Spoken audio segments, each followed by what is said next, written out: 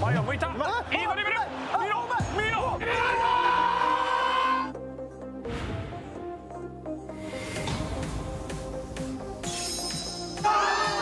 内田拓也。ただ逆にチャンスになっていく。ダイレクト。中入れて。リズムを崩していく。ヤッスルの奇跡。これ出ましたねこれは。さあ全国のサッカーファンの皆さんおはようございます。おはようございます。すごいやん。崩していく。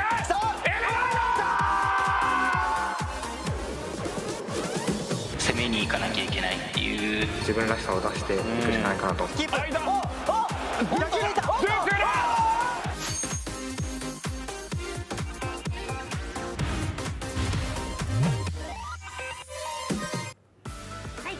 Good morning and welcome back to Ikebukuro in Tokyo. It's 11 in the morning Japanese time, 2 in the morning GMT, evening in America. We're set for another long day of exciting esports action for the eJ.LEAGUE. Today we will have the FIFA 22 Global Series eJ.LEAGUE powered by plala FIFA Ultimate Team Champions Cup. It's an even longer name than the title of yesterday's competition. Again, fortunately, I don't have to repeat it too many times, but this competition, this is what the players have been really excited about. The players who qualified for the quarterfinals and appeared in yesterday's eJ.LEAGUE finals tournament, they wanted to play in this because they get the chance to compete for a place in the EA Sports FIFA 22 FIFA eWorld Cup. 2 places available in today's event. Lots of exciting games yesterday.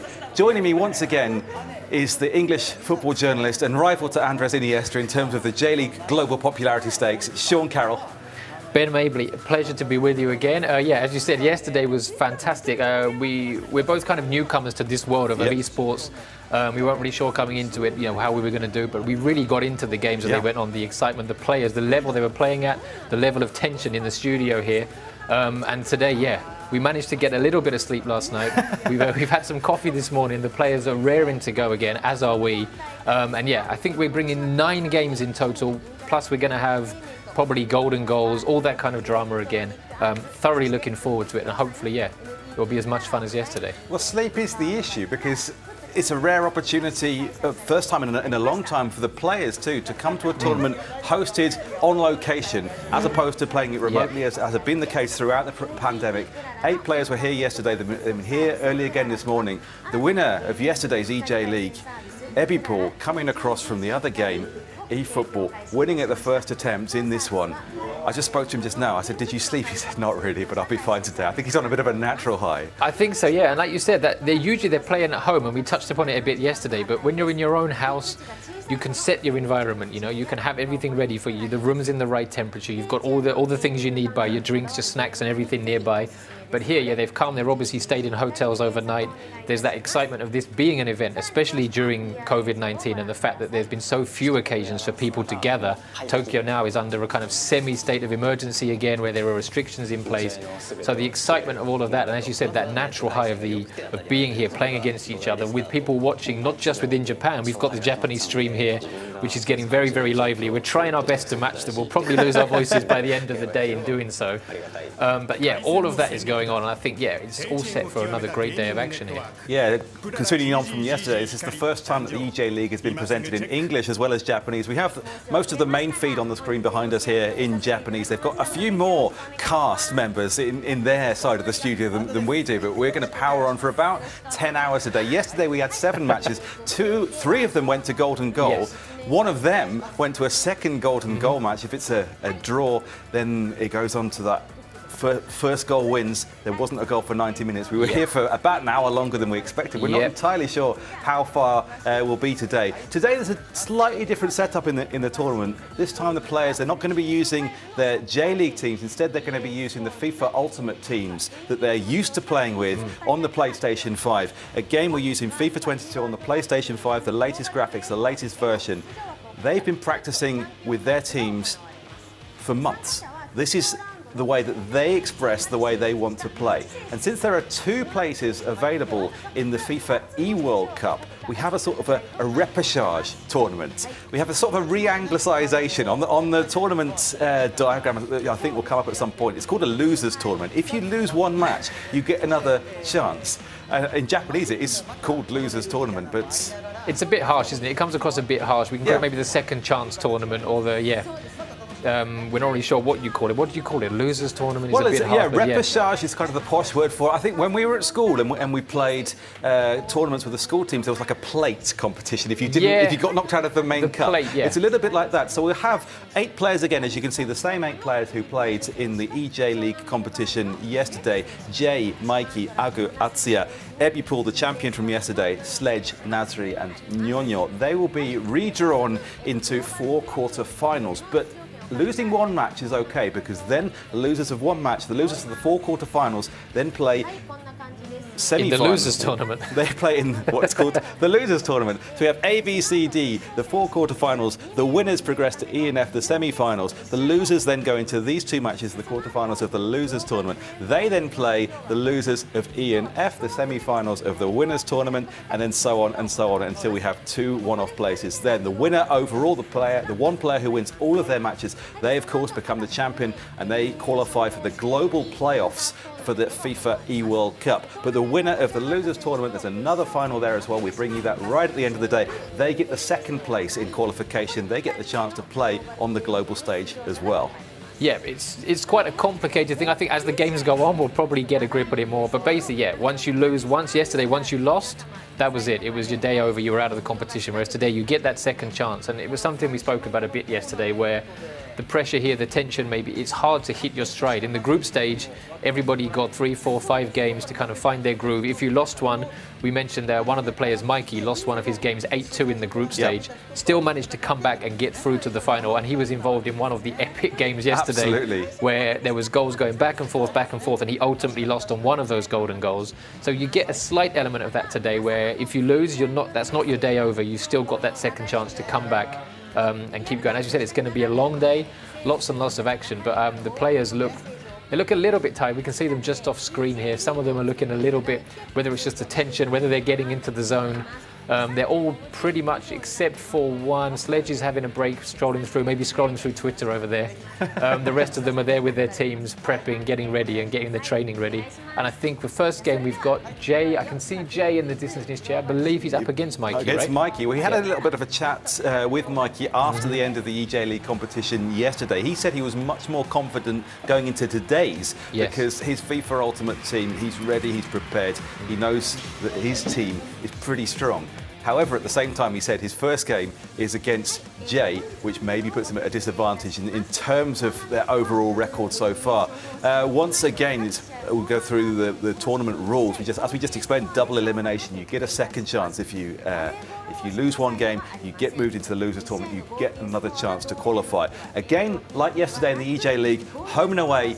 2 matches played between each team in each of the quarterfinals, semi-finals and finals. The aggregate score decides who wins. If it's a draw, there are no away goals. We go to a 3rd game, which is golden goal. If that's 0-0, as happened in one of the quarterfinal matches yesterday, we go to a 4th game. The first game we have in the FIFA Ultimate Team competition today is Jay, the winner of the eJ.LEAGUE last year and the pandemic eJ.LEAGUE the year before, against Mikey, the legend who's played in the E-Bundesliga, who's been around for 10 years, played on the global stage himself in the past. He's got that global experience and he wants the chance to go back again and test himself against the world's best. Yeah, absolutely. And as you said, he told us last night that playing against Jay, obviously maybe Jay is one of the strongest, one of the most experienced players here.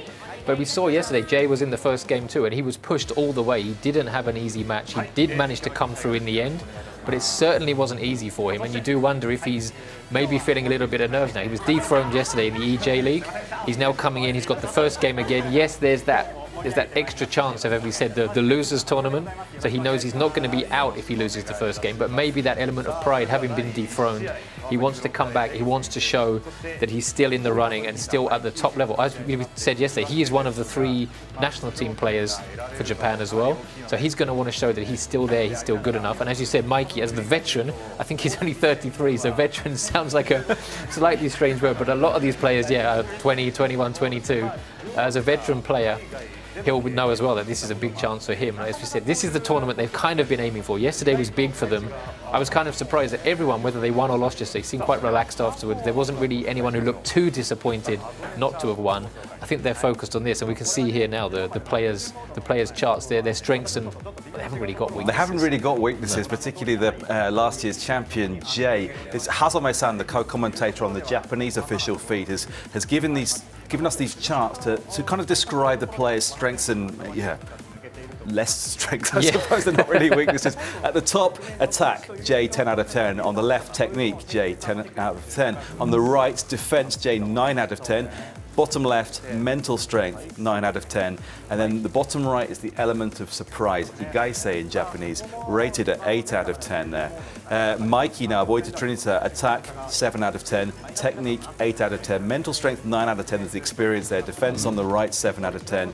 Igaisei, element of surprise, 8 out of 10. I'm surprised to see his offence so low here, because after that game yesterday, the 5-4, I think it was 5-4. There were a lot of games yesterday in the end, but I think it was 5-4, the final game before the golden goal game in the quarter-final, semi-final it was.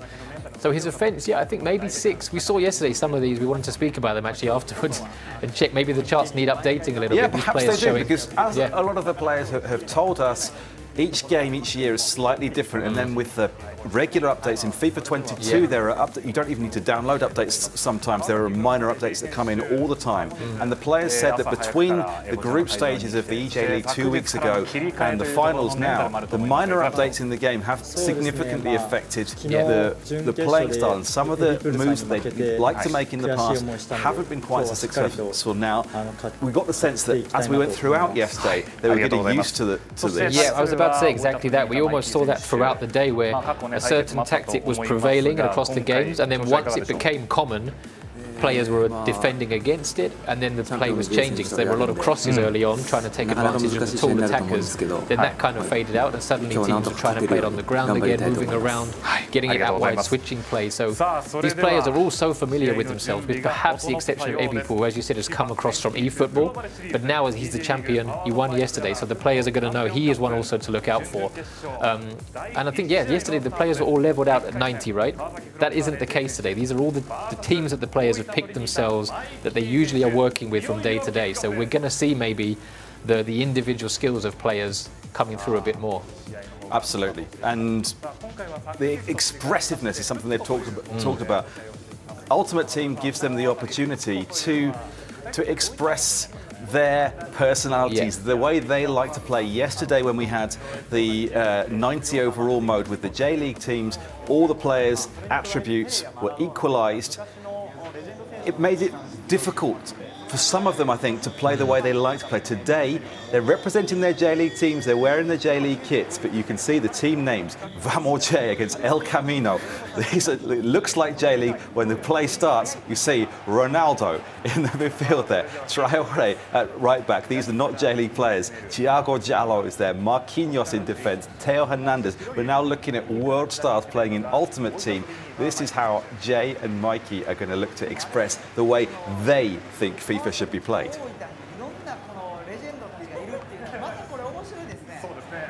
We had a look at the squads before the game. Not many of the players seem to have chosen Messi, but he's on the right for Jay's team here. Paqueta to Neymar. The ball lost at the back by Mikey. Jay's team is Kawasaki Frontale wearing the blue shirts, Mikey in the white for Oita Trinita today. Ibrahimovic playing quite a deep position on the left. I'm not sure Zlatan has ever been that deep in real life. We've got Guendouzi there, who, chemistry is a big thing within FIFA Ultimate Team. So the ability for players to link well with one another. Guendouzi had those problems when he was at Arsenal in real life. Got into trouble with the manager and released, but he's done rather better since. And obviously isn't causing too much problem to the chemistry in the midfield here. Messi now on the right wing. Messi and Neymar combining on the right there, the Paris Saint-Germain teammates in real life. Messi now behind. Jay is starting well in this game, a good cross to the far post. He's got Ibrahimovic there as well. This is another thing that obviously FIFA Ultimate Team players will be familiar with. You can have the same player on both teams. Yeah. Sometimes even with slightly different attributes depending on when they were collected. Paqueta with the ball to Ibrahimovic, playing the advanced role in Jay's team for Kawasaki Frontale. Theo Hernandez on the left-hand side. Cuts inside Ronaldo. Well, Peter Schmeichel has had a busy start. A very busy start in goal there. The header we're seeing, like we saw yesterday in the J.League, the goalkeeper coming out. Now, Peter Schmeichel, this isn't Kasper Schmeichel, this is Peter Schmeichel, an icon player in the FIFA Ultimate Team. In my opinion, the greatest goalkeeper I've ever seen. When he first came to English football, this was before the Premier League started, he was notorious for coming out of his goal in an era where that wasn't really done. He made the entire 18-yard box his domain. Got caught out once. I remember him conceding a goal against Leeds when he came for a cross, didn't collect it, left an easy header to Lee Chapman. That was in 1991, I think. Which is a long way before any of these players were born. Sure. I wonder how many of the people watching now do think that this is actually Kasper Schmeichel. They're not aware of the fact that Kasper Schmeichel, who of course won the Premier League himself not so long ago, that his dad was also such a top I think player. Maybe FIFA Ultimate Team players might be aware of Peter Schmeichel in the game because there are a certain number of legends. As we've seen, Ronaldo, we just mentioned Ronaldo, isn't Cristiano Ronaldo, it's the Brazilian The real Ronaldo, let's call him what he is, the real and original. I think you might upset a few people if you call him that, but Ronaldo playing in quite a deeper role it looked, although Mikey has been under pressure for much of the game so far. Jay able to dominate possession at Well, this is what he did yesterday too. The players are different, and we can already see the individual differences between players. The ones who are good with the ball at their feet, the ones who've got the trickery. When Messi has the ball, you can see it looks like it's Messi, the stance he's taking. Whereas yesterday, all the players were leveled out. But Jay was playing in the same kind of way, looking to keep the ball, move it around. Now he's over on the left wing, but yesterday in particular, he had Yamane and Ienaga really trying to work the right wing. And we've seen that a bit already with Neymar and Messi out on the right wing as well. It's obviously an approach that Jay likes. And as you said, like yesterday he had different players, they're all leveled out. So maybe this is how he likes to play. And yesterday he found it difficult because the players were not the players he's maybe used to controlling. Today, maybe we're going to see the players achieving an even higher level of performance because they do know these players. They do know once the guy in possession, they know what he can do and what he can't do. Whereas yesterday, everybody could do everything to the same level. Well, Jay taking the opportunity to customise the controls a little bit to adapt to his usual style of play. Of course, they're playing with their usual FIFA Ultimate Team squads, but not playing on their own consoles, and so the settings that they have saved not reflected here. Jay may be finding that despite dominating the game early on, he wasn't finding the same response from the controller that he's used to when he's playing at home. Well, that has to worry Mikey, because as you said, Jay has dominated so far. If he's now making the controller even more easy to use, Mikey is going to be a bit worried. Or again, maybe this is a mind game. Maybe Jay's just fiddling around with it, trying to make it look like he's adapting something, and he's not. It could be. I mean, of the players that we spoke to yesterday, we wondered, because of the way that we would have played games in the past, about mind games. Most of the players generally denied that to a degree, except for Epipor, who was quite open about the fact that his expressiveness, that was all part of it. Who did then go on to win the title, so... Yeah. Maybe the other players have picked up on that and felt, maybe I need to add something more. Exactly, and another player after the game, I think it might have been Nasri, said that although not maybe in your own physical gestures or words or language, but just in the way you play the game, there's a bit of mind games to it, because you have to bluff your opponent a little bit. Yeah. If you play the way that you're known for playing, then you're too easily read. So it's when you go, when you stay, things like that. He said that's where there's a real subtlety to the mind games involved. I can only expect that that's going to be the case in Ultimate Team. Well, you also get the risk there too, because if you second guess yourself too much, you lose your strengths. You need to play to your strengths when you can. And we saw a couple of the players yesterday would try to mix things up if they felt they were becoming too predictable. But sometimes when they tried to not do what the opponent expects them to do too much, they then struggled to make much of an impact. So it's finding that balance, as of course it is in real football too. You need to make sure you play to your strengths, but also not enough that the opponent knows exactly what you're going to do at any given time. I'm not sure what's happening here. This is No. Oh, the control, we seem to be the controller there's a problem with the controller. There's been a problem with the game itself, and so now, well, Jay is just passing the ball around the back to save time until...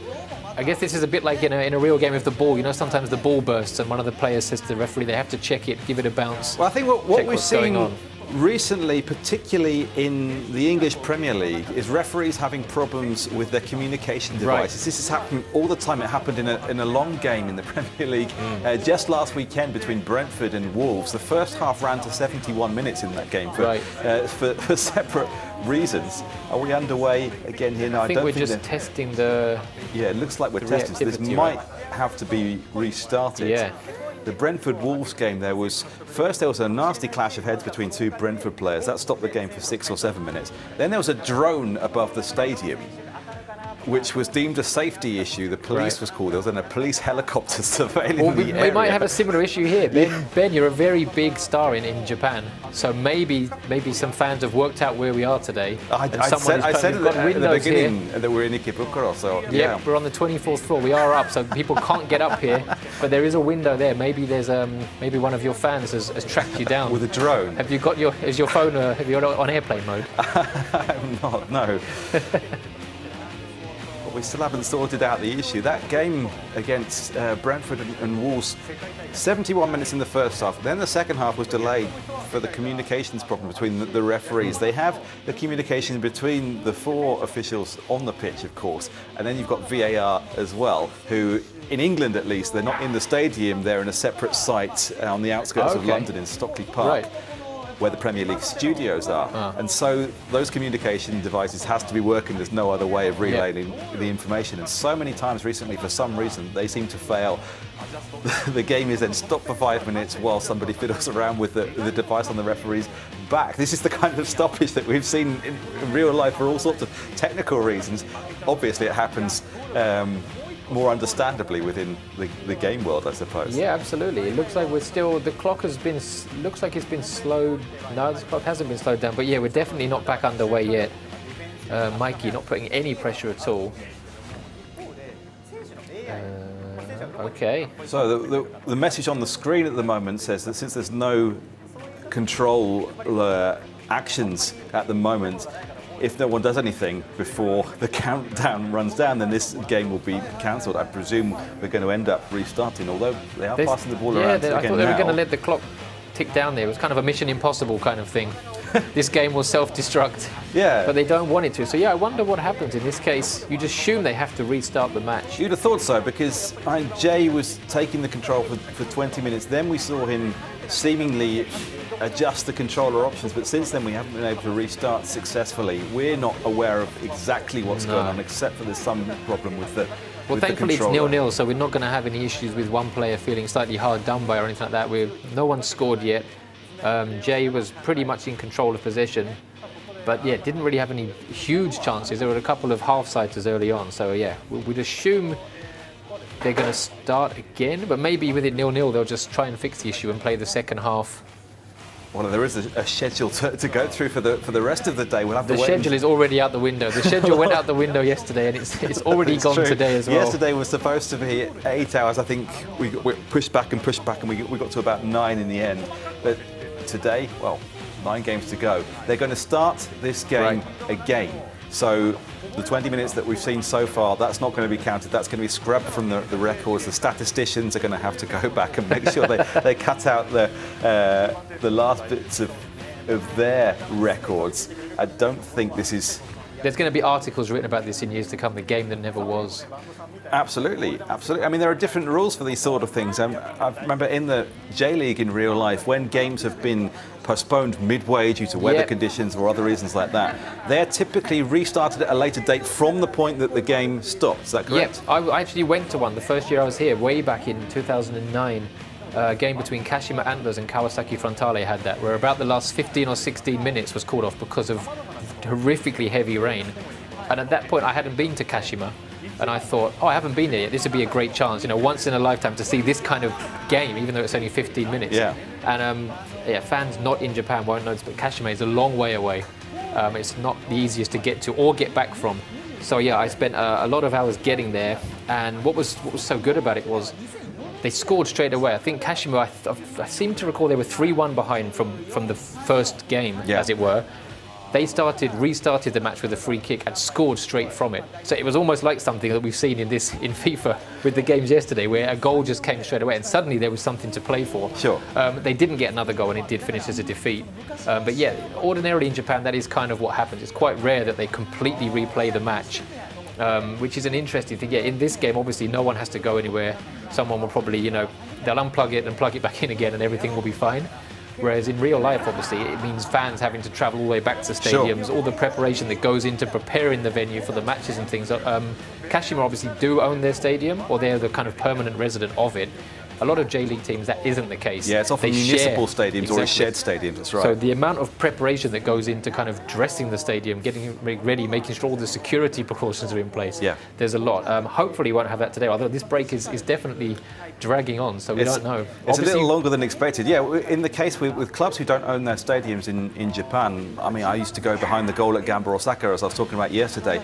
The hardcore fans there would typically turn up 4 hours before the game to put all their flags and banners up, whereas in the UK, particularly where clubs almost always own their own stadiums, they're generally just left there and then maintained as well by the club, because the club, unless there's another sport taking place at that stadium, and even then I think the club deal with that. Here you don't have that, so there's a big operation in place. Recently you talked about the fans getting to the stadium having to come back again. Recently in England with the Premier League, with the COVID pandemic and the Omicron spike in December, a lot of matches were called off, some at a few hours' notice. Yeah. And then the biggest problem with that was the knock-on effects of the fans who had travelled, particularly the away fans, and not even just away fans, fans of the bigger clubs in particular who don't necessarily live in the hometown of that club, who've travelled from the other end of the country, they're halfway up the motorway and they hear that it's been cancelled, they can't then get their travel costs back, or they're on the train, or they've got their accommodation booked and things like that. And that's been a repeated issue.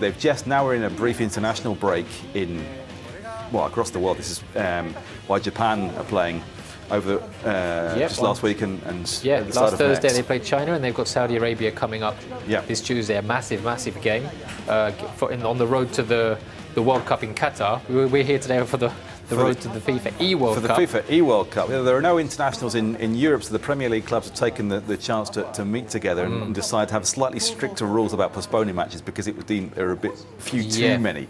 Well, we haven't had, you touched upon yesterday, when we talked about you and your mate Pep having a chat in Yokohama. Clubs would ordinarily do these tours where they come to Asia or America, go around the world and take the clubs around, essentially on kind of promotional tours, but also so that fans around the world can see them. We haven't had that now for a couple of years because of COVID, so it's kind of been interesting. It's taken me back to kind of when we were younger, and teams, Premier League teams, pre-season training would consist of domestic friendlies. Maybe, if they got a bit exotic, they might go across to Ireland or something, but that was the extent of it. And they've kind of gone back now to that, where they've having to localise things a bit more, which maybe from a football side is helping them, because there's just less travel, less jet lag, all of that stuff off the pitch. I'm sure the marketing side of it, they're not particularly happy to have lost all those kind of those opportunities around the world. But yeah, from a football side, we're getting back to that now.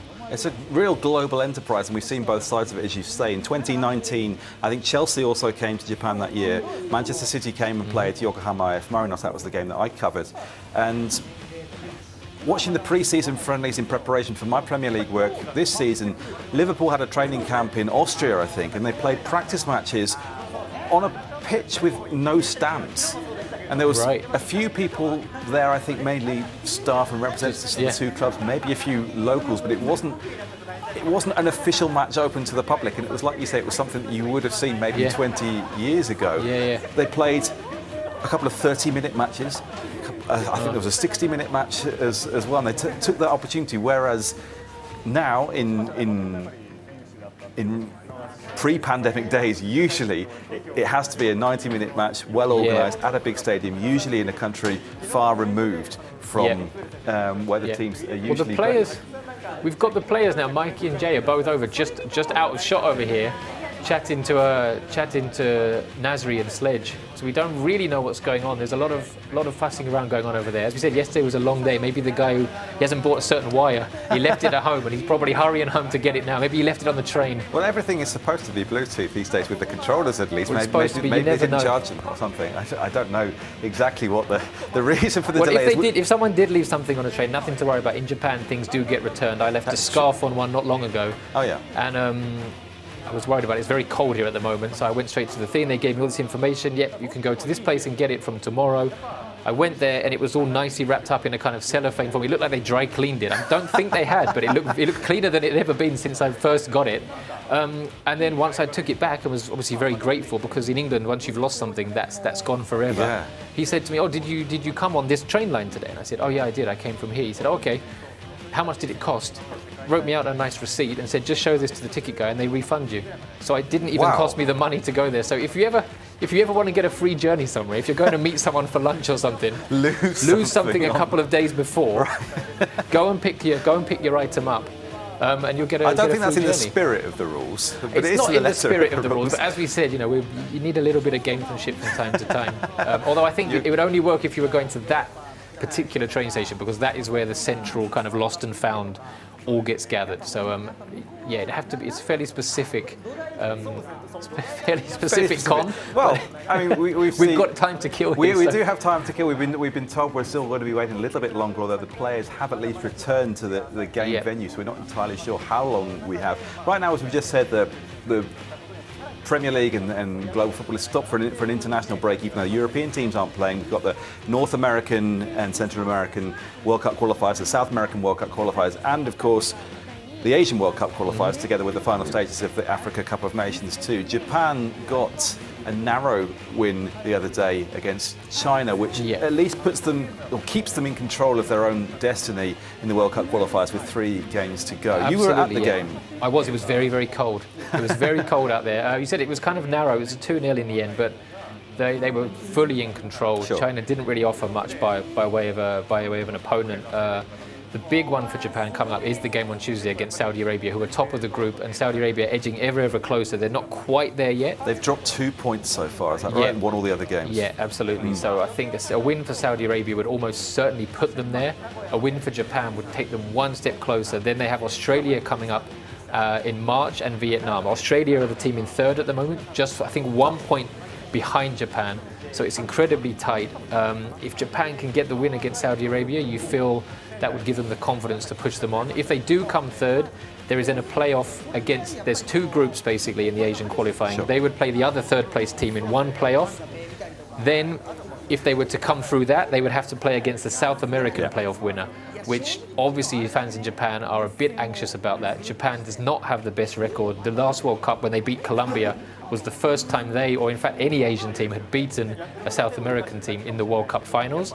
And they were helped out quite considerably by the fact that Colombia conceded a penalty and had a player sent off in that same 4th minute. Same action in about the 4th minute. So there's a little bit of anxiety there. Obviously, Japanese football is getting stronger and stronger. So it's not to say that Japan wouldn't be able to be. I think it would probably be about the 5th or 6th best team in the South American. It could be Uruguay, for example, because they had a slow start and looking to scrape into that place. Exactly.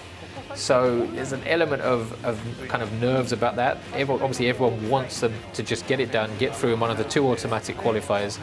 And it's been interesting this time too with the World Cup qualifiers. Usually they're kind of staggered over the course of a couple of years. Because of COVID too, it's all been kind of condensed.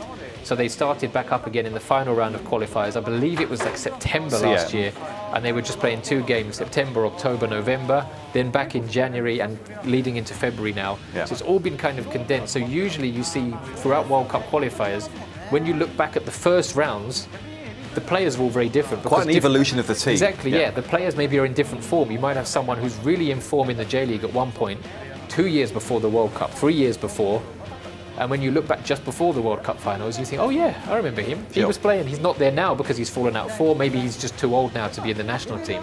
Whereas this time there's really been a concentrated use of the same kind of players. So you wonder as well, if Japan can get to the finals, maybe that will help them because the same core of players have been playing together, gone through the qualifiers and are more used to each other. But yeah, this game against Saudi Arabia, we're hoping, I say we, I'm obviously neutral, but the Japanese public and fans are hoping that maybe the cold over here might throw the Saudi Arabians off a little bit. It's a lot warmer now in Riyadh than it is in Tokyo with the travel as well. That's a good point, because normally you wouldn't be playing internationals in January. There's no international match week. Usually between November and March, the climate is less of an issue for teams coming to Japan. As you say, it was really cold the other night. Perhaps that's an advantage. Saudi Arabia, if they win, they qualify. They still have to play Australia, I think. Australia are the third team, but Australia then play Japan at home later in Australia March. have to play Japan in Australia, and Japan's final game is against Vietnam, who I believe are winless. Not even sure they've got a point so far. So Japan would hope that that is 3 points in the bag. You never know, and with the pressure on that final game. So they'll want to beat Saudi Arabia, beat Australia, or at least get a point to maintain that difference so that it's in their hands heading into that last game. Because now there's the advantage as it stands between Japan and Australia. Australia currently third in that playoff spot because Japan were able to beat them, and beat them quite well, surprisingly well, when they played in Japan last year rather. But losing to Saudi Arabia could conceivably then concede that advantage, mean that Australia would only need to draw when they played Japan in March in Australia. Absolutely. There's so much riding on that game on Tuesday. So that's why it's so important that Japan were able to beat China. As I said, it wasn't an emphatic win, but they're missing both centre-backs. Fans watching at home will know both Maya Yoshida and Takehiro Tomoyasu from their time in the Premier League. Maya Yoshida obviously now in Serie A with Sampdoria. Neither of them are available for this with injury, so they had to go with an untested centre-back pairing of Shogo Taniguchi and Itakura. Both of whom, Taniguchi now still at Kawasaki Frontale, Itakura emerged there. He's now playing in the second Bundesliga for Schalke. So they knew each other well enough from the year or so they spent at Kawasaki, but this was the first time they played at centre-back together for Japan. So there was an element of relief, I think, around the whole of Japanese football that they managed to get through that, and they kind of got that 90 minutes almost as a kind of warm-up to prepare for Saudi Arabia, get that kind of the combination. We'll come upon it a lot today, if and when games ever get going again. Well, I think we're about to start. The chemistry between the players in this game is so important, and that was something that the fans were worried about beforehand. If they get tested, are they going to be able to hold out? They were able to hold out. And we have been able to hold out. And we have been able to hold out. Well, it was an untested defensive combination. They weren't really tested much in defence. We'll see if Mikey's able to keep defending as well as he had been against Jay in the cancelled game that we've had so far. The technical troubles seem to have been resolved. We now have Jay against Mikey again. Again? The first leg, the second attempt at the first leg. Hopefully there'll be no technical troubles this time. The 20 minutes of action that we saw last time have been expunged from the records. We start again. Jay in the Kawasaki Frontale uniforms, going from left to right. They're wearing the blue. Mikey in the Trinita Oita shirts, all in white, going from right to left. We saw in the first 20 minutes last time that Jay was basically able to control possession, some quick techniques, some quick passing. Few chances. We'll see how that changes this time. Well, it'll be interesting because now Mikey has seen, obviously he'll know they'll... Ibrahimovic has gone in behind, and wow, Jay has made the perfect start. Ronaldo, the Brazilian Ronaldo, has given Kawasaki Frontale the lead. Well, I was just about to say Mikey had seen how Jay was playing. Obviously, the players know each other well, but he'd seen the approach he was going to take in this particular game.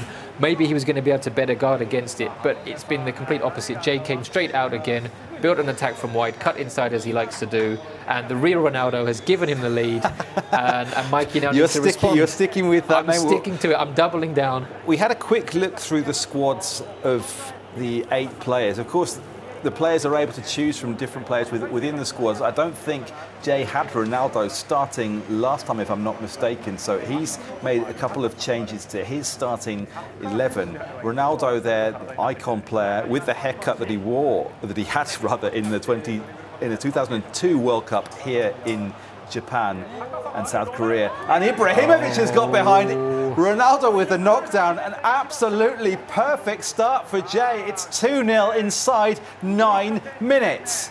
Well, you know what? Maybe Jay did do it on purpose. Maybe he put some kind of bug in. He was the one who went to his menu and started twisting something around. Perhaps he did think he wasn't quite happy with how the first 20 minutes had gone.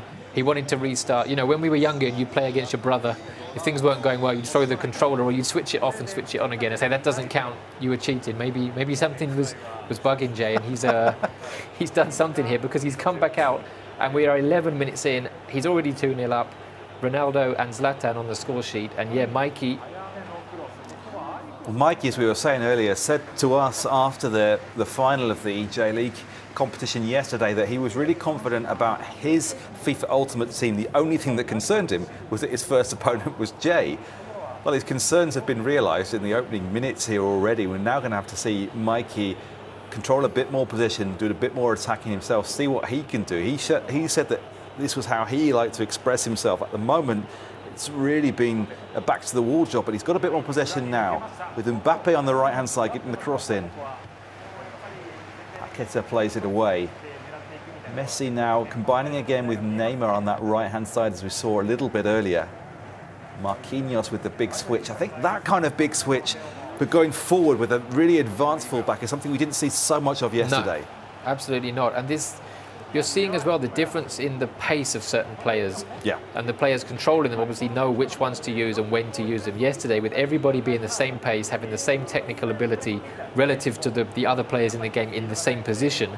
But now we're seeing that where, yeah, Jay is trying to use his faster players, getting those balls in behind, or getting the likes of Messi and Neymar on the ball and using their technical abilities to try and create the space. So we're starting to see, as you said, a little bit more of the individuality of the in-game players, the star players that obviously everyone watching knows, and the players controlling them and how they want to approach the game.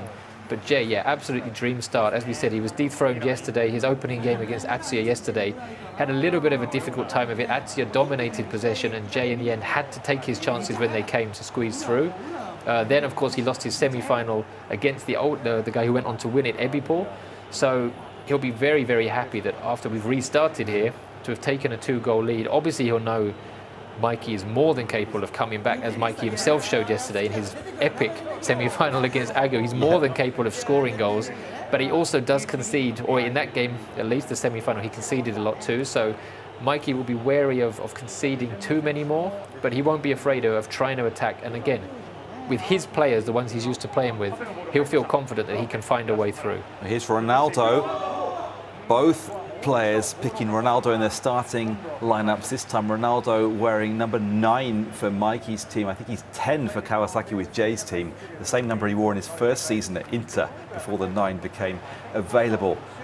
Here is Messi on the right-hand side against Rudiger. Gets the cross into the far post for Ibrahimovic. Headed back for Ronaldo. Very good clearance by Rudiger, yeah. The goalkeeper, Peter Schmeichel, coming out, changing the kick taker, which resets the goalkeeper's setting, chasing again. Whipped in towards the penalty spot for Ibrahimovic, headed out. Neymar. Messi with the cross. Ibrahimovic in the centre again, headed away by Marquinhos. Marquinhos selected by both players in their centre-back lineups today. And for any J-League fans watching, that is not the Marquinhos who played for several teams here, including Kashima, including Yokohama F. Marinos. It is a different one, unless he's still going now at the age of what would be probably plus 50, which, although it does happen in Japan, of course, with the legend that is King Kazu. Yes. I'm fairly certain this is a different one, and I think it probably is the one who plays for PSG. In the it's the one who plays for PSG, and extremely well too. Marquinhos, he was extremely successful at so many clubs. A great goal scorer. And some terrific hairstyles over the years too. Absolutely. Ronaldo with the ball to Ibrahimovic. Talking of which, players. Talking of hair, another man who can rock a ponytail. Well, that is true. And Guendouzi, maybe not quite such a stylish do. I remember commentating on an Arsenal game in heavy rain, and the Arsenal game featured both Guendouzi and David Luiz. Oh dear, that's not fun. But they had similar hairstyles, so the commentator I was working with, Tsuneyuki Shimoda, who you know as well. Absolutely. He was struggling to differentiate them while it was dry, but as it got wetter, their hairstyles reacted differently, and it made it easier to tell the players apart quickly. What happened to each of them?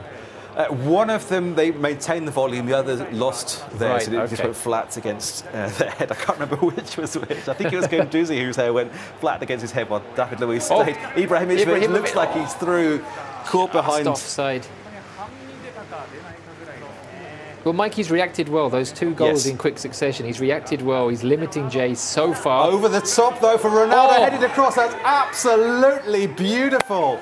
And Ronaldo with the header across again. Ibrahimovic scores just before the end of the first half. It is 3-0. And the first commentator's curse of the day. There will be many more to come. But just as I say that Mikey's done well to limit Jay's attacks. But what about the assist there? Absolutely, like it's spectacular. The small header across. The headed knockdown, but the idea to do that, the execution, the idea to do that, you'd have thought maybe Ronaldo goes directly for goal. That's probably what I would have done. That's why I wouldn't have scored. That's why Jay did. That's why he's the real Ronaldo. Which, of course, that was the song that was sung at Cristiano, right? When he started to play at Manchester United, opposing fans would sing at him, "You're not the real Ronaldo." Yeah. Little did they know then quite how big a star he would become. Over and how he 800 goals for club and country throughout his professional career. That's not even including under 21 and academy level football. Absolutely incredible stuff, and still going strong on his return for Manchester United despite the change of manager there. We're already underway in the second half. Mikey in the white now kicking from left to right. He told us yesterday the first opponent, Jay, is a difficult challenge. That's been proven in the first half. What can Mikey do? He has, in 2 consecutive years now, surrendered 3-0 leads or 3-goal leads in the eJ.LEAGUE to be eliminated on golden goal. Maybe now it's his turn to be the man who comes back from behind. Well, possibly, yeah. He looked disappointed yesterday, but almost in a kind of, he kind of couldn't believe what had happened. He wasn't kicking himself too much. He just said he couldn't believe that it happened again. It's happened again, yeah. And obviously, once it's happened to you once and it starts to happen the second time, you can't help but remember what happened before, and then you're kind of maybe second guessing yourself a bit much. Now he's the one who's behind. And as you said, he knew that Jay was going to give him a very, very big challenge. So he's really got nothing to lose now. Why not go for it and see if he can mount a comeback of his own. He saw the excitement that was produced yesterday when it went against him.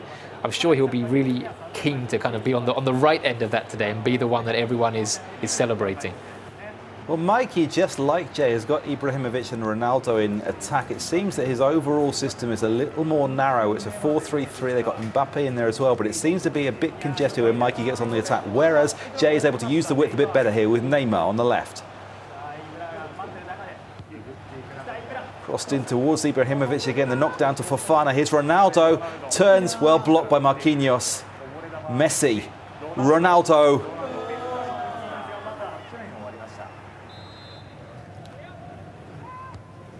Messi with the corner in the goalkeeper. Peter Schmeichel retreats to his line. Pressure now on Damian to release the ball. In fact, he kept it rather well. Well, we saw yesterday a couple of times, didn't we? Unlucky, strange deflections resulting in own goals in that semi-final between Nasri and Agu. Didn't they, that no matter how good you are at the game or how familiar you are with your opponent, these things can still happen, as they can in the real game too. Sometimes something just happens that neither player can well knocked down on Ibrahimovic. Here comes Mikey. Mikey on the comeback trail. Ibrahimovic has now scored for both teams, separate iterations of the same player. Well, we've still got almost half an hour to go of this first leg. So plenty of time for Mikey. He'll definitely be confident having got that one goal back. And yeah, of course, Jay now, maybe he's going to start to feel a little bit anxious because he's given up still got a 2-goal lead, but with a whole game plus this half an hour still to go, and having seen what happened in some of the games yesterday, Jay will know that a game is never won until the final whistle has gone. That so he won't be able to can relax. shift, can't it? We've seen Ibrahimovic score from knockdowns for both players now.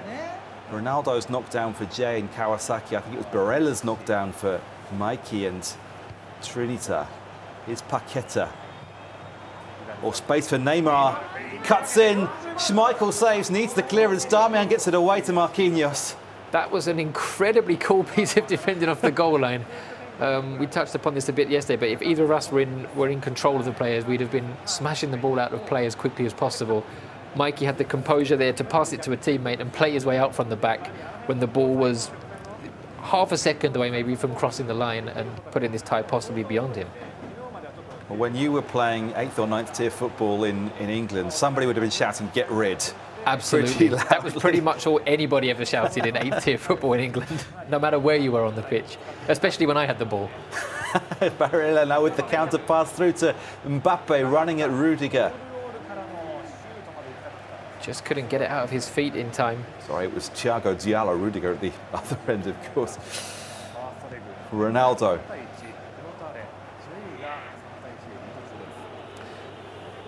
Well, perhaps a 2-goal margin is not too bad a result for Mikey, considering how poorly it started in the opening 9 minutes of this game. To have got one back, maybe another one now, really leaves things open. He's on the attack again with Ronaldo. Beats the man. That's a very interesting decision. I thought maybe the free kick was going to go the other way. We didn't see many free kicks yesterday from around the edge of the area. Players are very careful about not giving their opponents those kind of chances. Maybe today, as players, obviously they're playing, as we said, the players within the game have different abilities. Maybe they'll be able to bring about some more errors with some unpredicted plays. I think that's something that throughout the competition has impressed me and really stands out between the pro players and the casual gamers, just the abilities in defence as well, the sheer patience, the control, the ability to get the players all aligned, get back in place, close down, shut off the space to make the passes. Here's Ronaldo though, looking to turn, well defended again, and then Damian comes to sweep up really nicely. That's the perfect example there, I think, of what you were just saying. Mikey just really stayed calm. Ronaldo, obviously one of the best players in the game, one of the best players ever. You know you can't give him the space there. He was tricking, moving back and forth, left and right. Mikey stayed calm, ended up getting the ball, and now here he comes. And the ball nearly goes loose, and Ronaldo was lurking. He's now pressing against Donnarumma. Well, he did get rid, and it might have ended in a counter possibility now for Jay. Switching the play from right to left. Neymar with the early cross into Ronaldo. Spectacular shot. Well saved by Peter Schmeichel. And you see now, look at the fatigue levels compared to what we saw yesterday. Particularly the two strikers dropping down to around 50%. We didn't see them drop that far yesterday. So maybe this reflects the real life ability, something a little bit more realistic. Whereas on the overall 90 mode, no players really, even the overlapping fullbacks, drop down quite that much. Absolutely. And another thing I think we just saw there with Donnarumma's footwork. Yesterday, players were quite hesitant to have the goalkeepers on the ball. They tried to pass it out very quickly to a centre-back or a full-back and get the game going. Whereas today, I think Donnarumma and Schmeichel are pretty much the predominant choices in goal, not many others. So maybe players are more confident that these guys can play out with the ball at their feet too. But again, the keepers are out on the 6-yard line for the corner. 6-yard line with Ibrahimovic lurking at the near post, trying to play that ball behind him. If the goalkeeper's on the 6-yard line, you can then attack them at the near post.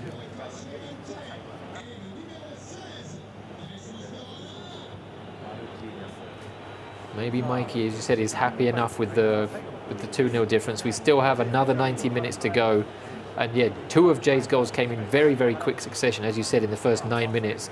Maybe Mikey is just thinking if he can see this out now, although Jay now, here he comes, maybe looking to avoid that and get a 3rd goal. Well, surely the final attack of the game, and it's Jay's chance now. Tierney is off the bench. So into Fofana. Blocked off. That's probably that for the first leg. Jay with Kawasaki Frontale shirts and Pep Guardiola in the manager's dugout takes a 3-1 lead into the second leg, which will follow this game pretty much immediately, I'd expect. Mikey with the Orta Trinita shirts, the El Camino side, will be at home in the second leg. 2 goals behind. We saw the comebacks against him yesterday. Maybe now it's his chance to show what he can do when he's got his back to the wall. Yeah, absolutely. We said there, it's not a good result. No one wants to lose the first leg 3-1, but considering how badly it started, he fought back well, pretty much went toe-to-toe with Jay for the rest of it. So now if Mikey can come out and get the first goal, and also we've seen it already here with Jay, and we saw it quite a bit yesterday, and we spoke about it quite a lot too, but goals did tend to come in 2s, whether it was for the same player or someone striking back quite quickly. That 5 minutes or so after a goal is scored, it does seem like there is slightly more chance of another goal going in, whether it's psychological for the players or, as you said, if it is actually built into the game. We're not sure which it is. But if Mikey can get the first goal and do to Jay what Jay just did to him, then we're going to have another clash on our hands, and we could be heading for a golden goal already. It could be. I mean, who knows what time we might finish today. Just the quality of the defending is making me rethink my own reactions to when I'm playing at home as well. I tend to be pretty good at the attacking side. I play against the computer on ultimate difficulty level, and when I concede goals because basically my defenders get beaten too easily, and I think, oh, this game is ridiculous. That wouldn't happen in real life. But then you see, I'm not controlling the defenders anywhere near as expertly as these guys are here. We're now ready to go, I think, for the second leg with El Camino. Oita Trinita, Mikey's team at home, having to come back from a 2-goal deficit going into the second leg. Well, we were talking a bit yesterday, definitely half joking around about how if we were to play these players, the one thing that might help us a little bit is our unpredictability, because we're not as good at them, as good as them, and not as familiar with the kind of the intricacies of how they play. They're not going to really know how to prepare to play against us. But I think after about 15 or 20 minutes of the game, they would know exactly what we were going to be doing, and their superiority would show through, and we'd be well into the double figures. I think it wouldn't be pretty. We're having another delay to the start of this game. I hope we're not having technical difficulties. I think they're just showing off that impressive Oita Trinita tifo behind the goal there. That is an impressive stadium that they have. We are underway. I think all the controllers are working properly. Good. We've got some action in the second leg, and immediately Neymar is through here for Oita. Ooh, that was big. That was big for Mikey. We were talking about if he could get the early goal. He's broken straight in behind. The chance hasn't gone because he's got this corner. Neymar whipped into the near post. Thiago Jallo just about defends it. Mikey's Oita side now in the blue shirts. Jay's Kawasaki players in the white shirts. Mbappe plays it forward. Mikey looking to get a quick start in this one. Well, we wondered if he might, and he's come out exactly like that, pushing, got in behind straight away. He needs those goals early. Obviously, he knows what a threat Jay is on the break, but Mikey is the one who needs goals. If it stays like this, Jay will be going through. Mikey needs the goals, so he's going to have to take some risks, maybe more than he would have wanted to in the first leg. Traore chips in. Messi with the header down. He was just offside again. Jay playing that short little chip cross, looking for the header down. You'd imagine maybe with Ibrahimovic's size, he would be the one winning the aerials. He's not, because the ball's not necessarily lofted that high. He's the one who gets on the end of them. Again, these are maybe the intricacies the players work with. Maybe he's worried, Jay's worried that the opponents will think that, so he's trying to do something a little bit different. Maybe, as you said, the shot from the outside of the area, superb goal from Zlatan Ibrahimovic. Mikey, 3 down at one point in the first leg, has pulled it back to 3-2 on aggregate. He takes the lead here in the second leg. Guendouzi's pass 25 yards out from goal. Ibrahimovic with the curler into the top corner. He's got the start he wanted. This is something we didn't see much yesterday, and again will come down to the individual abilities of the in-game players. Obviously, Mikey knew the ability that Zlatan has from there. As soon as he got the ball, the shot was leaving his foot. Yesterday, we saw very, very few shots from outside the area because maybe the players knew that the players they were controlling weren't able to do that, or they were unsure. But he barely received the pass from Guendouzi. The shot was off in the top corner, and now Mikey's only got the 1 goal to make up, and it's Jay that will suddenly be feeling that breath on his shoulder. Neymar looking to control it at the near post. Messi with the low shot, well saved by Peter Schmeichel.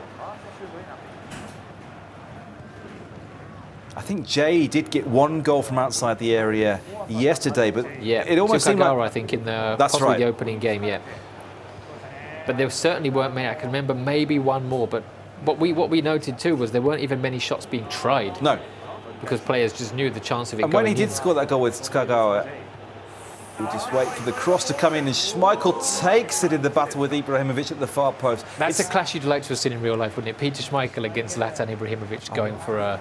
Yeah. Would it have happened? Possibly Zlatan in his early days at Ajax, maybe? I don't remember that Ajax team playing against... Sweden and Denmark. Sweden and Denmark possibly played each other. Which obviously is a bit of a rivalry anyway. Exactly. Peter Schmeichel would have retired by the time they played at Euro 2004, that famous 2-2 draw which eliminated Italy. They might have played internationally. I don't think they played at clubs because Schmeichel left Manchester United in 1999, went to Sporting Lisbon, then to Aston Villa and Manchester City. Wasn't playing European football in either of those two clubs, so probably didn't get the chance to play against Ibrahimovic at club level. That's a great thing about this game, because we can live those battles out now through FIFA 22. Exactly. It's a battle of two very strong personalities as well. Both players, of course, playing for Manchester United at different points of their careers.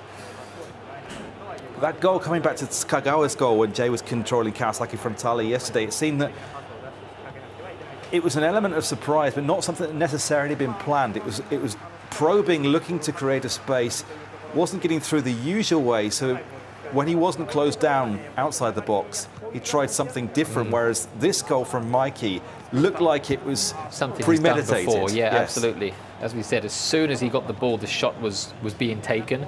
It wasn't a kind of an act of desperation. And yeah, we said Mikey needed to get the early goal. He's done that. He's given possession away quite cheaply there, so he could come to regret that. But yeah, so far I think the game will be going quite as Mikey would have wanted. Obviously, he still needs one more goal to take us into a golden goal. But Jay will still pose a threat. As we saw yesterday, he doesn't necessarily have to be in control of the game. Once the chances come, he does tend to take them, and Mikey will be wary of giving up too much space in the area where Jay is now probing. Well, such strong control of the players. Messi plays it through to Ronaldo. Ronaldo cuts inside, could have shot with the left foot, keeps possession instead. Back to Fofana. Paqueta kept at arm's length nicely by Mikey, who now breaks away on the counter-attack perhaps. Ronaldo to Ibrahimovic. Slowed off initially, but the ball down the line absolutely perfect. And a free kick in crossing position out on that left flank for Mikey now. So we're seeing it from Jay's perspective, so we don't know what Mikey is trying, do we? That's right. If Jay was taking, we'd get the cursor, we'd have a little bit more of an insight. It's whipped in towards the far post. And Ibrahimovic with the header saved by Donnarumma. Terrific save, great free kick, what a header.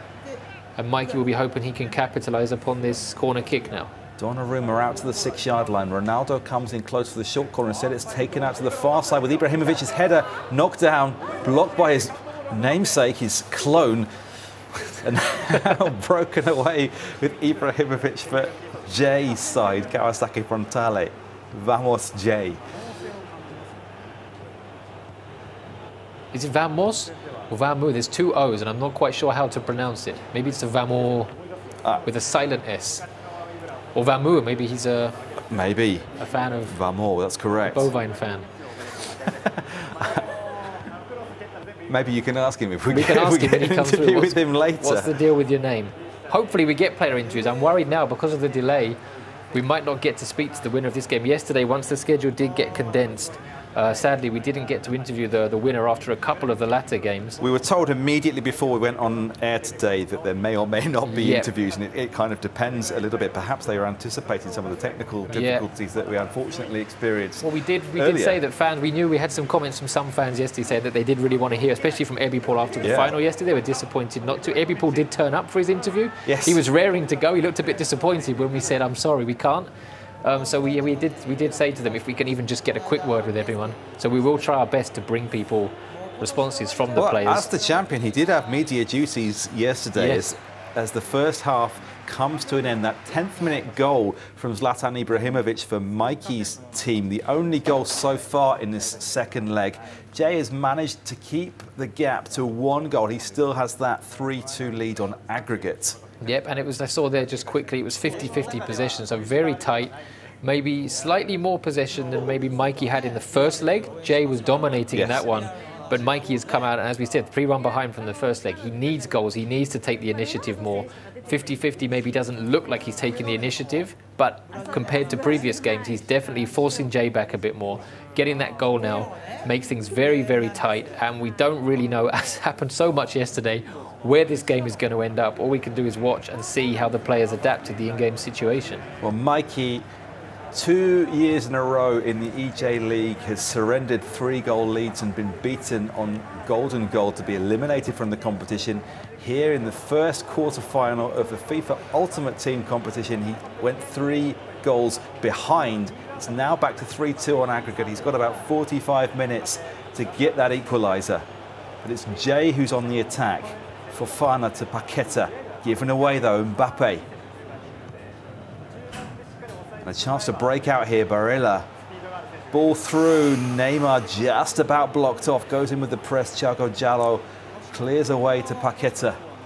It looks like Jay wants to make a change as well. He's hit the pause button, but now he's in behind. Neymar and Ibrahimovic with a chance to shoot off the post. That could have sealed it.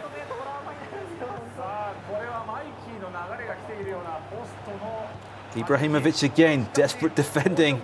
Marquinhos just gets the foot in, doesn't concede the foul. Well, Mikey will want to complete this attack if he can before Jay can make the change. If he can make this attack count now, Jay may have to rethink the change he was planning, and he's got 2-on-1 on this side if he can get him in. Big switch out to Teo Hernandez, just overhit the pass through to Zlatan Ibrahimovic. Neither player wanting to concede possession. It's so rare that we get breaks in play unless there's a shot. We saw one free kick, one foul earlier from either player. Paqueta.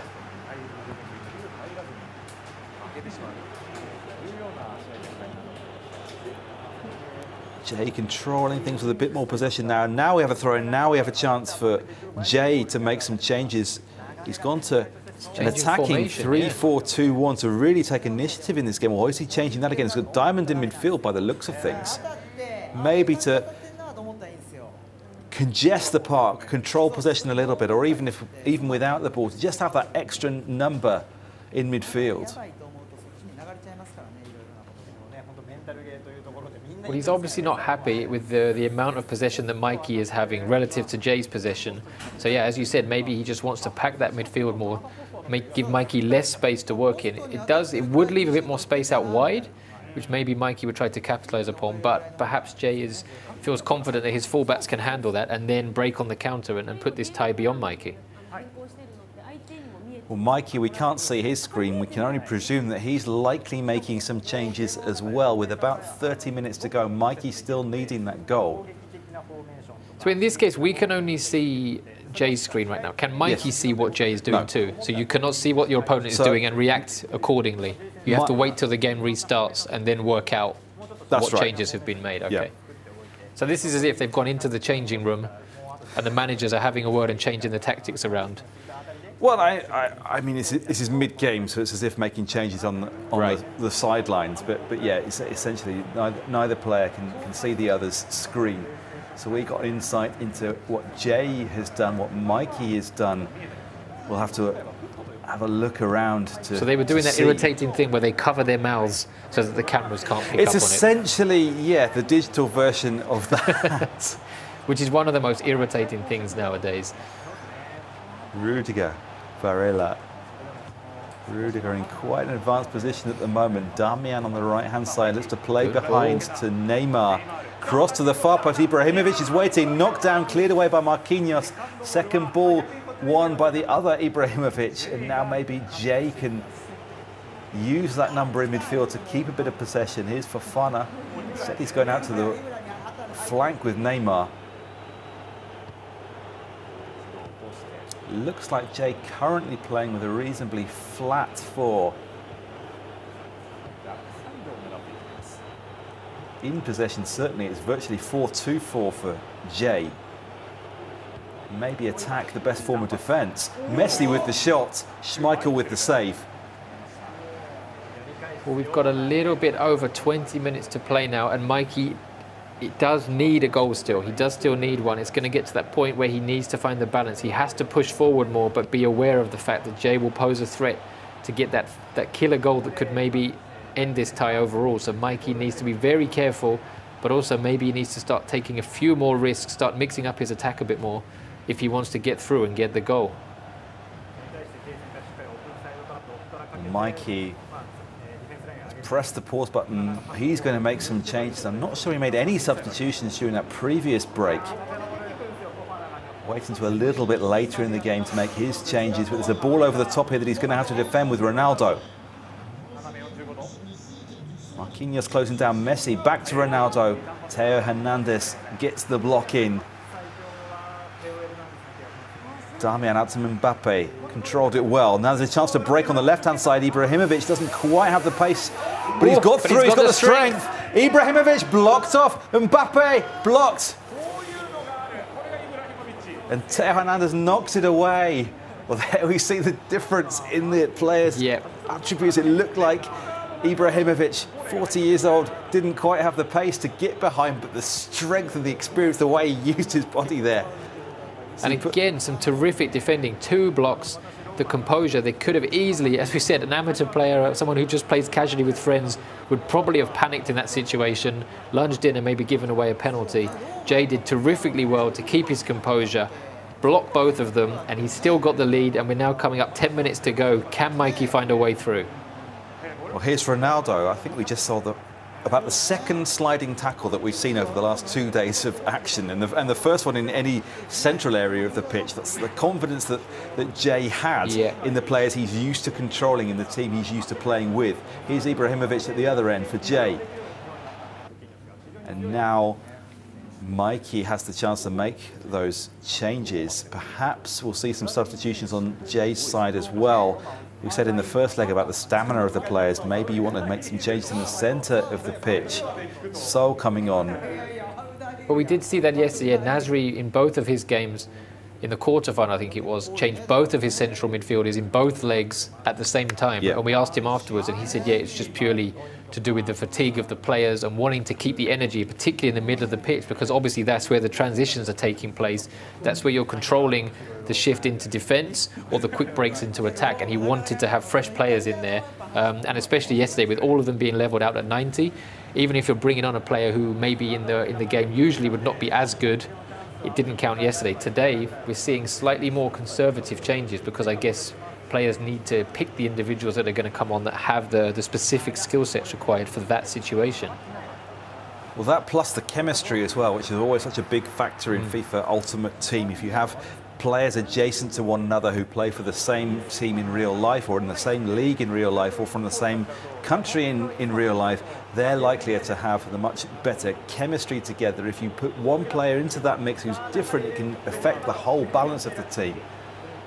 Ronaldo on the left-hand side gets the cutback. Marquinhos, 1 goal would surely seal the victory for Jay. But now Mikey is breaking, going the other way, and this could be the goal that takes us into a golden goal decider. This will probably be the last attack. 1 minute to play. Switched out to Damian. Guendouzi, 1 chance is all he needs to create. Ronaldo, Mbappe. Crossed in by Damian, it's too close to Donnarumma, not close enough to Ronaldo, and that should be enough for Jay to win. 3 goals to 2 on aggregate. Mikey fighting back from 3 behind, got 2 of the goals over the space of the 2 legs. Looked to have a real chance when he scored so early. A superb goal from Ibrahimovic in this one. He won the second leg by 1-0, lost on aggregate by 3 goals to 2. Jay is our first semi-finalist, but Mikey is not out of the competition. He will have to play an extra match if he wants to get that place in the FIFA eWorld Cup. But he goes down to the repechage, to the losers competition, and he will have 1 chance against another losing quarter-finalist. Well, we saw almost exactly the same thing happen yesterday with Jay, where he really, I wouldn't say he really struggled, but he didn't have things all his own way in his opening game. He managed, but he still managed to come through in the end. Both times, I think yesterday too, he only came through by 1 goal on aggregate. He's done it again here, despite coming into the second leg with a substantial lead. But he's got through again and shown his quality there. But again, Mikey also showed his in reacting so well to going 2 goals behind so early in the first leg to make a real battle of it. And as you said, Mikey now will have another chance to still get through and take one of those places. And as well for the players, you wonder how that break affected them too. We started, then there was a technical issue, they had to stop. We had a good 20, maybe 25-minute break. The players at one point came back to their preparation room here. They had to deal with all of that too. And now they've seen out the 2 games. Mikey doesn't look too disappointed. 戦えたんですけど、 Happy with the way you persevered to We the end. persevered to the end. That's what Mikey is talking about now. 遠泳して、 He よく泳いで looks a little 決勝でま disappointed. たお会いできればと思います。 But he does, but when we spoke to him yesterday, he did say that he was kind of disappointed to get the draw he did. He knew he had such a tough first game, and now he'll get the second chance. I'm assuming he'll be playing the loser of the Agu Atsuya if it follows through in this Well, order. that's how it works. So Jay has Yes. made it through to the first of the semi-finals.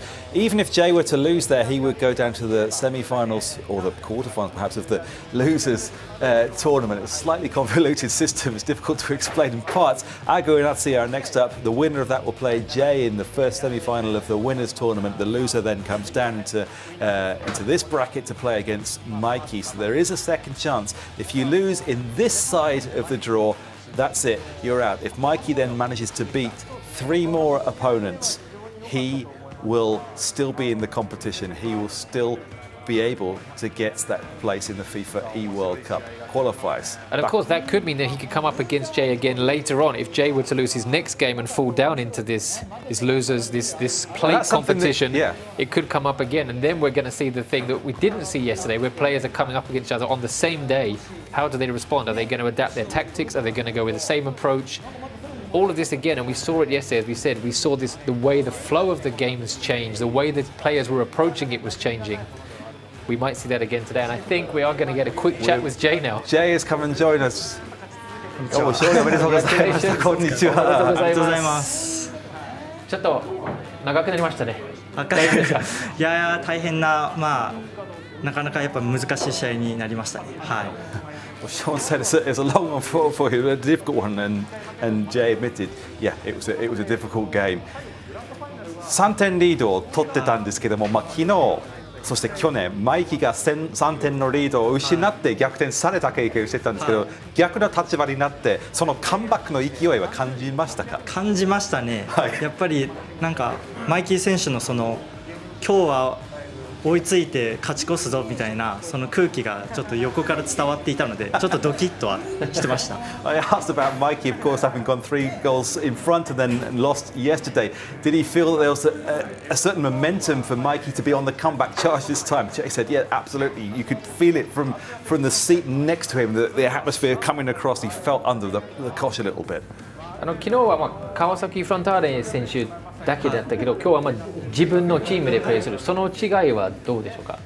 やっぱりそのスピード感も全然違いますし、そのドリブルに関してもやれる幅が全然違うので、その中で、イブラヒモビッチ選手というやっぱ身長が大きい、そして体が強い選手もいたりして、もうやっぱ全然別のゲームですかね。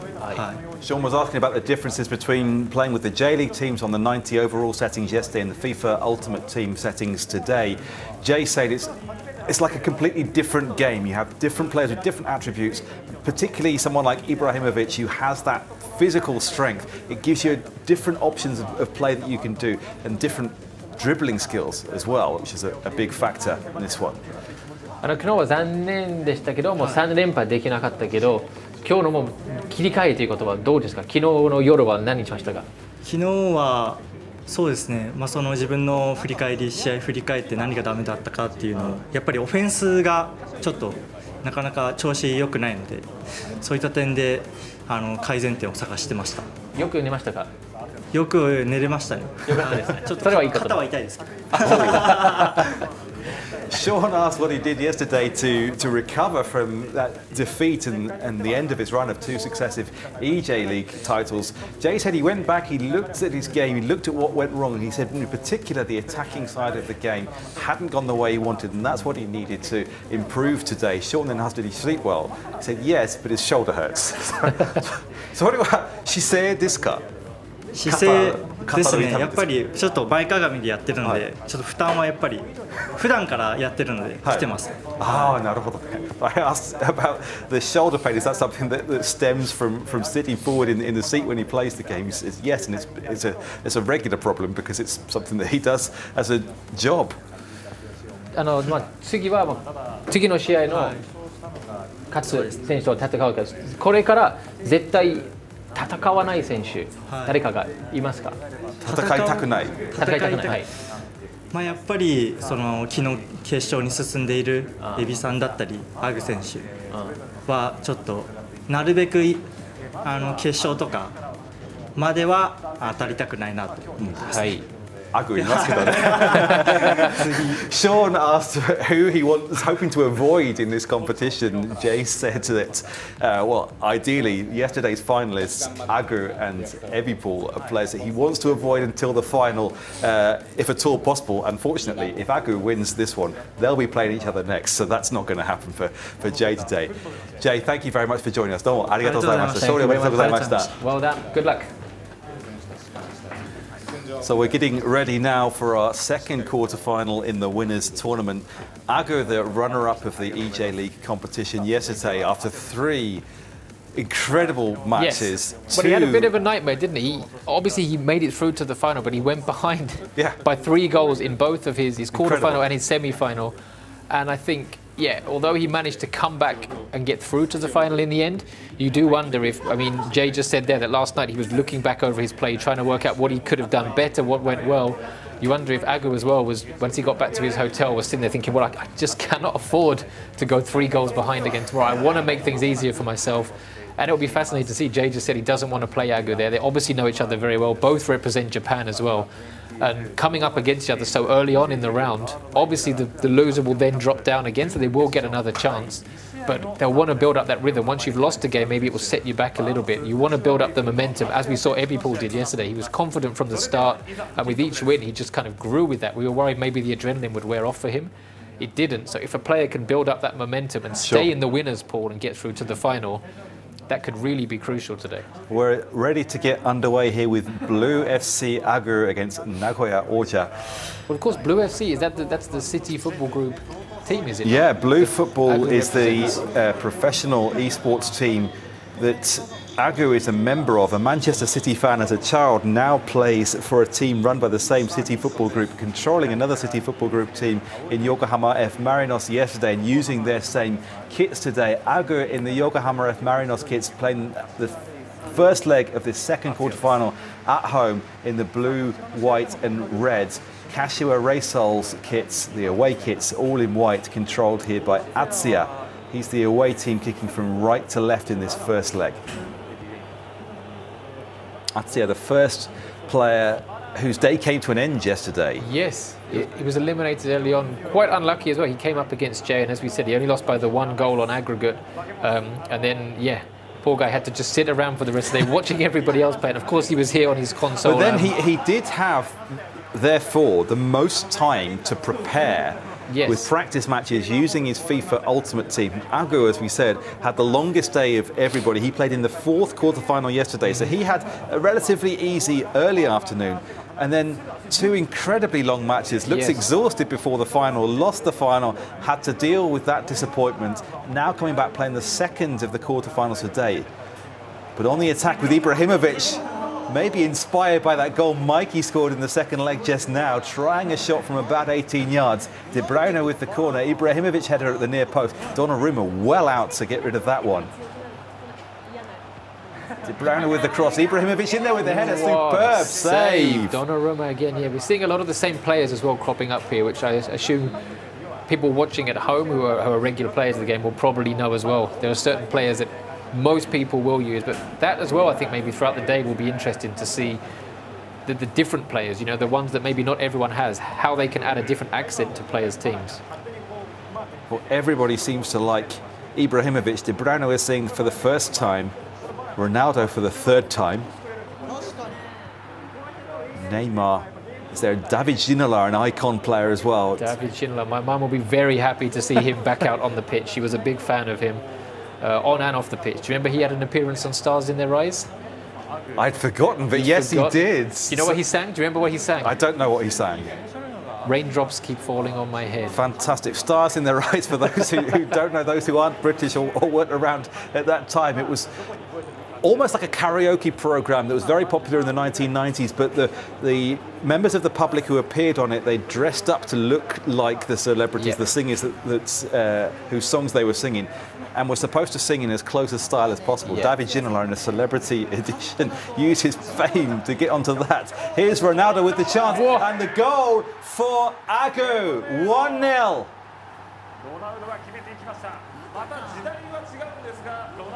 But he's cut his hair since the previous game. He hasn't got the 2002 iteration there. So I was going to ask that actually, if players can choose or if it's dependent on which version of the player that they bring into their squad. There are multiple versions, and I think of certain players, certain legendary players, there are versions from different years, different stages of their career. The picture of him that just came up on the card graphic looked like a younger version. Looked like a younger France version. And Ronaldo in the late 1990s, around the time of France 98, that one season he had at Barcelona in 96-97, absolutely incredible. Yes. We're a little bit spoiled now with the record that Messi and Ronaldo have, scoring basically a goal a game. It was unheard of then. Ronaldo, the Brazilian Ronaldo, essentially did that season, 96-97 with Barcelona, got the move to Inter afterwards. Bobby Robson was the manager at Barcelona when he was there. They won the European Cup Winners' Cup together, now defunct UEFA competition.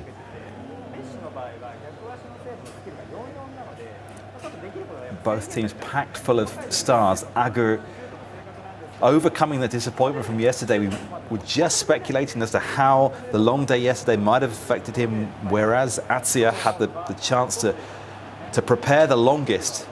Well, we heard Jay mention just now as well that his shoulder was kind of aching. The longer you play, obviously, you know, we were sat in these chairs for a long time yesterday, and we kind of said at the end of the day when we stood up, oh, we're feeling that. These guys that are hunched over, they're having to control the players for long periods of time.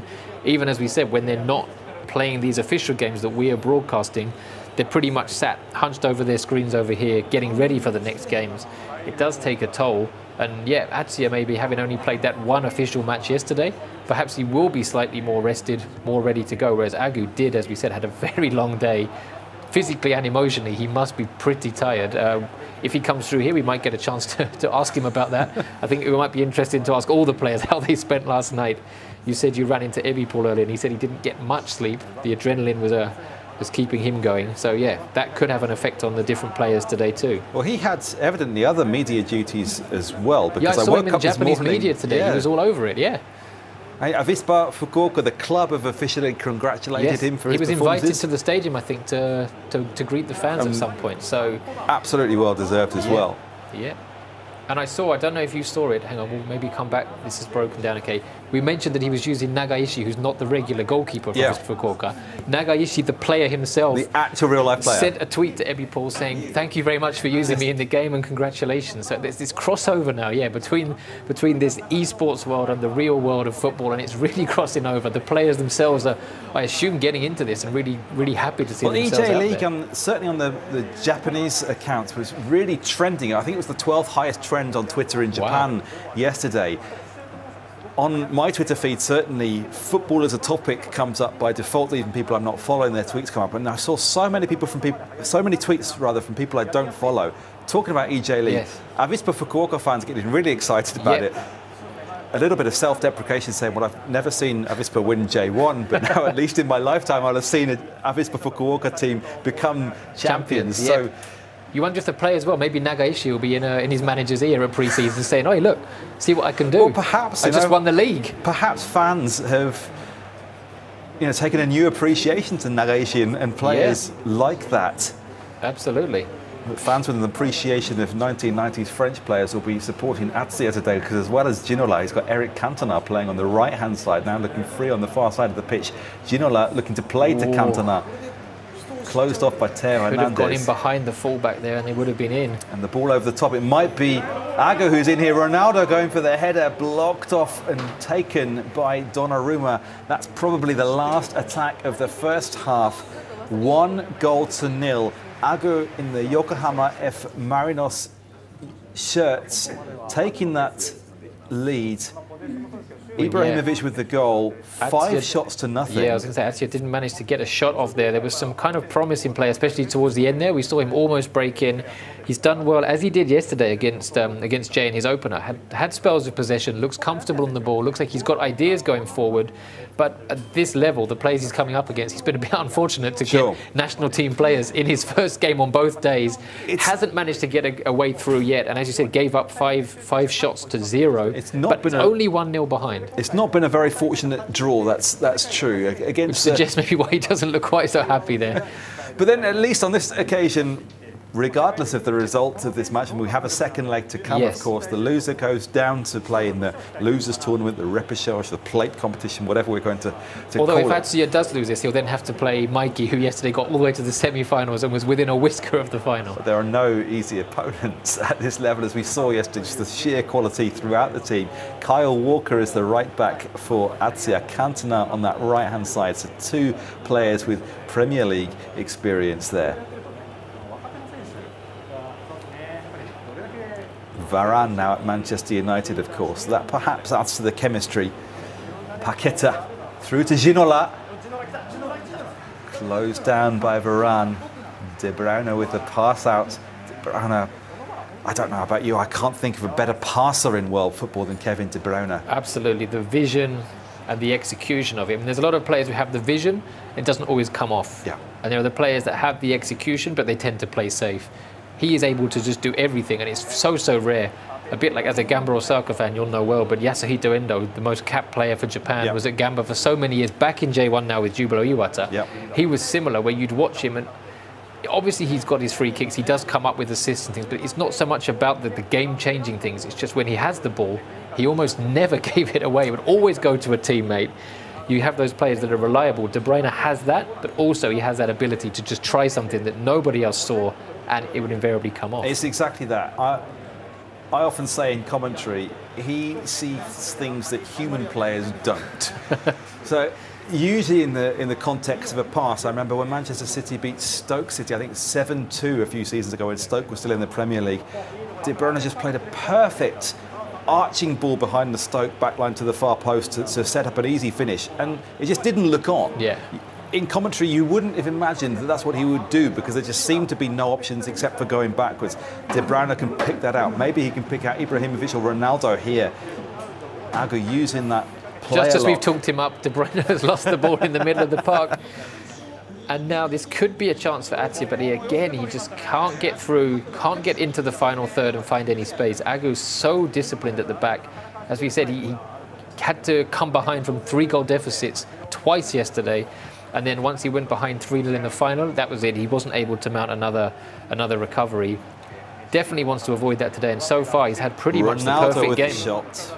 Blocked by Varane for a corner kick. We'll see about the tactics here. A little bit of tactical changes going on. Maybe just checking. Serginho Dest brought on to play at right back. Milinkovic-Savic, an option to go into midfield. Does he wish to sacrifice De Bruyne? Yeah. So De Bruyne not staying on the pitch now. Jesus Corona, Marouane Fellaini, an option to give a bit of height. We've seen how yesterday some headed goals from crosses. Today so far, knockdowns have been pretty crucial. Well, he obviously wasn't happy with De Bruyne losing the ball in possession there after you build him up. So he said, that's it. Come and sit on the bench and wait till the next game now. De Bruyne in real life scored against Chelsea the other week. One that the goalkeeper, Kepa Azpilicueta, was criticised a little bit for, but I thought, again, that was a case of De Bruyne seeing a pathway to goal that no one would normally have seen and just executing the shot to perfection. He's no longer, or is he still on the pitch? It looks like De Bruyne is still there. He may have earned a reprieve. Yep. Unless Prince Harry has come on. Can you have celebrity players in this game? I don't think so. I don't think so. Perhaps that's in the next iteration of FIFA we were Ultimate saying Team. yesterday, we mentioned Road to 98. The crossing. One of the original versions, and there was a bit of discussion going on Twitter last night about how some players, some fans are hoping they bring back those kind of slightly more novelty aspects to the game. You had kind of classic games with sepia cameras and things. And that's true. I mean, we were talking yesterday about the five-a-side stuff. That's sort of been brought back in the form of Volta, right. Which gives you various options. You can play futsal, you can play 3-on-3, 4-on-4, 5-on-5 on small courts, which is great fun either offline or online.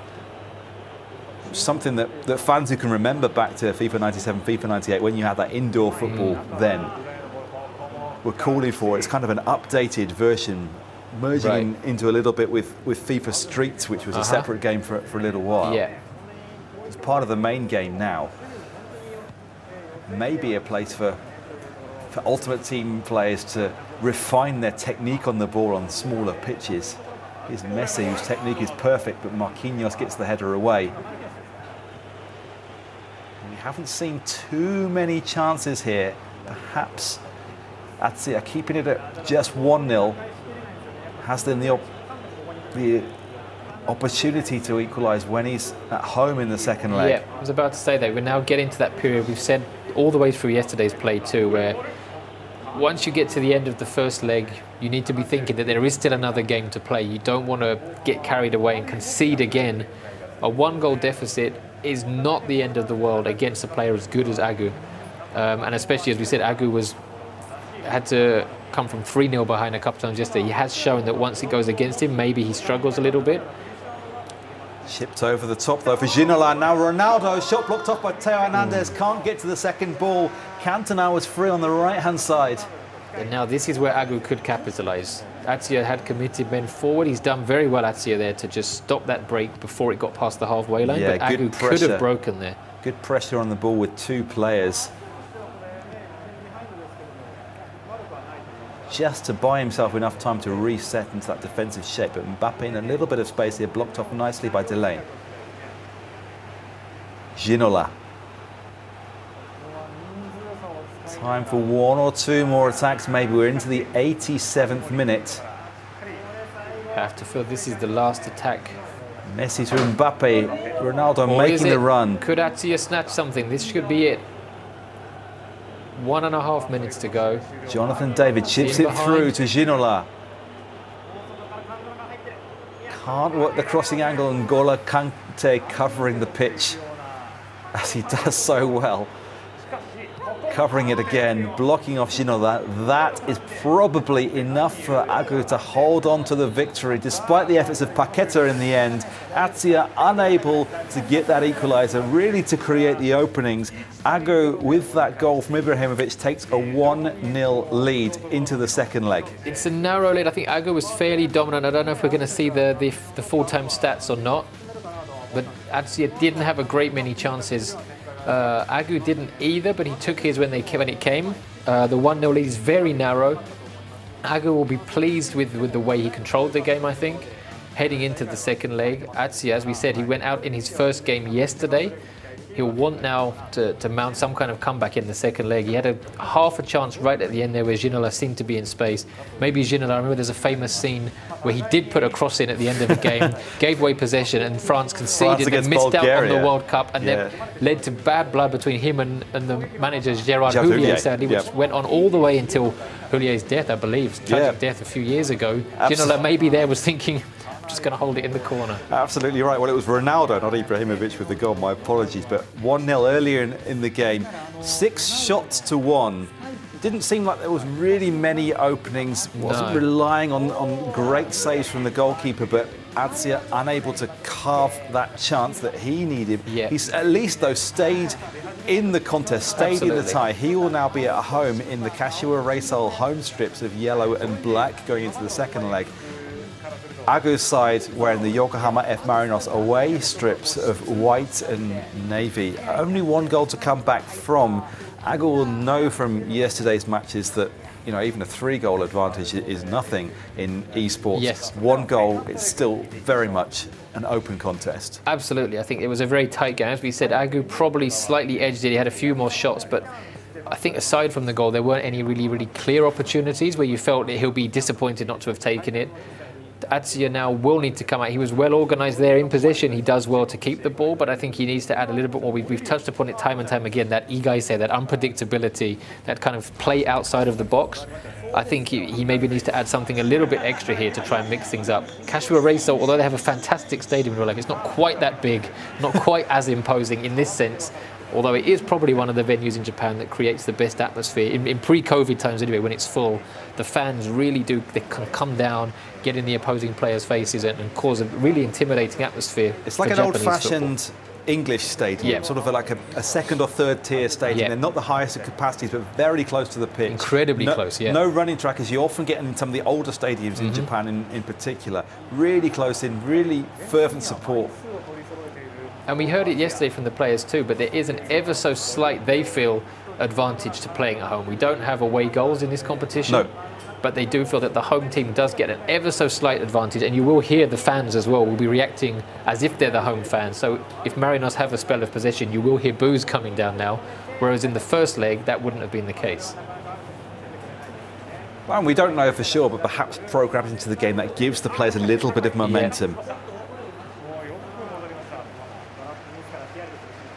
And Kashiwa Reiso, of course, a couple of years ago were getting headlines around the world because Michael Olunga, Kenyan striker, was banging in the goals at a relentless pace, including one as they got promoted from the second tier. I believe now it was 8 goals in one game against poor old Kyoto Sanga. In the 13-1 win. In the 13-1 win. He's now playing in Qatar, of course, but yeah. And Ronaldo through for the opening, and the opening goal of the second leg. Ronaldo scores again.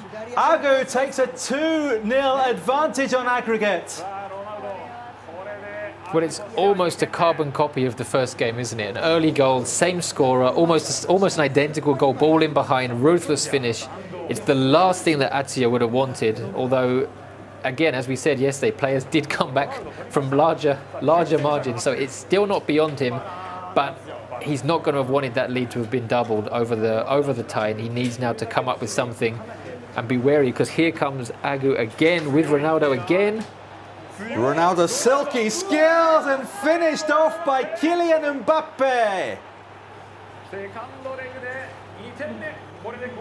That could be it, couldn't it? We've touched upon it time and time again, the quick goals in succession. Atsuya now needs 4 to get the win in regulation time, or 3 to get a golden goal. That's assuming he doesn't concede again, and Agu is flown out of the traps. We wondered how he might have reacted after yesterday's displays, where he found himself behind so often. He's clearly come back today resolved not to do that. As yet, he's not even conceded any shots on goal. Agu playing it perfectly so far. Yeah, we never really got the chance to see how Agu plays when he has the advantage. He's got the advantage here with De Bruyne through on goal for the third, the fourth on aggregate. Surely this tie is over. 18 minutes gone, 3 goals to 0 in the second leg. Well, we didn't get to speak to Agu yesterday either. It looks like now we will actually get a chance. Maybe he's in a rush to come and speak to us. Possibly that's what it is. Maybe he's disappointed he wasn't able to come over and have a chat with us. Because it's so interesting to get a chat with all the different players. There's a couple we've spoken to more than once. It would be great to get insight from all of them and just get a little bit more into their personalities, find out a bit more. Obviously, some of it's coming through from the gameplay. We're getting snippets from the Japanese interviews after the game. But it would be great, to get an insight into how he dealt with yesterday. And he's come back now, flown out of the traps, 4-0 up on aggregate, 22 minutes into the second leg. He won't want to take his foot off the gas too much, but he might feel a little bit like he can just relax a tiny bit and play out this game and save his energy, because we've got a long day of football ahead of us. Sure. And he will know better than anybody how that balance is important, and maybe slightly advantage compared to his schedule yesterday, where he was forced to wait the longest together with Nasri for the first of the matches. With Mikey for the first of the quarter-final matches. Then a really packed schedule as the games went to golden goal afterwards. Well, we've had that early delay today too, which has knocked everything else back. It might condense things as the day goes on as well, so players are going to get less time then to prepare between games, to react between games. And in some cases, as we saw with eBipool yesterday, the adrenaline might keep them going. In other cases, eBipool said as well he didn't want to eat any food because he feels like that would affect the way that he was preparing for the games. Players are going to react to it differently, and all of these things, these kind of unknowables heading into the day, are going to adapt as things go on. But here comes Atsuya with the header to Jonathan David, and 1 goal back. Well, first chance, first goal for him, and now Agu Agu has still got the 3-goal lead on aggregate, but there's still an hour of this game to go. If Atzia can get another as well, suddenly Agu might start to worry a little bit. So often we hear in regular football commentary about 2-0 being a dangerous lead, maybe 3 or 4-0 is a dangerous lead in esports. Really well worked with 2 headers to get in on goal then. We've seen the screen from Agu's perspective, so when the game was paused at 3-0 just now, that was Atzia making some changes. We weren't able to see his menu screen to see exactly what changes he was making, but he's clearly playing much higher up the pitch, much quicker, much more intense, got that goal, struggled so much to create any sort of opening in the first leg, has scored with the first opening he's created here. It's still 4-1 on aggregate. Messi with the right-hand side open, Cancelo with the cross. Cancelo into Messi, brilliant control, keeps the ball shielded by Marquinhos. Mbappe, such quality all round in this team. Well, and that was something that when we spoke to Jay before as well, he said about it. It's almost like a different game. Messi with the chance, just about kept out. Kyle Walker very composed. Again, some more very, very cool and calm defending on the goal line when it looked like the ball was just about to cross. And again, yeah, maybe that is an element of what Jay said, where you know what these players are capable of, whereas yesterday they were using players who'd been leveled out. And he said, yeah, like being like a different game. Now these players know their teams so well and they know the capabilities of each of the players they're controlling. Well, we saw, of course, when Agu played Nasri, the own goals from either player, from slightly unfortunate rebounds from the defensive players. That's something perhaps to do with the different modes being used. Cantona flicks it up quite imaginative. And another. The header, No! Jonathan David and Peter Schmeichel, like his save against Rapid Vienna. Just stopping the ball getting in, down in that bottom corner. Neymar with the corner. Well, certainly Atzia has shown that he's not giving up and he is capable of creating opportunities here. He's going to be leaving some space at the back, taking some risk, maybe vulnerable to the counter-attack. Delane gets back and blocks him off. That was an impressive run. We haven't seen many of that. That run from Ronaldo where it looked like Agu was just going to go on his own, but now he's in behind again. Jonathan David with the shot, the early shot. He was closed down, forced to go for the shot early, timed it to perfection. Schmeichel on hand again. Well, Atzia is not taking this beating laying down. He's really making Agu work for it now. Can he get another just before the break? Another corner to the far post towards Cantona. Rudiger is there to defend it. That's enough. Clears it into touch. That is the end of the first half. 45 minutes to go. Well, it should be over. It should be over. 3-1 on the night, 4-1 on aggregate. 3 goals required for Atzia on the right of the screen behind us. But if we've learned anything, though, over the past day or so of action, we know that this does not mean it is over. Atzia came back there. He had another chance, a great save there from Schmeichel. Then another one, maybe only a half chance, but it brought another save about. Agu does need to react to this. And we saw, I started to mention it a bit there, but there was a driving run from Ronaldo. We haven't seen much of that. Again, no, that's true. Amateur players, we would do that a lot. You'd get the skillful player on the ball and you would try to make them do everything and run with the ball, take players on. We haven't seen much of that. There tends to be a lot more intricate passing, a lot more team play, but Agu took Ronaldo and ran pretty much 50 yards with him. It looked like he was going to try and actually go all the way to goal with him. Maybe now players are going to start to mix up their play a bit more and try to catch out their opponents with some surprise attacks. That's the difference in the modes from yesterday. With all the players equalised yesterday, there wasn't any advantage or disadvantage in terms of speed. Only stamina then affected how long the players were able to sprint for, but as we spoke about just now, none of the players really seemed too badly affected by that, as it turned out. Now, players with their real life attributes, and peak Ronaldo, the pace that he had, the Brazilian Ronaldo, that then gives you that opportunity. Maybe his player is going to be quicker, noticeably quicker than the centre-back, have that stamina to get behind, to sprint half the length of the pitch, and that gives you the opportunity, as Jay was saying to us before, to dribble, to try different things. And we've seen the dribbling before, we've seen it in the context of close control in tight spaces. Well, that's something that Atzia is going to have to be wary of because he needs to push for goals, but he'll be aware of that pace on the counter. But on the flip side, Agu will only be able to use that so many times because the player will start to tire. As you said yesterday, you would just hold down the sprint button and then suddenly you'd notice the guy can barely jog anymore. The players yesterday, we saw a couple of times where they would try something and you said yourself, once it didn't come off, the player would be kicking themselves because they know, well, that's gone now. I can't try that again. The element of surprise is gone. And yeah, Ronaldo has tried that sprint, but how many more will he have in the tank? That was his chance to use it. It didn't come off. So maybe Agu will, maybe he'll have a chance to use it again. Maybe he'll have to come up with something else. This is something that's particularly impressive about the PlayStation 5 controllers, in that you get feedback in your hands when the players are starting to tire. The sprint button is the R2 button, so the shoulder button. Just wait to see if Jonathan David can get through here. That becomes harder to press when the players are more tired. You actually have to put more physical force in from your finger to press that button. And then when they are sprinting, when they're tired, there's haptic feedback in the grips of the controller. So you get like thudding footsteps as if they're really puffing and panting as they're running away. It almost makes the controller feel heavier in your hands. Neymar now with the chance to turn, blocked off nicely by two defenders. Jonathan David is there, closed off by Cancelo.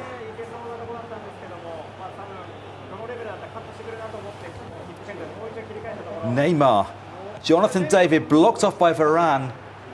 See, has got some momentum here, committing men into attack. This, I wonder, if you play the extent of FIFA 22 as these professionals do, maybe that adds to the fatigue and the shoulder pain throughout the day. Well, that is the thing as well. I mean, Ibrahimovic with a knockdown, and Ronaldo's there, can't quite get through. It again. But yeah, the physical strain of it. Jay mentioned there that the shoulder is aching, and obviously, compared to the game of football itself, the physical exertion is not the same. Obviously, the players are sat down. The chairs they've got look incredibly comfortable. They do. But the hours you're sat there, the control, the strain in the fingers, the shoulders, and as you said, I didn't know about the controllers doing that. The added strain, as you get more tired, you're having to work harder. That added to the concentration levels and the tiredness that comes in with that means the players are having to kind of pace themselves as well, which is why, yeah, Ebi Paul was saying he didn't want to eat yesterday. He needs to make sure he's in the best condition he can be to stay focused.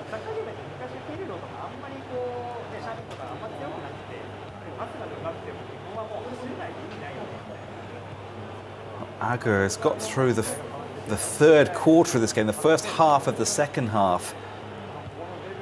Slowing things down with possessions. I say that Kante loses it with a slightly sloppy backward pass. That gives a chance for Neymar to play the through pass to Jonathan David, who's made his presence known in this game. Varane just intercepts the return to Ginola. A goal now would just give that sense of a comeback on. Yeah. Jonathan David blocked off by Teo Hernandez. Ginola picks up the rebound. Kante away. I think you have to feel the next goal is going to decide this. If Agu gets another, I think Atsuya will feel that's his race run. Obviously, he'll have the plate competition, the losers competition coming up as well. But I think if Atsuya were to get one, Agu may start to think. We had Mikey say yesterday, like, not again. We've seen teams come back from 3 goals down, and Agu will definitely know. Ibrahimovic, the ball into Ronaldo. Crucial block by Fofana, but only 17 minutes to go with 3 goals. Still the margin. Atsuya looking to make a change as well by the looks of it, so he knows this is his time to try something. Ronaldo.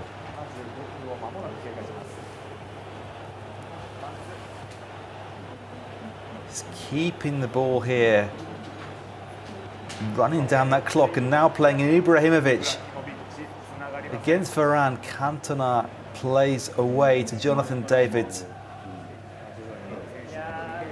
Starred in Belgian football. I think he scored something like 7 goals in his first 7 games in the Belgian league. Broke through really quickly there before his move to France.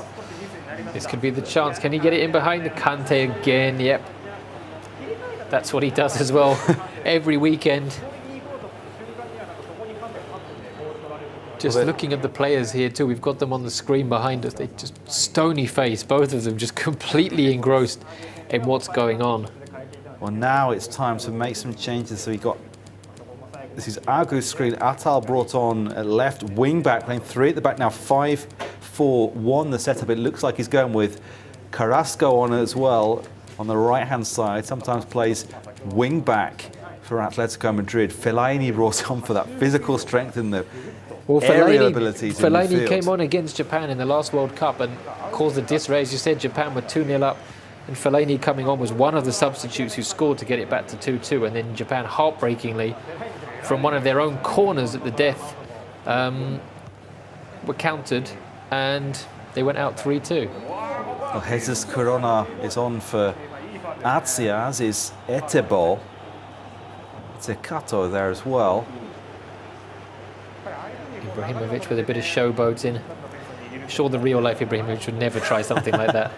Fellaini on the ball now. Fellaini shouldn't try something like that. He did, and he's given up possession. He didn't quite have the good touch for a big man there. But with 5 minutes to play, the margin now looks insurmountable as Agu can enjoy himself attacking with the verticality that he's known for. Here's Carrasco on the right-hand side. Cuts back. Ronaldo, that seals it with a flourish. 4-1 in the second leg, 5-1 on aggregate. Agu is going through to the semi-finals. Well, the player Jay didn't want next has gone through now. You'd have to assume that's that. He's through. So we're going to get the two Japan national team players coming head-to-head at quite an early stage in this competition. Again, which it just shows how open everything is going to be. One of them will be going out into the plate competition. Well, it could be even more open here with Cancelo given space to cross. Yeah, you're absolutely right. The three Japan national team players, Agu, Nasri and Jay, we saw Agu and Nasri play each other in the eJ.LEAGUE competition yesterday. Now it looks set to be Jay against Agu. So Agu will have had to play both his national team teammates in successive days. And that is the end of this second leg. A convincing victory for Agu, the representative of Yokohama F. Marinos. His FIFA Ultimate Team, 4-1 victors in the second leg, 5-1 victors on aggregate against Atsia, the Kashiwa Reysol representative. Atsia again losing at the first hurdle, but today, unlike yesterday, he gets the chance in the repechage, the losers tournament. Agu goes through. Really convincing display today. It was, wasn't it? Atsia had a slight spell there at the start of this second leg where he was coming back. You could see he was pushing. He had a chance very early on to try and get something back. Couldn't quite take it. He did get the 1 goal back, but Agu always looked to be in control of it. If Atsia could have got a goal with about half an hour to go, maybe he'd have been able to turn things around. But in the end, yeah, as you said, a comfortable win for Agu, and he'll be happy with that after yesterday's very, very draining day of action he had. In Japanese, there's the expression yoyugaru, just have that sort of emotional, mental leeway to relax a little bit. His facial expression is different to how we've seen at any point, I think, yesterday, because for the first time, really, he carried a lead. Yep.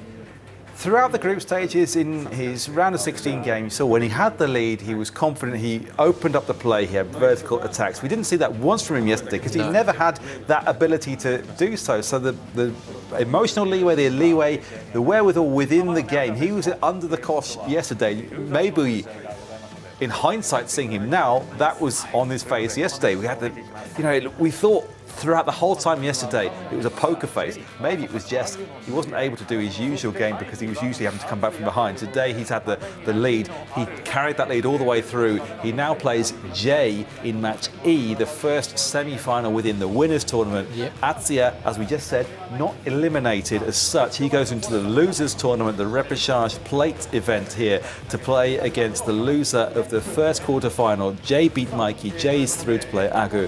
Agu beat Atsia. Atsia goes to play Mikey in the losers tournament.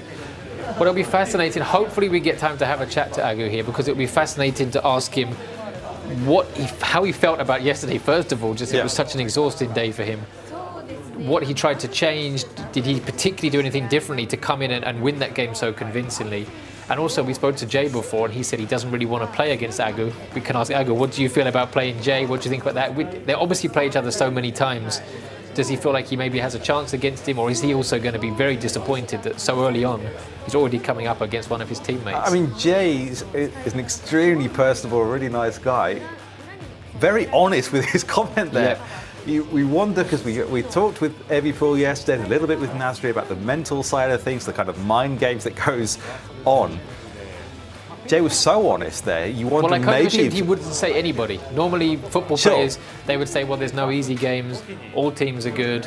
But Yeah, for him to say, yeah, you know, these are the guys that I don't really want to play against if I can avoid them, and now he's got to, and looks like we are going to get to speak to Agu confirmation finally. that Agu finally is going to come and join us after 2 missed opportunities yesterday. Finally, we get a chance to talk to the player from Yokohama F Marinos. Agu, thank you for joining us. 勝利おめでとうございます。ありがとうございます。やっと出れた。Congratulations、やっと話せる。まずは昨日はどうでしたか、すごく長い一日になりましたし、もうすごい、苦しい試合もありましたけど、どうでしたか、昨日の夜はどう過ごしましたか。昨日の夜はやっぱり、準優勝というあと一歩、手が届かなかったっていう結果だったんで、やっぱり悔しさはあったんですけど、もう正直自分ら FIFA のプロプレイヤーたちは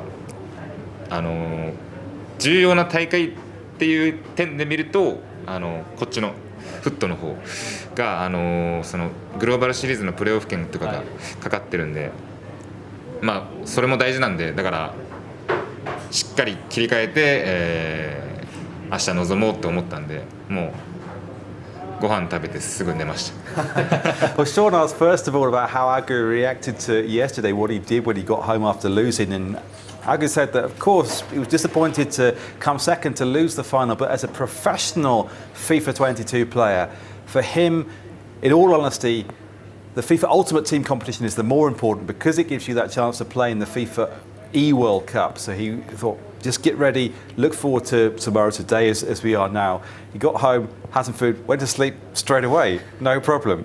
スケジュール的にですね、昨日の準々決勝が一番最後の方だったと思いますし、その後もずっと準備の時間が一番短くて、結局決勝まで進んだので、切り替えるタイミングが一番遅かったと思いますけども、それに対して敦也さんが一番早い方だったので、今日に向けて一番準備の時間があるはずだったんですけども、そこであんまりハンデは見ていて感じなかったですけども、いかがでしたか。そうですね、スカットチームのアルティメットチームっていうモードでこれはやってるので、チームの強さっていうなら自分に分があったんで、そこをうまく使って選手の能力を最大限生かしたサッカーをできればいいなと思ってたんで、準備のハンデはあったかもしれないですけど、逆にチームのハンデで埋めたかなっていう感じですね。So I asked about the handicap that he possibly had in terms of preparation time, having gone through those long games and been the latest quarter-finalist and semi-finalist yesterday, compared to Atsuya, who got knocked out at the first quarter-final and could concentrate on today right from the beginning. He said that was possibly a handicap, but beyond that, he felt that his FIFA Ultimate Team squad itself, the team that he was using in the game, was the stronger from the beginning. So he had the advantage all the way from there.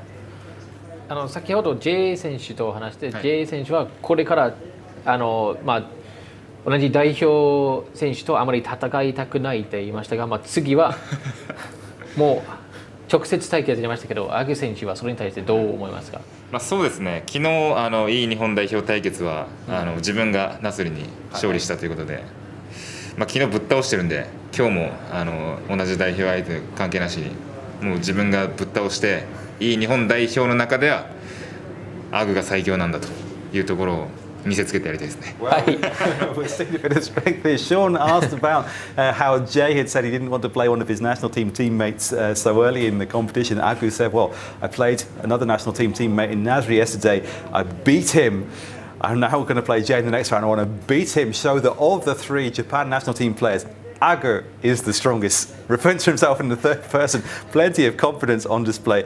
今日は本当の顔が見えた気がします。昨日はずっとポーカーフェイスなんじゃないかなと思って見てたんですけども、昨日試合の状況的にカムバック逆転する必要があったので、今日は私たちが見ている中で初めてリードを持って余裕を持ってプレーができたので、それが表情にも現れたんですかね。そうですね、でも結構昨日みたいな展開っていうのは逆に得意としてるんで、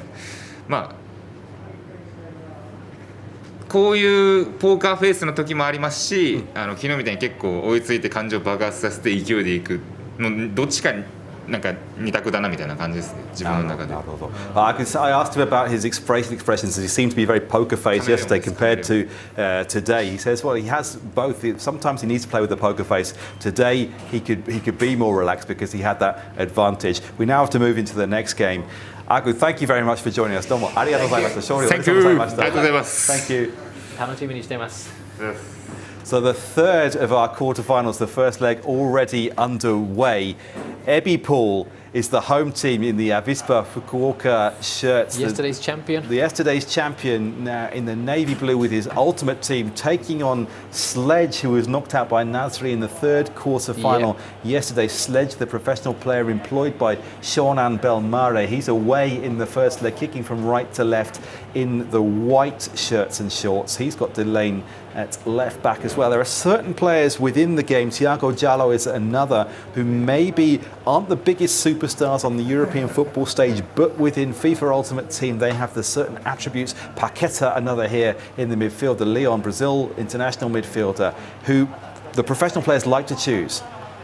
Well, the thing that's interesting yesterday, we spoke a bit about Sledge, is that he came through the Shonan Belmare Youth Academy. Yep. He came through, he played alongside a guy who's now playing in the J.League with Shonan, was at Kashima for a bit, now back at Shonan alone, Daiki Sugioka, and he was using Sugioka in a very unfamiliar position compared to the real life Sugioka, who usually plays as a left back, left wing back. He had him pretty much as a striker, and he scored a goal, got an assist as well.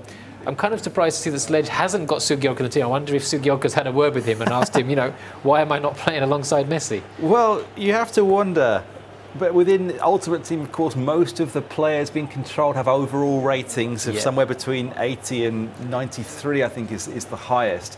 And so therefore, as much as you might have the sentimental reasons to choose your friends, essentially, in that case, maybe you'd be handicapping your team. But Paqueta with the shots. So are you saying you wouldn't pick me in the game? You'd probably go with somebody like Mbappe instead. Well, the thing is, if you start, I don't play Ultimate Team because I don't play online. If I was starting, I'd be starting with a relatively weak squad and then and have to win my way through before I could get players of this kind of quality. So I might get in the weak squad. Get in the weak squad at the beginning. I might then keep you there for sentimental reasons as I got better, and you'd be the last as of the substitutes. Right, I see. Like we mentioned yesterday, where Yuji Bando got the one-day contract at the end of his career. I'd be kind of kept on those kind of terms. I'd take that, I think. Well, I think that's quite nice. I mean, I'm sure players who play career mode, as I do, if you control the same club for a while, particularly if you take them up through the league, sometimes you've got a player who stayed with you who you just basically keep in the team for reasons of sentiment. No sentiment here, though, I wouldn't have thought, between these professional players.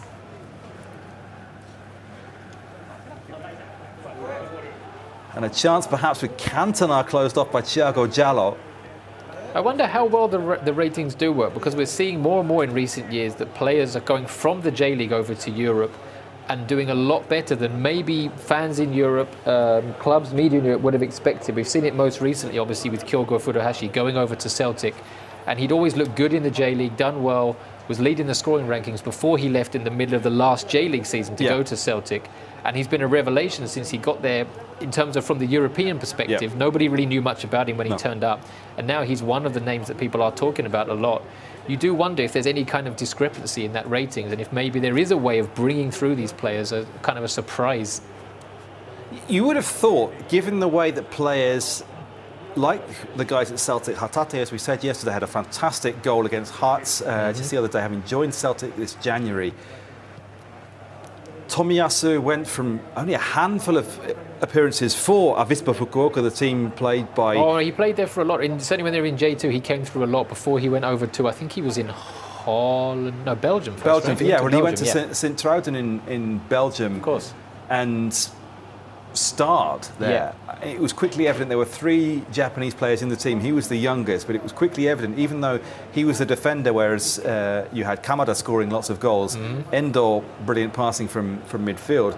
Tomiyasu was the player, okay, he's the one who bigger clubs are going to come in for immediately. Of course, he played the whole season there, went to Bologna, but you wonder now, maybe the J.League players will be rated higher, as Mbappe, one of the highest rated players on the game, attacks the left-hand side.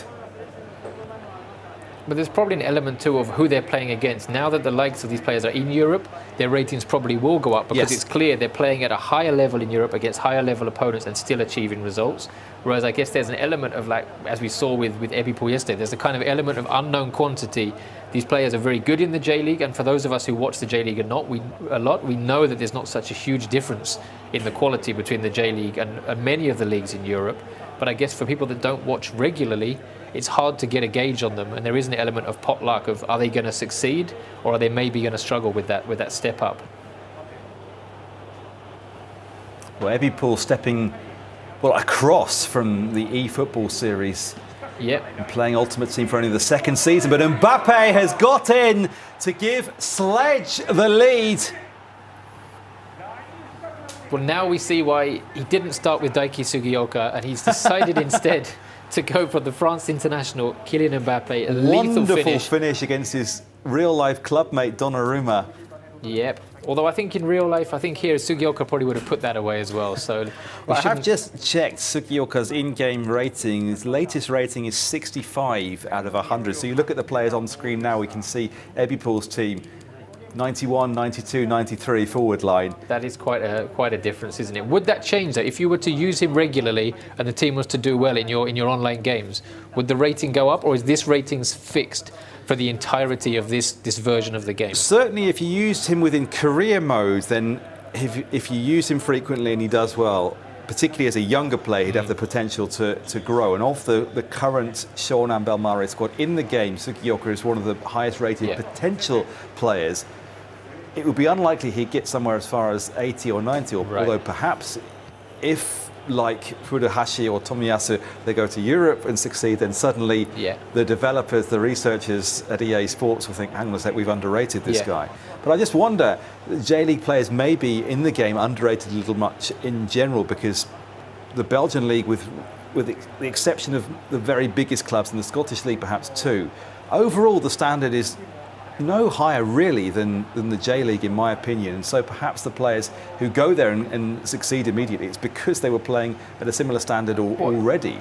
Absolutely. We were talking about that a bit yesterday with Ryuji Bando before we came on air for his, I think it was for his YouTube channel. I think so. We got accosted in our changing room and he said, can we have a quick chat? And we were mentioning that, and we both said, we often get asked this being in Japan, how does the J-League compare to this league or that league in Europe? And we both said, it's almost impossible to compare. You know, the level overall, different countries, different leagues, you have a different way of playing. There are different strengths, different weaknesses. It's so hard to say that it's equivalent to this or that. There are very, very good players. There are players that are not so good, as there are in every league.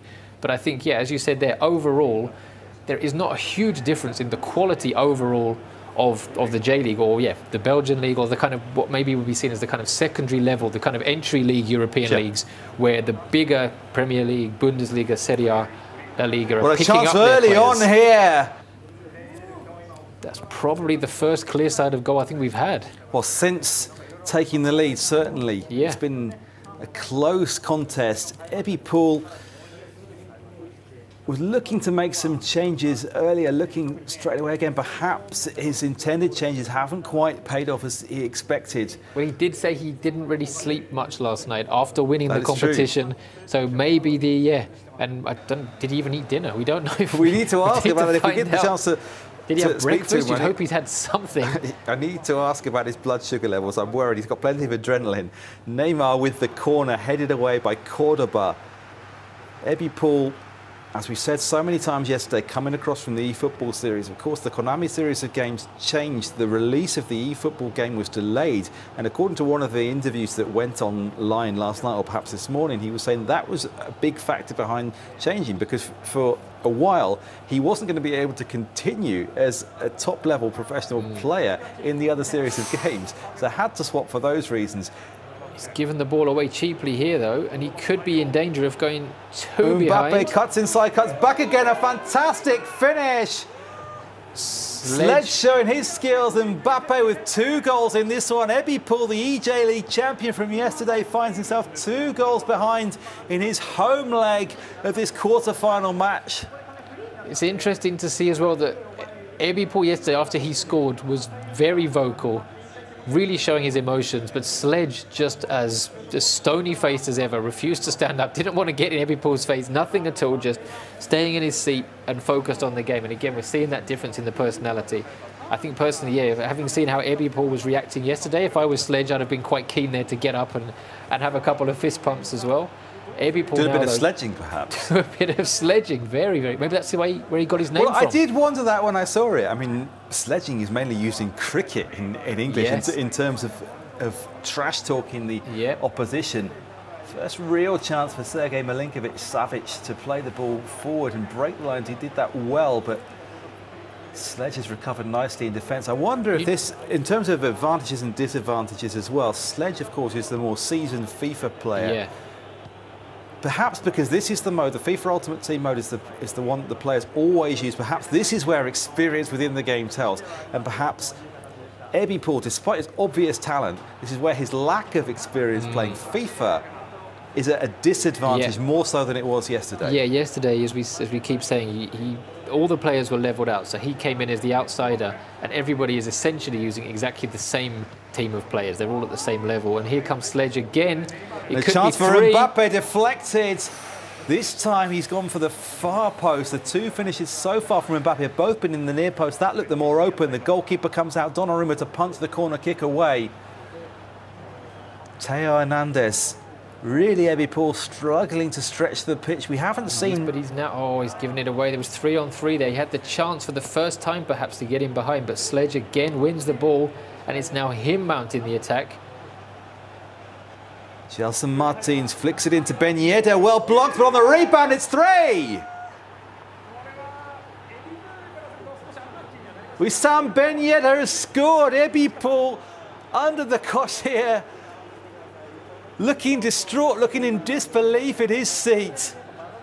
Well, just as we saw yesterday, where when he scored, he was really showing his emotions. We're seeing it as well when he's conceding here, which not many of the players give much up. But yeah, he does look absolutely distraught. We speculated, didn't we, about that mental strength. He was rated by Hazan Vesanas having a mental strength of 8 out of 10, perhaps. We thought maybe when things are going well, it actually becomes 11 or 12 out of 10 because he has that kind of momentum with the cheers and the fist pumps. Perhaps when he goes behind, it starts to work against him because the emotions are always close to the surface. Of course, yeah. And Sledge yesterday put up a good battle in his quarter-final. Didn't get through in the end, but he wasn't really able to show exactly what he can do. He's had a tough fixture here coming in against now the new champion. But so far, yeah, he's been dominant, looked very confident, very comfortable. And eBipool now has got it all to do. 23 minutes left of this first leg. You'll want to get at least one goal back to try and get that deficit down a little bit if he can. Well, looking to force the issue, perhaps hurried that pass from Ibrahimovic. Such a popular player throughout the FIFA Ultimate Teams as we've seen so far. Mbappe now. Sledge has been the one player so far to really get the best out of Kylian Mbappe. Yeah. He's been used in several of the teams, but often out on that right-hand side and has been a peripheral figure in a lot of the play that we've seen so far. Ibrahimovic and the Brazilian Ronaldo have tended to take centre stage. Sledge has used Mbappe, got the 2 goals with him today. Genduzi, another popular player, it seems it's the second time that we've seen him. Ben Yedder with the flick on there. When again, Sledge is a player we didn't really get to speak to on air yesterday. We had a bit of a chat with him as well, kind of behind the scenes, as it were. Yeah. But it would be interesting. Obviously, we've still got 15 minutes of this and the second leg to go. It's far from over. But if he is to come through, it would be interesting to actually get a chance to speak to him a bit and find out a bit more about his game. Maybe find out a bit more about his nickname too. Ben Yedder is through here. It could be 4. Donnarumma stretches out that left foot.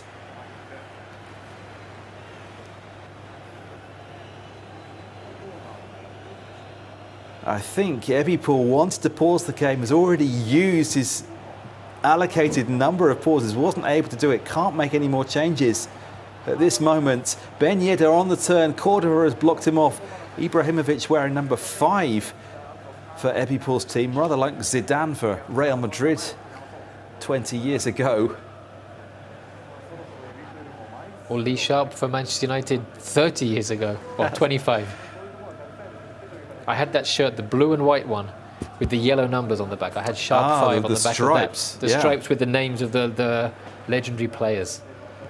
Ibrahimovic with the shot. That was maybe eBPOL's first kind of sight of goal. But we have seen Ibrahimovic used to take shots from that sort of angle a little bit further out this time. He clearly has that ability for the finesse shots from outside the box if they're timed well enough. Gendouzi works it out to Klaus. Here's Gelson Martins, cuts inside but just offside. Only 5 minutes to go now. eBPOL, the eJ.LEAGUE champion, in his first quarter-final for FIFA Ultimate Team. 5 minutes to go and losing 3-0 in the home leg. Well, this is surely going to be the last attack. 3 minutes to go. Cantona Can he get him well behind? Through He to has Sergej done. Milinkovic-Savic wide. That was the chance. He's coming back into it though. He had that Ibrahimovic chance. This one just now, he's maybe starting to get to grips with the game, the way his team is playing. This tie looks like it's beyond him, but he's still got another one to come. We haven't seen him work the ball side to side as he did with the eJ.LEAGUE team yesterday. Here's Mbappe, cuts inside, Ben Yedder, that's 4! Disaster for eBPOL, having just missed that chance to bring it back to 3-1. It's now 4-0 right at the end. Sledge has shown his skills today. Well, that's got to be very, very painful. He gives himself a kind of a smirk there, eBPOL. He doesn't look happy. As we said, he had those couple of chances. He's given the ball up, and he's done it again here. He needs to be careful here because this could get even worse for him. Mbappe's got the speed still. Skills to beat the goalkeeper. 5 goals to 0. Sledge almost smiled at eBPOL. Just cannot believe it. But Sledge still nothing. He almost smiled and then he realized what he was doing and quickly repressed it, and that's it. Well, Sledge, another player with typically a poker face, doesn't give too much away. Looks very cool at the moment. eBPOL. But we saw there how quickly these games can change. eBPOL could have made it 3-1. 88th minute chance for 3-1 and it finishes 5-0. So instead of being a 2-goal deficit, now it's 5 heading into the second leg. You'd have to think now that Sledge has got this place in the next round already in his hands, and eBPOL is going to have to drop down into the plate and see if he can try and find his way through to a place in the... Well, this, again, we know that there's a second chance in this competition. Even if eBPOL can't come back in the second leg of this game, he's got the away second leg against Sledge to follow immediately after this one. Even if he can't turn it around, he still gets the second opportunity in the losers competition. Is he then able to challenge his or to channel his mentality, switch around again, get ready to play and win another time? Well, that is, as you so rightly said yesterday, we hadn't seen eBPOL when he having to fight to come back. We saw how he dealt with things when he was in front and everything seemed to get better and better for him. Now he is really under the cosh. We're going to see how he does cope. And as we said, obviously we don't know as much as those that were making the charts, the ones that are clearly far more schooled in this game than we are. Maybe that's where that mentality was slightly lower. And perhaps, when he is behind, he struggles to calm himself. And we saw it right at the end there. Maybe he could have just played out the game and said 3-0. He looked Don't let it rushed get a couple worse. of times as well. We're now going to hurry to the second leg of this quarter-final, the third quarter-final of the FIFA Ultimate Team competition on this year's FIFA 22 eJ.LEAGUE weekend. Sledge, the home team now in the Shonan Bellmare home colours of bright green and blue. Shonan Bellmare getting a bit of an upgrade to their usual stadium. That is slightly bigger than their regular stadium, yes. And I was going to say, actually, Sledge, we're wondering about the origins of his name. I don't think it can be from sledging in the sense of sliding down a hill in the snow, because Shonan is down by the sea. It's the beach. It's down by the beach, they don't get a lot of snow or chances for sledging there. So we may well find out in about 15 or 20 minutes or so. We might get a chance to chat to him and find out a bit about this. Well, it looks a foregone conclusion that Sledge is going to progress into the second semi-final of the winners competition. But eBPOL has the greatest element of surprise of any player. Mbappe now, Mbappe with the skills. Gelson Martins, Mbappe again, this time hits the post. Sledge keeping up that momentum. Can eBPOL counter now with Cantona and Ibrahimovic? Cantona could be running through here. Ibrahimovic with the strength, times the finish, well saved.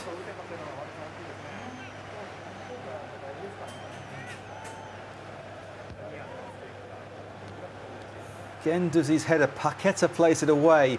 Always ready for that quick counter. Ben Yedder with the strength. The through pass. Mbappe, so much speed, but Marquinhos, his Paris Saint-Germain teammate in real life, able to get back in time. Sergej Milinkovic-Savic, a few good passes towards the end of that first leg. It looked a little rushed, Ebbie Poole, but... Well, I feel like, I don't know if it's just me, it feels like there wasn't as much of a gap between the legs here as there was yesterday. I feel like there was slightly more downtime between the games. Yeah. This just feels like it's the third half, as it were. Neither player has been able to kind of recalibrate. It seems like they're still playing at the same kind of tension that the last game ended with, and Ebbie Poole kind of really needs to rein himself in now.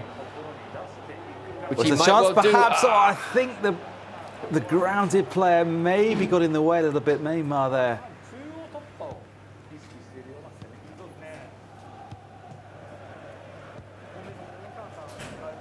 Gelson Martins. Ben Yedder, a little flicker for Guendouzi, who knocks it on. Donnarumma with the throw out, a little bit hasty again. They're looking for the direct route to the forward line. That's what I was just saying there. Ebbie Poole still seems to be a bit rushed. I mean, no, he's 5 goals behind, so he does need to claw them back. But as we saw, Sledge got 2 pretty much in injury time at the end of the last game. Goals can come thick and fast. Ebbie Poole, I think, needs to just get a hold of himself a bit. Take some of the sting out of the game, because Sledge now is obviously flying. Maybe it is to do with sledging. Once he picks up speed, that's it. There's no stopping him. Maybe that is. Maybe that is. Well, again, we have to ask. We'll get the chance, hopefully, to speak to him if he wins, as we expect that he will, over these 2 legs. 5-0 on aggregate after that emphatic first leg win. The 2 goals late on after Ebbie Poole had a chance to pull one back in the 88th minute. Went wide. Sledge looking in control, looking untroubled, unflustered, looking to attack here on the left. Mbappe goes for the back heel, misses it completely, quarterback play it away. But it still nearly came off as an assist. It looked almost like he meant to do that, like it was like a double flick. But now Ebbie Poole, he can't get that ball in behind, can he? Except for that one chance he had at 3-0 down. Neymar again on the left, good skills to get behind. Where does he go from here? Still the skills. Ran out of space in the end. Atal got in the way, the Nice fullback. Paqueta. Theo Hernandez. Again, go for the direct route to the goal, but that again is something that we've heard the eFootball players, they like to play the ball forward a bit more quickly, try that through pass, try the early cross, and maybe that's an element of those tactics coming through. But he has felt, Ebbie Poole, a little bit rushed ever since going a couple of goals behind in this one. Milinkovic-Savic, quick pass again, intercepted by Thiago Jallo. Well, Sledge is concentrated, Sledge is on form today. He's really focused. Well, he is, and obviously now that he's 5-0 up, he can ride that wave. He knows he can start to try things. Even if he is to concede once, he still looks so threatening when he is in possession, so comfortable with those players. And obviously, again, it comes down to the quality of the players they're using today and the familiarity that the guys controlling them have. They're so used to using them. They know what they can and can't do. Mbappe's behind here, again. Cuts inside, top corner this time. 1-0 in the second leg, 6-0 on aggregate. And Sledge celebrates with a modest sip of water. He's still not giving anything away. We're definitely going to have to try and prod him and see if we can get a smile out of him when he comes and has a chat with us after this game, which surely he's won now. Less than an hour to go, and it's 6-0 on aggregate. This is probably unbelievably, this is probably the biggest margin of victory we've had so far. Yeah, certainly since the group stages. Yesterday's champion is the one on the receiving end of it. In the group stages, as we said before, Mikey had the 8-2 defeat to Al Kuromame. Came back brilliantly to qualify. Here's Ibrahimovic, though. Best chance probably so far for Ebbie Poole to pull one back. Corner taken quickly. Ibrahimovic's header comfortably taken by Donnarumma. In the group stages, too, for Agu, he had a 6-0 win and a 6-1 win. There were bigger scorelines then. Mikey said in the game that he lost by a big margin, that he conceded 2 early goals and struggled from that point to come back. We saw Agu in the previous round of today's Ultimate Team competition, that when he got the lead, he looked able to extend that when he was playing on the front foot, when his opponent had to leave him a bit of space. Perhaps that's something that's more likely to happen even between the best players when it comes to the FIFA Ultimate Team squads that they're used to controlling every day of their lives. And what's going to be interesting now is to see how Sledge plays this out, not just in terms of this Oh, game. and Mbappe is there again. Ibrahimovic with the combination play. So that's how he's going to play it out. He's just going to be unrelenting, keep going, keep attacking, keep scoring. 7-0 now. And I mean, how is this going to affect him now looking further ahead? The momentum this is going to give Sledge. As we said, so much of it, you get the second chance by going down into the losers tournament. But if you can stay in the winners, now he's currently 7-0 up with a half of this game to go. Players now are going to be looking at Sledge. And we spoke before to Jay, so he didn't really want to play against Agu. You wonder how many people are going to want to play Sledge in this form. Well, Sledge, we only got to see very briefly yesterday because he was a losing quarter-finalist, but he lost against Nasri, such a talented player. And it's Ben Yedder in again. No offside flag. 3-0 just before half-time. 8-0 on aggregate.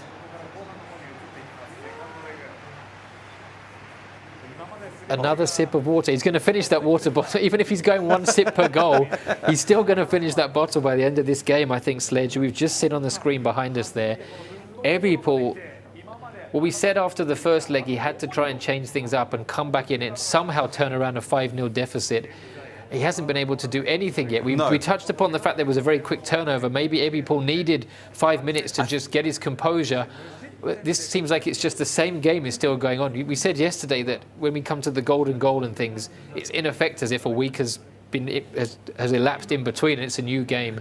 But for the players, it hasn't, and there was no time in between. And this is as if that horror first leg for Ebipol is just continuing. He's having the recurring nightmare, and who knows? Sledge doesn't seem to be showing any kind of mercy. Is he gonna let up, or is he gonna keep going? Sledge yesterday played Nasri, a 1-1 draw in the first game, narrow 2-1 defeat in the second game when, with 10 minutes to go, Nasri basically kept the ball. Sledge couldn't get the ball back, and Nasri expertly saw that one out, but playing against such a strong opponent there, we didn't really get a chance to see what Sledge can do when he's on form, when he's in front. Today he's shown it, and wow. Well, he has, and we said as well that Ebipol was very expressive when he celebrates. He was quite open about saying he wants to apply pressure on the opponents. Maybe Sledge here is giving a bit of a response for the regular FIFA players and showing, look, he's not going to let up. Maybe ordinarily there'd be a kind of gentleman's agreement that you don't make fun of your opponent. You hold back. This game is long since won. Maybe Sledge is showing, well, you come into our game and you cause an upset like that, there's going to be a response, because Sledge does not look like he's letting up here. Well, Cantona breaking on the right-hand side now for Ebipol. Pulls on back. Goal back for Ibrahimovic. The comeback is on. 8-1. Here we go. Well, relief on the faces of the players in the game. I always wonder when I play FIFA that a team who's behind, why the players celebrate so much by default. But Ebipol not particularly. If you see the comment here from one of our Twitter viewers asking Ebipol to bring about a miracle. It would be something of a miracle, but he's gained a bit of respectability by scoring a goal and not giving up. I mean, the mental side, you keep on saying about the quick turnover between the games, absolutely right. It has felt like it's just a continuation of the first leg, which went so badly for him. You think in real life, certain freak results that you get at times. Manchester United in real life lost 5-0 at home to their biggest rivals, Liverpool, this season. Paul Pogba got sent off for a terrible tackle early in the second half, and you just felt at that point that the players wanted the game to end. The result was decided, and the frustration just came to the surface then. That's human. Everybody feels like that. Keeping that in check is part of the professionalism, but once the result really feels out of your control, that you might as well just end now. It's very hard then not to get frustrated.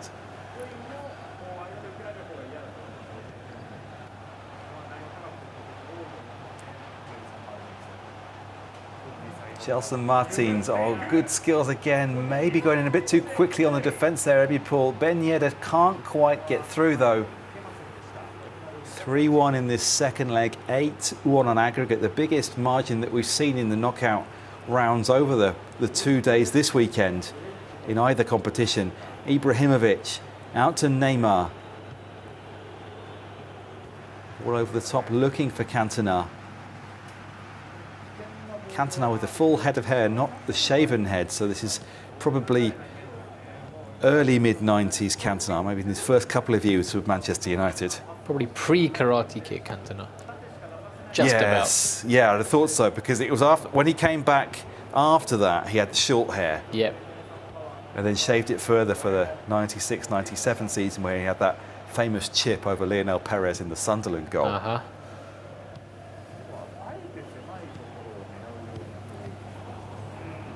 Well, we've got 20 minutes left to go of this pretty much foregone conclusion. I feel like Sledge could well be adding to the score, which he might do here. eBpool's done well. eBpool finally seems to have gained some element of control. Whether that is Sledge now just saving himself a bit for the long day he still has ahead, we don't know. We'll have to ask him.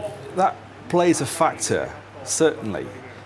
If you're playing FIFA in career mode, then the fatigue of the players carries over to the next match. So at this stage in the game, you might have to start thinking about that. In Ultimate Team, in the competition that we're playing today, that's not a factor. But the physical and mental fatigue of the actual human players is a factor. It was a long day yesterday. It's a long day today. There are 2 rounds ahead, potentially 3 if it loses at one point. The winner of the losers competition will have effectively played 4 rounds today, so it could be a long day ahead. Maybe keeping something mentally and physically in reserve, just relaxing a little, is the way to pace yourself throughout the tournament, if at all possible, something that Agu obviously didn't have the chance to do yesterday. Absolutely. Could very well be that. Or it could just be the fact that eBpool has finally managed to calm himself down. He's realised this game is beyond him, so he's almost thinking of this as now a fresh start. Right, just get back to doing what I want to do with my team. When I've got the ball, move it around, don't try to force things, because as well, as we've said, he has another chance now.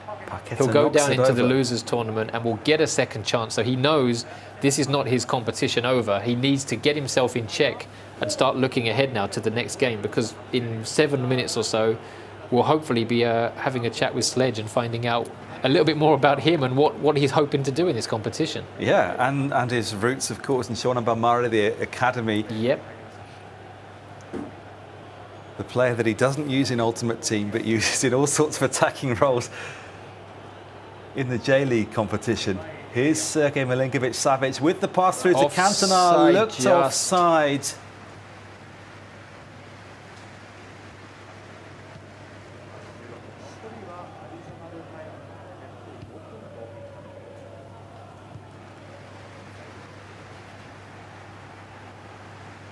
Paqueta, Sergei Milinkovic-Savic. My first ever match commentary on Japanese television was in 2013. Cantona had long since retired by that point, but he's through here now. Cantona cuts back to Ibrahimovic. Ibrahimovic blocked off. When Ibrahimovic came to the Premier League, I did have the opportunity to commentate on a few of his matches. Cantona, today is the first time I get the chance to say his name in the commentary. But that is that for the second leg. It felt a foregone conclusion really from the first. Sledge able to relax, able to smile. Now we see a bit of emotion on his face. 8-1 victor over the 2 legs. An emphatic display from him. Is that Jurgen Klopp, his in-game manager? The way he's behaving certainly is Kloppian.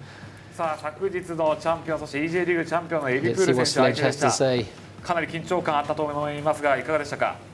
He's now responding in Japanese. エビさんは昨日優勝してるんで逆にプレッシャーは自分より大きいかなと思ってたので。He's now speculating that the pressure was on eBpool as the champion from yesterday, more so than it was on him. So perhaps that's some of the mind games coming in. 自分の色を押し付けるという戦術を取っていったということですね。はい、スレッジ選手おめでとうございます。ありがとうございました。そしてエビプール選手、悔しい結果になりました。I wonder what eBpool has to say. We're not going to get to speak to him now. 昨日の90モードと違って全然選手の感覚だったりラインの下がり方が違いすぎて、 Talking about the mode, how it's different from yesterday's 90 mode where everyone was the same. ぐらいから結構ちょっと心が折れてしまって、まあちょっと。And then the mental thing, he said, 気の緩みというかそういうのもあったのかなと思うん the ですけど direct translation would be heartbroken by the way things were going. That's a little bit of a strong expression in English, but he felt mentally under the cosh by going behind so much and wasn't able to break that back. We're now Well, seeing Mikey that. said something similar, right? When it happened to him in the group stage, that there are those games where it just gets ahead of you and that's it. The fact that eBay is going to get that second chance, he drops down, as we see here, into the losers tournament, where he'll play either Nasri or Nyonyo. Well, next to us now, actually, the first game of the losers tournament, that's not going to be on the stream, but literally right over here, 2 or 3 meters to my right, we have Atsia playing against Mikey in the first game of the losers tournament here. Ebipool goes down to that to play the loser of the following match between Nasri and Nyonyo. Sledge, emphatic victor against Ebipool, so he goes through to the semi-final of the winners tournament. Win that, you got the final there. Lose that, you get one more chance in the final of the losers tournament. See what's the score at the moment? Can we see? Can't quite see it from here. It's 1-0 to Mikey at the moment. Mikey is 1-0 up, okay. I'm not sure whether we're in the first or the second leg. I think it's the first leg, first half of that. But yeah, the tournament progressing now. We have 3 of our semi-finalists in the winners tournament. These losers tournament games are going to go on simultaneously in what has been the recreation room next to us. And we're finally getting to see Sledge. Finally, for the first time, we get to interview him. おめでとうございます. Congratulations. おめでとうございます。やっと話せる。そうですね。昨日話せなかったけど、お疲れ様でした。ありがとうございます。じゃあどうですか。先ほど日本語のインタビューでちょっと昨日エビプール選手が優勝しましたから逆に彼がプレッシャーがあったかなと思った。でもそれに加えてもともと FIFA 選手としてこのアウトサイダーが急に優勝してちょっとメッセージをエビプールにメッセージを送りたかった。そうですね。やっぱり FIFA のプレイヤーとしてやってて多分昨日エビさんが優勝したのはすごいおめでとうとは思うんですけど、やっぱり FIFA プレイヤーとしては悔しい部分が多分みんな多分思ってたんで、FIFA プレイヤーって本職というかがフットなんでそこでは負けられないなっていう思いはありました。So Sean asked about Sledge's comments about the pressure being maybe on Ebipool this time and said, was there a factor in the fact that Ebipool came across from the other series of games to win FIFA at the first attempt? Was there a matter of pride as the FIFA players to give him a message, send him a message that this is FIFA domain? And Sledge was quite upfront with it, saying absolutely. Although he congratulated Ebipool on his victory yesterday and was pleased for him, as a seasoned FIFA player, there was a certain amount of pride that this is our domain. We can't let outsiders come and win quite so easily. We needed to show our strengths today. 8対1という勝利になったんですけども、昨日結構エビプールと心理戦、メンタルの話はしてたんで、エビプールは結構フランクにそういう感情が結構表に出るようなタイプだと思いますけども、それに対してずっと試合が終わるまでポカフェイスのような顔をスレッジさんがしてたと思いますけども、内心はどうですか？昨日先制点取って、逆転負けしてるっていうのもあって、いくら点取っても油断はできないっていうのはあったので、そこは自分に言い聞かせて落ち着いてやるようにっていうのは心がけてました。I asked Sledge about the mental side of it because Ebipool's emotions quite on the surface. Sledge more with the poker face. He said, well, yesterday I took the lead, experienced being defeated with the opponent coming from behind. So this time I knew even if I was in front, I had to keep focused, keep in control till the very end. Managed to do that very successfully. 昨日はもちろん湘南ベルマーレ選手を使いましたけれども、杉岡選手はセンターフォワードとして使いました。このチームに入ってないけど、その本人から何か文句はありましたか？いや、そこはもう多分彼も分かってくれてると思うので、一応クラブの中にはいて、ベンチとかには連れてってはいるんで、お守りじゃないですけど、杉岡選手とあと今は湘南ベルマーレにいないんですけど、金子大輝っていう、自分の一応時代の同期の選手とかも一応お守りみたいな感じでベンチには備えているんで、もしかしたら出る時もあるかもしれないです。いいですね。Stop press. We now found out that Sugioka is actually on the bench in Sledge's squad. Sean asked about his use of Sugioka in the team yesterday and why he wasn't in this time. Sledge said, well, actually, he is. Two players, actually, Daiki Kaneko, who was with in the Shonan Bellmare Academy, he has both of them in his FIFA Ultimate Team squads. They don't usually get on the bench, but they're on the bench. Maybe at some point we might get to see them today. Something to look forward to. Yeah, we need to find out about the name. Have we got time? I think we have time. Sledge っていう名前の由来について教えていただきたいですけども、一体どういう意味だったんでしょうか。由来はもともと父親のアカウントを自分が引き継いでやってたっていうので、で FIFA やってそのスレッジっていう名前が広まったっていうのはあるんですけど、なんか親に聞くとその釣りが好きで、釣り竿のルアーっていうそのなんか餌みたいなの名前がスレッジっていうらしくて、でそのお気に入りのルアーの名前を取ったっていう話は聞きました。Okay, this is a slightly surprising development, but he's using the same online account as his father was using. That's where the Sledge name comes from. So it wasn't a name that he picked himself. According to his father was a keen fisher, and that was the name of a brand of bait. Yes. Well, we were never going to guess that, were we?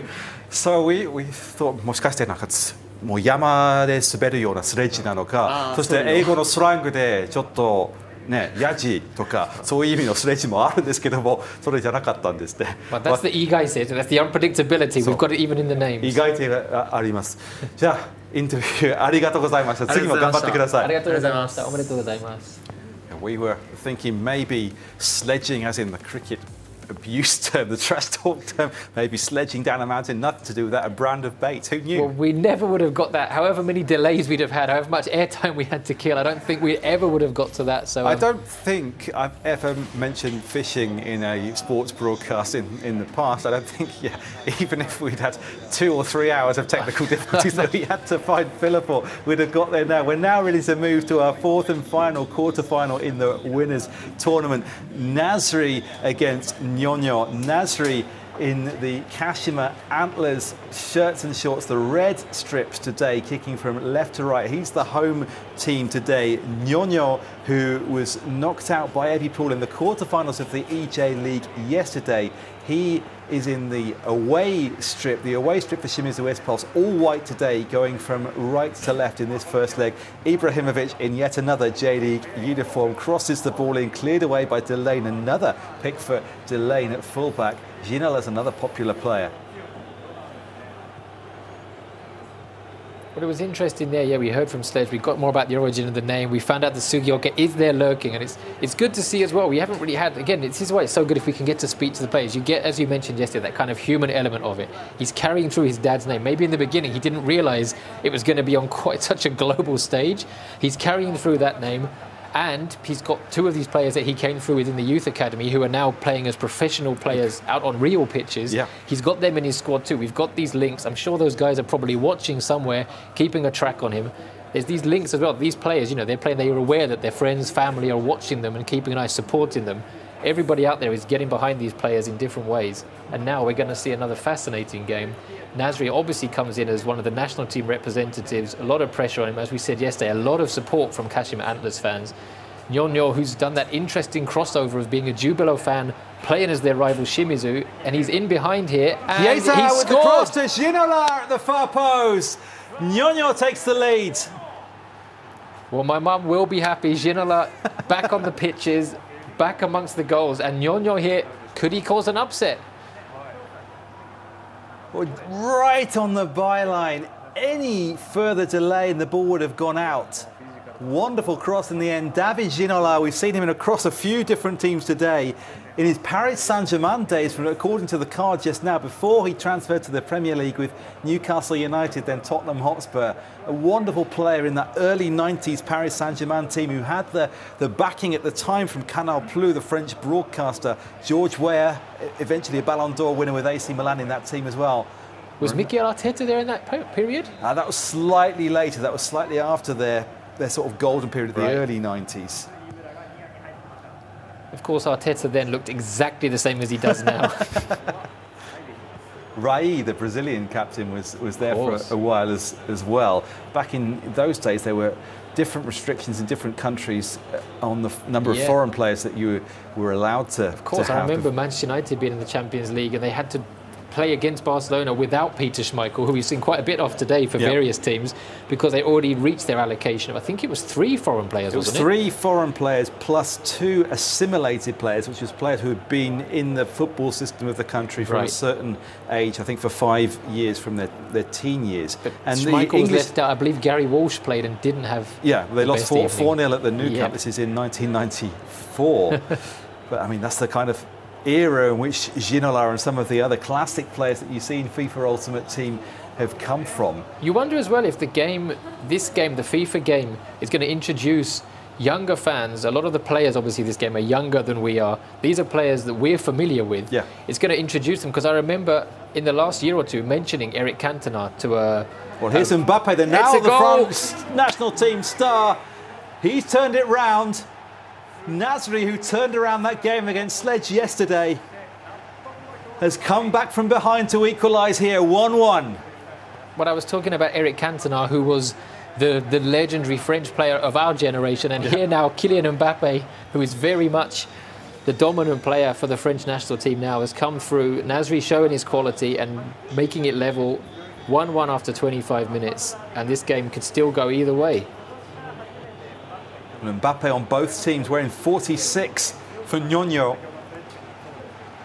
I wonder if that's a reference to Hinata Zaka 46, the girl band in which our friend Yuka Kageyama appeared yesterday. We might have to ask about that if we get the chance to interview. I mean, Mbappe wore 29 at the beginning of his career with Monaco. I think he might have worn that as well for the first season at Paris Saint-Germain. More often wearing 7 these days. Paqueta.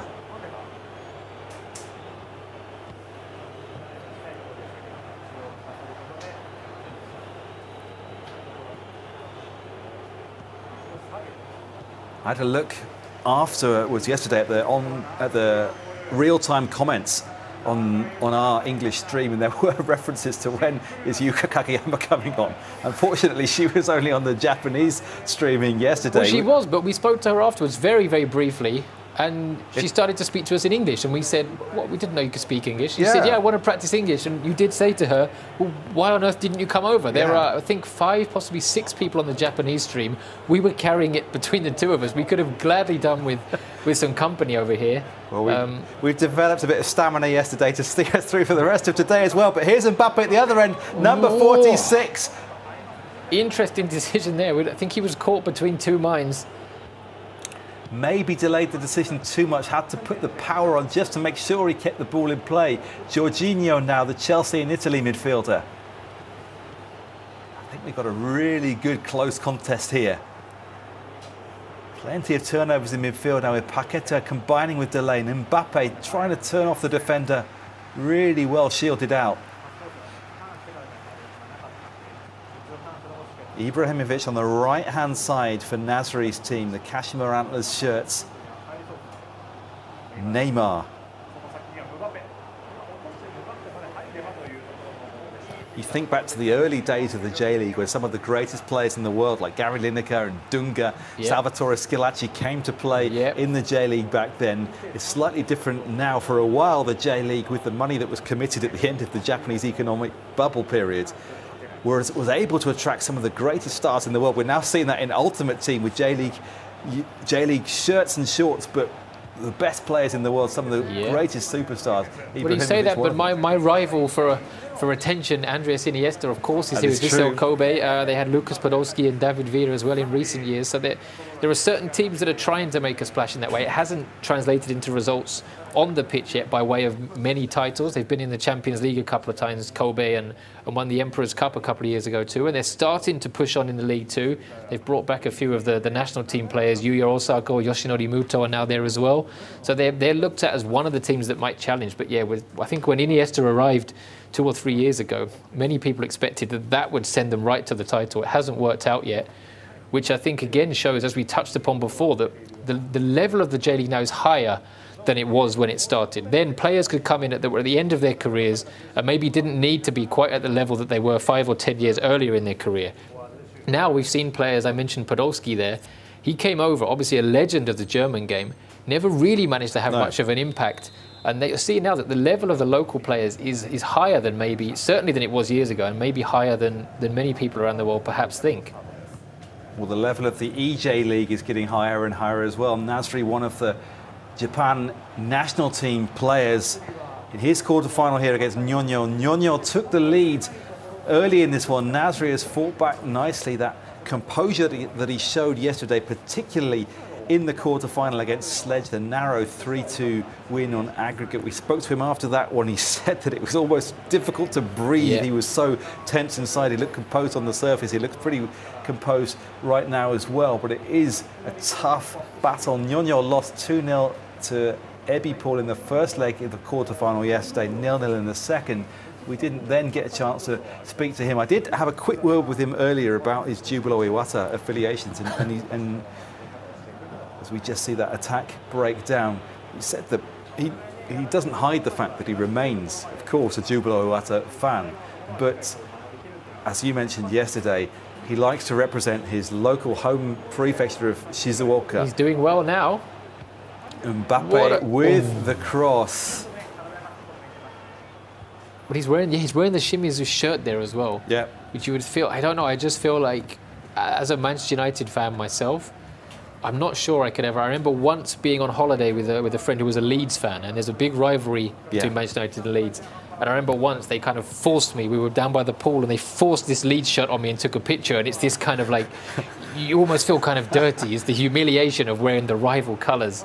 So it's definitely a different aspect of maybe the culture here. I don't know. I have to speak to some other fans of Shimizu and Jubilo to see how they feel about it. The reaction that he's had from fans, and he said that they've generally been very welcoming. And he emphasises that he's a representative of his home prefecture, Shizuoka Prefecture, within Japan. A great footballing history that they have there. Absolutely, yeah. Two good clubs with a good history in the J-League. Maybe have had slightly harder times of late with relegations and promotions. Jubilo Iwata are back in the J-League, in the top flight of the J-League, the J1 League for 2022, presumably in the next iteration of the EA Sports game.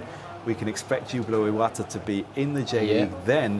Whether that then affects Nyonyo's affiliations next year, you'd expect him to go back to Jubilo Iwata. We'll have to see. Well, we touched upon the early days of the J-League there. You mentioned Dunga, who of course was at Jubilo Iwata. Shimizu S-Pulse were managed by Ozzy Ardiles and Steve Perryman in consecutive years. They were there together, and then Perryman took over from Ardiles. And I think it was the 99 season. It's Ronaldo with space in the box. He's got there and put Nasri in front. He's come back again from 1 behind to 2-1 in front. Ronaldo is the goal scorer. Yet again, Ronaldo is the goal scorer. I think everybody seems to have him. I'm not sure we've come across anybody here who hasn't got him in their squad. Ibrahimovic in midfield for Nasri's day. Such talent throughout the squad. So Marquinhos is a popular one. Ibrahimovic, Neymar, Ronaldo, Mbappe as well. Hernandez is popping up a lot, I think. Kante now has been dropped into the base here. Yeah, there's a lot of players popping up. Paqueta, Ginola as well, of the classic players. Van der Sar we're seeing in goal for the first time now, another one of the classic players, not quite as highly rated as Peter Schmeichel. I think Manchester United fans, if you go to all-time goalkeepers, probably most would pick Schmeichel as number one, closely followed by Van der Sar. What do you think, Sean? And then my brother Roy Carroll, he's not actually any relative, I hasten to add, but I think probably Roy Carroll is most famous for that save he made that was not a save from, I think it was Pedro Mendes, wasn't it? Yeah, the shot from the halfway line, clawing it from about 3 metres behind the line. I once watched a game at Old Trafford, and it's the only time I can think I've ever been to a football stadium and caught the ball from a wayward shot. So it was my duty to return it onto the pitch, and I was behind one of the goals, so I returned it to Roy Carroll. He didn't catch it. That's an excellent story. That was always what I wanted. Every time I went to a game as a kid, that was what I wanted to happen. I was always so jealous, and I never met anybody who actually happened to. I think the first time, when I first started to cover the J-League, I would also take a few pictures. I'd get a photographer's bib and walk around the pitch beforehand. And any time the ball rolled to me, even in the warm-up, it was just so exhilarating to be down there by the pitch as the ball comes to you. And I remember once accidentally scoring a goal at Kashiwa Reysol, the stadium we talked about before. The ball rolled to me, I kicked it back towards the goalkeeping coach for the warm-up, and he hadn't spotted it. The goalkeeper turned around to face the other way, and I was suddenly panicking, thinking if he steps back, stands on the ball and does his ankle, I'm going to ruin the home side's chance in the end. Luckily it didn't, but the ball went in the goal, and I got a few ironic cheers from a couple of fans who'd seen it. But I never got to return it to a player. Big game. Yeah. Outstanding. Since then, I don't know, I spent 8 years going to most Gamba Osaka home matches, several away matches. We'll just pause to see how this attack fares with Paqueta back to Barella. I was behind the goal in all of those games. Never once did the ball come anywhere. But there was a long gap. But I went to away stadiums as well where it was a bit closer, but never once, you know. Well, that surely shows that the likes of Ryuji Bando and others that led the line for Gamba were good enough. They didn't miss the target that often. Ginola with the shot. He's only just missed the target. For very close. Shooting from that angle that we've seen Ibrahimovic shoot from with a couple of the other players so far. Messi, Ginola, fresh legs, and with Kante as well, of course, for Nasri's team. He's controlled this one quite nicely. But there's still only one goal in it. There's still only one goal. Nyonyo's not letting it get away from him, as we saw with Ebipol in the previous quarter-final. Yeah, absolutely. The game completely ran away from him. He lost his call, lost any control over it. Nyonyo, against one of the national team players, he knows he can't let the same thing happen, so he's not getting overwhelmed. He's trying to attack there, as we saw. Maybe he's seen that other players have had some joy from that position with shots of that kind with Ibrahimovic, and he's now trying to see if he can maybe make something happen. He's got 10 minutes here to try and get back into it before we head into the second leg. Carrasco is one of the players on for Nyonyo. Vinicius Junior, we've seen him in some of the squads, in some of the team sheets that we were given before going on Jesus Corona as well. It's the first time I think that we're seeing him on the pitch. Nyonyo is the player who's been featured the least so far, even in the Japanese language streams of the eJ.LEAGUE. He was in a bit of a group of death with several big fixtures going on at once, and none of his group games were shown on the Japanese live feed. He did then play against Oyo of FC Tokyo in the second round, won that one 2-0. His two really notable goals, and that one was the spectacular free kick where he set the cursor way over the bar. So, but he doesn't want to concede here. Cross here, and Ginola with the far post header again. Big stroke of luck with that one. That could have made a big difference heading into the second leg, and now he's in possession. Can he get up the other end? Can he see this attack through and end the tie all square? Delane to Vinicius Junior and Mbappe. Lovely ball over the top to Vinicius Junior. Chance on here perhaps.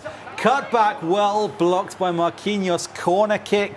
Set pieces could be key. Takes it quickly. That was very quick. We haven't seen many like that. Jesus Corona wearing the Tecatito on the shirt. Of course, that was the two different brands of beer in Mexico.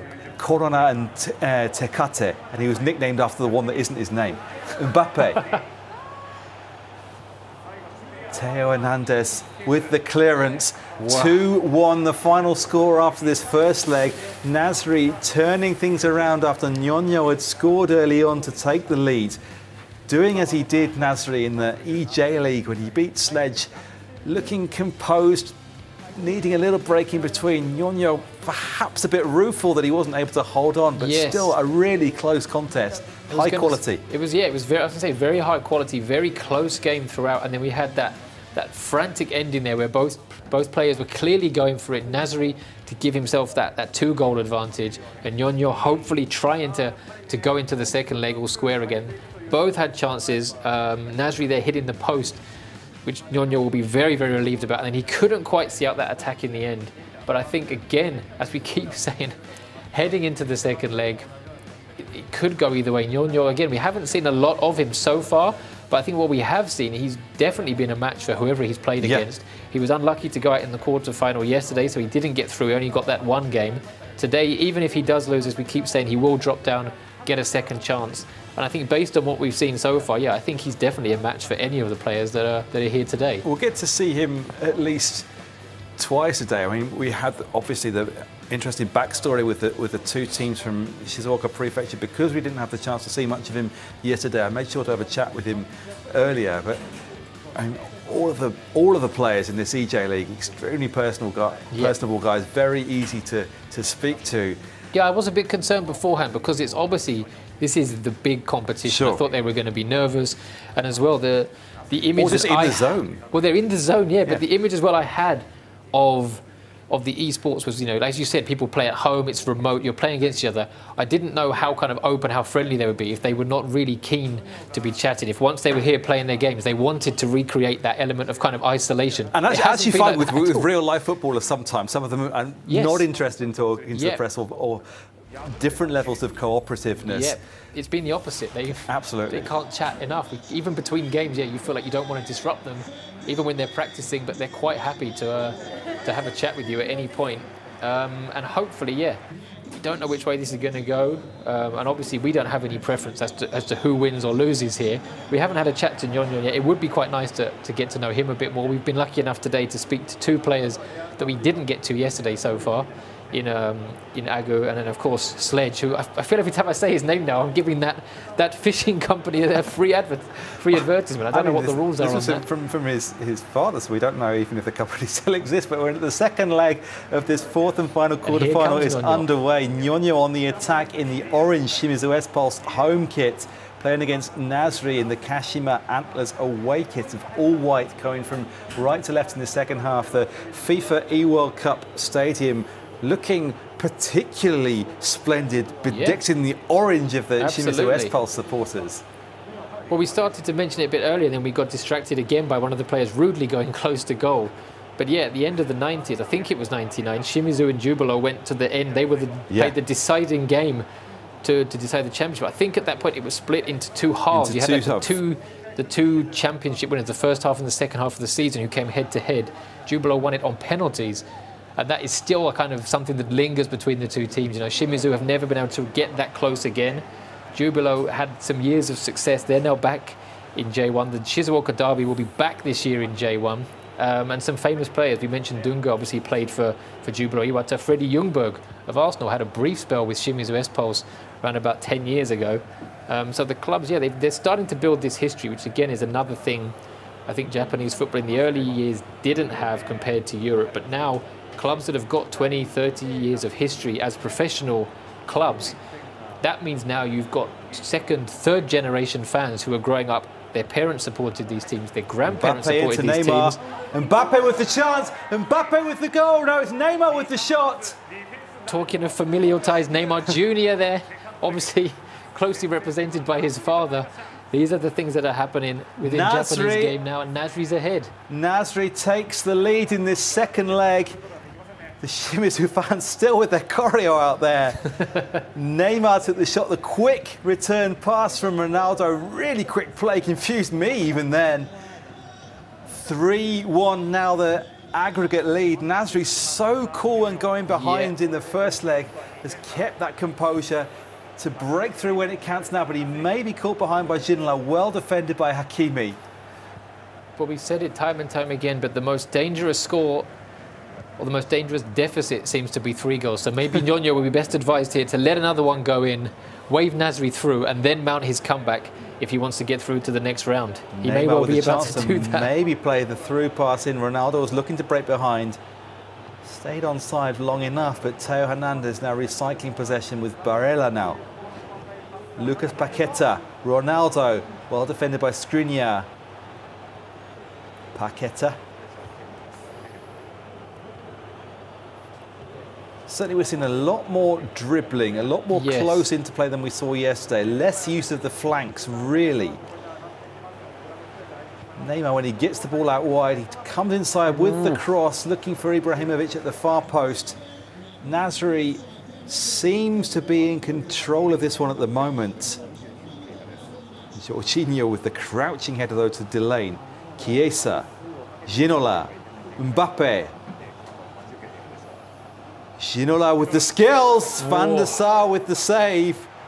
And you mentioned that this chemistry between them, Mbappe and Ginola, of course, 2 French players from different eras, but they did seem to really link up so well there. And blocked on the line by Hakimi. Can he get the rebound?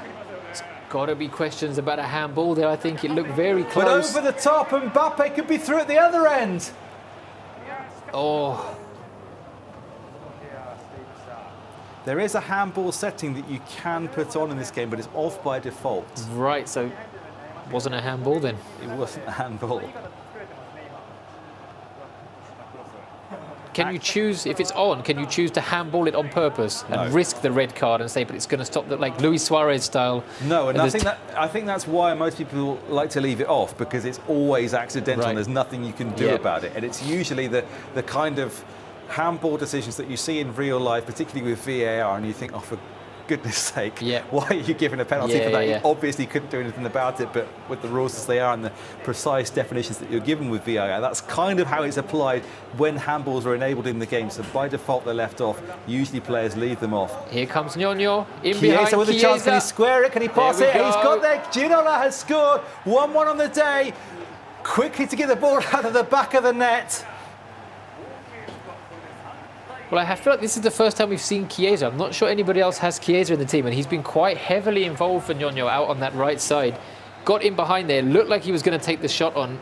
Unselfishly or intelligently, if you look at it from Ñoño's decision-making process, laid it square, and as soon as he played the ball, that was guaranteed to be a goal. Timing of the pass was delayed, but delayed to perfection because the accuracy was so good. There were two defenders in the way, so it had to be in front of the defenders, not so far in front that Van der Sar was going to intercept it, and not so powerful that it was going to run out of play at the far post. Left the shot angle just about perfectly. But here's Ronaldo at the other end. Blocked off. It's the first penalty that we've seen this weekend. And again, in the minutes after a goal, it's that unpredictability of not knowing what's going to happen next. Ñoño wasn't quite able to maintain the composure we've seen of all the players so far defending. Well, it was Skriniar coming behind, and just looks running like behind. I'm not sure how much of a attempted challenge there was, but there was so contact. We're seeing it from the kicker's perspective. Ronaldo. Low to the left. Ronaldo puts Kashima, puts Nasri back in front in this second leg, extends the aggregate lead to 2 goals. Ñoño's going to be very disappointed about that. We don't know how much control exactly he had over the player who made the foul, whether he was trying to control someone else at that point. We don't know, but yeah, it didn't look like he pressed the button to make an intentional challenge, but he was running from behind. Maybe he sprinted from behind. That caused the little tangle of legs, and that was just enough. The line-up really high now if Nasri can play behind. Well, it was something we just were mentioning there with the handball and the fact that it's that unpredictability, that kind of unluckiness. And we saw it with a couple of the own goals yesterday where clearances from the defenders bounced off someone else and went into the net. These are the things that the players just cannot account for. Sometimes it's going to go against you. Sometimes it's going to go for you. And Ñoño's going to hope now that maybe he gets the rub of the green going the other way to keep this tie alive. So few fouls in general. We talked about Ñoño's prowess from set pieces. That one in the group stage, or in the round of 16 against Oyu of FC Tokyo, he put the cursor so high above the ball, there's so much top spin on it that the ball dipped quickly, went in off the underside of the crossbar. He said after that he'd been practicing free kicks. It's not usually an orthodox way of scoring. He thought that was something he could exploit.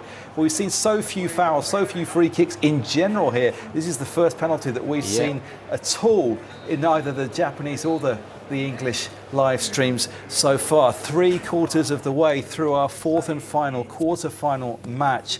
Shimizu S-Pulse, represented by Ñoño, behind here, 2-1 at home in their second leg, 4-2 on aggregate. Nasri looked in control. Ñoño got back, but they conceded that penalty kick. Yeah, again, it's hard to really tell much from their expressions. Ebi Paul aside, they're all so calm in the chair. But you have to think that Ñoño's going to be kicking himself, that after getting that 1 goal back, reducing the deficit to 1 across the tie, he has to be disappointed that he couldn't either add to it by getting the other one or just see it out and keep it at a 1 goal deficit. And Nasri, again, doesn't give anything away whatsoever. He looks like he's breathing there, which is good. He said he was holding his breath pretty much for the end of one of his games yesterday. He looks like he's still in control of those faculties. Let's hope he can see it through for the 45 minutes. Well, I hope for his lungs and his blood pressure that he doesn't have to hold his breath for too long in the second half. He has the 2-goal advantage at the moment. Things can change very quickly, though, as we've seen. It's the speed of the players, even quicker than yesterday, and it's harder to keep up with than it was then. Hakimi on the right-hand side, blocked off by Teo Hernandez. Two players who would have faced each other in the Milan derby last season when Hakimi was still at Inter Milan. Inter's financial pressures forcing them to accept the offers for Hakimi and for Lukaku, of course, who went to Given away Chelsea. a bit cheaply there by Nyonyo. You wonder if he's starting to rush things. Only 40 minutes to go. He needs 2 goals. This is the thing, isn't it? The tactical approach of it, I guess, is how the players decide to approach it without leaving gaps in behind. But he's doing well there, keeping the ball well at the back, working it out well, spreading it wide now. But Nasri's covering the defending, the way he closes down with 2 or 3 players to cut off the angles. Nyonyo can't get forward. He's here now, just in behind the left back. Delaying into Chiesa. Chiesa combining. Paqueta's shot. Paqueta scores. Nyonyo has equalised on the day. Just 1 behind now on aggregate. And once again, as I say, he's struggling to break in behind. He breaks in behind, gets the goal back. And Nasri has got it all to do now. Only 1 goal ahead again. And Nyonyo, can he ride out the 5 or 10 minutes now after scoring, avoid what happened last time he scored, and maybe get himself back on level terms across the tie? We've been joined effectively in our studio space by Ebi Paul and Mikey and Agu there, who are stunned, reacting and stunned to see just how Nyonyo is fighting back in this one. Everyone interested in who they might be facing later in the tournament, whichever side of the draw they're on. Loser, of course, goes into the losers' tournament. Still a second chance. The header at the far post from Ibrahimovic goes wide. Corner kick, though. Mbappe, 46. The keeper a long way out again. Goalkeeper on the 6-yard line at the near post. The ball is sent to the far post. The goalkeeper has to return. The ball headed back across goal by Ibrahimovic. That's another way that you can maybe play the keeper when the keeper is returning. Yeah. Head it back to where he's just come from. Nyonyo breaking again. He's got a lot of bodies in the Mbappe, final third. really good work through the centre. Chance ball. now. Van der Sar off his line. Gets the ball just ahead of the player. I'm not sure. You'll know better than me. I don't know if Nyonyo has changed his tactics, changed his formation a bit. Suddenly it seems like he's got a lot more orange shirts forward in the final third. Whether it's just an attacking setting when he is in possession, suddenly looks like he's causing Nasri a lot more problems when he does attack. I think he may have gone with the diamond with Chiesa just behind here. Jorginho in close support. Off the crossbar. Mbappe heads back. Nyonyo so close to an equaliser here. 25 minutes to go. It's all to play for. Ibrahimovic now breaks on the other end. Ball behind, looking for Ronaldo. Skriniar gets there. The goalkeeper can't quite prevent the corner kick.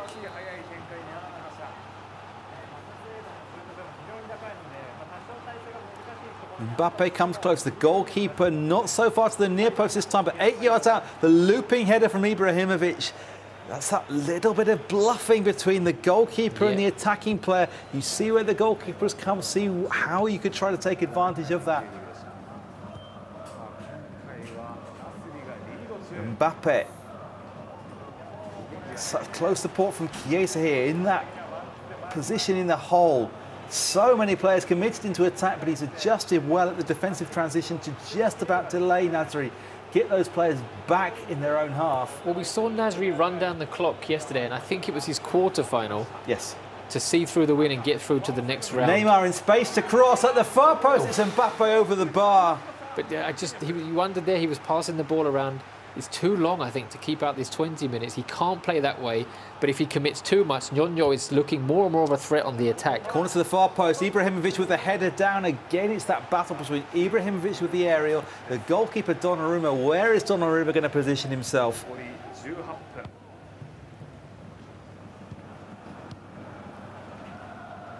Nyonyo looks the threat in possession. Then he gets caught on the counter. It usually ends up in a corner kick. Ronaldo dropping deep into midfield to spread to Hakimi. Maybe just keeping the ball on. He's worked it nicely to Ibrahimovic. Space on the far side. Maybe Ibrahimovic could shoot. In fact, he cuts back. A roar of celebration from Nasri as Ronaldo scores to restore the 2-goal advantage on aggregate. Well, we haven't seen anything like that from Nasri, and he did say when he came to speak to us yesterday that the inside and the outside were very different, and he mentioned the fact he'd been holding his breath. Maybe he had been holding his breath, and once that went in, he realised he can finally let it go, and that this time now, surely, as well as he's battled, surely this beyond Nyonyo, and Nasri looks like he'll be going through to join his Japan national team teammate in the next round. Kante, Vinicius Jr. and Ginola brought on as, well, hardly defensive changes by Nasri to sit out these last 13 minutes or so of the game. He's making little adjustments to the overall compactness of his team. Having a quick look now at how Nyonyo is lined up for these last few minutes. It's Ibrahimovic breaking down the right. He had the option to shoot, he had the option to cross to Neymar. Instead, he went for the cut back to Ronaldo in the middle. Well, what's interesting to see here as well, as closely matched as all of these players are, everybody is at such a high level. We had it yesterday too, where the 3 national team players got through to the semi-final, and eBay was the kind of wild card who went through to win it. And today it looks like if Nasri sees this out, again, the 3 national team players are going to be into the semi-final, and this time it will be Sledge who's in there trying to cause an upset and mix things up. And Sledge, a seasoned FIFA player himself, of course, now caught behind with Vinicius Jr.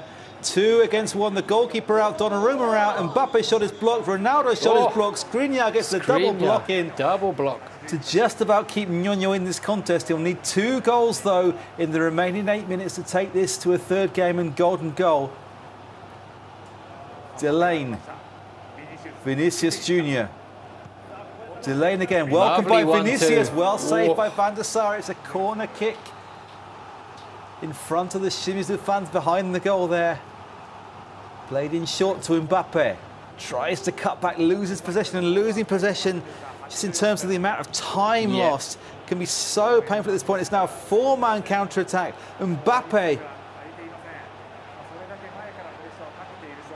just holds it, gets to the corner. This is maybe something that we saw from Nasri, his ability not to rush things any more than is necessary. Just take that little bit longer to wind down, an extra minute on that game clock. Now only 3 minutes to go. It has to be now, and then it has to be straight from the restart for Nyonyo. He's given away possession. That is probably the end of his chances as long as that ball stays in. Van der Sar plays it long. Mbappe has got behind Marquinhos, out for a throw to Nyonyo, but there's only 2 minutes of added time. It's going to be difficult to get all the way up the other end of the pitch in that time, let alone twice. Ginola with good defending, just those few precious seconds earned there. Fekir, Jesus Corona to Mbappe. Mbappe, space out wide, can he go through the centre? Combines with Jorginho, Mbappe's there, Mbappe with the goal, it might just be a consolation. I think that we heard a roar there, I think it was from Nasri. He knows how hard he had to work for that. Nyonyo striking right at the death, it was too little too late in the end. He pushed Nasri all the way, but Nasri in the end showed his quality as, again, representative of the Japan national team. He's joined his teammates in the semi-final. Hopefully we'll get a quick chance to chat to him soon. I was taken a little bit aback by that just release of emotion that we saw there, the release of tension. Well, you wonder as well, where we had the comment from Sledge where he said as FIFA players they were a bit put out maybe by eBay just coming straight across and becoming champion. And you feel like as a national team player, Nasri yesterday wasn't able to get through to the final. The competition, we heard Agu saying he wants to show that he is the best one of these 3 national team players. As well as they do all get on, as well as much camaraderie as there is between the players, we can see off screen here that Sledge and Agu are having a chat, working out whose jacket is whose. There's still that element of professional pride between them, of wanting to be the best one. Nasri, as one of the most well-known, most successful players in the game, wants to re-establish himself, and he was pushed all the way again here. That roar of relief, I think will be him showing that he's still here. Well, he is the only Japanese player to have played at the FIFA eWorld Cup in 2018, the last time that was played. He qualified from the FIFA 18 eJ.League FIFA Ultimate Team competition, so he's tasted the global stage once before. I think Mikey, much further back, had the global stage then. So the players, you can sense, although this being the eJ.League, the club competition yesterday was something the J.League was very keen to promote. Of course, all the 20 J1 clubs from last season have been keen to promote. The players themselves, this is their home teams. This is where they express themselves. And you can see the emotions of the players that we thought were less expressive yesterday. They're coming out today. We now have the full lineup of semi-finals in the winners tournament. Jay will play Agu in an all-Japan national team tie in the first semi-final match. The second one will be between Sledge, who we spoke to before about the origins of his name. We finally found out. Nasri, delighted to make that semi-final. They play in the winners tournament. We then have the losers tournament, quarter-final results to come. Mikey and Atsia were just playing in the room next to us. I think Atsia might have shaded that one, but I have to wait for confirmation of that. eWorld, who was defeated so heavily by Sledge, he will play in his next chance, his second chance, against Nyonyo next time around. Well, that for me, that's a really fascinating time. Unfortunately, I don't think we're actually going to get to see it or to broadcast it, but eWorld, having been dethroned, well, not dethroned, as the champion from yesterday, coming in and getting so roundly beaten, and Nyonyo, who's looked so impressive in the two games we've seen him play, had just been edged out each time. I think that battle, how is eWorld going to respond? Is he just like, is that it now? Is he shot? Or is he going to be able to come back? And Nyonyo, is he going to feel again that pride as a FIFA player to go in, kick eWorld right out of the competition and show that these guys, the level in FIFA, is not that easy to just come across and make a splash as eWorld did yesterday? Well, it's slightly a complicated bracket. There are two sort of finals. There's a single semi-final and a single final in the loser tournament. We broadcast them on the main stream. The other matches are played at the same time. We now have Nasri coming to join us for his winners interview, looking somewhat more emotional, dynamic than Holtz yesterday. Congratulations, おめでとうございます。声聞こえてきましたよ、こちらまで。はい、ちょっと本当つい叫んじゃいました。So we could hear you. Yeah, I screamed. 昨日と同じく、それはすごく空戦になりましたけれども、どうでしたか？そうですね。こう相手がこうその今の対戦相手の方はすごい苦手なので、こう最初自分いつもやってるこう戦い方でやってこううまくいかなかったので、戦術を変えてそれでそれがうまくいったかなと思います。Sean said it was another difficult game today. Nasri saying that he doesn't have a particularly good record playing against Nyonyo's style of play there. Nasri couldn't really get his usual game going, so he had to change tactics and take a different approach in order to succeed in this one. 気持ちが昨日とやはり違うんですか？フットのチームを操作する時と J リーグのチームと。そうですね。気持ちもこうゲーム性も全然違うんで、このゲーム性に合わせたこういろいろ考え方しようとかっていうのはいろいろ考えました。I asked if it feels different playing in today's competition compared to yesterday's with the different teams being used. He said yes, it does, and the different specifications of the game, and he thought an awful lot about how to prepare and how to play, particularly for today's competition. 次はスレッジ選手と戦うと思うんですけど、スレッジ選手の感想は何ですか？イメージは。こうイメージはこうなんですか、こう選手のドリブル、こうただただこう色の技とかじゃなくて、こうその選手を左スティックで動かすただのドリブルっていうのがすごいうまいなっていうのは印象的なので、それに対してこうどうやっていくか、駆け引き的な部分でこう逆を取ってみたいなのをやってくるので、そこの駆け引きをちょっといろいろ考えながらやろうと思います。Sean asked about the qualities of Sledge, who's obviously Nasri's opponent in the next round. Nasri saying that Sledge is an extremely good dribbler, not relying on the dribbling qualities of the in-game players, but having such good technique on the left stick of the controller to go left or right, to go inside or outside his opponent, and so it's difficult to respond to that. I'm sorry, I can just see Sledge heard that off camera there. We could just see Sledge heard that, so there was a bit of eye contact here. We should ask about, of course, like Agu said, he wants to show he's the best Japan player. What does Nasri think of that? Well, that's true.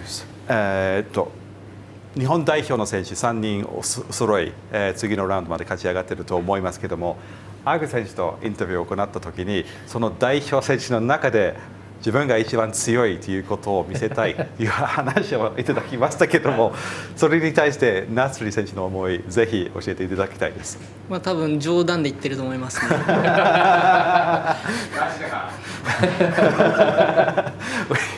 We heard before from Agu about of the 3 national team players, as here as Sean said. Agu said he wants to show that he's the strongest. What does Nasri think about that? I said, I'm sure he's just joking. Agu shouted across a little comment in return. They know each other so well, and they're obviously getting on so well. It'll be interesting to see how those matchups transpire in the next round. We are going to bring that interview to a close now because we're going for a quick break. Yeah. Nasri, congratulations. Thank you for joining us. どうも勝利ありがとうございました。ありがとうございました。頑張ってください。頑張ります。Thank you. Well, there we go. That was another breathless morning of action. Absolutely. And I think the Japanese team, it seems like they've already headed into a break. Yes. They're ahead of us. They're ahead of us. We got carried away a little bit with Nasri, but I think we're coming back in about 35 minutes or so. Yeah, it's 26 minutes past 2 in the afternoon Japanese time. The stream will resume at 3 o'clock, so on the hour, on the next hour, about 35, 34 minutes from now. We're going to take a quick break, have a bit of a late lunch, get ready for the semi-finals of the eJ.LEAGUE Ultimate Team competition. Look forward to seeing you all then.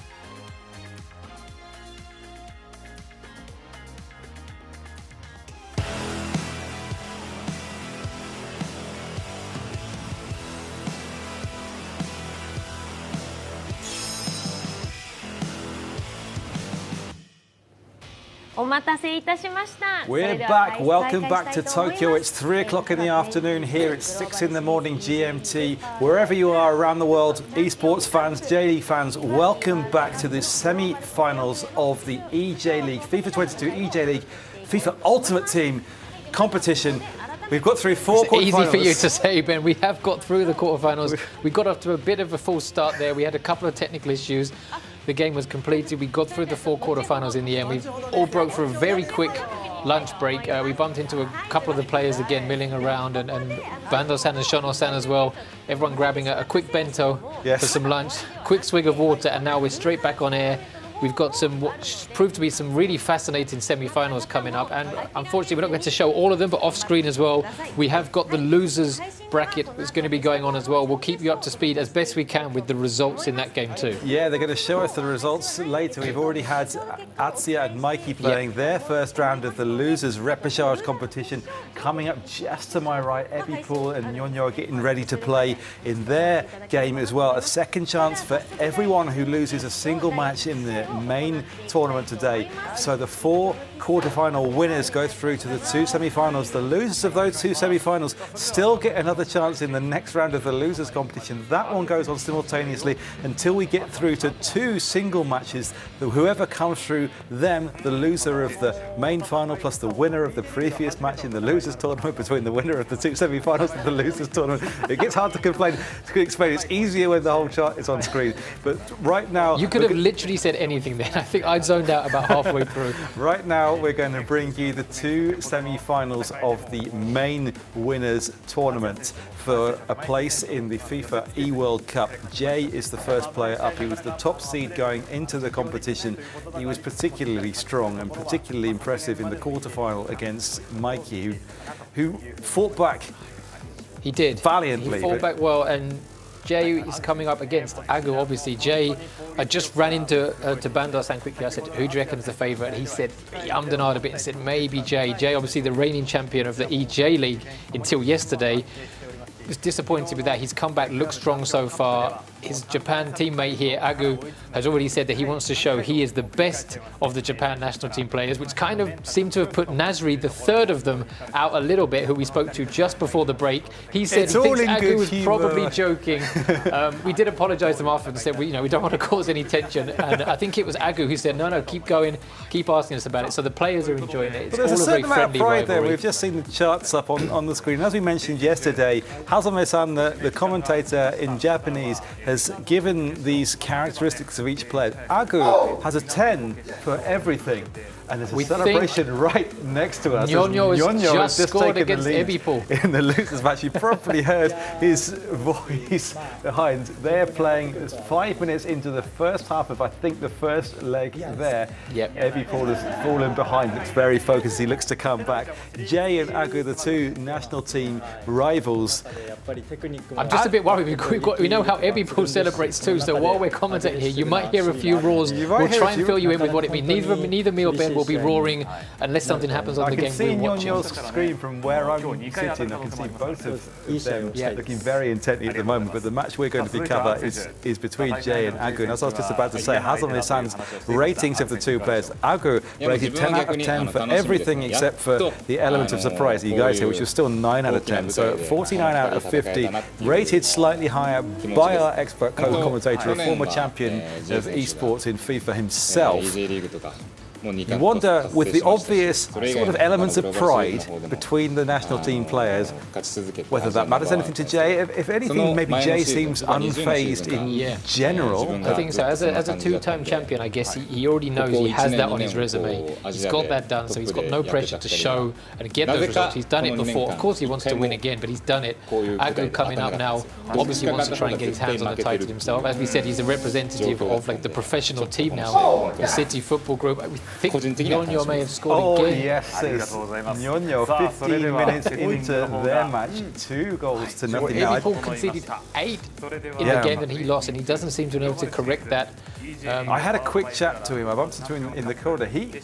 I noticed him sort of off screen, just walking down the corridor to have a gaze out of the window with Jay. I don't know what they were chatting about then. I bumped into Eddie people again just after that, just 5 minutes or so before we went on air, and asked what happened. He said emotionally it was very difficult to stay stay in control once going behind. So hopefully he reacts better to going 2-0 down in that one. We're now about to start the first of the semi-final of the main winners competition. Kawasaki Frontale with Vamo J's team, the home team in this first leg. It's 2 legs, remember, level on aggregate. We go to golden goal, third match or fourth matches if necessary, as was the case for Agu yesterday. J in the blue shirts, the navy shorts of Kawasaki Frontale, the home team kicking from left to right in this first leg. Agu, the away team in the Yokohama F Marinos away strip of white shirts and navy shorts. Well, this of course is a big rivalry right now in the J-League too. Obviously a derby down there in Kanagawa as well, big derby, and they between them, it's slightly weighted, well not slightly, very weighted in Kawasaki's favour, but the last 5 titles have gone to one of these teams. Kawasaki winning 4 of them, including the last 2, and Marinos under Ange Postecoglou winning it in 2019. But as we've touched upon all morning with these games, the players here are not the players from these J-League teams. Each of the controllers have picked their own squads of star players from the current world of football, or some legends as well. We've seen some legends cropped up, and all of them Ronaldo, the Brazilian Ronaldo, the real Ronaldo, as Ben insists on calling him. I don't think that was me, to be honest. Ibrahimovic is another popular player. Ronaldo, the Brazilian, there with the shot. The perfectly timed shot from 22 yards. Ronaldo scores for Agu, who takes the lead. Well, we've had a lot of curses of the commentator, but for once there, it's like a stopped clock. We were talking about Ronaldo, and as we finished, he launches one from way outside the area into the top corner, and suddenly Jay needs to respond. Jay going into the settings again. We had this issue in the first quarter final match, but perhaps he's just changed one of the settings. I wasn't able to see one of the assisted settings to manual settings. So there are various settings which the computer, the AI, can help the accuracy of certain things or the timing of certain things. You can preset that to customize it to your own personal preferences. Maybe there was something that was on the previous player's preferences. Maybe Jay has a different way of doing this. He felt something wasn't quite right about his defensive controls there. But either way, Ronaldo with the 9th minute goal. We saw in the last round how Agu was able to relax and play his way of football when he got in the lead, as opposed to yesterday where he had to battle back from behind several times. Well, I was worried for a second there we were going to have a similar issue that we had in Jay's first game, where there was a technical problem. We had to restart, and I was wondering how that was going to work, because fortunately in that game against Mikey, the scores were still 0-0, so we didn't have to worry about anyone complaining about their lead being taken. But Agu, having scored that wonder strike, I don't know how he would have responded if we'd been told he had to start again from the first whistle.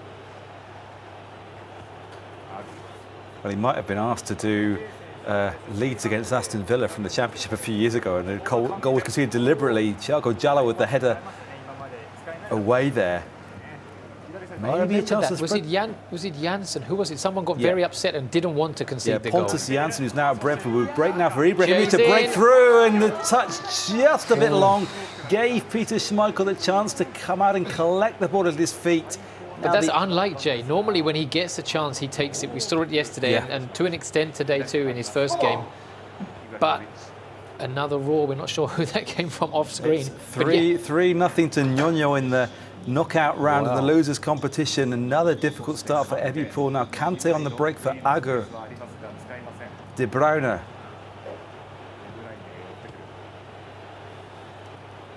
Kante spreads it out to the far side. Cancelo has got there. Messi outside the box. De Bruyne with space to shoot off the crossbar. Well, having scored once from that range, Agu's gone for it again. You wonder if he sees this as maybe his chance against Jay. Jay defends so well in the penalty area. Maybe Agu's decided that doesn't need to get that far. Try and get the shots off early from range. He's got the players today, which maybe he didn't have yesterday, with the ability to score from there. De Bruyne, certainly, as we were talking about a little bit earlier, his ability to pick shots, to pick passes that no one else would normally see. Obviously, that vision is reflected in the game with these FIFA Ultimate Team squads. Neymar. Good vertical attacking, though, from Jay today. Ronaldo on the wing. 2 defenders 4 of them now coming to cover. It has to go back to Teo Hernandez. Fofana. Close control to keep the ball. Fofana switches it back out to the left side. They've got 2 men going there. Ronaldo, well challenged by Cancelo. Such a brilliant performer for Manchester City in their title-winning season in the Premier League last year. Manchester City looking on course for a 2nd straight Premier League this season. Now here's Mbappe. Could be a chance to work the angle to shoot. Maybe held on to a bit longer. He could have gone for the earlier shot then too.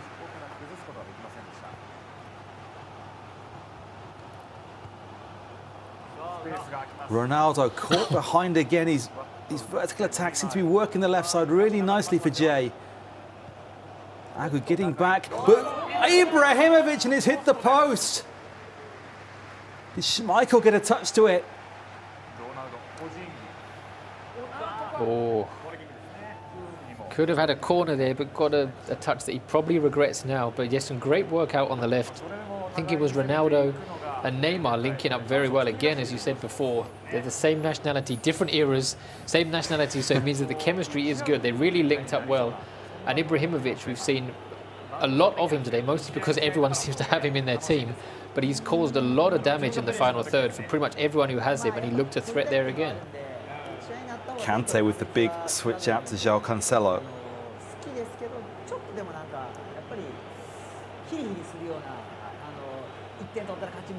Messi working those tight spaces to Mbappe. Agu looks really strong when on the attack. Really good pass from Cancelo into Messi, well defended by Jallo. Ronaldo works it out. Now Jay has the chance to go vertically again. Ibrahimovic was making the run through, perhaps didn't fancy his speed in a long counter-attack if he was going to play the through ball over. Instead resets across the defensive line, gets the entire team higher up the pitch with Neymar now on the left. Paqueta with the shots, the low shots, perhaps trying to... Well, now we have a goal in the other match. eWorld has pulled one back against Ñoño in the first knockout match in the losers tournament. The loser of that game gets eliminated completely. The winner keeps up their second chance. At the moment, the winner of this game is looking, if it finishes this way, like being Agu. He got the early goal in that game. 60% possession, 2 shots apiece. Jay, if we look at the golden goals, sorry, the expected goals rather, he's created the better chances according to the probability ratings of this game, but denied with the save, with the post as well. Agu's looked promising, got into promising areas. Jay, very good on that left-hand side. Yeah, he has. Agu's looked very good. I think we touched upon it earlier too, during his quarterfinal. But yesterday, he was behind in all of his games and forced to fight back. And he was talking about, when we spoke to him earlier, how disappointed he was to have done that and how he knew he had to avoid that happening today. In his first game... has pulled another one back over there. 2-3 in that one now. The second half has started in this one. It's difficult not to look at both screens at once. Well, it's not the looking, it's the shouts coming from the players over there that distract us. But yeah, I think Agu has shown now in the quarterfinal he won earlier. Once he went ahead, he was fully in control.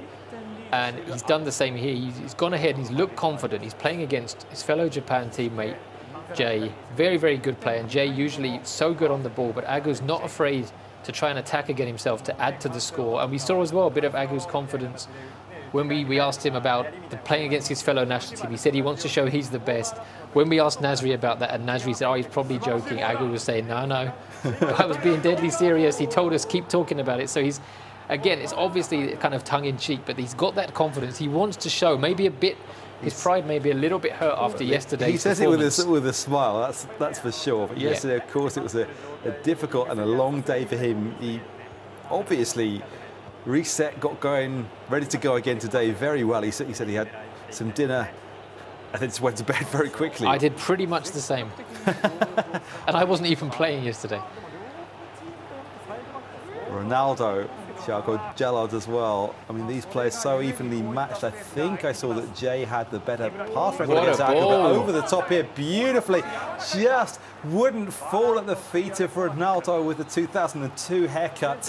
Varane got back there. The cross comes in from the corner. Varane heads out again. The whole build-up there was a cheeky back heel in midfield too. There was a quick interchange. These were the kind of flashes that we didn't really see yesterday, where the players were all the same ability, and the guys we've got here controlling them didn't really know exactly what each individual player's special skills were. But today we're seeing there another kind of little trick on the ball. The guys are clearly more comfortable with their own teams, and they know what they can and can't do with each player.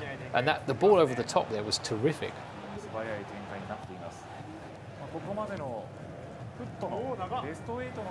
Jay going direct again, even when Agu has players back in defence, forcing Agu to attack from a rather deep position. eWorld has pulled it back to 3-3 in that other game. 1-0 in our main game here. This is something we didn't experience yesterday. The atmosphere in the venue is now spreading closer to us. It's so interesting to see it up close live as well, because we've seen it. Obviously, we were watching the group stages from our own houses. You know, we were watching it on YouTube like everyone is doing now. Today, we've been here. We can kind of hear it from a distance, and we've got it on the screen behind us. But being this close, you can really feel the tension between the players. 3-0 lead again. Cancelo with the cross. Ibrahimovic at the far post. Knocked back. Marquinhos chests it down into the grateful palms of Donnarumma. Really high-level contest here. Really thrilling contest going on next to us.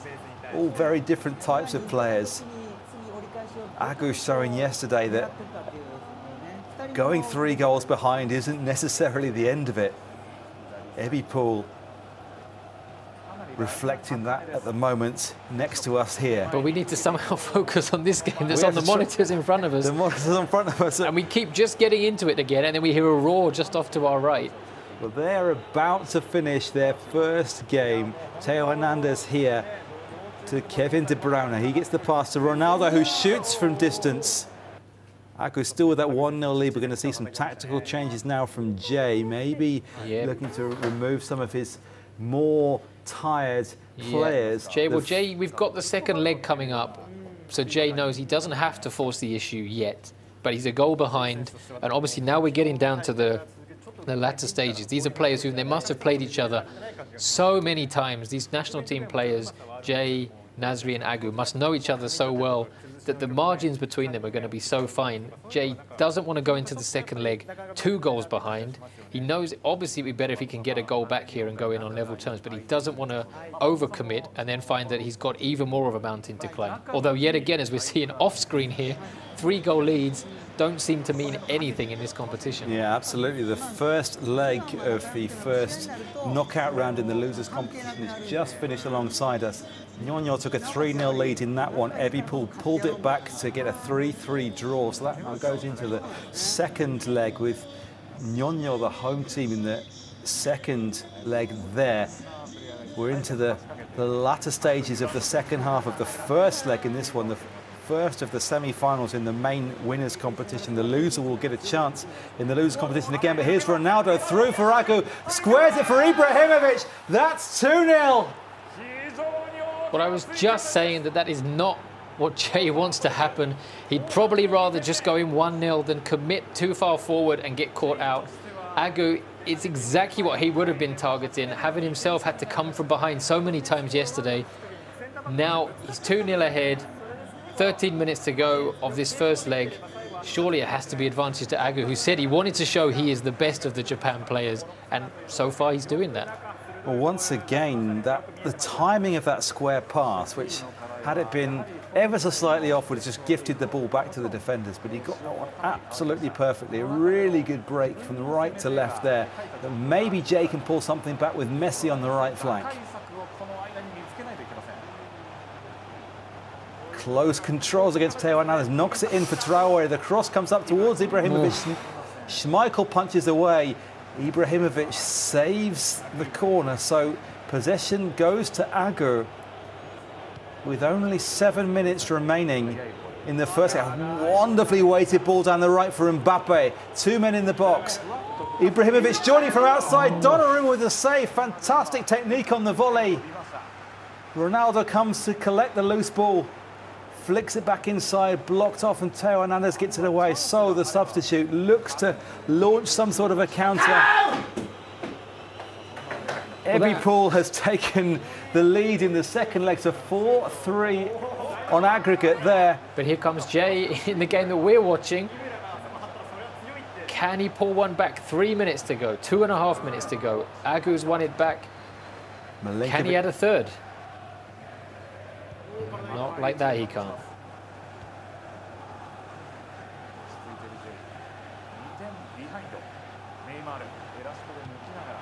You can just hear the crowd sounds of singing Manchester City songs. That's Agu's fans. He's obviously got that. Man City, of course, usually don't get that many fans in their stadium. We say as completely neutral observers. You're going to upset a few people by saying that, but the first leg is over here. A highly impressive performance from Agu, who came under the cosh a little bit towards the end of the first half, regained control in the second. Another perfectly timed pass to set up that second goal. 2-0 away from home. Agu in that first game. He has the advantage going to the second leg. You'd have to think so. As we said, the margins now between these players must be so fine because they're so familiar with each other. We've had with some of the other players who've come in, you mentioned obviously eWorld coming across from a completely different game. Maybe his opponents aren't quite as familiar with his strengths and weaknesses. These guys as national team teammates will know everything about each other. Yeah. It's finding those small margins. Agu was able to do that here. The chance he had right there at the end, probably one of the most audacious attempts on goal. We've seen the volley from outside the area. Yeah. We haven't seen many attempts like that. We said that's the kind of thing that us amateur kind of casual gamers will try all the time. These guys don't try it unless they think it's going to come off. For Agu, they were coming off there. Jay, things didn't quite click, but 2 goals is not insurmountable. But yeah, can he keep Agu in check? Agu now, we saw him yesterday only playing from behind.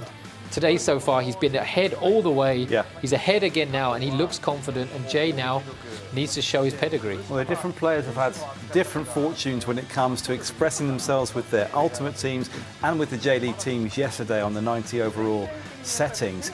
I think increasingly Agu looks the one most comfortable in this mode and able to play his way of football, impose himself on the games a lot more easily than he was yesterday. We're getting ready to start the second leg of this first semi-final. Yokohama F. Marinos, controlled by Agu, or in the Yokohama F. Marinos kits at least, will be the home team with a 2-0 advantage. Jay in the Kawasaki Frontale away kits, all in white, away in the second leg, having to come from behind according to their past records. And I don't know exactly how far that dates back. It looks like that Jay has a 6-2 overall winning record. Well, he's getting a lot of support as well. We've got the Japanese tweets that come up on the screen behind us.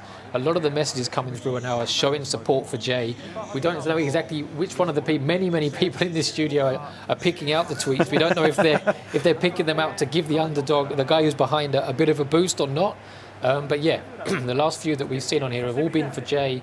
As we said, popular player with the Kawasaki Frontale support as well. And Kawasaki in the real J.League, as we kind of somewhat loath to call it, we don't really know how to refer to it in comparison. But yeah, they've been dominant in recent years. And Jay as well, winning the last 2 eJ.Leagues until he lost yesterday. He'll want to show that he's still in amongst the best players. But it could be a sign, if the eJ.League is anything to go by, that in the J1 League this season, that Kawasaki's reign of dominance is about to be ended by Avispa Fukuoka. We'll have to wait and see for the season to start there. But well, that would be outrageous, wouldn't it, if that were to happen? We've had some interesting jinxes in the J.League. I remember there was the Maeda death goal. Yeah. Yoichi Maeda. I forget now exactly how many seasons it was went about on. 5 seasons in a row that Yoichi Maeda, the Japan national team forward, playing for Jubilo Iwata throughout that time. Whoever he scored his first goal of the season against got relegated. And I forget if I maybe dreamt this. It's been a long couple of days. Did he score an own goal as his first goal of the season the year they went down?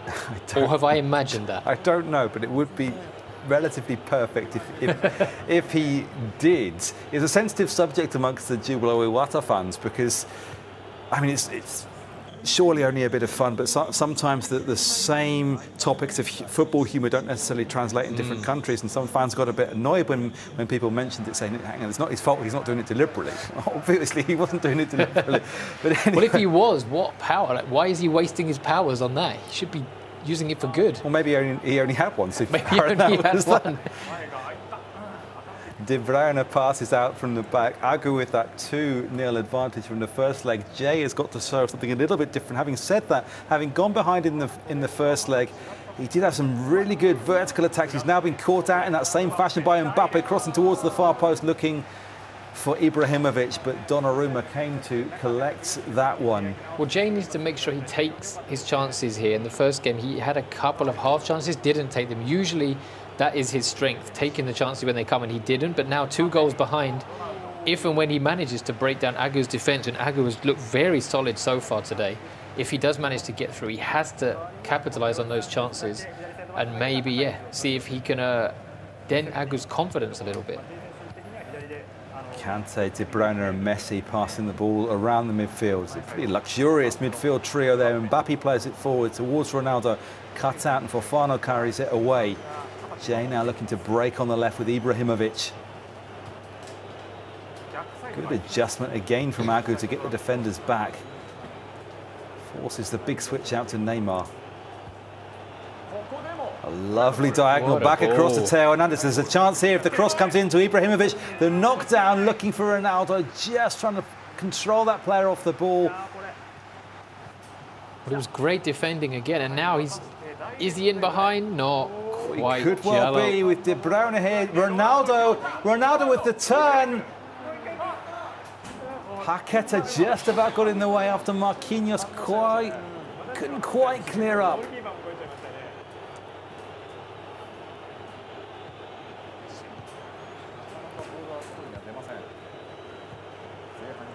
Thiago Jallo. Coming to the end of the first half hour. This second leg, Jay yet to really create that opening. That was that knockdown from Ibrahimovic that didn't fall at the feet of Ronaldo. Jay now looking to make changes, maybe go for a bit more of an attacking lineup, perhaps change the shape of that midfield as we've seen players do before today. Here's Cancelo, Kante, De Bruyne. Messi keeps it alive. It's going to be difficult to break down this defence without switching out wide. He's gone to Theo Hernandez, but he's outnumbered. Agu working the players across the width quite nicely. Could be outnumbered here. Cancelo.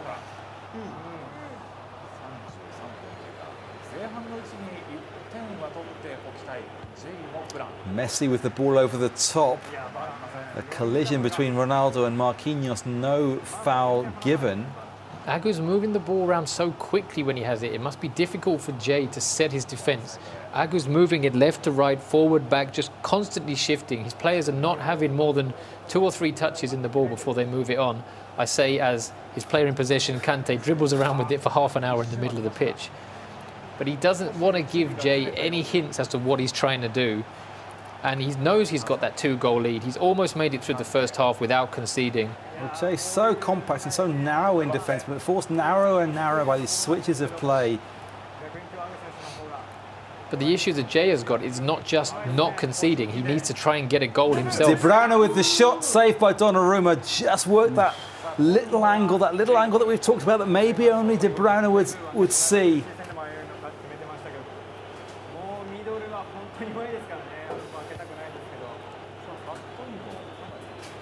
Coming up to the end of the first half, still goalless here. Jay hasn't quite been able to impose himself, but the ball won't go out of play. No. The play hasn't stopped. He's had that pause button down for a long time now, wanting to make these changes. Ibrahimovic might not need to make the changes. Theo Hernandez flicks it back in. Ibrahimovic, goal! Leo Messi! Well, we've mentioned the element of luck and what it can play. Jay wanted to make a sub or do something, as you said. The pause button had been there for a long, long time. If he had made that change, would he have been able to get this goal? Would he have been in the position to get this goal?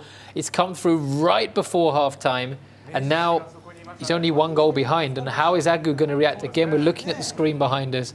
Jay looks relieved as much as anything. He looks very tired. He looks tired. He's so focused, as we've seen. He's making changes to the shape of the side, the basic formation, or the attacking formation we're looking at now. I think he'd switched to the ultra-attacking 3-4-1-2 just briefly there to try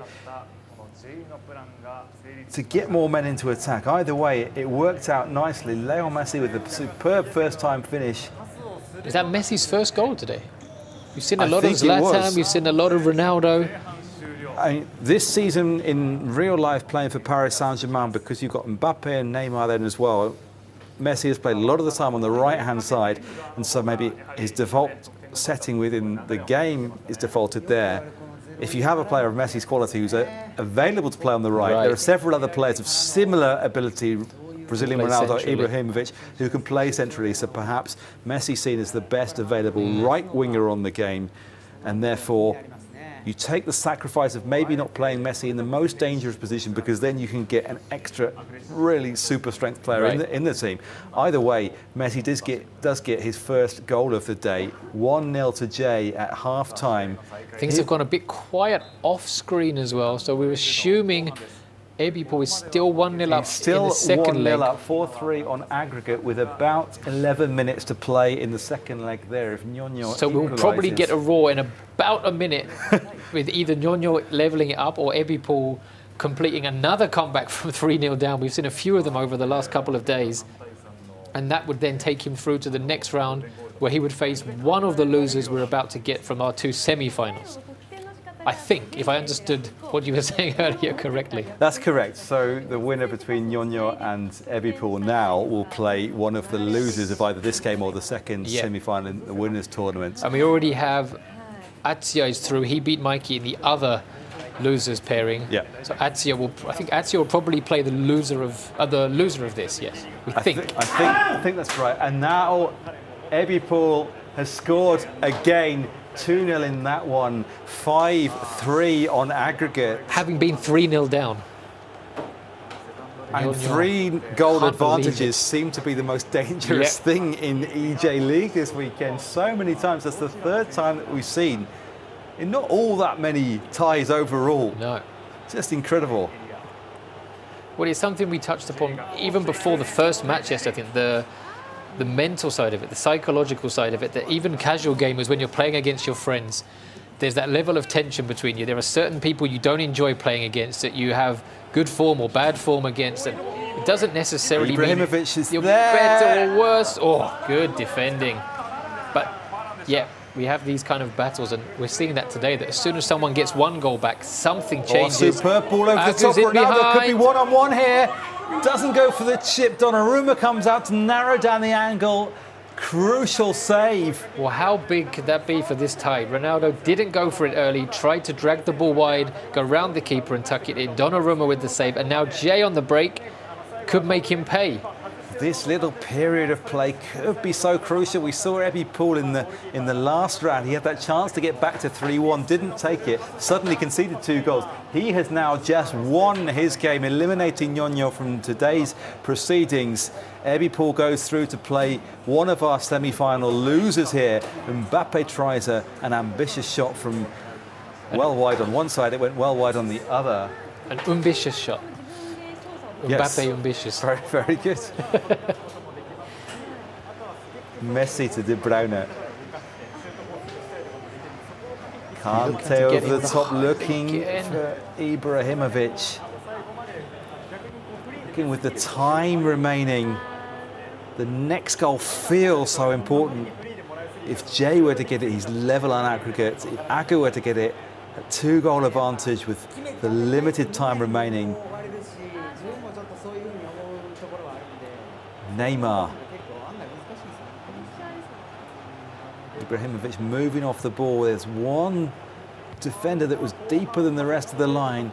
Could have played it over the top. Line now back in shape. Mbappe really deep as well.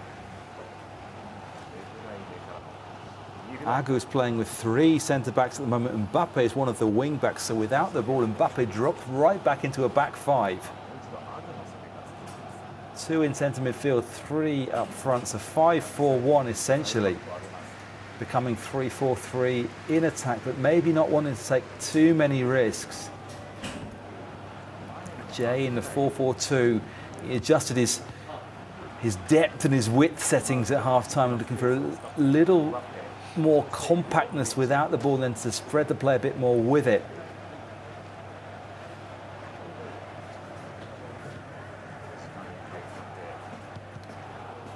Fofana blocks it off. De Bruyne to Kante. Agu doesn't need to be overly fast in possession if he can just keep the ball. Messi on the right there, works it inside. De Bruyne flicks it back out again. Second ball is Agu's. Kante and De Bruyne now a 2-man midfield. One current Chelsea player, one former Chelsea player. Well, I didn't look at the clock when Agu first got in possession, but he's had the ball for a very long time here. Just running down the clock. Jay obviously doing very, very well to keep his composure and not rush in and leave space in behind. But as we can see here, Jay seems to be changing his formation again. Jay needs a goal. He needs to get the ball back and he needs to make something happen going forward. 3-4-1-2 by the looks of things. Theo Hernandez and Leo Messi is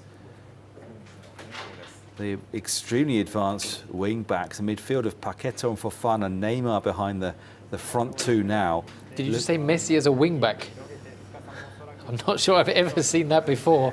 I'm not sure how much of a shift he'll be putting in going back. Well, I think the intention is that he stays forward as much as is possible. It's still J1, Agu 2 on aggregate. Yep, he has got Messi's right wing back. And he's adjusting his ultra-attacking formation now. So he's making adjustments to the five formations that he's got. He's making some pretty extreme changes to the height and the width of the team to really load players forwards. He looks pretty intent on attacking with 7 players, leaving those 3 centre-backs, I say deep, probably on the halfway line, 7 players forwards. But all of this, again, Agu cannot see that, right? No. Until the game restarts, Agu has no idea what's in store for him. We know he's now basically gone 3-7, Jay. Agu is going to find that out in due course. But that's one of the options that he'll have available. So he can switch between defensive and attacking and ultra-attacking. That was his ultra-attacking system. So maybe once he's in possession, he'll switch to that. He's still 4-4-2 at the moment, so he's waiting for that opportunity to get on the ball. But as you said before, Agu's had possession for such a long time now. Ibrahimovic with the ball in. The other Ibrahimovic knocks it down. Now maybe it's the chance to change that formation. Just can't keep the ball though. But the tactical foul, I think, something learned within the City football group, perhaps, and a completely legitimate tactic that has to be used for teams who play so high up the pitch. Now we can see Jay with the 3 centre-backs, but he's lost possession again, so he might want to change that. Yeah, now he's switched back to a 4. On the ball again, Neymar to Ronaldo. Theo Hernandez, the high overlapping left wing back. He'll now go back to a wide back 3.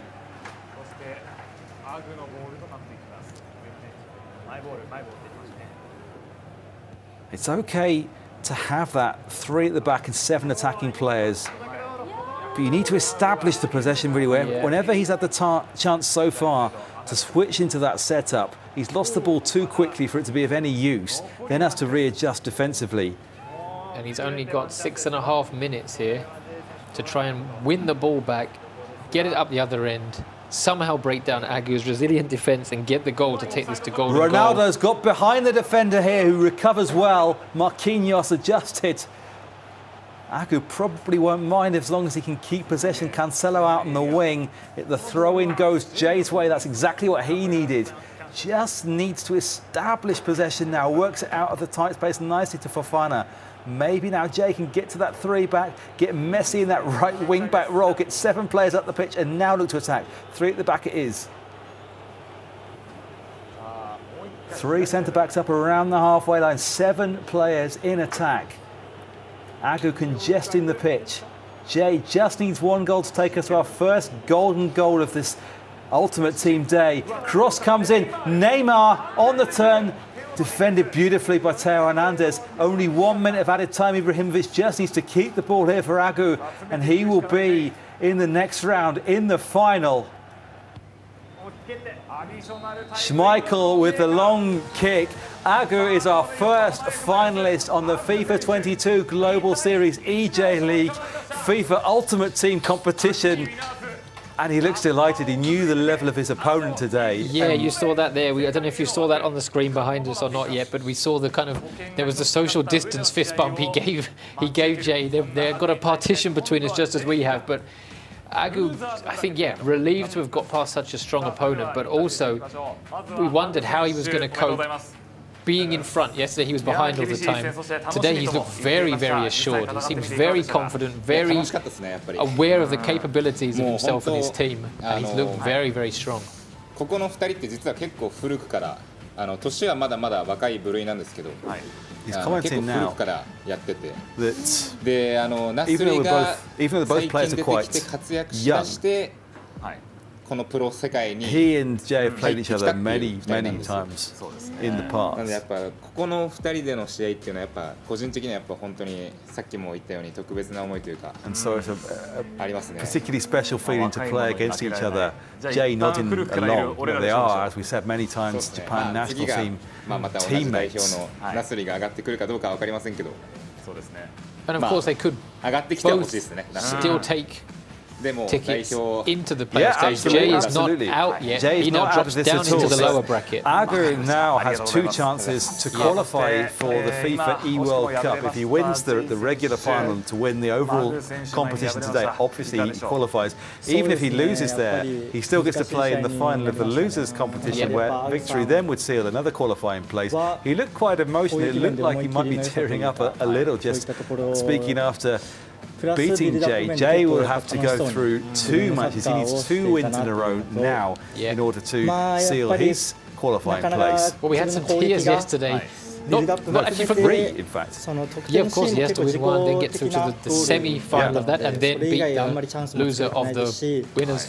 We'll get to it as it comes. You're right. Jay would have to go through 3 rounds of the losers competition. Agu wins his next game, he's qualified. If he loses the next game, he would only have to win 1 more after that. Jay looks in good spirits, at least. I mean, as he has been throughout, to be honest. He was an extremely gracious loser yesterday after he surrendered his eJ.LEAGUE title.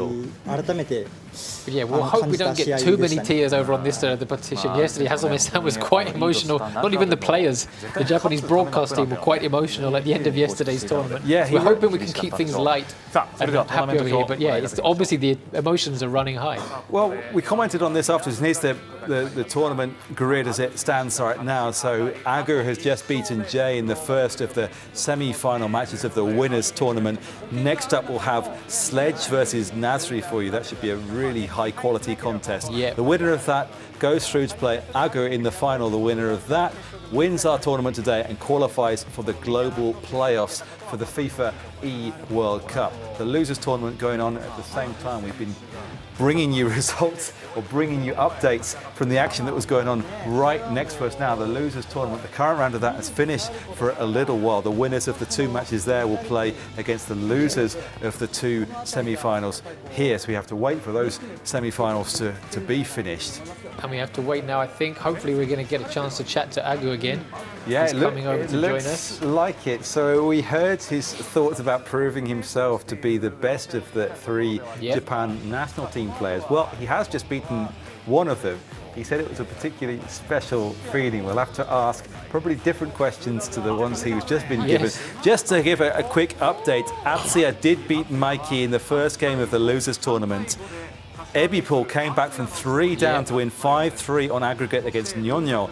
That means that they then go through and they play each other next time. The winner of that will play Jay and Ben, we'll come back to this. We've got a special guest with us now. We have a special guest now. We have the winner, Agu, the man who's got through. 決勝進出おめでとうございます。ありがとうございます。やはりもう J と対戦すると特別な気持ちっていう話ちょっとは聞きましたけども、やはりもう感動とか感情はいつもと違うものですか？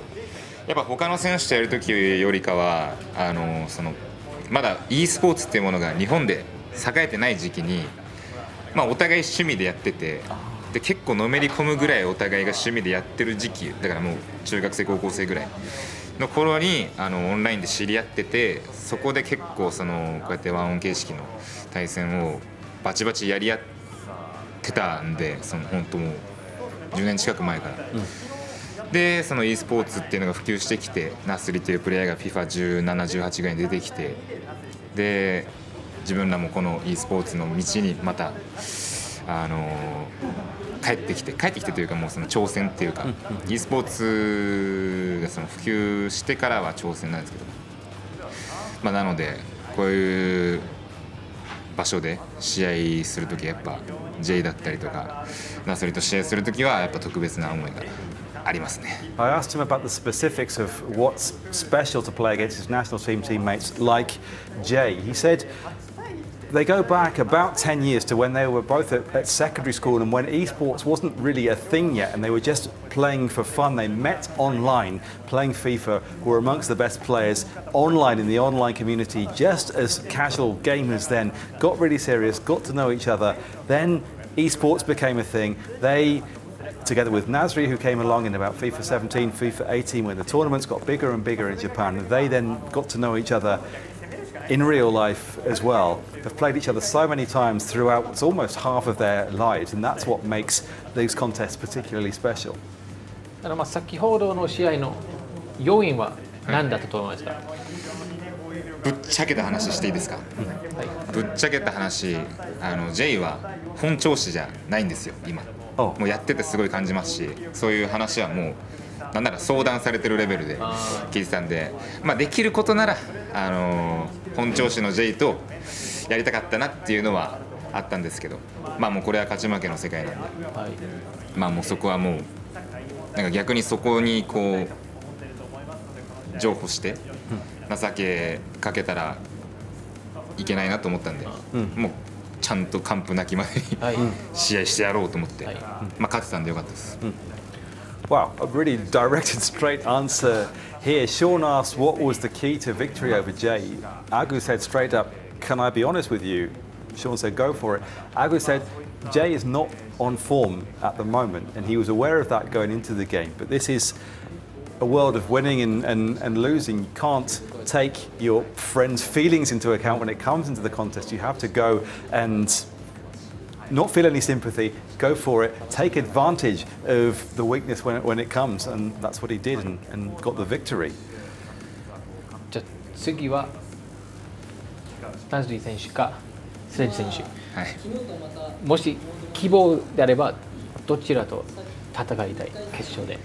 まあ、さっきのインタビューでも聞かれたんですけど、まあ同じ代表のナスリを決勝で昨日同様もう一回ぶったたきたいのと年がちょうどアグ、J、ナスリで1個ずつなんですよ、違うの。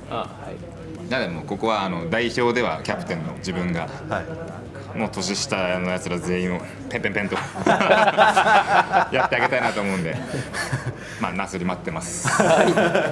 Sean asks who Agu would like to face in the final, Nasri or Sledge. He says honestly his national team teammate Nasri. The reason being he wants to beat both of the teammates, and in terms of their ages, Agu is the eldest, he's the captain of the national team. He wants to beat the two guys who are younger than him, get them out of the way and become the champion. He's got that pride and he's not afraid to show it.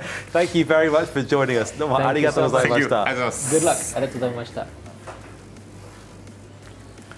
Well, we're getting some absolutely fantastic answers. I don't know if the Japanese viewers are actually watching this. The interviews they're doing, we said in our break before, they only get to do very brief interviews for the Japanese broadcast team while they're still in their chairs, and it's just one or two very quick questions. And you touched upon this with other sports too, where these immediate interviews with the participants right after a contest is finished. Sometimes they don't really have much to say. They're still so much involved in the game.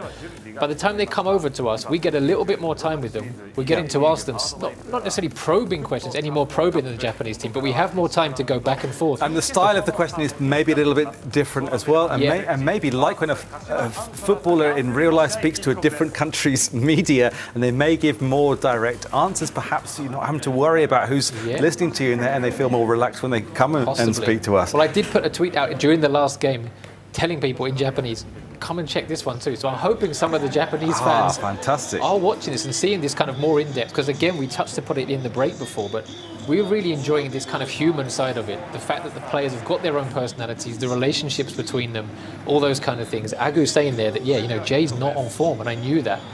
These kind of things, getting that across, hopefully the people at home as well are tuning in and catching these comments and getting as wrapped up in this battle as I think we are. Well, we're getting ready now. We just started, in fact, in the second of our semi-finals of the winners competition. Sledge is the home team in the Shonan Bellmare green strips, kicking from left to right in this one. Nasri, the Japan national team player, referred to Sledge as a superb technical dribbler, using that left stick, not relying on the technical abilities of the in-game players, but just has that ability, the dexterity of the left thumb. And that's what he's been looking at. Nasri in the Kashmir Antlers away strips in white has the first corner of the game. Well, we didn't see the starting lineups here because we were so engrossed in our chat with Agu.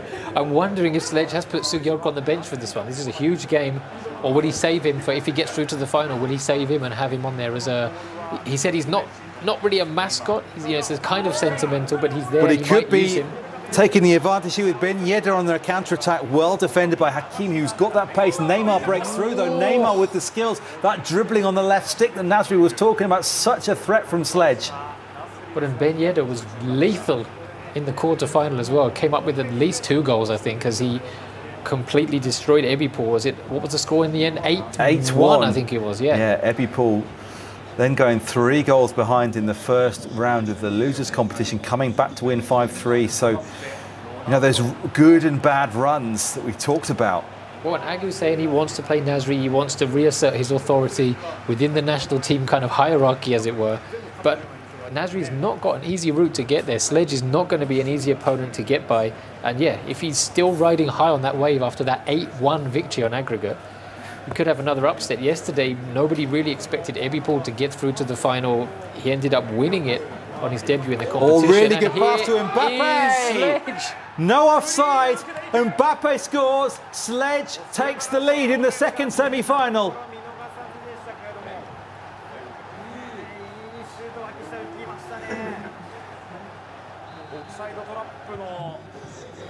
Well, got in behind. That was the second time he'd shown flashes of getting in behind, got in, made no mistake.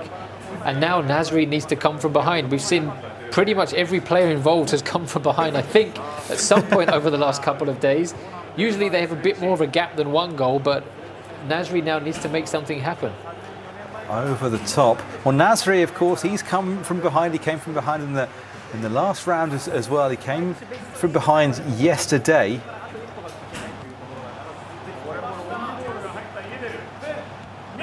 And it's 2! It's 2! It's Ben Yedder again! Well, yet again, the goals are coming quick succession. Quick succession indeed. And these two played each other yesterday as well, didn't they? This was the game where Nasri said he could barely breathe at the end. Well, he's going to need to find a second win now because he's already 2-0 down and we're only 19 minutes in.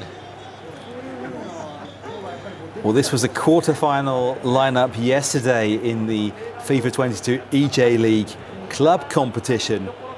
1-1 in the first leg, 2-1 to Nasri in the second, having to come from behind there. Held on to possession for 10 minutes at the end. But now a 2-0 advantage for Sledge, who has a slightly different lineup, doesn't he? With Ben Yedder in the team, where most players seem to have Ibrahimovic, Ronaldo, as Nasri has. Sledge seems to have a slightly different lineup, which is playing to his own strengths, but Ibrahimovic now on the ball. Barella in midfield. Ibrahimovic, Paqueta, good play, and Mbappe at the other end, this time for Nasri. Pulls one back. We could have another comeback on the cards. 3 goals in the opening 26 minutes. 2-1 now to Sledge.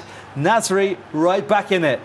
Well, the intricate build up there to make the shooting chance showed Nasri's ability. The close control, the quick passing, the movements in a very, very tight space. It didn't look like he was going to be able to find a way through. And then suddenly it opened up for him and he made no mistake, and now we need to see how does Sledge react to this. Close dribbling skills again with Ben Yedder, plays it through to Gelson Martins. Wow, he couldn't have reacted any better than that. Less than 30 minutes played, and what's that, 3-1 already? 3-1. Well, Sledge, he scored 8 across the 2 legs of his quarter-final. He's got 3 already inside the first quarter of this semi-final. 11 goals in 210 game minutes. It's pretty impressive work. Neymar now, maybe Sledge just, he has, as I was starting to say before, he's tailored his team to his strengths rather than necessarily using theoretically the best players in the game. He's got a team that works for him. Ben Yedder, I don't think any of the other players have him maybe on the bench. Oh, it's through though at the other end, and Mbappe just offside. And playing with a 4-4-2 as well. Most of the players in the eJ.LEAGUE club competition yesterday were using 4-4-2. Most of the players in Ultimate Team have been using 4-3-3 as their basic system. The 2 strikers working nicely with Mbappe and Ben Yedder, and now combining with Neymar on the left-hand side. Terrific footwork there. Oh, very unlucky. Well, Sledge just looks so confident, doesn't he? It is brilliantly confident, but he could be caught out with the pace at the back again. Here's Mbappe, plays it across. Oh, just behind.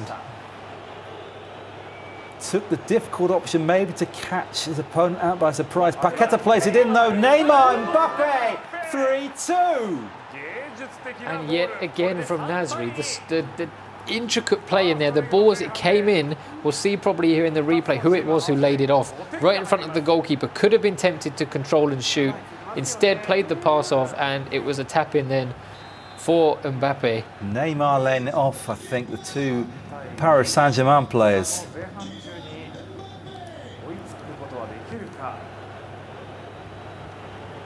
Well, 5 goals in this first half. There's been all sorts of games so far, some high-scoring ones, some one-sided ones, some comebacks. Some a bit tighter, like the one we just saw between Jay and Agger, but now looking for a 4th goal. Sledge looking for the 2nd time in a row to score straight after conceding. Nasri had to be careful about that, and he succeeded.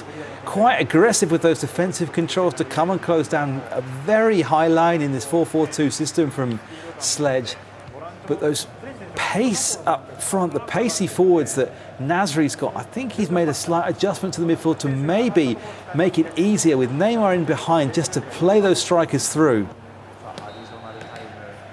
3-2 is the half-time score here in this first leg between Nasri, the Japan national team player. Well, these are probably the 2 that give the fewest away in their facial expressions until the final whistle. And even afterwards, Sledge maybe shows a little bit more. Nasri, even afterwards, his face never really gives anything away. That's right. As frank as his answers can be when we speak to him. And I think, yeah, Sledge obviously is going to be slightly the happier heading into that break, but it's still so close. Nasri is looking so dangerous in possession. Sledge, as you said, is playing so aggressively, not only in possession, but the way he's pressing with his defenders and going in to make those tackles.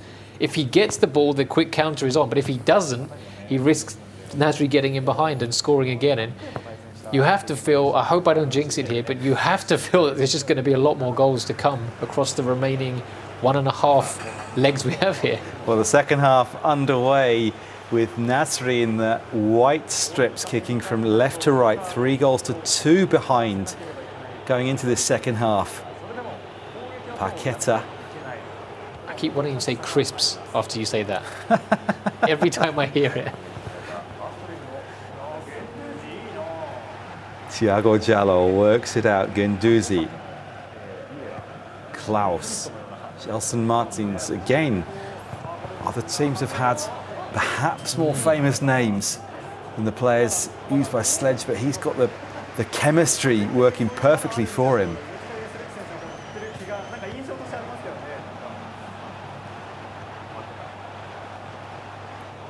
Barrera Barella with the interception. Chance to work it out for Nasri. Ibrahimovic was the forward pass to Neymar. 3 men running forward, a 3-on-3, a 4-on-3 perhaps. Worked out to the space on the left. Chance for Sledge to get the men back in central defensive positions. Marquinhos, the central defender, means that none of them were needed. But again, he pressed very high. He brought Marquinhos a long way up from the rest of the defensive line. If he hadn't won the ball there was a huge gap right in the middle of the defence that Nasri could have taken advantage of.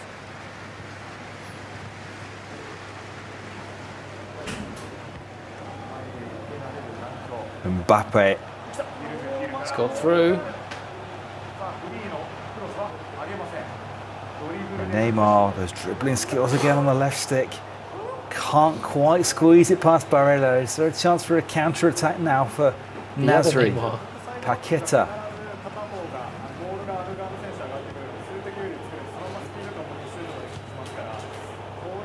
And intercepted by the other Paqueta.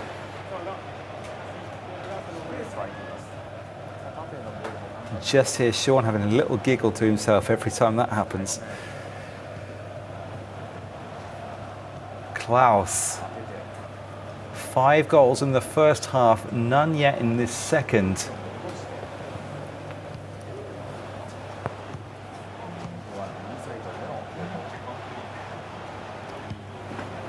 Guendouzi works the ball across. Sledge being patient in possession, maybe slowing the game down a little, looking to work that opening now. Paqueta in the advanced position in the left channel. Hakimi cuts it out. Ibrahimovic. Paqueta to Neymar. Work back to Paqueta. Barella. Paqueta. Chance now. Neymar. Ronaldo. And press back. Mbappe. Ronaldo. It was a defence at the back from Sledge. A rare mistake in this contest. And it's now 3-3. Well, you say a rare mistake in this contest. I don't think we've seen many over the past couple of days of action. Not big defensive errors. We've seen unlucky things in defense. We've seen maybe a misplaced pass. But something that major right in the middle of the goal, as we've said a few times, if it were us, we'd just be getting the ball as far away as possible. These guys are obviously far, far better than any of us. They're usually happy to play out, but that mistake there means that Sledge's advantage has now been completely eliminated, and Nasri, you think, would have to have the momentum now. Or will he? The ball over the top. Sean applying that commentator's curse with perfect timing again. Nasri resets in defence though as Gelson Martins has to force it back. Guendouzi. Paqueta is cut out by Barella. Neymar now with Mbappe making the run, forcing Jallo to retreat. Mbappe turns around him. Ibrahimovic. Barella. 6 men up in this attack. Paqueta. Barella. Neymar spins onto the left foot. Ronaldo!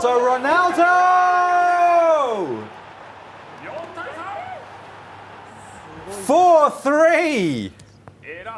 You see, it wasn't a commentator's curse. I said the momentum might be with... You've got to look at the bigger picture, Ben. Sledge may have just broken on that, but Nasri, there again, the intricacy of the build-up. It looked like 2 or 3 times with different players that the shot was on. He refused to take it, got closer and closer and closer, and then Ronaldo, with a little bit of skill at the end, just to make the angle, slams home. And now I think we can see here, yep, Sledge is starting to have to mix things up a bit. We do see Sugioka on the bench. Sugioka is down there on the bench. He's not on the pitch yet, but he is down there on the bench. So maybe we inspired him. Maybe we reminded him, oh yeah, he's there. Let's get him involved. Something a little bit of... we spoke about this, I think, a bit off air before we came on, maybe yesterday. When I was playing against one of my housemates at university, I would play as Real Madrid sometimes. And I would occasionally bring on Steve McManaman in place of Zidane, even if Zidane was on form, just to get in ahead of my housemate, just to show him it doesn't matter. I know how to use this player. I know his skills. And from time to time it would work. I'd get the ball with McManaman and just dribble, run, and my housemate got in his head. Maybe Sledge is thinking Sugioka coming on. Nasri might get a bit complacent. Guendouzi and Carroll are here. They've both made changes. Well, I'm not sure those sort of mind games necessarily apply in this competition. I'm fairly sure they don't. I think that would not work at all. Mbappe works it out. Frankie de Jong, I think it's the first time we've seen him perhaps. Mbappe. closed down. Well, Sledge did tell us that his friend and former colleague in the Shonan Bellmare Academy, now at Shonan again as a professional player, Sugioka, understood that he wasn't being selected in the Ultimate Team. He understood the reasons for that, was generally supportive of his old friend, but appreciated being there in the squad nonetheless, and on the bench, as you say, today. Guendouzi. Sledge with that superb start, twice led by 2 goals. I still think, again, this comes down to the mental side of the game. If he'd come into this game, the first leg, against a player of Nasri's quality and been told you lose the first leg by 1 goal, I don't think he would have been too disappointed. There's still another game to come, of course. What he doesn't want to do now is what we saw with eBay a bit earlier on, where I think he was 3-1 down in the first leg, possibly 3-0. He was 3-0 down. He had a chance to make it 3-1 in the 88th Didn't score minute. yet, that was it. And then he conceded twice after the 88th minute, and then that was effectively the tie over. What Sledge wants to avoid is that same thing happening here. So maybe just think, okay, 1 goal deficit is not the end of the world. Reset, go into the second game, and try and avoid the same thing happening again. But in terms of history repeating, Nasri against Sledge, and Nasri seeing out the final stages of the game in possession and possibly breaking through with Ronaldo. 5-3, the final attack. Well, the referee had shown 1 minute of additional time. The ball went in after 1 minute and 52 seconds of additional time. We may get an appeal here. It's a minimum of 1 minute. So I think generally in FIFA 22, the referee lets the final attack play its course. Sometimes it runs on to 2 or 3 minutes. But I was about to say, Nasri against Sledge in the quarterfinals of the eJ.LEAGUE competition yesterday. It finished 2-1 in the second leg, 3-2 on aggregate. Nasri saw out the final 10 minutes of that in possession, said he could barely breathe through it. I thought that's what he was doing again. But as we said a few times, once you see it out up until about the 89th, 90th minute, there's not going to be time for the other player to mount a counter-attack. So you then can take the risk of going forward, knowing it's not a risk. If you lose the ball, that's the end of the game. He didn't lose the ball. He worked the space for 1 more shot. And suddenly, a 1-goal advantage becomes a 2-goal advantage going into the second leg. Well, yeah, I was talking about it just before, and that's what Sledge would have wanted to avoid. 1-goal deficit is not so bad. A 2-goal deficit, as we've seen time and time again, is still not insurmountable. But I think, that the timing of that last goal as well, just coming, we've touched upon as well the way that the confidence and building up some momentum has affected the players. We saw yesterday, Ebi Paul rode that wave of confidence to the final. But then he started today, had a nightmare start and wasn't able to shake it off even when he got into the second leg. And now we've seen that here with Sledge, where he was ahead, got pulled back, and Nasri right at the end was able to expand that lead to 2 goals. We've still got 90 minutes to come. It's far from over, but you'd have to feel now Nasri is heading into this game feeling he's getting closer and closer to a big final against Agu. Well, going on to the right of me right now, Ebi Paul and Atsia are in position to play their match in the losers tournament. Agu's just had a quick look at what they're up to, but we're about to get underway in the second leg of the second semi-final in the winners tournament. Nasri at home in the Kashima Antlers red strips for this second leg.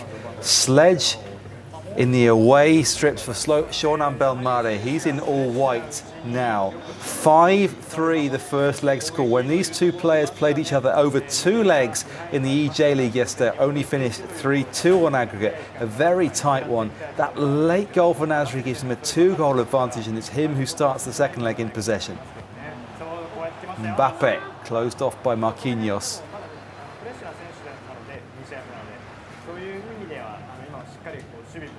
Sledge is looking again for a fast start. Very direct ball there. We didn't see many of those yesterday. A long ball from the back right over the top.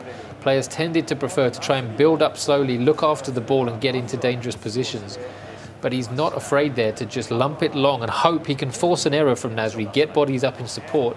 But what he needs to be careful of here is Nasri's supreme ability in possession here with these intricate passes in tight spaces to break through. Guendouzi.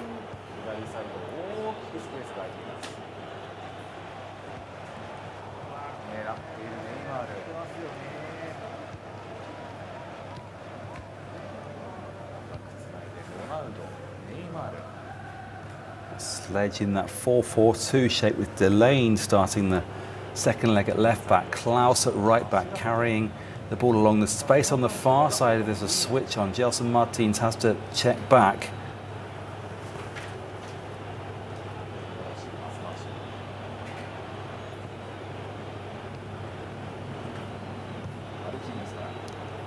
We can hear the Kashima fans booing the Shonan possession. Paqueta blocked off by Barilla. Neymar with the ball over the top. Is he onside? No, the flag goes up. Very, very close there. And that's what Nasri is looking for, isn't it?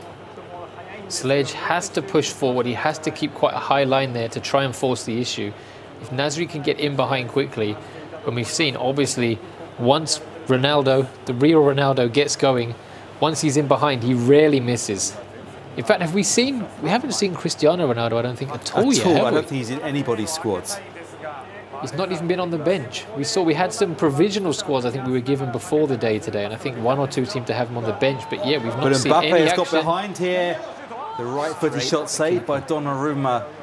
Well, Ronaldo, of course, 36 years of age. But it's surprising because Zlatan Ibrahimovic is so effective, and he's surely older, obviously still hugely effective in real life too. It's kind of surprising. I wonder why we see Messi, we see the Brazilian Ronaldo, we see Zlatan here quite a lot. There must be a reason why so far none of the players seem to fancy Cristiano Ronaldo as one of their options up front. Well, certainly few of the players have mainly Premier League teams. And so perhaps now with Cristiano Ronaldo returning to the Premier League with Manchester United, in terms of chemistry, if there's not many Premier League players, if there are not many Manchester United players, if there are not many Portuguese players within the team, then the chemistry is hit as a result. The physical strengths of Ibrahimovic too, favoured by a number of the players. Sledge one to prefer Ben Yedder as the forward. We're talking of chemistry and in emotions and things. I think off screen there we've just seen Ebipor has taken the lead against Atzia. Yes, you're right. 1-0 in the first leg there. Atzia, the home player, in the first leg of that second knockout match. They both came through the first knockout round of the losers competition. They're then playing off again for a position in the next round. I think, therefore, Jay plays the loser of this game. And then the winner of that plays the winner of the game between Atzia and Ebipor going on to our right. But it's Nasri on the attack here with that 5-3 advantage from the first leg. Could be about to extend it Mbappe here. turns and just offside. Well, we saw so many goals in the first half hour of the first leg. 0-0 so far in the second. That will suit Nasri down to the ground because there's not been many chances at either end, but particularly not many chances for Sledge, who used that front two to get behind the defensive line so many times. Nasri doesn't need to take any risks in terms of that. He can afford to play with a slightly deeper line, maybe a more compact defence in his own half when not in possession.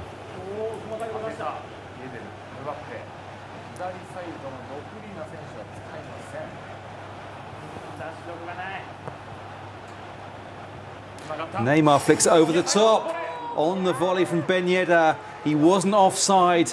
The goalkeeper stands up tall.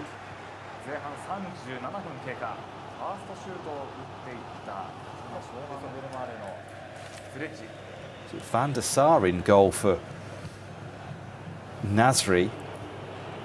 Well, Van der Sar, of course, as you touched upon before, an absolute legend at Manchester United and, of course, at Ajax and, of course, at Juventus as well. The Japanese fans probably most fondly remember him as being in between the sticks for Manchester United when Shinsuke Nakamura scored an absolutely phenomenal free kick. I think he may have scored a couple, actually, in different games for Celtic in the Champions League. 2006-07 Champions League group stages, Manchester United and Celtic were in the same group together. Nakamura scored superb free kicks in both matches.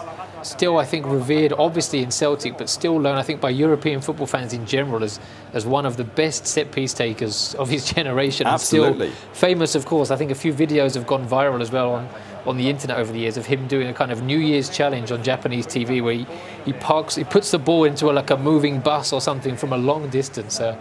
Phenomenally talented, and of course another of those veteran players who's still going strong in the J.League now at Yokohama FC, the rival of his original club, Yokohama F Marinos.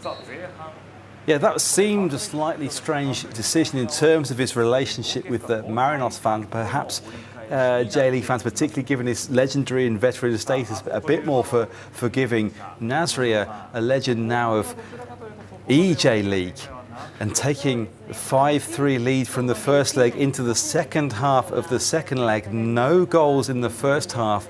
Sledge will have to make changes. We're seeing this from the perspective of Sledge's screen. Yeah. Well, again, I fear I may have ruined things for the viewers, because I think I said when it was 4-3 we were set for a lot more goals, and in the subsequent hour of football we've had one. Well, if you remember the quarter-final yesterday between Agro and Mikey, it was 1-0 in the first leg. We thought, OK, this is going to be a tight contest, and suddenly the second leg 5-4. Well, that is something else as well we've seen, and I think it shows the high level of all of the players here. They're so good at adapting to the person they're playing against. If they get caught out once or twice with a certain attack, a certain style of play, they do adapt very quickly. They see it. We get the advantage here of seeing one half of how one of the players is controlling their team and changing things up. Obviously, when you're in the game, you don't get to see anything of what your opponent's doing.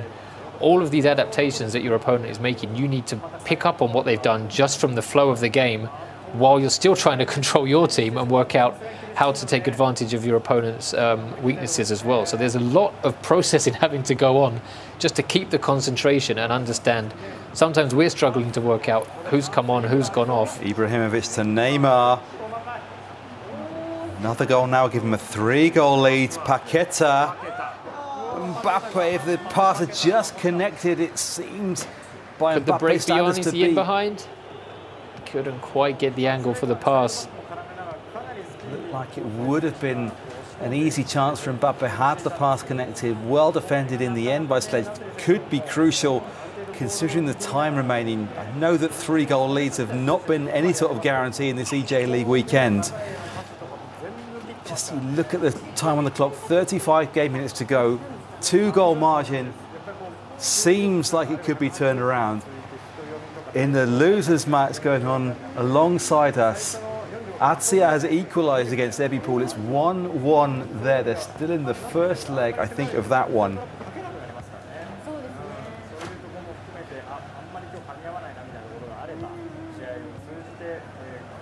Eric Cantona was the scorer of that goal. It could be his first goal of the day, I think. I think it was, yeah. Well, that's the thing. We were starting to talk about it earlier, and then, yeah, something happened, something exciting happened on the pitch. But Eric Cantona, these games where they kind of introduce a younger generation of players. I was saying, I remember speaking to a friend's teenage son and saying something. I mentioned Cantona in passing, said something, and he looked at me blankly, and I was like, well, you know Eric Cantona? And he said, oh, I've heard the name, I'm not sure. And for me, I was thinking that this guy was like a god as I was growing up. At Manchester United, the number 7, the aura around him, and then obviously his kind of post-football career, all of the stuff he's done, the art, the music, the movies and things. Maybe, yeah, these games players will see, younger esports players will see them. Played through to Ronaldo on the this could be it. Mbappe, that's it. 6-3 on aggregate. Surely now the 3-goal lead can't be overturned in the remaining time. Nasri, who went 2 goals behind twice in the first leg. First time finish from Mbappe, makes it 1-0 in the second leg, 6-3 on aggregate. Well, Sledge started the first leg the stronger, tore into, I think it was a 2-0 lead. Nasri has now shown his quality to come back. 3-goal advantage now with 24 minutes left to play. We spoke to Agu just before, and he said this is who he wanted to play in the final. He wanted Nasri to get through so he could reassert his authority. Put him in his place. And put him in his place. Well, it looks like early on in this contest, in the first leg, that maybe he wouldn't get the chance to do that. That maybe Nasri would be put in his place before he even got there by being knocked out. But again, he's shown his quality. We mentioned it before as well. Yesterday, all 3 of the national team players, despite having difficult games, got to the semi-finals. Exactly the same thing today. They all got to the semi-finals. And now Two of them looks like are going to be contesting the final, which means one of them will be guaranteed a place in the playoffs for the FIFA eWorld Cup. The other of them, of course, will get a second chance as a result of the convoluted process, which is going on slightly off screen. Unusually for eWorld, it's been a very quiet game, 1-1. Yeah. Both players now know, of course, that if they lose this, that's it over. So the concentration is getting higher and higher and higher. In the world of esports, there's no bigger competition than the FIFA eWorld Cup. Mbappe looking to seal that final place in style. A superb finesse shot just off the underside of the crossbar and bounces out. Well, you wonder, would he have tried that if he didn't have such a big cushion, or is he now maybe just testing things out, seeing what the players can and can't do, or is he maybe showboating a bit? Again, this is being broadcast all around Japan, all around the world. Maybe he's thinking he wants to show people, if he is going to be taking one of those places in the playoffs, he wants to show the world what he's capable of.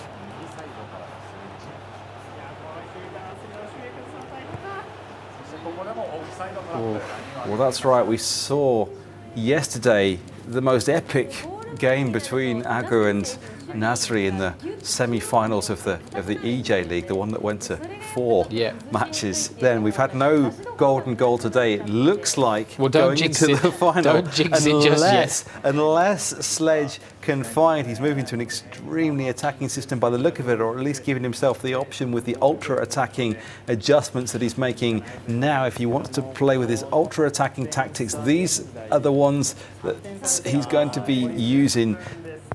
Only 11 minutes or so left of the game. Sledge 3, Nasri 6 on aggregate. It was 3-1 at some point. Nasri has scored 5 unanswered goals since then. Yeah, despite all the drama we've seen and all the comebacks we've seen involving 3-goal leads, with 10 minutes left on the clock, this would be the most extreme of them, I think. I can't see Sledge doing it now, and Nasri, you'd think, having done it against Sledge yesterday, will be quite happy now to run down the clock, keep the ball down in that corner. Of course, as I say that, he gives the ball away, and here comes Sledge on the counter-attack to try and make the impossible possible. We haven't seen much of that, have we? No. Just a desperate, get rid of it anywhere will do. Well, possession, we've seen Nasri in the first leg, he seemed to be killing time with possession, then got a 5th goal then right at the end, which changed the dynamic going into the second leg completely. When these two played each other in the quarterfinals of the eJ.League, Nasri saw out time with possession, said he could barely breathe with the tension. You'd have thought with a 3-goal advantage, it probably feels a little bit easier internally, but perhaps now just wants to put a bit of flourish on. We saw that shot from Mbappe that hit the crossbar. Here's Kante. Barella in a bit of space, a little bit of skills. Here's Mbappe, cuts back to Ronaldo, beats the man, puts that flourish on the scoreline. Kashimir Antlers, the 2nd goal today. Nasri takes a 7-3 aggregate lead, and that will be his place in the final. Well, you said he was 3-1 behind. I don't think anyone thought at that point that this game was going to end 7-3 to him. Agu gave out a bit of a challenge to Nasri, saying that's who he wanted to play, and as you say, to put him in his place. You wonder if Nasri heard that and he's saying, right, okay, well, this is what you're going to come up against. I'm not going to go down lightly. It's finished 1-1 in the first leg of the game between Atsia and eWorld. Maybe a chance for a consolation now for Sledge.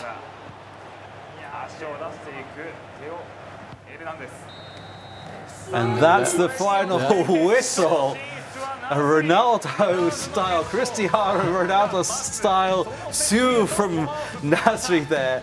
Obviously delighted to have secured his place in the final. 2 chances he'll get now to secure a place in the qualifying rounds, the global player for the FIFA eWorld Cup, for which he qualified for the finals in 2018. He's got that experience, he wants it again. He's clearly delighted to be a step further towards that goal.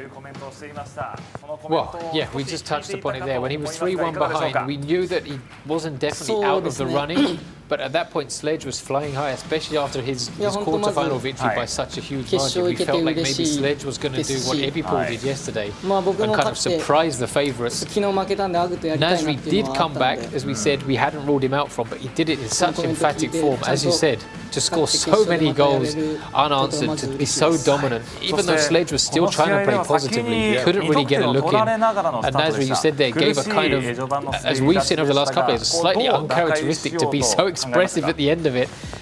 He's obviously knows now, he's got 2 chances to take that ticket to get back to the global stage. Well, you said the players have talked about the difficulty of playing with yesterday's teams, the enjoyment of playing with the FIFA Ultimate teams, which they're used to playing, their usual squads, but also with the FIFA World Cup qualification place at stake.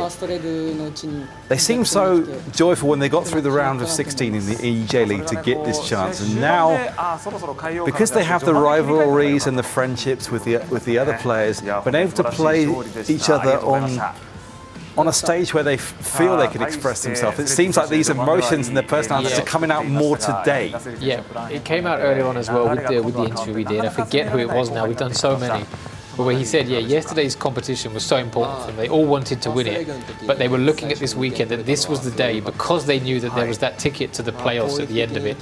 This was the one, because they knew they were playing with their own teams that they're so much more familiar with, that they were all kind of targeted. So even the players who lost early on yesterday, they still knew that they had this coming up today, and the players that won yesterday were saying, okay, we did well yesterday, but this is the one we want to win. And I think that's where, for guys coming in like us who are not familiar with it, initially yesterday, you're not really sure what's the big difference between these guys who are the national team representatives and the others. They all look so good, they're all so evenly matched, but again now we've got the 2 national team players have got through to the final.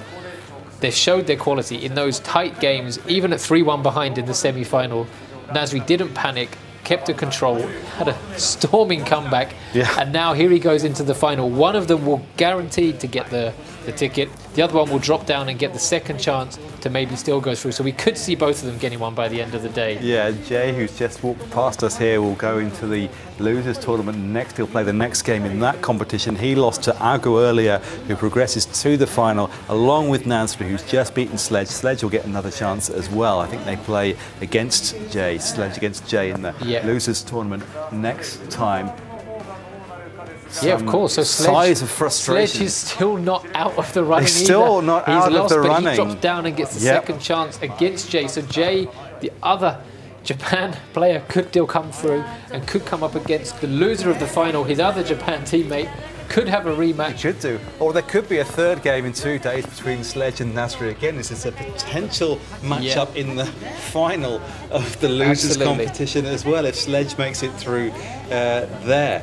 The winner is coming to join us now. Nasri walking through. Sledge is just over there as well, having a quick chat with Jay. Nasri returning to the winner's seat. Congratulations. Congratulations. 勝利おめでとうございます。またビハインドになって大きな逆転をまた成功したんですけども、ますますコントロールを握ったような印象を感じましたけども、2試合振り返っていかがでしたか？そうですね。さっきインタビューでも言ったんですけど、攻撃止めれないなっていうのは感じたので、打ち合う姿勢でいけばまた流れ変わるかなと思って、その考え通りうまくいったかなっていうのは思いました。Well, I spoke about coming back to beat Sledge, having gone behind twice, or by 2 goals twice in the first leg.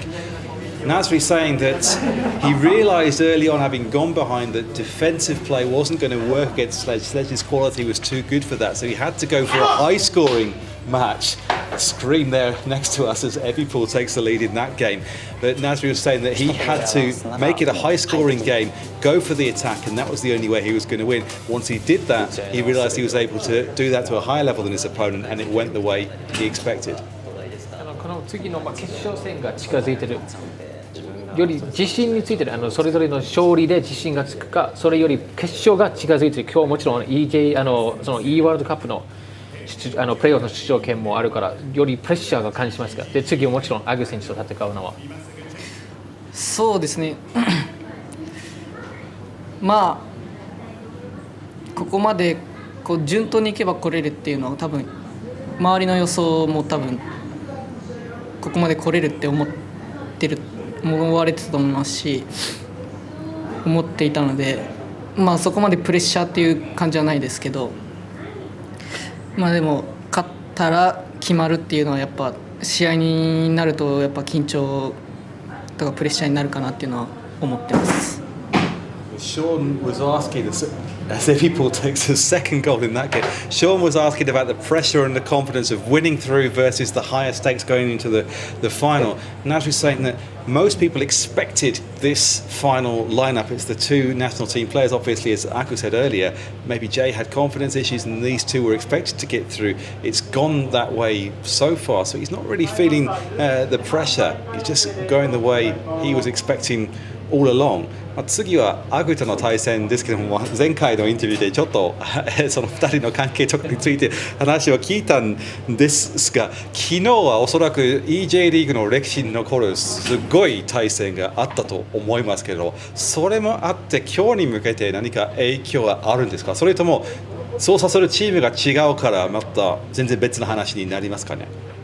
まあ、全然違うと思いますし、別の話になると思いますし、こうなんか昨日疲れすぎてあんまり試合の記憶がなくてなのでこうそんな昨日の試合がどうだからっていう影響は今のところないかなと思います。Well, I asked about the four matches that Nasri and Agu ended up playing in yesterday's semi-final and whether that had an effect on their final match coming up or whether being a different competition with different teams, whether it was a completely different thing. Nasri said he was so tired after yesterday that he can't even really remember what happened in that match, let alone it being any influence on today's match. I know what it feels like as well. We had to jot down and make sure that we remember correctly all the scores. But no, a completely different game going forward. Obviously, those two players know each other very well. So yesterday's game is not an issue today. It's a completely different game, and those two will be playing each other in the final. Good luck in the next game. 頑張ってください。楽しみにしてます。ありがとうございます。ありがとうございます。ありがとうございます。Thank you very much for joining us. So that brings us to the end of the two semi-finals of the winners tournament. We're going to take a break after this, and then we come back. We have the final, of course, of the winners tournament, but we'll also then pick up the losers tournament later in the day as well. Going on next to me now, eWorld, they drew the first leg, eWorld and Atsuya. eWorld taking a 2-0 lead into the second half of the second leg. We will see the results of that later on, and then the loser of the winners tournament plays in the losers tournament. The loser in the final of the winners tournament plays in the losers tournament as well. One player will be left over from those remaining there. We'll pick up on that. We come back here at 5:30. That's in about an hour's time. It's 4:30 Japanese time now. We'll come back at 5:30. It's an hour's break this time. We'll pick up with a losers match between Jay and Sledge, then the final of the main event, then the losers semi-final, then the final. We have 4 matches to get through. It's even more than I expected. Well, we've got 4 matches to get through, but we finally get an hour break. I think all of it built into the schedule, including yesterday. We were supposed to get these breaks so that the players, that ourselves, we could get our breath and get ready for the next round. With the golden goals yesterday, as you touched upon earlier, we've not had any yet. Now we're through to the final push. We actually said we've got all these important games to come. We will know at the end of the next part who's going to have those tickets to the playoffs.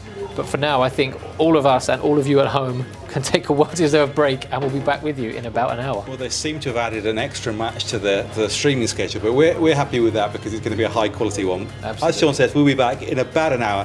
Hope to see you again then. See you soon.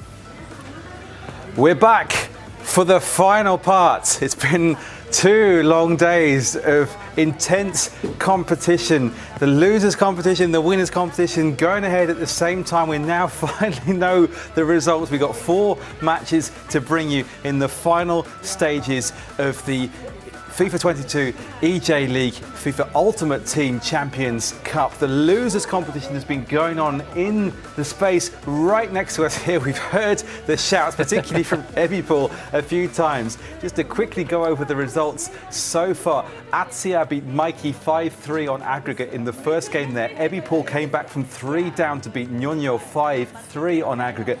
They then progressed to the losers quarter-final where eWorld won 7-1 on aggregate. The next quarter-final in that side of the draw is the losers from the semi-final of the winners competition. Jay against Sledge. They get 1 more chance to compete for that place at the FIFA eWorld Cup. Here it is. Here it is a here. little bit clearer. Here it is here. Even though it's in Japanese, it kind of gives you the flow here. So eWorld has made it through. Jay now plays Sledge. That's the first game that we will bring. The first time that we're bringing you a game live from the losers tournament. The first game of the 4 we're going to bring you now. Jay plays Sledge. Then we'll bring you the final of the main event between Agur and Nasri. We've just been chatting with them both. They get on extremely well. They've been pretending to have a fight with each other. We'll talk about that a little bit more afterwards. Then we'll have eWorld against the winner of Jay and Sledge. The winner of that then plays the loser of the final between Agur and Nasri. They then also get a place in the FIFA eWorld Cup. That's 4 matches that we have to bring you now. The first one is the 2 players you can see here now. Jay, the eJ.LEAGUE champion of last year, getting ready for his final chance at a place in the FIFA eWorld Cup against Sledge. Agu told us, quite frankly, in his interview, that Jay isn't on form. Yeah. Sean, what did you think when you heard that, considering that Jay still has another chance, another game, another couple of games perhaps, to possibly get through? I think if it had been yesterday, I'd have been surprised. But the interviews that we've been doing here, the players have been so frank with us and so honest. I'm used to speaking to like the professional footballers in the J.League with the Japan national team and stuff. And we were saying just in the break before, that football players now are kind of media trained. They rarely give much away. So you're used to them batting away those answers or giving you kind of diplomatic responses. The players have been so frank. So to be honest, yeah, and coming in, Jay obviously is the 2-time defending champion. Everybody expected he would be the one to beat. He hasn't really ever clicked into gear. And obviously, you know, Agu and Nasri and these other players, they know him so well. Maybe they can pick up on the fact that, yeah, he's not particularly confident. You touched upon it earlier too and said, you know, these players are human too. They've got other stuff going on. Maybe they're tired. Maybe for some reason they're just not quite in the mood for it.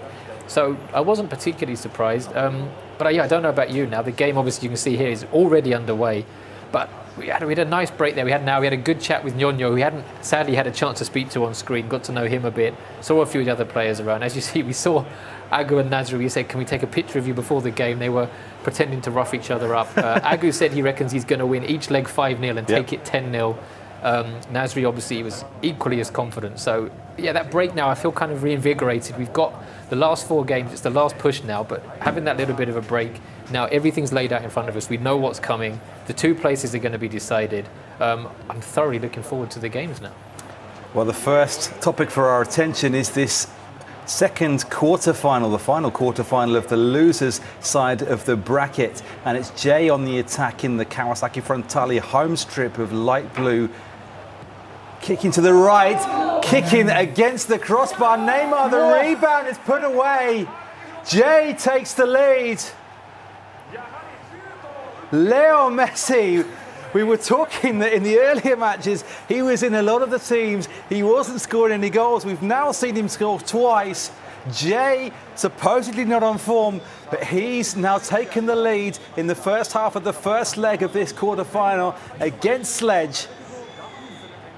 Well, Sledge so far in what we've seen of him has looked good, and as we've said, he's been a bit unlucky in both the games he's lost. In the last game too, he took the lead. I think he was 2-0 up at one point, and then saw that lead but taken back in his game against Nasri, and now here he is again. He's now gone behind very early, so it's going to be interesting. And we've seen over the last 2 days, the different players respond differently when they're in front or when they're behind. Yeah. Agu yesterday, who is now in the final and full of confidence, went 3-0 behind in all of his games, came back twice, couldn't do it in the final in the end. But now we're going to see, how can Sledge cope with this? And maybe Jay heard Agu's comment saying that Jay's not on form and he wants to show him, well, actually, I am. And maybe if Agu doesn't come out on top in the winners final and Jay gets through, they'll be coming head to head, and we might see a bit of a conflict between them. Well, Agu did say that he would have preferred to have played a top form, an on-form Jay. But that's just something you say after you win. That's something you say. No one ever wants to play the top players when they're on top form. You're always quite happy if they're not. Afterwards, then you say, oh, it's a shame they weren't on top form. But he started this one well. Sledge led 2-0 and 3-1 against Nasri in the winners' tournament match. Then ended up losing 7-3 on aggregate. But now Sledge with the ball across, so he's conceded 7 goals without reply over 3 different games against 2 different opponents now. He just needs to score, just to change the way things have been going against him over the last few matches. He'd started so brilliantly against Nasri. Nasri said that defending against Sledge wasn't working, so he had to go on the attack. Perhaps Jay heard that. As we said before, the players get a little bit more time to relax and collect their thoughts before they speak to us, and they've been extremely honest with us. Well, we also saw them in their kind of preparation room behind the scenes as well, and they've got the footage up. They were re-watching some of the games, just I guess to kind of see, maybe the games they weren't watching while they were playing. Some of them were playing in the losers game while the winners competition is still going on. They were watching back, looking to see how their rivals are going to be playing. And as we said, they're taking some time to just kick back and relax, but also they know the prize at stake today is so huge for all of them that any tiny margin they can get to decide it in their favour, they're looking to take it. Well, here's Guendouzi with the ball over the top. Donnarumma comes out. We've talked throughout today's play, because we've gone through the main events. It's the first time we're showing a match from the repechage side of the draw, that there's been a second chance. This is the second chance. So after this, if you're eliminated, that's it. Whoever gets to go through on this, they still have that opportunity to make it through to the FIFA eWorld Cup. So maybe that comes into it a little bit as well. We're talking in golden goal yesterday. Ebipul's, even he admitted the first priority is make sure you don't lose. Obviously, over 180 minutes, you can't approach the whole thing in that mindset, but maybe the fact that you don't have a second chance anymore, that possibly changes the mindset, makes you a little more cautious going into these losers matches. Having said that, we've seen Ebipul come back from 3 down to win 5-3 there. Exactly. I think that is something that could come into play now, that idea of, like we said, we touched upon it yesterday with the group stages of that competition. Mikey lost his first match 8-2, still managed to rally and come back, and we see it in competitions all around the world. Group stages, you always get chances to make up for bad days at the office or slightly poor runs of form, games where maybe a decision goes against you. We haven't had that. We didn't have that yesterday. It was just a straight knockout. Once you lost, you were gone. Today, initially, there was that second chance, but as you so rightly say, now there is no second chance. This is it. As I said, we were talking to Nyonyo before, and he was up over Ebipul in their game, 3-0 up. Looked like he was there. Ebipul then stormed back to get 5-3, and Nyonyo still, again, another very nice, very friendly guy. I had a good chat with him. Incredibly good spirits, having gone through that. Obviously looked disappointed, but it seems like, I don't know, it seems like the players are kind of used to that they know that even when you're 3-0 up, doesn't mean anything. Jay looking to go 2-0 up here with Ibrahimovic. Donnarumma out, no foul. Ronaldo continues the play, scores anyway. 2-0 for Jay. Right at the end of the first half, Donnarumma out on Ibrahimovic. Referee waves play on. Jay does play on. Ronaldo scores and doubles the advantage. Well, we've seen such good defending so far, but there Sledge gave Ronaldo so much space. No one was really closing him down, whether he was wary of making a foul, whether he wasn't just quite quick enough to get somebody in. But it didn't quite work out for him. He gave Ronaldo the time to turn, pick his spot, and right before the break, he's now 2-0 down. As we keep saying, that doesn't necessarily mean it's over. And again, these two pretty much don't give anything away in their facial expressions. Sledge, though, will be kicking himself to have let in that second goal right before the break. I mentioned earlier about the haptic feedback and the vibration in these new PlayStation 5 controllers. We've just seen, we're looking at Jay's monitor here in front of us. Jay has just turned that vibration off and he's wiped his hands afterwards. But this is, you know, his third match of the day. So he hasn't had a problem with the vibration beforehand. But he has now. been changing things, though, hasn't he? He's been going in and changing small settings. So you do wonder, is that, as Agu said, is Jay just not quite feeling it today? Is he trying to get things set for him? Nyonyo said as well that he's used to... the ball over the top. Could be in again. Marquinhos with a superb sliding interception. Doesn't concede the foul to Ibrahimovic. But yeah, as I was just saying, Nyonyo was saying that he's used to playing at home, where, as you said so many times, you can set the thing. He usually has music playing. He's usually not really focusing, not listening to the chat. Whereas here, there's so much going on. It's very different to what he's used to. Maybe as well, Jay is just struggling to kind of find his rhythm. Neymar, though.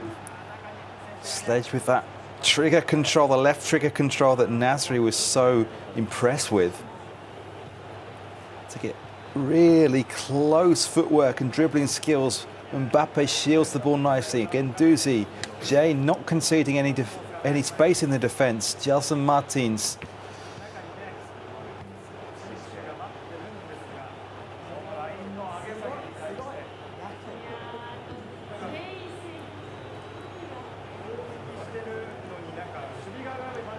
And now a foul, unusually a foul conceded around the perimeter of the penalty area.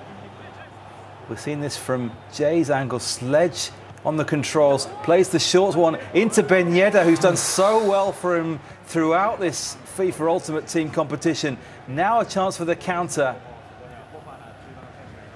Back though with Traore, and Sledge resets. Ibrahimovic.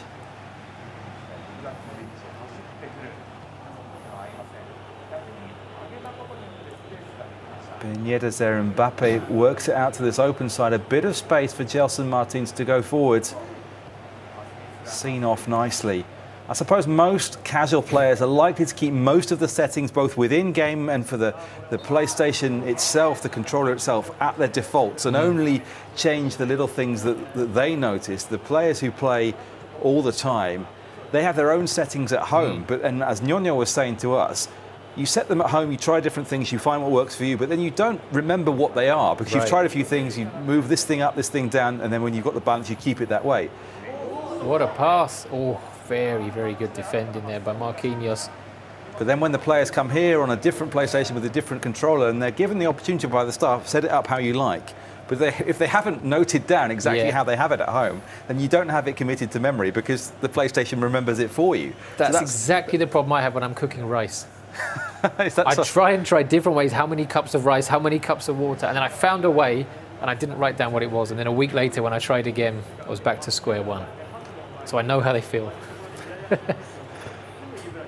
think the answer is just to buy a more expensive rice cooker. But no, I don't even have a rice cooker. It's all done in a pot. Oh. Old school. Marquinhos plays it out to Ibrahimovic. It's been a long couple of days. I do apologise, everybody. Gelson Martins Come on, here. Sledge. Give us something to talk. Get back on the football. Oh, Jay, though, has just been so well organised in defence. And he has to be against Sledge with that dribble control that he's got. He can work his way through the tight spaces regardless of the qualities of the individual players he's controlling because he's so good on that left analog stick. But Jay's so compact, reacting extremely well, closing off the space, frustrating Sledge at the moment. Short passing well combined. Gelson Martins here. No space, looking to just try something to beat Theo Hernandez. Jay now making some changes. Neymar perhaps to come off, or Fofana to come off. Kante and So, pretty good options to have on the bench. A Japanese player as well, Nobori Zato. Yeah, we haven't seen many, if any. We saw Daiki Sugioka, obviously Sledge's friend, is on the bench for him as well. Nobori Zato, a key player for Kawasaki Frontale, as we've said before, have dominated J1 in the last few years. So interesting to see. We haven't seen anyone on the pitch yet. You wonder if maybe at some point they might get a run out just to please the home fans, you know? Well, you'd need to be significantly far ahead. Or behind. or behind. If I Sledge suppose. thinks it's over, maybe Yeah. he's going to put him on, just to give him a run out. But with sufficient time in the game left that you haven't already used your 3 subs. Yes. So usually the players seem to be making subs around 60, 70 minutes in. Neymar with the corner. Goalkeeper retreats back to the line there. But if, for example, say, before 60 minutes into the second leg, and it's pretty obvious which team's going to win, then maybe we'll see Noborizato or Sugioka coming on. But we haven't had many games so far where you know before 60 minutes, even if there's a 3-goal difference. Well, there Here could be we go. one for What Mbappe here, a tackle. sliding tackle inside the box and timed to perfection. Those controls from Sledge just working the space. Jay forced into emergency action, but got it absolutely perfect. I think that's probably the first sliding tackle. I've lost track now of exactly how many games, if you include the 2 legs, I don't know how many games. We're probably over 20 matches by now, easily. And I don't think we've seen any sliding tackles in the penalty area. In the penalty area, that's the first one. In overall play, I think there's been 3 total. He's Mbappe in. could be Mbappe. through. Mbappe saved by Donnarumma. Sledge is going to be kicking himself about that. If he could have pulled one back with 8 minutes to go, it makes the second leg all that more interesting. And instead, Jay could compound his misery here. It feels like he's still in the game, but Ibrahimovic could change things here. Superbly defended by Thiago Jallo. No foul there. Another great tackle. Wasn't a slide this time, but the timing had to be spot on. We've seen that from both players in this Yeah. game. Absolutely superb. Could Over this the be top. it? Goalkeeper out. How is that timed? No penalty. Shouts from the Well, I have Japanese to booth. say, PK, but nothing. I have to agree with Shono-san there. I think it was her saying, surely that's a penalty. That looked nailed on to me. The keeper didn't seem to take the ball. He didn't get the rub of the green though, and Sledge remains 2 goals behind. Well, every time we have a break, I have a little chat with Shono-san, who's presenting the Japanese side of things, and she says she often hears me shouting when there's a goal. And I said, well, I haven't heard you yet. We have heard her voices. We've heard all of their voices from Well, that you've side. laid down the gauntlet We've now. laid down the gauntlet. Right. In this game, the tension is high. We're into the final minute. Jay looks like he's going to get through this one with a clean sheet because he retains possession going into that final minute. The referee blows the final whistle. Jay carries a 2-0 win, a 2-0 lead over Sledge going into the second leg of this one. He looks pretty cool and pretty pleased with himself for that performance. Sledge played a good game, really good technique there, but Jay decisive with the 2 goals and superb in defence. Well, I think that's been the story of Sledge's competition today and also yesterday. He's looked good in every game we've seen him play. He's impressed us in every game. Going forward, as I said, he's so good in control of the ball, the dribbling, the finding space. And he's put on entertaining games. Yeah, he's conceded goals, but he's never really... We've seen a couple of games where players, we saw Ebi Paul earlier, got really turned over. He hasn't really had that yet. He's been going toe-to-toe with the opponents, including these national team players he's coming up against. And I think it's just the story of his day, and we've touched upon it time and again, that maybe that is what sets these national team players apart. Even in those close games, they find a way to get the win, and Sledge maybe is just struggling to find that extra something to get through and over the finish lane. But still got 90 minutes to go. Well, he's come through some really tight matches, but as we said before, he had that turnaround against Nasri when he led 3-1. It finished 7-3, I think, on aggregate. So 6 goals conceded without reply then, a further 2 now. As we said right at the beginning of this game, he just needs a goal to change his own momentum. He's getting probably a bit fed up of conceding, and he doesn't concede that many chances. You know, he's been extremely well compact, well balanced with his play, just not able to get through the superb defence from Jay that we've seen in this game. The comment at the bottom of the screen, the concentration levels of Yua Chi is praising that. It's absolutely true. Jay against Sledge, who's going to win? The Japanese fans, I mean, so much as we were saying yesterday, number 12 trending of all topics in Japan on Twitter yesterday. Today, perhaps, people who've been watching esports for longer are used to these players and they know their players from their FIFA Ultimate Team games. Maybe there's even more interest from regular esports fans today throughout Japan's. As you said, there's probably a lot of people watching who probably have played against these guys. These guys play online a lot as well. Yeah. Or some of the players just said, last night they were online playing. Hazuno-san as well said he was online playing yesterday. These guys are all the time, so maybe there's guys watching who are like, I've played against him, and they know exactly what their strengths and weaknesses are. this is the kind of thing that we're putting. And we've said as well so many times, when we get them over here and have a chat to them, we feel like, yeah, we're getting more of their personality. We're finding out a bit more about them. Yesterday, the competition, they were kind of feeling each other out, but we're getting more of an idea now. And somehow Sledge has to dig deep, find something, because this is his last chance. If he loses this one, he's not going to be able to get a ticket for the playoffs. Well, the second leg of the tie is now underway. Sledge at home in the Shonan Bellmare home strip of bright green. J, the away team, all in white, the Kawasaki Frontale away strip. Sledge starting in possession, kicking from left to right in this second leg.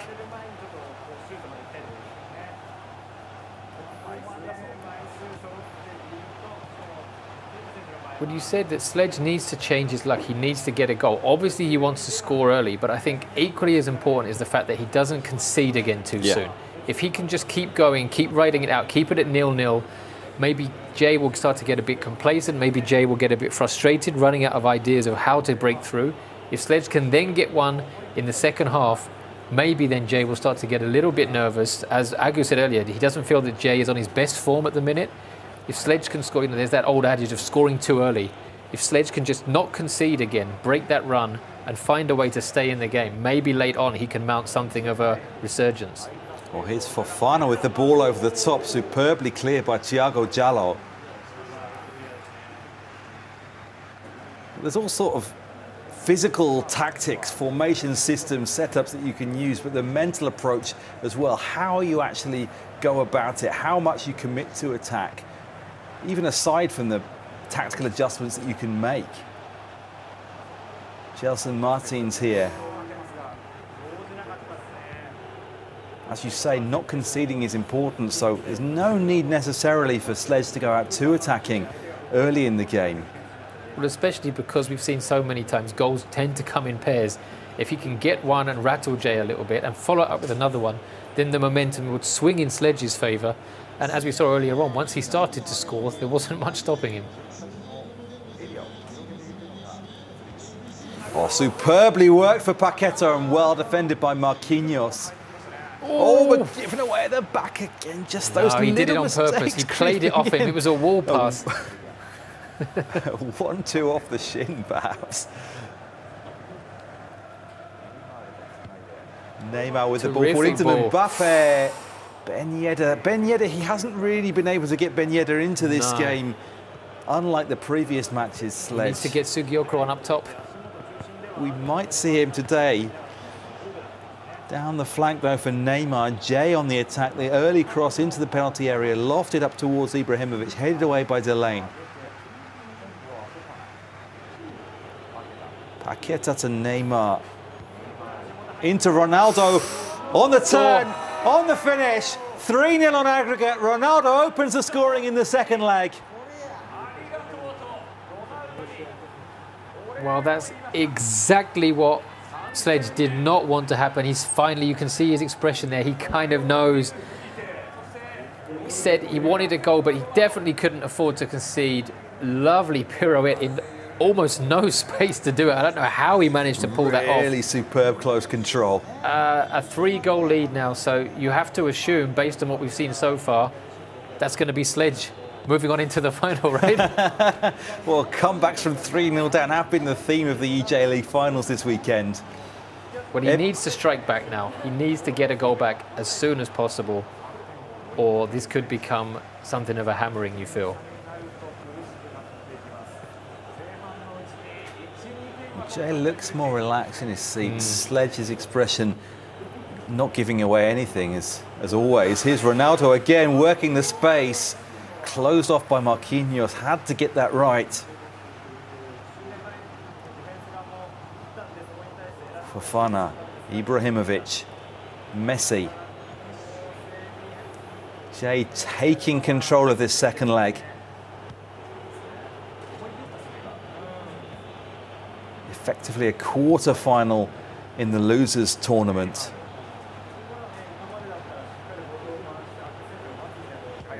Oh, and the shot from midfield for Fofana. Working the space on the outside of the penalty area, and Seko Fofana has scored another one for Jay. 2-0 in the second leg, 4-0 now on aggregate.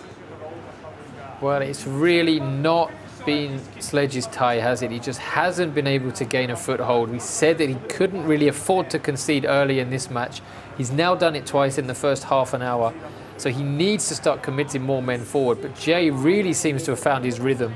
Every time he attacks, he looks so dangerous. So Sledge somehow needs to manage that risk as well and avoid conceding any more, all the while scoring 5 goals of his own. Well, Ben Yedder could have possibly shot. Instead, he played it inside. Seko Fofana, who just scored for Jay with the interception. Well, we've talked about the tactical approach as far as Sledge is concerned. As far as Jay's concerned, remember the way that Nasri spoke about Sledge when he went 3-1 down. He said defending against him wasn't going to work, so he realised he needed to make it an attacking game with lots of goals. Jay, playing on the front foot, has been successful so far in the almost 3 halves of this quarter-final of the Losers Tournament. Well, he's managed the game almost to perfection across both legs of the tie so far. He's keeping the ball well, but he's moving it forward quickly too, getting into dangerous positions, and now he knows the onus is on Sledge to come forward and attack. So once Sledge does get possession, he has to move it quickly. Well, Klaus works it into the box, can't find a teammate. But Jay, almost all these passes are going forward. He's not just trying to keep possession and run down the clock. He's forcing Sledge back. He knows even if Sledge wins it here, he's got a lot of the pitch to make up before he can harm him and get a goal of his own. Well, he has won the ball now and looks to work behind that left flank, the same flank that Jay was attacking. Mbappe with that speed, 3 players back against him. Didn't work it across quite as soon as he might, but now the flick over the top, superb for Ben Yedder. Header saved by Donnarumma, really nicely worked. That's the thing, he didn't rush the ball across. There was planning towards that, it nearly worked out. Did superbly to create the chance. Oh. Ronaldo's skill to keep the ball, no added time. 2-0 at half-time in the second leg. Jay on the monitor behind us now, looking as composed as he has been. I was going to say, looking the same as he has, win, lose or draw so far. It's hard to tell sometimes, but he looks pretty cool Sledge, and confident. though, I think it does look a little bit like he knows this tie has got away from him. Again, another one who doesn't give much away, but his body language there, he looks like he slumped down a little bit. He looks like he knows, as we said, he couldn't really afford to concede early. He did so twice, and now he's got a long way to go to stand any chance of staying in the race. Well, they're out for the second half pretty quickly. 4 matches to get through in this final block. Perhaps that's production reasons as well. Here's Messi. Traore. Ibrahimovic. Messi. And Ronaldo looking for the rebound, goes in a bit hard on the goalkeeper, Donnarumma. A foul was called. Well, that's another thing. We've not seen any cautions, any sendings off or anything so far. All very well. That's absolutely all played true. in the spirit of fair play. Well, Klaus works it across Mbappe. Paqueta. With the shot off the post. Catching everybody by surprise. Neymar collects the rebound. Seen off brilliantly. Jay conceding a chance unusually in this game. Really unlucky. A terrific thought to get that shot away early. Now over the top. Jay attacking again. Slid in there on the Donnarumma. keeper again. He really does not like Donnarumma. Maybe there's some beef there. We're not sure what that's about. Well, Messi on Donnarumma. So Paris Saint-Germain teammates this season, both new arrivals. Donnarumma finding it hard to claim the regular goalkeeper's jersey throughout the first half of the season. Messi struggling as well in a different style of play. Really difficult for Pochettino to get the balance with those 3 in attack.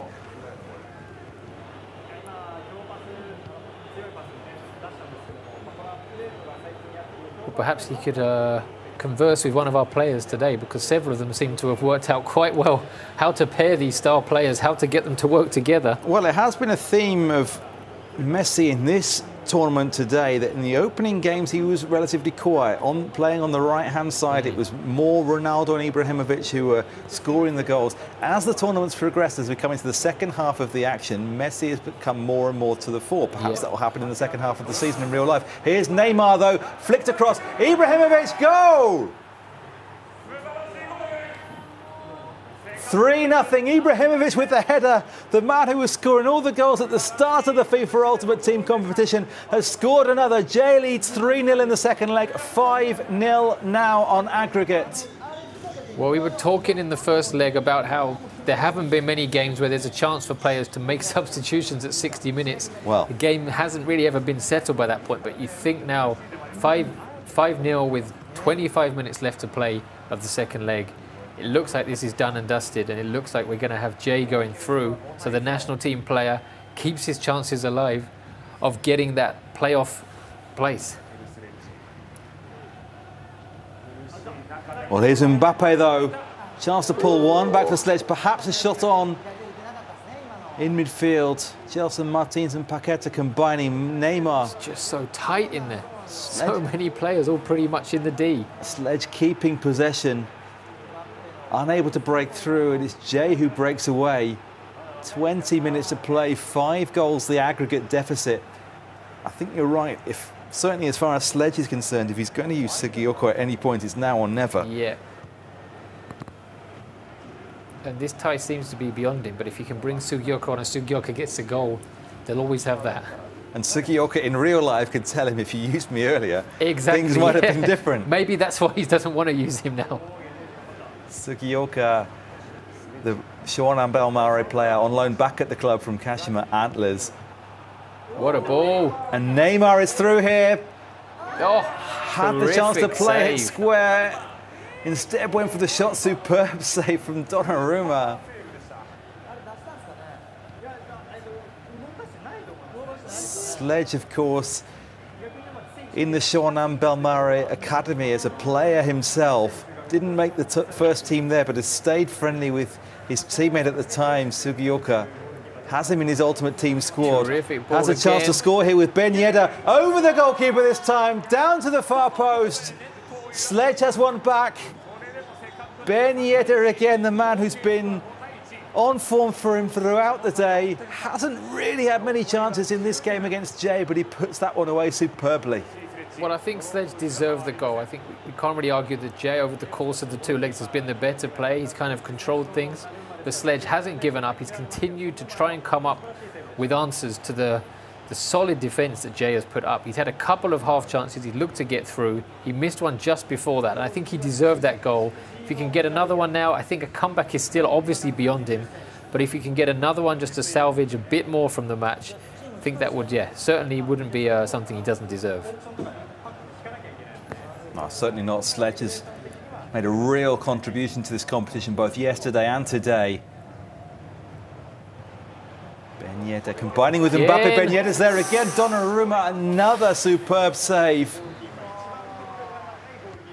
Corner played in quickly. In a rush to get things restarted. Marquinhos.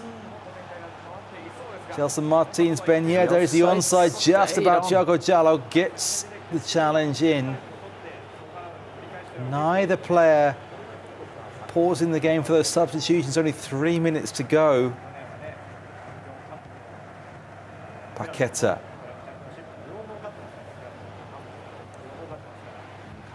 Mbappe looks to work the space across. And Neymar, Ben Yedder's there. Can't quite get it done. A chance to break out for Jay now.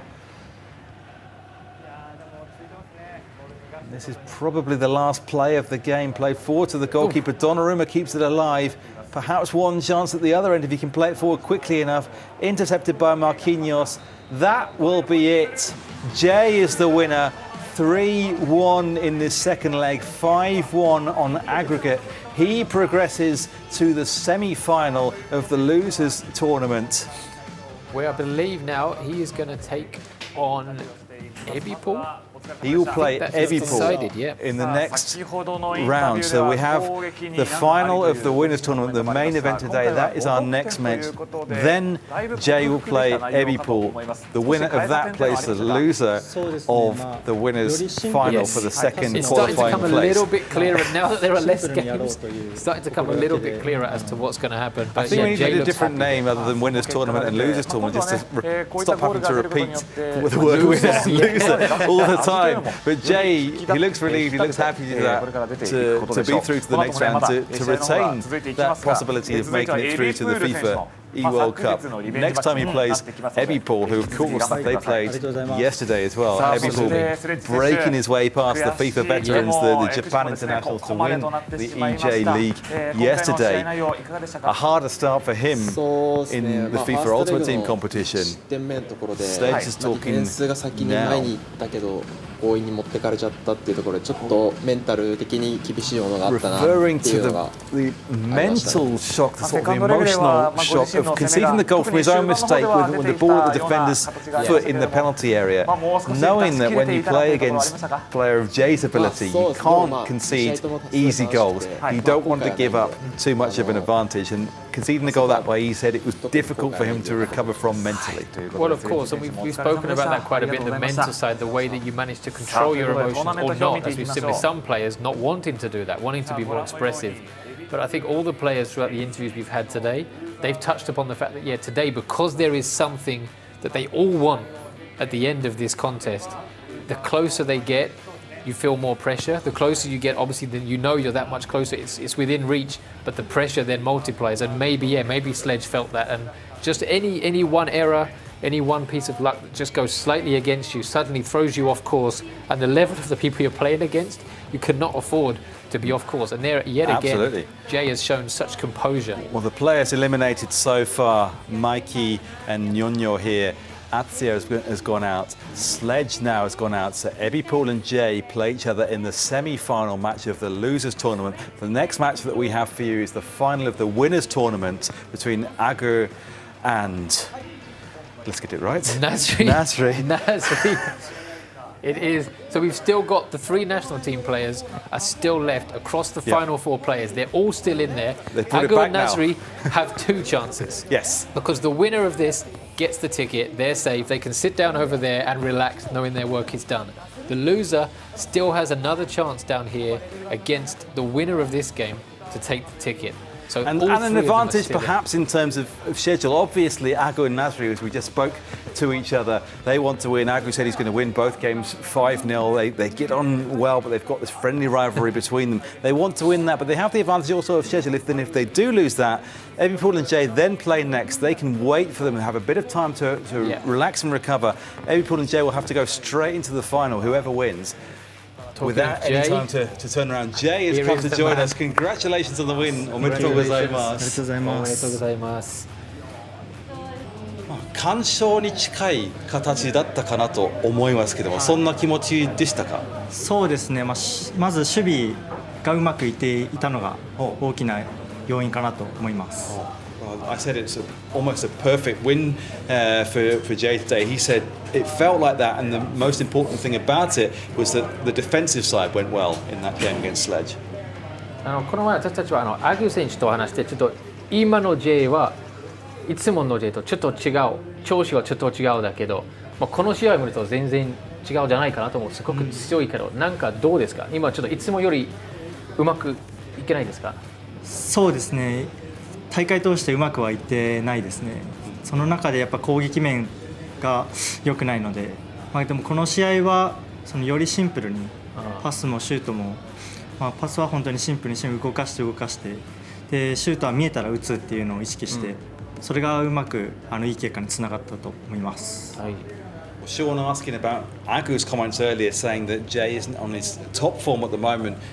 Jay admitting that and saying because of that he's aware that he's not having a particularly good tournament overall over the course of the weekend, saying so he decided to play a little bit more simple, pass the ball around a little bit more simply in this game when he found an opening to shoot on site, and that worked for him today, got the 5 goals overall. 5点も入ったんで、次はエビプールですね。熱い対戦が前はあったと思いますけれども、それを受けて今日に関して影響は残るんですか？それともまた全然別の世界でこちらが自分のホームだっていう感じはあるんですか？いやちょっと苦手意識は昨日のでちょっとつきましたね。なるほど。ですけど、違うモードですし、2連敗はさすがにしたくないのでしっかりと勝ちたいと思います。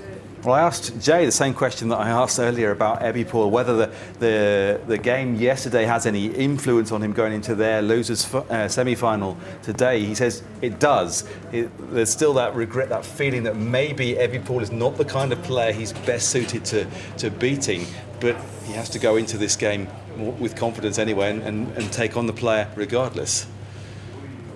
頑張ってください。ありがとうございます。ありがとうございます。 Good luck. Good luck. Thank you very much for joining us, Jay.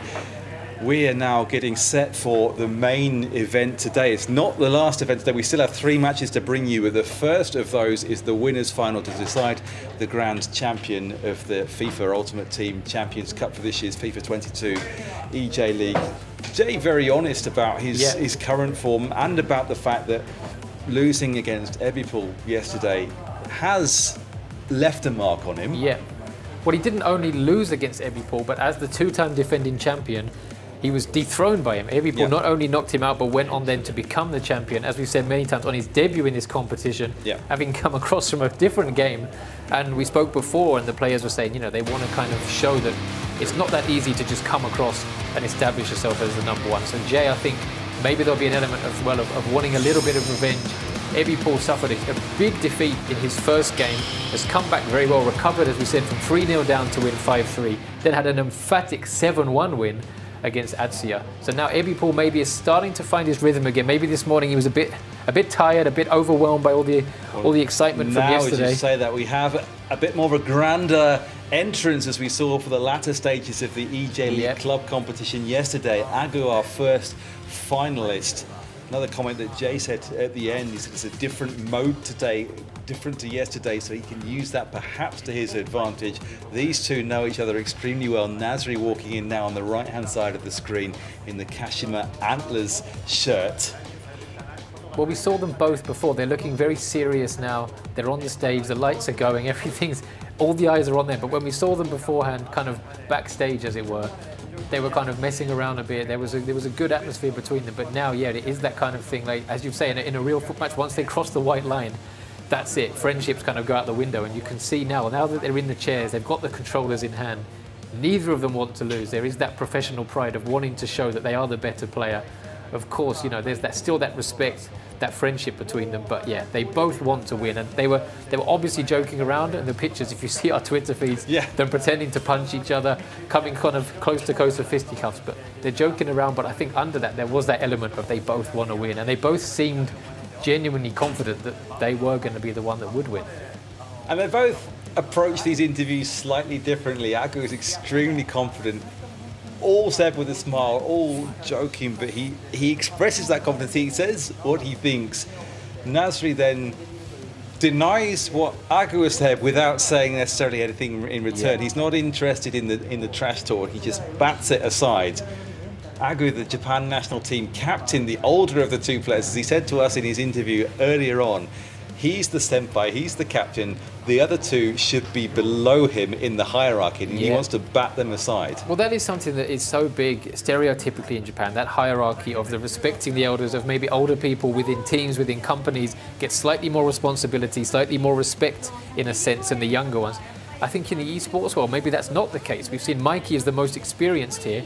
All the players obviously respect him very well for what he's done, but he hasn't been able to penetrate the final rounds of the competition and do well. It's the younger players coming in, mixing things up, slightly more brash, the likes of Ebipol as well, coming in with confidence, trying new things. So maybe Agu's trying to just put a little bit of that on him, a bit of pressure, but I don't think Nasri is going to be too bothered about that. I don't think he's going to respect him too much. He'll be quite happy, even though he's the younger, even though he's playing against his captain. I think he'd be more than happy to defeat him here, especially after the trash talking that went on ahead of the game. Well, the younger players will see knocking the older players off their pedestal as a challenge and something to strive towards. I mean, these two know each other extremely well, and of course, as Agu said himself, this is about winning and losing. As he talked about with Jay earlier, he was aware that Jay wasn't on form, but even though they're friends, even though they've known each other for such a long time, he couldn't feel sorry for his friend. He had to go and beat him. That was his job. He couldn't let up just in case, because Jay is such a good player, as is Nasri. You can't let up. You have to put that aside. They're both very good at doing that. So obviously Nasri's not thinking, I don't want to hurt my friend or my senpai, my superior, my captain in the national team. That doesn't come into it at all. But I can understand completely from Agu's point of view, as he's come through slightly earlier. He was talking about his long-term relationship with Jay. Nasri coming on later into the national team stages, made it into the FIFA eWorld Cup last time. The pride of having been there longer, been there slightly bit older, doesn't want to be beaten by the young ones. That I understand. What we're going to see as well, what's going to be interesting to see now is that, as you said, they've played for so long, but now the stage they're playing on is getting bigger and bigger every year, as evidenced by the fact that we're doing this. We're doing a broadcast in English to the rest of the world to watch this Japanese competition taking place. These guys have come through from, like you said, just when they were at high school, playing together online, meeting online and becoming friends. And now they're building these reputations. You know, they've got followings on Twitter. The fans of Kashima Antlers and Yokohama F. Marinos getting behind these players. We said about eBay yesterday, getting messages from the president of Avispa Fukuoka, inviting him down, come down, bring the trophy down and show it to the fans down here.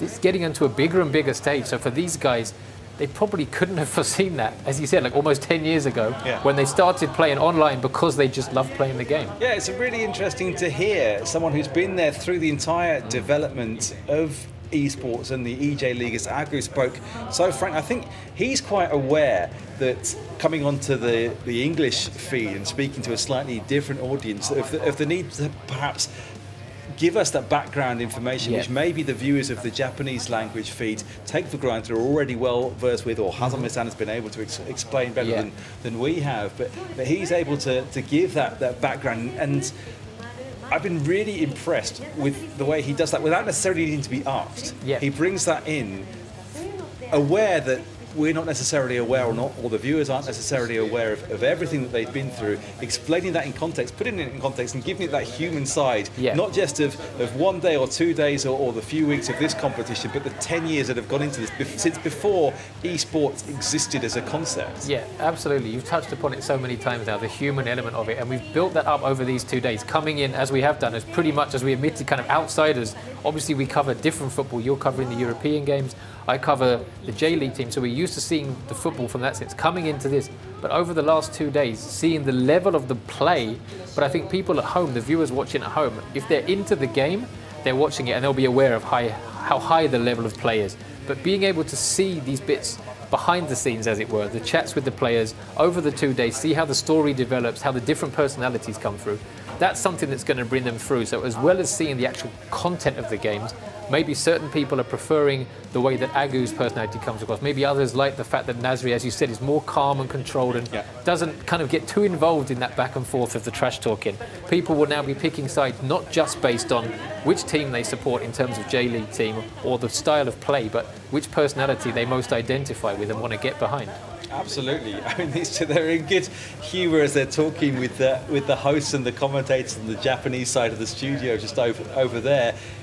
We did have a little chat with him, as we said, just before we went on air for this final block. He's got a towel there, a Japan national team samurai blue towel, just to keep the hands as dry as possible. We had a chat with him, and they did freely admit that it was easier to talk frankly on our side of the studio, partly because of the timings of the interview, but partly just because of the different audience and the different kind of questions that we're asking. Of course, the needs for the global audience are slightly different, and maybe a bit more of a specialist audience over there. But Agu in particular seems to have enjoyed that. I'm impressed, extremely impressed with the way that Nasri doesn't let himself be bullied. He just pats it away. It is very good. Nyonyo, they're just walking past. I thought for a second he was going to come and join us. He said he was so disappointed. I think only him and Atsuya probably haven't had the chance to come and be interviewed by us here. I thought maybe we were going to get a guest. We were complaining a little bit yesterday, tongue-in-cheek, that the Japanese crew had so many people coming in, so many guests, and it was just left to us. I'm sure the viewers at home are probably fed up with us wittering on as well. They'd love to have a fresh face coming in here to join us. But we are informed that kickoff is getting very close now, and we're about to see which one of these. Again, 2 legs, so the first game isn't necessarily going to decide it. 2 legs between these guys who know each other so well. Which one is going to come out on top? Well, Agu is at home in the first of these 2 legs, wearing the Yokohama F. Marinos home strip of blue, white and red. Nasri, the away team, representing Kashima Antlers throughout the eJ.League competition. playing in the FIFA Ultimate Team Champions Stadium. Nasri in the all-white strip, shooting towards the goal on the left of the screen. Agu kicks off, shooting towards the right, with João Cancelo and Rudiger building up from the back. Premier League combination on the right-hand side of the defence. Well, these two players know each other so well on and off the virtual pitch. Does that translate into an open game? Does that translate into a tight game? We saw an epic competition between them in yesterday's eJ.LEAGUE semi-final.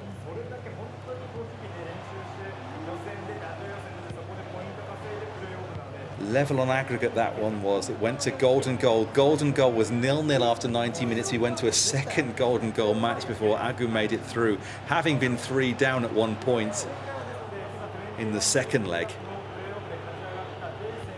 Nasri trying to break out of defence now with Neymar on the left. Cuts back. Floats one to the far post for Ibrahimovic. Turns through Paqueta and Mbappe. Kante intercepts superbly, and now perhaps a chance for Agu to break out. Breaks the offside line. Ibrahimovic doesn't necessarily have the pace, but he does have the strength to hold off the defender. Well, that's not the first time we've seen that, is it? A ball in behind for Ibrahimovic, and as you said, he didn't quite have the pace, didn't quite have enough, but the strength to hold off the defender bought him time to get the ball under control, and then Agu could get players up in support. He couldn't get the ball in the end, but you do wonder if that's something he'll aim for. Mbappe into Paqueta! Well, we've seen a lot of Paquetas today. He seems to be in a lot of the teams. I feel like that maybe is the first time he's come up with a goal, arriving late in the box, slamming home, and it's first blood to Nasri. Agu's prediction of a 5-0 win in each leg for him is already out the window. Out of the window. Well, Agu has shown that he's strong, even if he's 3 goals behind. He did that against the same player yesterday in the eJ.League club competition. Incredible start for Nasri. But this is the first time Agu's behind today, though, isn't it? He's been ahead in his game so far. How is he going to cope? Is he going to get flashbacks to yesterday's horror show? Or is he going to find a way to come back before it gets to that stage? The corner comes in, headed away by Varane. The production staff around is preparing an extra chair. It looks like we're going to get interviews with both players after this game. This was their request, something that Agu suggested. We said, come on board, come and join our studio whenever you like. The production staff have kindly agreed to that, so we're going to be able to talk to both of them after this, but still a really long way to go. Well, we assume that. You did also invite Shono-san and Bando-san over. Maybe one of them has finally decided. It's Paqueta, though, and Kante. Maybe they finally decided they've had enough over there with all the shouting and they want to come over and take it a bit calmer on our side of the studio. Maybe the last 2 games with the losers tournament are a bit like casual Fridays and we start to do things a little bit differently. The presenters, the commentators from the other side, come and join us. Neymar cuts back to Theo Hernandez. Nasri, that superb start. As you were saying, Agu having to come from behind a lot yesterday. Today he's been on his own form, taking control of the matches and typically getting the lead himself. Mbappe works it through to Ibrahimovic, saved by Schmeichel. Well, Agu looks a little bit rattled, doesn't he? He started very well, was trying to take the game to Nasri, looking to force the issue. Since he conceded that goal, and as I said there, he just gave the ball away there under no pressure, put it out for a throw-in. Nasri now back into the final third almost, looking to apply pressure again. Maybe Agu, he was talking a good game beforehand, but now maybe a little bit rattled, and we'll have to see how he responds. Well, talking the talk is one thing. Over the other side to Ibrahimovic, and it was this Ibrahimovic in the Yokohama Blues shirt, who was attacking on the left against Hakimi. Ibrahimovic had the better strength, Hakimi had the better speed. Nasri dealt with that attack, and then Hakimi used that pace to get into attack. They had a slight overload on that side, and that's how the build-up to that opening goal began. This, of course, is something really different to yesterday when we were playing with the 90 overall mode, when all the players had the same attributes, so you didn't have that little discrepancy. Here, speed and strength and all kinds of things are really different from player to player. Neymar floats one in. Ronaldo at the far post. 2-0 to Nasri. And as that's gone in, we can see Agu is asking to pause. He wants to make changes, and it's not surprising. It is a horrific start for him in his first leg. Already 2-0 down inside half an hour. He's going in, he's trying to change things around. Is he going to make a sub? Is he going to change the formation? Whatever it is, he needs to do something because this game is getting away from him. Well, it's the individual player instructions for his attacking system, the attacking tactics of the 5 presets that he has. He's just making adjustments, Has he set it to score? Has he set it to put it in the goal? I think it was slightly more detailed than that, but Nasri isn't letting him through. There was that chance early on the left-hand side, well seen off by Nasri.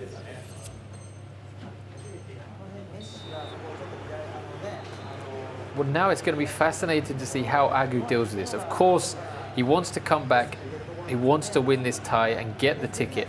But of course, whoever loses this game is not out of the running. They do still have that second chance. But mentally, how would you deal with that? Both of them have come into this so kind of brash in their different ways, saying they want to win it, they're going to win it. If you lose this, even though you've got that second chance, suddenly there is that jeopardy of it being the last chance. We mentioned that before when we were looking at the losers semi-final. Suddenly that was their last chance. Do you want to be in that position? You want to get the win now and get it done, but Agu knows if he overcommits, Nasri could put the game beyond him before we even get into the second leg. Nasri retaining control of possession here after an open start. It's going more and more his way. Ibrahimovic with the header at the far post, saved by Schmeichel, who comes out about 5 yards from goal, not quite as aggressive as we've seen other teams do. Knocked out Ibrahimovic, Barella. Well, an open start.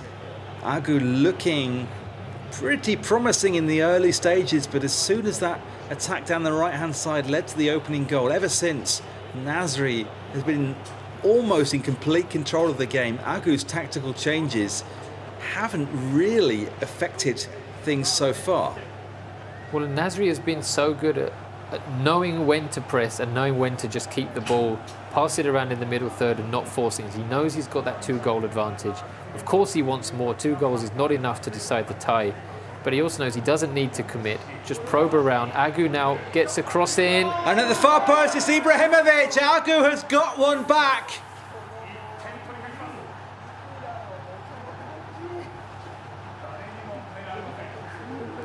Well, we were saying that Nasri didn't need to force it, that he would be quite happy to just keep possession and not get caught out. And Agu, how is he going to approach it? Now it's all flipped round. Agu has managed to find a way through. It didn't look like anything was on, but a fairly rudimentary ball into the box, another Zlatan header, and now just before half-time, that's certainly going to change the way you think that both players will come out for the second half. Well, it's that battle on the same flank again, isn't it? Ibrahimovic on the left-hand side for Agu in the blue, Hakimi the right back for Nasri in the white. Oh. Mbappe through to Ibrahimovic. Rudiger's challenge goes down. Are we going to have time for the corner? Just about. One more ball in. The short corner might end it. It's gone in towards the near post, headed out, and that will probably be the end of the first half. Ibrahimovic and Hakimi there. That was the aerial battle at the far post that led to Agu's late goal in the first half, which changes things a little, as it seemed, and as we just said, Nasri had been in control for most of that. Well, that's the thing, yeah. Again, commentators curse. Just as I was saying, Nasri looked like he'd managed to kind of get a grip on what was going on, get a read on how Agu was trying to attack him, and just not overcommit. Agu again showed his quality, as we saw yesterday, coming from behind twice when 3-0 behind. He showed his quality, managed to somehow eke out a chance when it didn't look like there was going to be anything on. He's got that 1 goal back, and yeah, Nasri does still have the lead, but it's a very narrow lead. And Agu will now come out confident. Nasri is going to have to reassess what approach does he take to the game now.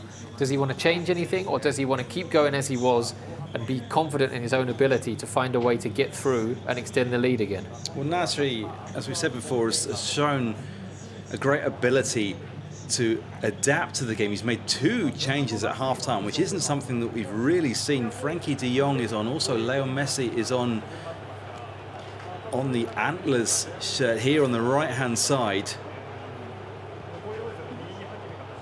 De Bruyne plays it away. Ronaldo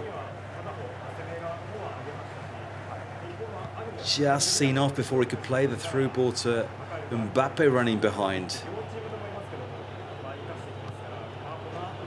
few duplicated players in these two players' teams. Here's Barella, works it out to Messi. To Ibrahimovic at the far post. Well, we said that at the other end in the first half. Yeah, we're really having to concentrate now at the end of another long day.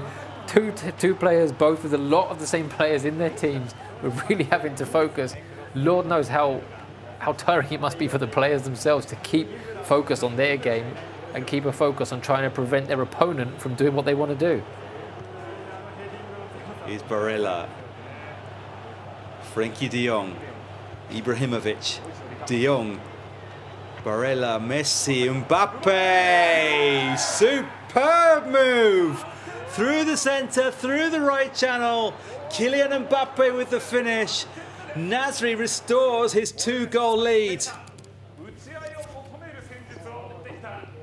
Well, again, another typical Nasri goal.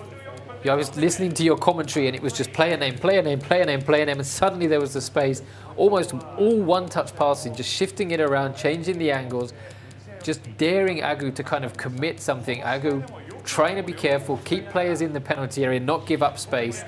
In the end, Nasri found a way through. He's re-established that 2-goal lead.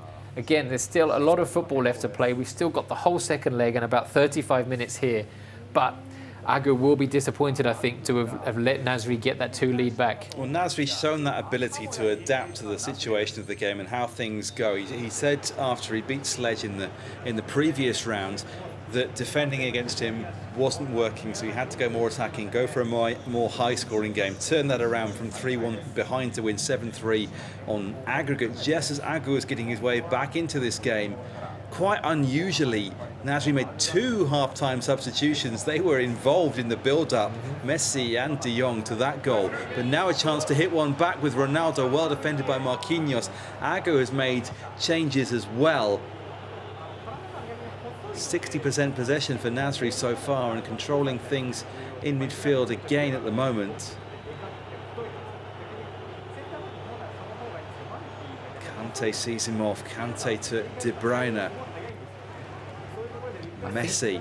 I think what Agu needs to do is he needs to launch his attacks as quickly as he can once he's in possession. Nasri is just so good at getting organised, both in and out of possession. Once he's in the ball, he seems quite happy to move it around and use his options. And when he's defending, he gets into position so quickly and shuts down the space. I think if Agu wants to find a way back into the game, as soon as he gets the ball, he needs to commit men forward and get it up into the final third as quickly as he can, or the game could run away from him. Barella to Messi. Nasri re-seizing control of the midfield, control of possession in this second half. Ibrahimovic to Mbappe, not much space. Ibrahimovic tries the other way. Messi with the shot. Saved by Peter Schmeichel. Nasri's use of those small spaces, it's ridiculous. There doesn't seem to be any space to manoeuvre, but he manages to work the players around and find an opening for those kind of shots. It must be a nightmare to play against. Short corner from Ronaldo, the Brazilian Ronaldo, to Messi. No Cristiano Ronaldo in any of the squads that we've seen today. The Brazilian Ronaldo, the iconic legend of FIFA, has appeared in multiple iterations. Frenkie de Jong. Into Messi, superb for Mbappe, well saved again by Schmeichel, carving that opening from again, no space. He just did it again. It's the, as you said yesterday, I think we were talking about it almost like a chess game. Nasri is looking 3 or 4 moves ahead, and then it's one touch passing all the way until it gets there. And at the minute, Agu is not able to come up with any answers to it. Well, he's bringing off Kevin De Bruyne, bringing on Sergej Milinkovic-Savic. Another excellent passer in that 3-man midfield. He's also bringing on Jesus Corona to play alongside Kante and Milinkovic-Savic in an increasingly attacking midfield lineup. Agu, as we've said repeatedly, came back from 3 goals down twice yesterday, including against today's opponent, Nasri. Well, yeah, that's absolutely right. It looks like this first leg is getting away from him. He can't quite come up with the answers to the questions that Nasri is posing. And there's another question here from Nasri. Just about got it away. But yeah, yesterday he came back from 3-0 behind twice, and that was 3-0 behind on aggregate. Van der Sar out of the goal to head the ball away. Never any doubts. Van der Sar knew exactly what he was doing there.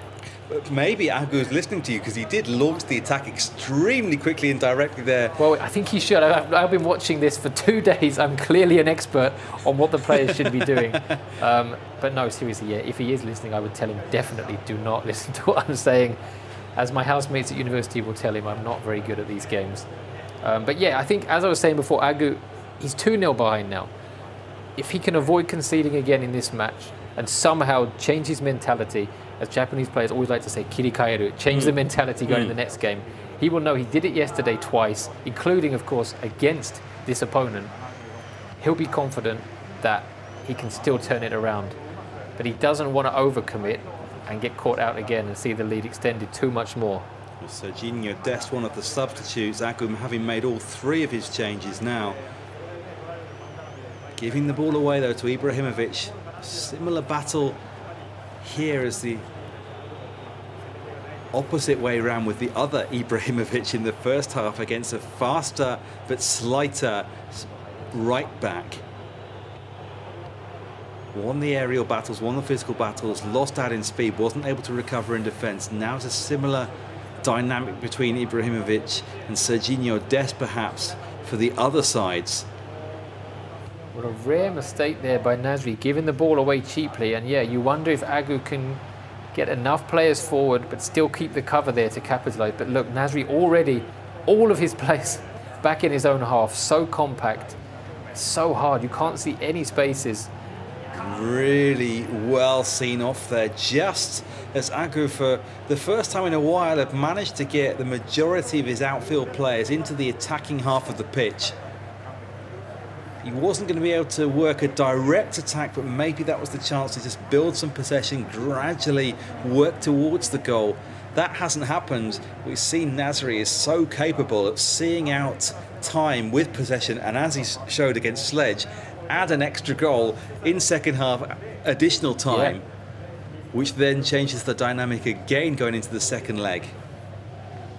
Well, I think you're seeing now as well the fact that these players do know each other so well. As fellow representatives of the Japan national team, they know exactly not only the strengths and weaknesses of each, but probably how each of them play in whatever position they're in at each stage of the match, whether they're ahead, whether they're behind, if they need to go for a goal or not. Well, here goes Nasri again, going for that goal, aware that if he loses the ball, that will be the end of the game as Agu plays it out. Nasri once again seeing out those last few minutes with possession, and just as the clock ticks past 90, knows that he can go for one more goal. It worked against Sledge. It didn't have to work in this game because even though the chance wasn't created, no time for Agu to get back. First leg finishes 3-1. Nasri takes the advantage into the second leg of this final. Yes, he does. He'll definitely be delighted with how it went. Not only obviously the result, but he looked very assured both in and out of possession. Really a kind of a commanding victory in the end. But as we were just touching upon, I don't think Agu will be too despondent. We've spoken about it a few times, but the players have said themselves that occasionally there are games that just get away from you. There are times when you just don't quite hit form, something doesn't quite go right, whether it's a mistake by one of your players that just knocks you off course, as Sledge said in one of the games earlier. Something went slightly against him and it just knocked him for a little bit. And you can't afford to do that at this stage of the competition. So Agu, if he can just forget this game, now head into the second game knowing that he did it yesterday. He came from 3-0 down twice, including against Nasri, obviously in that epic that we were talking about. He's got 90 minutes now to try and get a victory of his own by 2 goals or more to ensure that he doesn't lose this direct chance to get the ticket. And at the back of his mind, he will still know there's still that second chance lingering. Or maybe it's in the back of his mind, maybe he's put it out and he's fully focused on this, especially after he told us and everybody else that he's the best and he wanted to show it. Well, also, he said that Jay isn't on form, and it may be Jay will be the opponent if he loses this game in the losers final for the second qualifying place for the FIFA eWorld Cups, and maybe then his past comments come back to haunt him. I don't know. I'm sure he would embrace that sort of narrative around it because he seems to be selling it. Exactly, that's the thing. He was saying it as he was saying the comments about Nasri. We had Nasri here. There was that little bit of back and forth between them. Of course, all in good nature. Yeah. But the same thing, yeah, where he said that about Jay, and Jay fully admitted, yeah, he's not in his best form. So I don't think he would have taken any of it personally. I don't think there will be any resentment there. But yeah, it would add, again, to end the 2 days of fantastic action we've had, that to end on, that little bit of bite, the narrative that's built up to that. There's 3 national team players here. They're all still remaining, but there are only 2 tickets available. So at the end of all this... 3 national team players and the eJ.LEAGUE club champion. And the eJ.LEAGUE club champion. Well, of course, we've almost forgot. I'd certainly almost forgotten because of the way he went out early on. Yeah. And his games since then have all been off screen. We've heard them. We've felt the shudders as he stamps and leaps around. But eWorld, of course, yeah, he got over that early wobble, which, as we said, Mikey did the same in the group stage. eWorld as well is coming back in, and as the outsider, the guys have all spoken about the fact they want to kind of put him in his place and show him it's not that easy. He's now kind of been quietly behind the scenes, under the radar. He's made his way back in there, and he'll want to show as well that yesterday was no fluke. As we said, we were checking Japanese media this morning, scrolling through social media, and there were news reports about him, pictures of the shield. He's been all over the media. These guys will probably, as much as they say we were happy for him, they'll be feeling a tinge of jealousy. And then if he crops up again, yeah. They're not because going to as we said before, as we go into the second leg now, eJ.LEAGUE, obviously this has been promoted, the production has been promoted by the J.League itself, so they were focused, rightly so, on the club competition. Avispa Fukuoka are extremely delighted that eWorld won yesterday. For the players themselves, they're used to playing FIFA Ultimate Team. This is their usual world, and to maybe get the Japanese media coverage on the other competition with the non-FIFA player, or originally non-FIFA player coming in, perhaps that's a little unwelcome or a little unnerving, and something that you want to put right today. But these 2 players, they know each other so well. They've got another 90 minutes. They played yesterday for 310 minutes before finally being separated. On that occasion, in the second leg, at one point, Nasri extended his lead to 3 goals on aggregate. Agu fought back. That's what he's got to do now. With the cross in towards Ibrahimovic, it's 3-1 from the first leg, remember. De Bruyne with the shot, saved by Van der Sar. Almost narrowed the lead already. And yeah, you mentioned there was obviously the double golden goal. We haven't had any so far. You'd have to assume, as the players, if you get to the later stages, that we surely are set for a golden goal game or 2. Mikey was hanging around as well when we were talking to these 2 participants just before, and he was saying to them, please get it over with. We don't want any golden goals. We want to go home. It's been a long day for the players too. Again, all said in jest. He was joking around. Everyone, I think, some of the action, as long as the days have been, the golden goals, but I think everyone, sometimes you want that one more. You want a little bit more tension. Yeah. Just build it up and build it up. But maybe for everyone but the players involved, I think. Well, here's De Bruyne looking to work it through. Ronaldo, Messi. Loose ball stage alive for Mbappe. Van der Sar collects it. I'm always a little curious as to which iteration of Van der Sar this is, because his hair seems to be quite long. Well, we'll find out. If he scores a goal, we'll get the card. Yeah, well, that's the trouble. We need to either see the starting lineups or for him to score a goal to get the card. Actually, is that possible in the game? Can you send the goalkeeper up for corners? Yes. Because that is one of my favourite things to ever happen in football. Yeah. And I was there once for a J2 playoff game when Yamagishi, the goalkeeper, scored for Montedio Yamagata right at the death. And the cross comes in for Ibrahimovic. He's still alive, That's one needs to be cleared. Schmeichel in the aerial with Ibrahimovic again. Well taken. That so many times. It's a bit confusing though, having Ibrahimovic in red and Schmeichel jumping with him.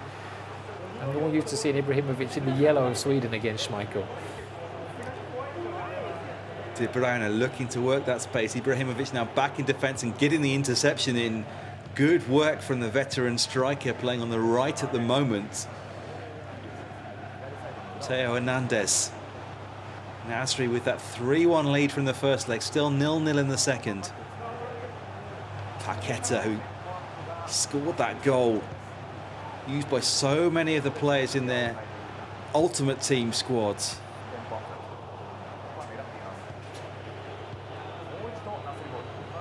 Slightly more of a Premier League outlook in Agu's team. What a superb through pass to Neymar!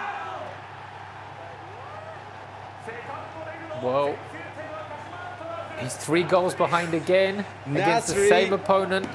leads 4-1 on aggregate. A 3-goal lead early in the second leg against Agu, just as happened in the semi-final of the eJ.LEAGUE club competition yesterday. On that occasion, Agu fought back. He's going to have to do it again. He did that twice yesterday. Today, he's mainly been playing on the front foot. He's mainly been able to get ahead and then dominate matches, play the way he wants to play. Now he's been forced to make adjustments once again to the individual player instructions. He's telling the goalkeeper to be a sweeper keeper. He's wanting everyone to come up further, making the defence wider, playing more aggressive in general, playing as high up the pitch as he possibly can. 3 goals required in 70 minutes. If anyone can, Agu can. Well, exactly, yeah. We're going to say today he's been ahead in all his games. He's managed them quite well. He's looked confident accordingly. Now he's behind, and ordinarily you might say, well, how's he going to cope with it? But we know how he's going to cope with it because we saw it yesterday. We saw he can manage, and as we've said a few times today, these top players are able then to adapt to in-game situations and suddenly change things. We've seen players so many times be 3-0 up, and then the game suddenly changes and gets away from them. We saw games earlier where Sledge was 3-1 up, lost 7-3. So players think if you suddenly something goes against you, it can change everything. But Agu, as the minutes tick away, he's going to maybe start to worry. He needs something to go his way. Nasri again starting to take control of the midfield.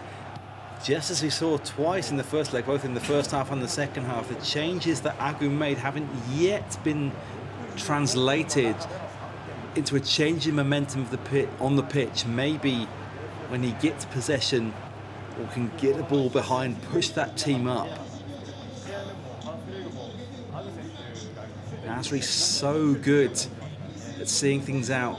Did lose that 3-goal lead yesterday against the same opponent.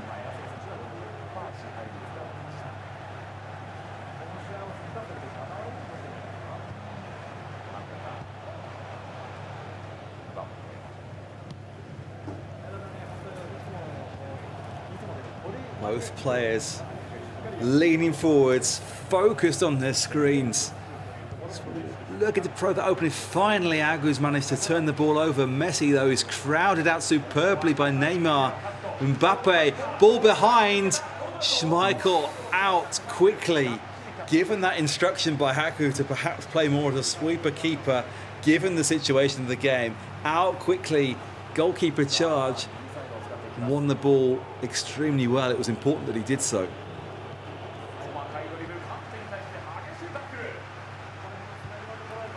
Ronaldo out wide. Ibrahimovic cuts back. 10 minutes to go in this first half. Still that 3-goal advantage. 4-1 on aggregate to Nasri. Well, things just aren't really clicking for Agu when he's in possession. Whether he's trying to hurry things, whether he just hasn't quite got the right tactics in place yet for what he wants to do. But he just seems to be giving the ball away fairly cheaply in the middle third. As well, it could just be that Nasri is so well organised and not giving him the space to do what he wants. They know each other so well that maybe Nasri knows what Agu is aiming for. But again, it's Nasri who looks the more threatening, and he's in behind again. Neymar forcing João Cancelo to concede the corner. 5 minutes to go. Goalkeeper not out as far as we've seen some of them. Mbappe keeping possession again. This is Nasri not forcing the issue. If he just holds on to possession for another few minutes, he can have one final attack at the end of the half. Well, he was trying to do the same thing in the first leg, and I was praising him for it, and he conceded round about this 44th minute. Exactly. So he'll be hoping that he's learned from that and doesn't make the same mistake, just stroking it around. But Agu will know that if he can get a goal there, maybe he can just stop the momentum from running too much against him, because he needs something fairly soon, because he's got about 45 minutes to go. In the best possible way, it's possession for possession's sake at the moment, but now, because the time has passed 45 minutes, he can afford to play a forward pass, knowing if he loses the ball, that's the end of the half most likely. Barella plays it into Ronaldo, final attack of the first half. Mbappe looks to play it back to Ronaldo, Rudiger intercepts, that will be the end of the first half. 1-0 to Nasri, 4-1 on aggregate. Nasri there wiping dry the controller. Well, I feel like I need a towel as well myself. Just watching it. Just watching it's incredible. Feeling the levels of tension Yeah. and it's just so engrossing. Both players clearly know each other so well. You can see everything Agu's trying, the small changes he's making, those subtle changes, trying to find a way to get through. But Nasri at the moment, he's had this kind of this look of being so composed, so in control, whether he's winning, whether he's losing so far. As you said in these interviews, he likes to join in, he gets involved, he answers all the questions properly, but he's very serious, doesn't give away too much, as opposed to Agu, who's been far more keen to kind of get the banter going back and forth between the two of them. And now maybe Nasri knew, he came into the game feeling like maybe he had the slight edge, and so far he's shown that, and he's got 45 minutes now to see out. As long as he doesn't concede more than twice, he knows he's got that playoff place for the eWorld Cup. Here's Barella, Ronaldo, Ibrahimovic just offside. But at times throughout the eJ.League club competition, Nasri was visibly nervous, both yesterday and in the group matches, admitting that he wasn't confident under the modes, the J.League teams in the 90 overall settings that they were using then. He's been visibly more confident, perhaps quietly confident. I think that's exactly the way to put it, quietly confident. Agu, and I think maybe eBay are slightly more, you see it in them, they're more visibly, more exuberant in their expressions, whereas Nasri, there's that quiet confidence. And we saw again just before Agu there getting caught offside a little bit earlier, another ball was played quite hurriedly, given straight back to Nasri. Nasri still looking far more composed in possession, and Agu seems to be running out of ideas as to how to find a way back into this match. And now he's got 35 minutes or so to come up with 3 goals. Again, it's Agu needing the goals, but Nasri dominating possession and looking to create the chance now with Ronaldo. Cross for Ibrahimovic!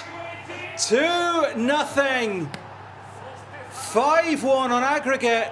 Varane with his head in his hands. Surely now this is one step too far for Agu. Surely now Nasri has 1 foot in the FIFA eWorld Cup qualifying rounds. Well, we're seeing Agu again here, going into his team, trying to mix things up and change it, but now he needs 4 goals in, what have we got, 20 odd minutes, I believe. Surely it has to be beyond him. We've seen some outrageous games over the last 2 days, some tremendous comebacks, but I don't think we've seen anything quite as spectacular as 5 goals in 20 odd minutes. Well, 35 minutes remaining on the clock, 4 goals required. It seems unlikely. We have seen in the previous round, in the round of 16 2 weeks ago of the eJ.League competition, Sledge going behind with 9 minutes on the clock and coming back to win that game. There have been some incredible comebacks, as we've said so many times. Agu from 3 goals behind twice. Mikey came from 3 goals behind. Nasri came from 3 goals behind against Mikey last year. These kind of comebacks have been relatively common. We've seen already in the losers tournament just next to us. Ebipool went 3 behind, came back to win 5-3 against Nyonyo. There's been so much dramatic action. But you just look at those possession stats. 61% is all Nasri really, not just dominating the ball, but looking more likely to get behind as Agu pushes that line up, trying to play more aggressively, trying to desperately get players into attack. He's finally got a bit of attacking possession now. De Bruyne with the chance now, goes for the pass to Ronaldo, seen off by Marquinhos. No foul there as the players' legs collide in the penalty area. Would he have taken the shot on instead of going for the pass? Was it on? I thought it was. So probably not. Because I was going to say, I thought the same. I probably would have gone for it. So it probably wasn't on. And now, this is where Nasri likes to be, isn't it? Right up in the corner of his opponent. Mbappe on the turn superbly. Keeps possession. Barella more open on the left-hand side. Doesn't need to force the issue. Only 25 minutes left on the clock. Kante. Barella. Chance maybe for Mbappe to make the run. He's shielded well by Varane. Agu just can't quite find those pockets of space when Nasri is doing the opposite. Once he does get in the final third, always looks like And he's going to now create something Ibrahimovic is just through. like There's this. 2 men on the overlap. Ibrahimovic cuts it back. Mbappe, 3 goals to nil in this second leg. Well, that surely, that is that. And Nasri has that ticket in his hand for the playoffs. And Agu is going to have to hang around a bit longer and possibly has another game coming up against Jay. We don't know. eWorld, of course, still hanging around Jay too. or eWorld will play off next. The winner of that game plays the loser of this.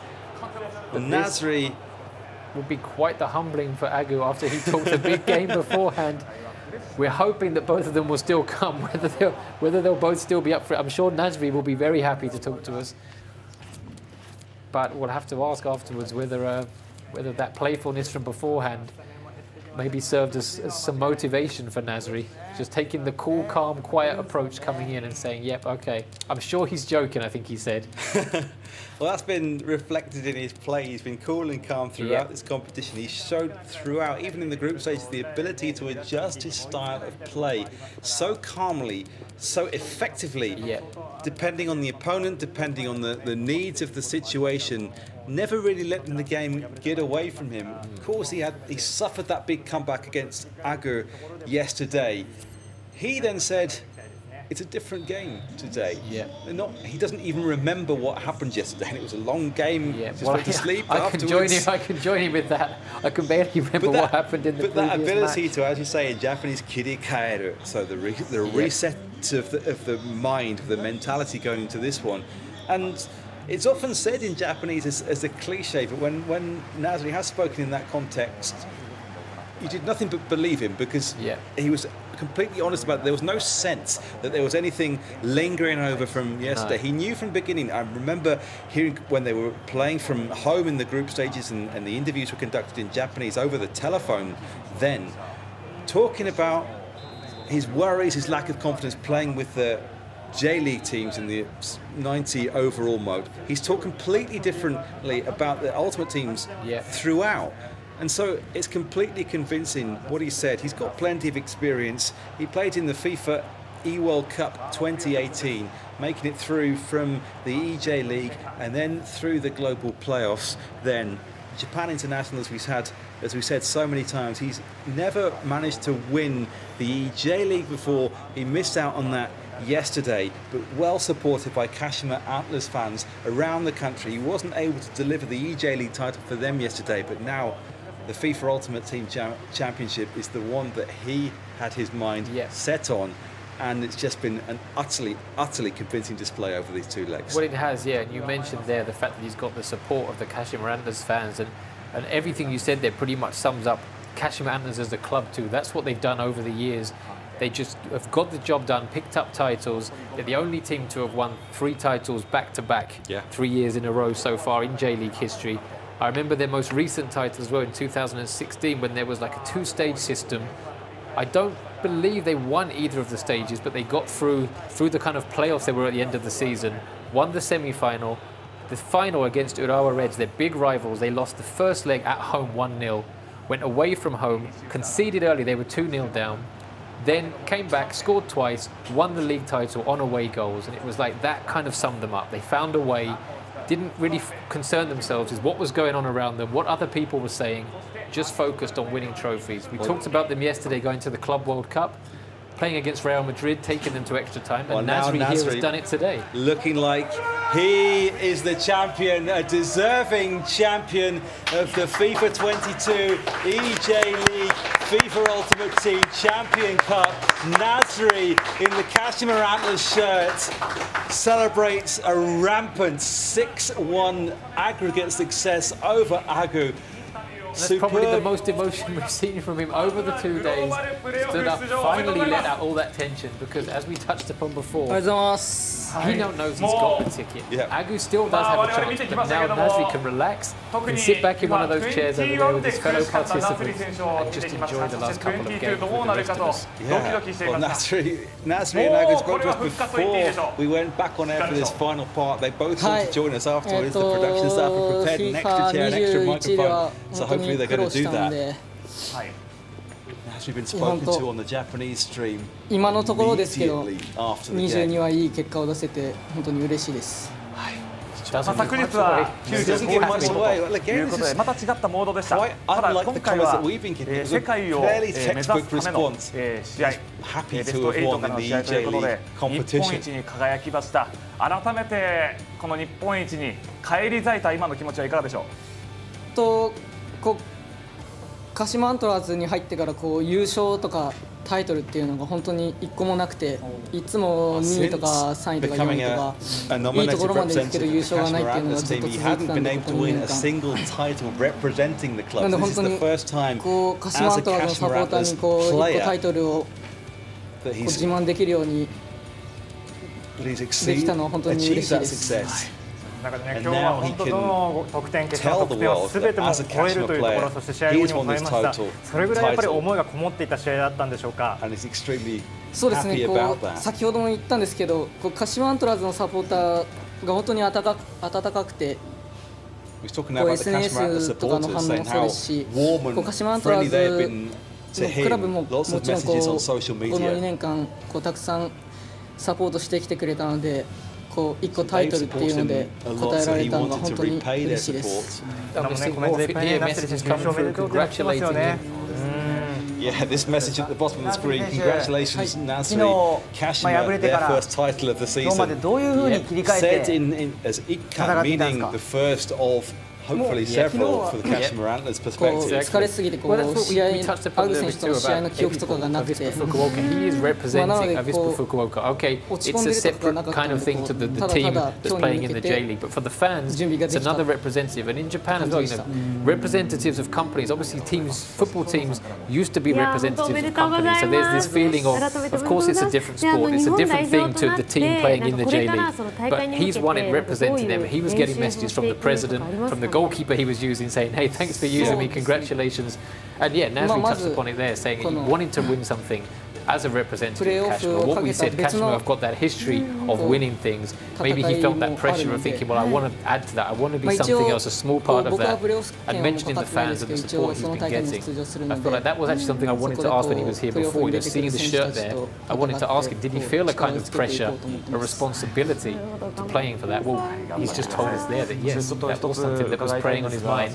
And now he's done it. And he did it in unbelievable style by sweeping past the captain of the Japan team, who said that he wanted to sweep Nasri aside, beating him 6-1. Yeah, I mean that friendly rivalry that's been apparent throughout between the two. Agu emphasizing that he's the captain, he's the older player. Has that pride, didn't want to be beaten by his younger teammate. And Nasri wasn't fazed by that in the slightest, didn't feel the need to respond in kind with any comments. Was just very cool about it, but there's a convincing coolness to it. It's a really good and a friendly dynamic that they've got going. そういう温かい気持ちが自分のモチベーションだとか Unlikely bedfellows. FIFA への気持ちっていうのも高めてくれるんだなと A lot of time probably on the PlayStation 5. そして同じ鹿島アントラーズから出場していたファントム選手からも今ツイッターの方でタイトルだ。Phantom is the other representative in the eJ.LEAGUE for Kashima Antlers. He went through the qualifying rounds. Says won the title, Nasri. Thank you, and then congratulations. 応援してくれて本当に一ライバルなんですけどI mean, we've asked some of the players about the origins behind their names. We haven't really asked many of them so far about their relationship with the clubs, whether they supported them in the first place or whether it's become a natural progression of their careers. Because we better be careful after he's been thanking the fans. We better make sure we don't cause any upset. I understand that point of view as well, but these are professional players, and like professional footballers in the football that we're used to covering, there are transfers between clubs. An example, for example, of Jamie Carragher as a Liverpool legend, grew up as an Everton fan, ended up in the Liverpool Academy and now represents them throughout the world, really. Absolutely. 結局このフットの方で初戦2回戦とやったフォーメーションを彼が使ってこなかったんですよ。そこのなんか準備の段階の駆け引きでしてやられたなって感じでした。He's talking about the tactics here and saying that Nasri didn't use the same system as he did in previous rounds. Right. They were joking before we came on air. Agus and Nasri saying he was looking at my screen trying to get a look at my tactics. Right. I thought they were just saying that, but perhaps that was part of the thinking. Perhaps they wanted to bluff, give a hint to the other of what they were doing, and then do something else.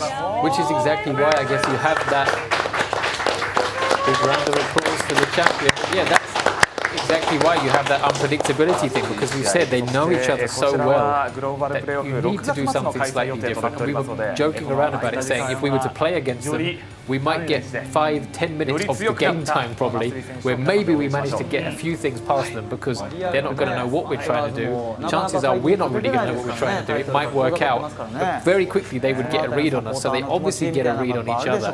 So coming up with something, throwing something in, and maybe that is something they're more able to do with these teams, the ultimate teams, because they're so used to using them and all the different variations you've got. Whereas yesterday, as pretty much all the players, it's like a completely different game because you're all just given the same players of the same ability. Well, we'll find out more if and when they make it over. I hope he brings his big check. Well, we'll have to ask about the tactical side, which is going back to the tournament grid here. Agu drops down to the final of the losers tournament, where he'll play against the winner of the next semi-final, which is eWorld against J. Nasri, the winner of the winners tournament, the champion of the eJ.LEAGUE FIFA Ultimate Team Champion Cup. Nasri already secure of his place in the FIFA eWorld Cup Global Playoff Qualification Tournament. Well, as we said, now he can relax. He can just sit up here and enjoy the next hour or so of action we have, quite content that he's taken that playoff place and he's there and he's got the chance to again represent Japan at the World Cup. And then the pressure now all moves down into this, as we've kept saying, rather ungenerously called losers tournament. Repechage, let's call it again. The repechage, the plate, the wooden, well, it's not a wooden spoon because the winner in the end is going to get themselves the same prize. Well, the tactical battle fascinates me a little bit because of the familiarity between the two. In real football, towards the end of the 2020-2021 season, Chelsea and Manchester City played the Champions League final, two clubs from England, but they also played late in the season in both the FA Cup semi-final and late in the season in the Premier League. City were already Premier League champions. Chelsea needed the points to stay in contention for a top 4 spot. So you had two top-class managers, Pep Guardiola against Thomas Tuchel, playing each other 3 times in quick succession and adjusting their tactics because of the familiarity that built up between them. And what worked the first time wasn't necessarily going to work the second. In the Champions League final, Pep Guardiola decided to drop Cancelo, to drop Rodri to play Gundogan, who'd been playing superbly as a number 8 all season at the base of midfield. It didn't work at all. They lost 1-0, and as it turned out, Tuchel won all 3 competitions, with Guardiola trying different things in each game, not working either time. This season, Guardiola's getting the advantage over Chelsea and Tuchel with even greater experience. We've just seen as the players now come for the interview, Agu is waiting for Nasri Agu very quickly over to join us. Well, both of them are going to come. We're being told now. That point you make there reminds me of, I remember speaking to Ange Postecoglou once when he was at Yokohama F. Marinos, and he said to me, you'd be surprised, there's not that much of a difference between players at the highest level. It's, are they willing to try the things you want them to try? Are they intelligent enough as football players to be able to put into practice what you want? He said once you get to a certain level, the players are all pretty much as good as each other, which any of us who ever played, when you played at school, there was always the best player in your school. They were then the best player in the county. Once they get to the top, the actual technical abilities of them, the physical abilities, the margins are so fine that it does come down to that. As we've seen here, it comes down to that chemistry. Do they work well with the teammates they're playing with at that time, with the manager who's in charge at that time? Is the mood in the camp, which is always pretty much the first question in press conferences in England, is how's the mood in the camp? All of those things are what separates it. And I think we saw that here where, you said it was those fine margins and Nasri managed to come up with a formation that Agu hadn't expected. Now we can ask them about it. お疲れ様でした。お越しいただいてありがとうございます。そしてナスリ選手おめでとうございます。まずお聞きしたいのはですね、さっきちょっと話聞きましたけども、もうすごく昔から知り合ってる、何度も対戦してる2人ですけども、その戦術のバトルよく知ってる相手ですから、いかに戦術を生かしてこの試合決着がついたと思いますか。まずナスリ選手。さっきちょろっと話したんですけど、僕が1回戦2回戦41212っていうダイヤモンドで狭いやつで行ったんですけど、それを見てそれの対策をしてたので、そこを裏切って4231のこのバランス型で行って、そこで早めに点取れたんで、流れ持ってけれたかなって、そこの駆け引きで勝ってたかなって思います。それはアグ選手、流れがなかなか変えにくかったんですか。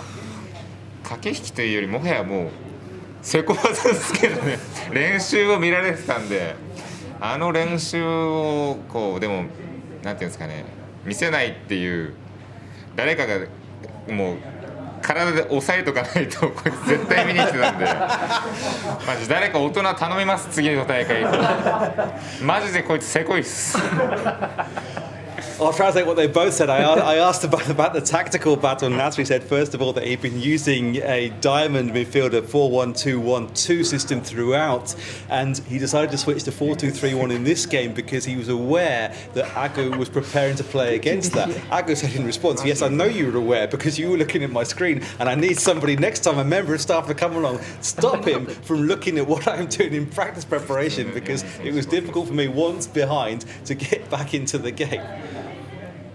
先ほどの日本語のインタビューにもちょっと話しましたけど、この鹿島アントラーズのエンブレムを背負って結構プレッシャーがあると思う。その鹿島アントラーズというチームがもうよく J1 優勝とかAFC チャンピオンズリーグも優勝したことあるけど、その責任をずっと感じましたか。いや本当に感じてましたね。やっぱ鹿島アントラーズのスタッフっていうか中の方とかってやっぱ鹿島アントラーズの知事じゃないですけど、うちはタイトル取るクラブっていうのがもう当たり前みたいなスタンスなんですね。でその中にいてやっぱりそこまでそんな伝統あるクラブじゃないとしたら、2位3位でも十分いい結果だと思うんですけど、やっぱ2位3位じゃダメっていうクラブだったので、そこは本当ここ2年間優勝できてなかったのでプレッシャーは感じてました。Nasri talking about his relationship with Kashmir Antlers, who he's been playing as a representative of for the last 2 years, and saying ever since he joined the club, he's been very aware of how Kashmir Antlers, as a club, their philosophy, their DNA, their culture is this is a club that wins. This is a club that wins trophies. Coming second, coming third isn't good enough. He's aware of that. He's now within that environment as an esports player, and he did indeed feel the pressure that comes with that.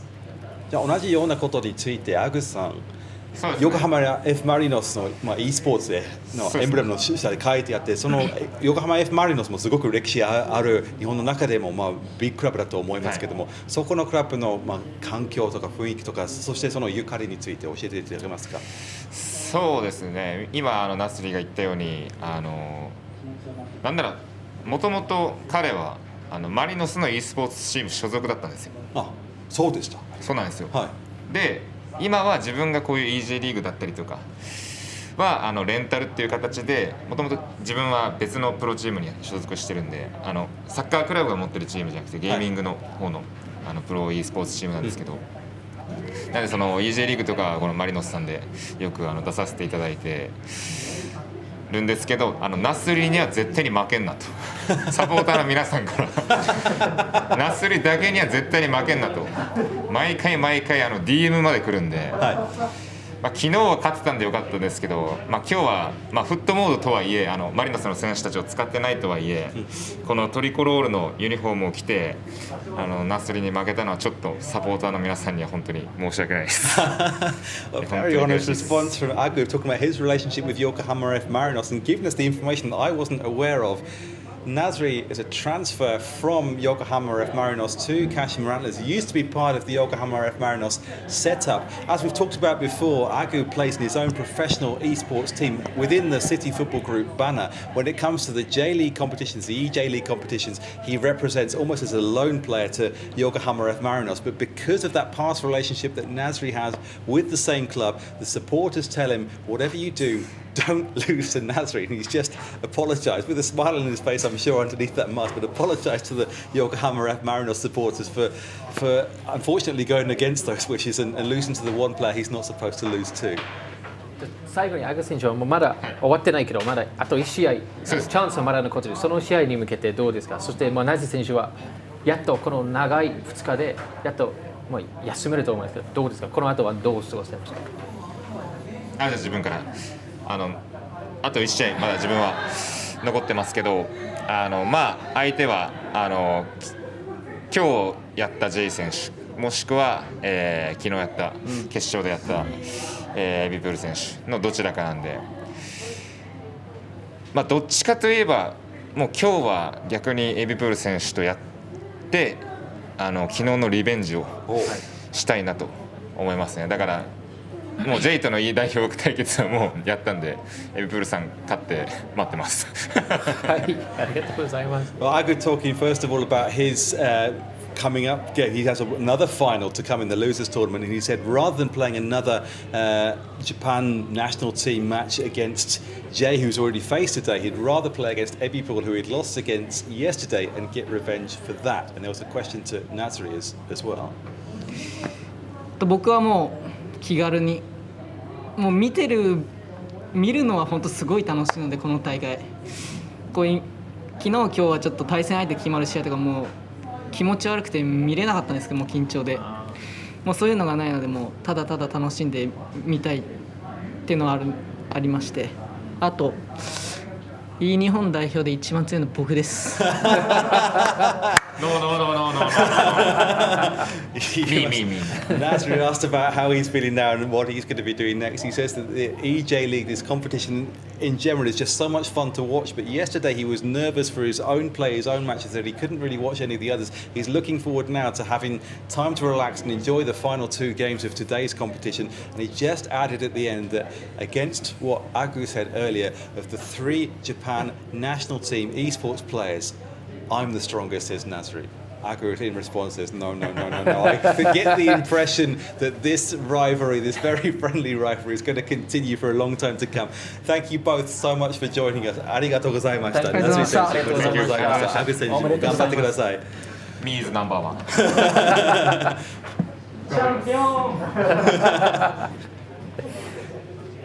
Well, it's good to see they're still getting on well, and that, as you said, that rivalry is still there, and it looks like it's going to hang around for a while yet. There was a really old interview from a match, a real football match from the 1970s that went around on Twitter recently. The 2 managers after the game, Terry Venables, a very young Terry Venables, and I think Malcolm Allison, were being interviewed together in one of the dressing rooms, laughing together after one had won and the other had lost. Just like that. Yeah. And you saw that and you thought then, this is 45 years ago, it's something that could never happen now. There's too much pressure, there's too much rivalry, there's too much antipathy between these 2. Get the winner and the loser of a rivalry that we already knew existed, and however friendly they are, that we know they are in real life, this was a big deal. Yeah. This was important. And now, Nasri can relax. Agu has another match to prepare for. They're in very different situations going ahead. But they take the time to come to talk to us, and we found out as well that, as you said, there's even more to the rivalry than we thought. Because of the transfer between, because of Agu being told by the Marinos fans, don't lose to that guy. And that's something as well that comes over from what we keep saying, real football. Players transfer to rival teams, and there's that thing of you definitely don't want them to score against you. You really want to beat them. During that point, as you said, Bando here, who's been impressing everybody with his bow tie selection, transferred from Gamba, ended up playing at some point for Cerezo Osaka, the rivals. While he was there, I'm sure the Gamba fans would boo him, were not happy when he came back. But once it was finished, it was all done, it was all part of the game. And it's great to see, like we said, there's that rivalry.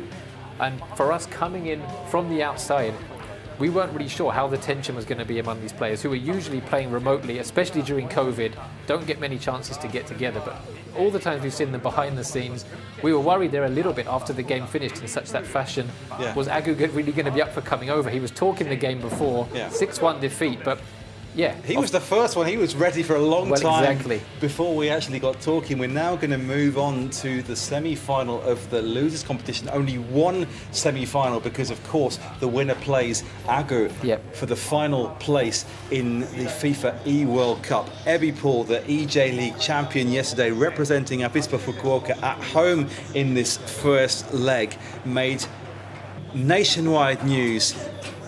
So much support from the Avispa Fukuoka Football Club, from the players, from the mascot, from the goalkeeper. He now has another chance after a very difficult start today. Extremely difficult, even when he came to the losers tournament, going 3 goals behind, but then coming back. And then he's now scored 12 goals for only 1 conceded. Ever since going 3 behind to Nyonyo in that first losers match, he's got his momentum back. Yeah, it does seem like, exactly, he's got his momentum. He seems to have got his mojo back. Unfortunately, we haven't seen the games, we haven't broadcast the games. We've seen glimpses of it. We've heard glimpses of his celebrations when he scored. He came back from 3-0 down. So not only did he let in the 8 goals in the game that knocked him out of the winners competition, he then went 3-0 down. Fofana with the shot. He went 3-0 down in his first losers match. So it looked like that was his day over already. He turned that around, scored 5 to come back and win 5-3, and then went on to win the next one 7-1. He's in a rich vein of form, and we're talking about friendly rivalries there between Nasri and Agu. But there's going to be a rivalry here too, because Ebipol dethroned Jay yesterday in the final. The outsider Ebipol coming in, dethroning him. Agu there was talking as well, having lost to Ebipol in the semi-final yesterday. Oh no, sorry, in the final he beat Nasri. Ebipol beat Nasri in the semi-final yesterday, and beat not Nasri, Jay. It's been a long day. It's been a long day, so it's a rematch of that now. Jay has the chance to get revenge as a seasoned FIFA player. He has the chance to get revenge on home turf, as he calls it. With Donnarumma with the punch there, the ball still in the air. Donnarumma collects it at the second attempt. A foul given against the attacker. But this, we talked about the various difficulties the FIFA players had with yesterday's mode and how they prefer today's. Now, I think some of them feel that against Ebipol, they now, in this format of the game with the FIFA Ultimate Team squads, they should have the advantage. And perhaps there's a little pressure because on paper they should have the advantage, and therefore there's even less excuse than yesterday for losing to the newcomer. And you do also wonder if maybe Ebipol... Crossed in towards Cantona wearing the number 9. Ibrahimovic, what an effort. Timed shot from out wide, looked on target, but Donnarumma saved. Having had such a horrific start, Ebipol maybe will feel that the pressure is slightly off now. He managed to recover from that and get himself into this stage of the competition, where again he's there at the end again, playing against the Japan national team players, in the mix still for a ticket into the playoffs. So he won yesterday. He's made it to the tail end of this competition as well, despite such a horrific start. So maybe we haven't had a chance to speak to him on air yet today, but maybe he's managed to ride out that wave, get over the horrific start he has, and maybe now he is coming into it saying, look, I'm the champion. As you said, he was getting the news coverage, his face is out there, his name is out there now. If he can put up a good battle here, even if he does get edged somehow, he'll still be able to leave with his head held high. Whereas if he'd gone out when he was 3-0 down against Nyonyo, after losing his first game so badly as well, he would have left feeling there would have been something of a cloud, I think, over him, despite the fact he won yesterday. Whereas now, he's recovered well from that, and I think, he'll be able to leave with his head held high, whatever happens. Well, he started this game pretty well. Jay, as Agu was saying earlier, not been on form, but seemed to have recovered that form in his last match, really impressively, looked back in control. Ebipol starting this game particularly well. Of course, we saw in that last match, Jay, so hard to break down, goes from range. It's the second time we've seen Ebipol shoot on sight. That element of surprise that we talked about so often yesterday that carried him through to the J.League, the eJ.LEAGUE Championships with the J.League clubs. Paqueta with the corner towards Ibrahimovic, headed on, collected by Neymar for Jay's team. I did have a quick chat with Ebipol earlier after he was beaten so badly in the first round, and asked him about how it had been mentally and physically, and also in a dietary sense since yesterday. He did say that after yesterday's final, he'd gone from breakfast to after the final without eating a thing all day, getting through all those rounds because, you know, he decided that eating affected his concentration. I said, what are you doing today? He said, I ate. And that's why he lost. But then I can understand that because yesterday, obviously not eating enough, but just the emotional strain going through, the sheer amount of concentration throughout the day. Well, he gave a shout out to his wife yesterday and thanked her for putting up with him and all the hassle that he's caused through his, as you said, playing in the different game, moving across. Maybe she hoped that after he became a champion of eFootball that would be it, that he'd reached the pinnacle. He's now crossed over to a new code, as it were. Maybe she had a word in his ear last night. Maybe she'd heard that he'd said he hadn't been eating, and she said, look after yourself. You've got to make sure you eat. So I'm assuming after he had that meal and lost, maybe he's now fasting again slightly until the end of the day. Well, maybe he is, but Jay on his first real attack here with Neymar. Takes it round the goalkeeper. Superb control. Jay takes the lead. Well, again, we saw the composure. We've said it so many times about Jay. Once he gets in, he usually takes the chances, and the composure to have that little double touch there, drag the ball around the goalkeeper to make sure he's got an empty net to put the ball in. Made no mistake, and just before half-time, he's taken the lead. And as you said, eBay had a lot of the possession without really threatening. Jay seems to have been quite happy to hold him at arm's length. And then once the chance came, he took it, and now eBay needs to respond. Well, Jay said after his last match that he was aware he hadn't been on form, so he just decided to play a bit more simply. He was solid in defence, simple going forward. He hasn't had much of the territory in this game so far. eBay with the ball in the opposing half, using Ibrahimovic essentially as a left winger, getting 4 players up very high into attack, shooting on sight, but hasn't been able to break down for any clearer openings than that. Jay, as we've seen many times, defending extremely well and then putting that one chance away when it came.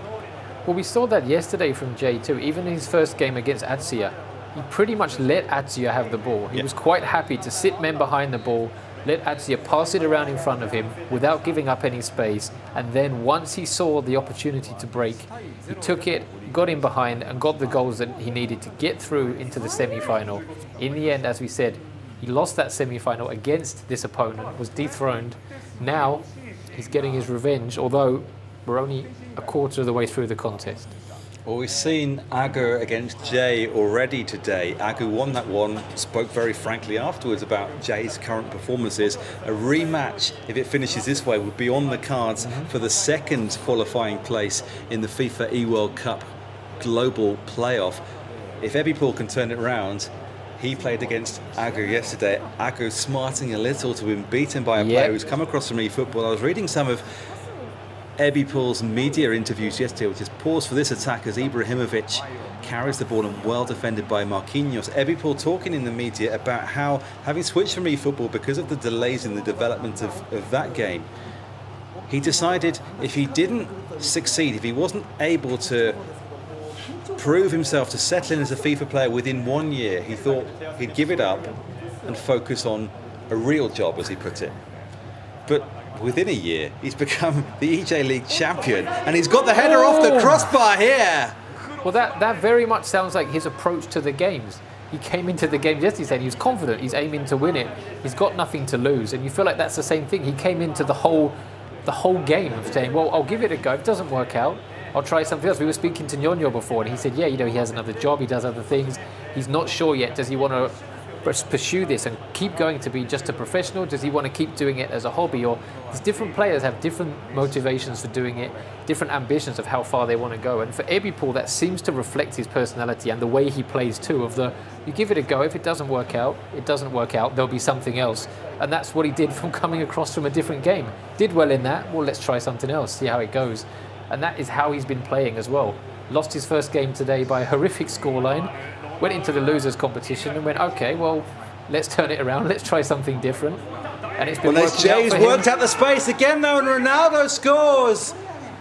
Once again, Jay with just 2 clear chances, but he's worked it until he gets on goal. Ronaldo turning away from the defender Marquinhos. Ronaldo, left-footed shot, 2-0 in this first leg. Well, that seemed to be made. It was the touch. I think it was Neymar, number 7, just nodding it through with the one touch. I don't think eBay saw it coming. Jay was passing it around patiently. But yeah, as you said, he saw the chance, moved it in, and the one-touch pass from Neymar, suddenly the chance was on. eBay couldn't react in time. And as we've seen time and time again today, once Ronaldo is in that position, usually eBay ends is up in this the back position, of the net. though. Mbappe blocked off by the defender. Thiago Jallo, I think it was. Neymar, as you say, in the number 7 shirt, in the centre of defence temporarily, but now Jay looking to play the direct ball over the top for Ibrahimovic, well defended by Cordoba. Do you think the real Neymar has ever been found in the centre of defence temporarily?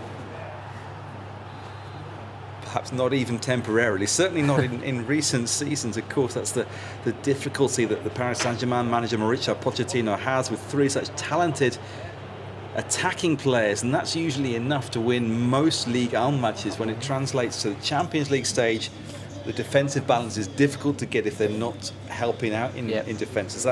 As was shown in the group stage against Manchester City this season, Messi may be struggling a little bit to get used to the new environment in Ligue 1. He scored plenty of goals in the Champions League, however. Cantona. But it was a similar problem. I remember years ago when Real Madrid had that Galacticos. After Claude Makelele left, he was the one that held the defensive things together and allowed the attacking players to play with freedom.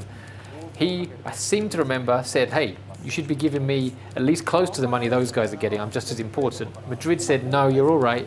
He left, and it all fell apart because suddenly there was nobody there acting as that pivot in the middle of the park. They tried at one point Thomas Gravesen, who was certainly not the kind of player to fit in there. He was another kind of attack-minded player. Exactly. There were 2 similarly looking, or both bald midfielders, very strong midfielders in the Everton midfield at the time. Thomas Gravesen was the more aggressive of the 2. When I think he himself was commented afterwards, maybe they thought I was Lee Carsley. Absolutely, yep. Because Lee Carsley did more of the defensive work in that team. Everton lost Gravesen, still finished 4th in the Premier League that season. It's 2004-05. Here's Adama Traore we're seeing for the first time. Now gone back to Barcelona. And the deflection takes it in. Ebi Paul right back in this contest. And he's not, there's no fist pump, there was no roar. Ebi Paul, very calm, very composed. Maybe because he knows he got a little bit of luck there. Maybe it's kind of like in tennis, when you get that bit of luck off the net, you don't celebrate too much. Well, even when you're playing pool in the pub in the UK, you know, and these players, they've been quick to admit. We saw yesterday when the 2 own goals in the epic semi-final between Agu and Nasri, who we just spoke to, they both admitted about the luck they'd had when those goals went in for them. So Ebi Paul. But the key is how you react to it, because Sledge said earlier that after something went against him, he couldn't quite shake off the frustration. Messi's shot, well, Jay seems to have reacted pretty well here. He has reacted very well, yes. Yeah, Sledge made that mistake. The defender held onto it a bit too long, lost the ball and conceded straight away. That was against Jay earlier on. Inside for Ibrahimovic. Jay nearly kept up that record, just finding that one chance and putting it away straight away. This time it hits the outside of the post. Adama Traore, a player who's been making the news headlines over the last 24 hours. He's gone on loan to Barcelona in real life with a £29 million purchase option at the end of the season. That one nearly made it through to Neymar.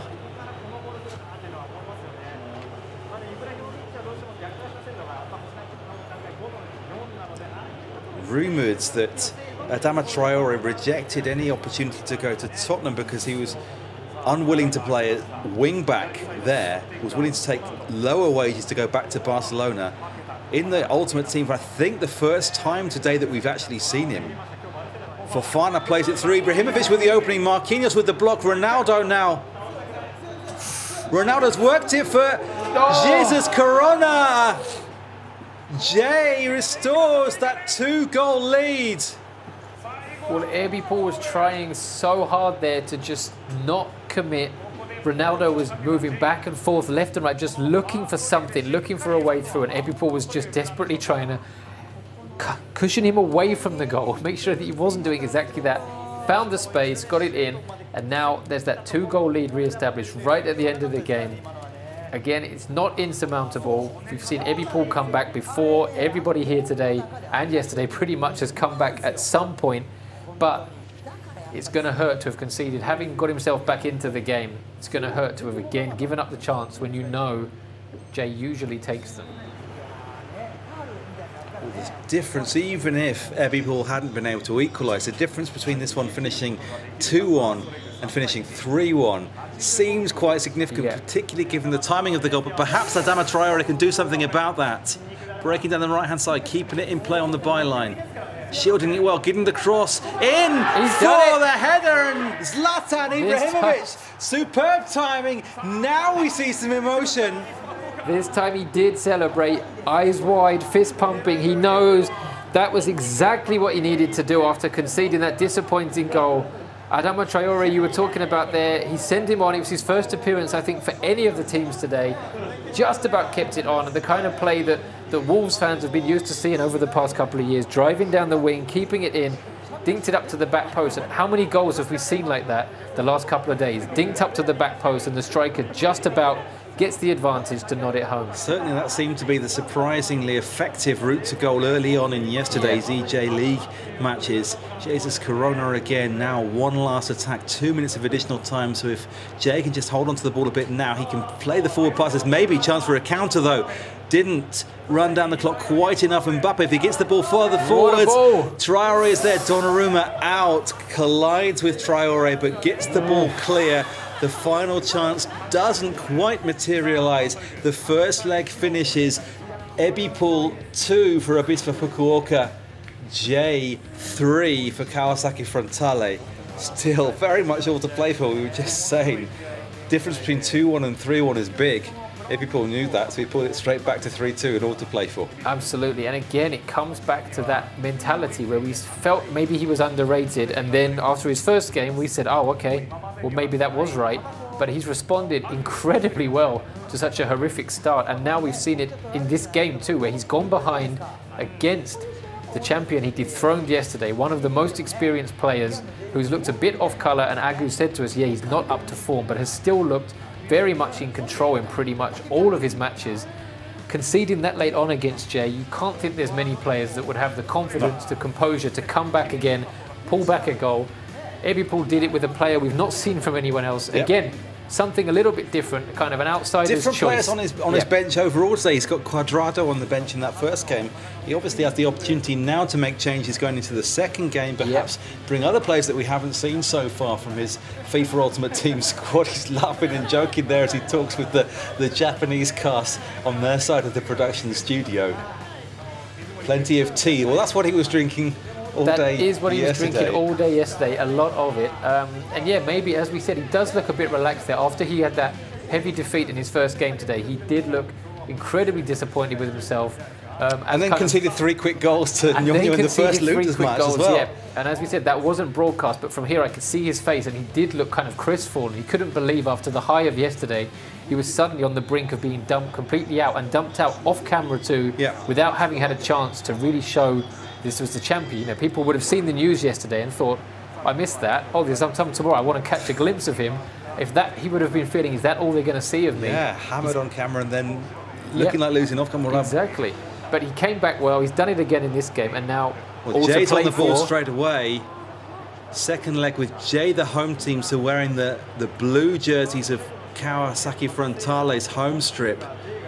eWorld a goal behind going into the second leg in the Avispa Fukuoka white strips for this one, attacking the goal to our left. Cantona! And on the rebound, superb from no angle, and Mbappe has tied things up on aggregate. Well, as we're talking about his mentality, his confidence, he's come straight out. Maybe he could be forgiven, as he told us he did yesterday in the golden goal game, for just trying to start, not concede.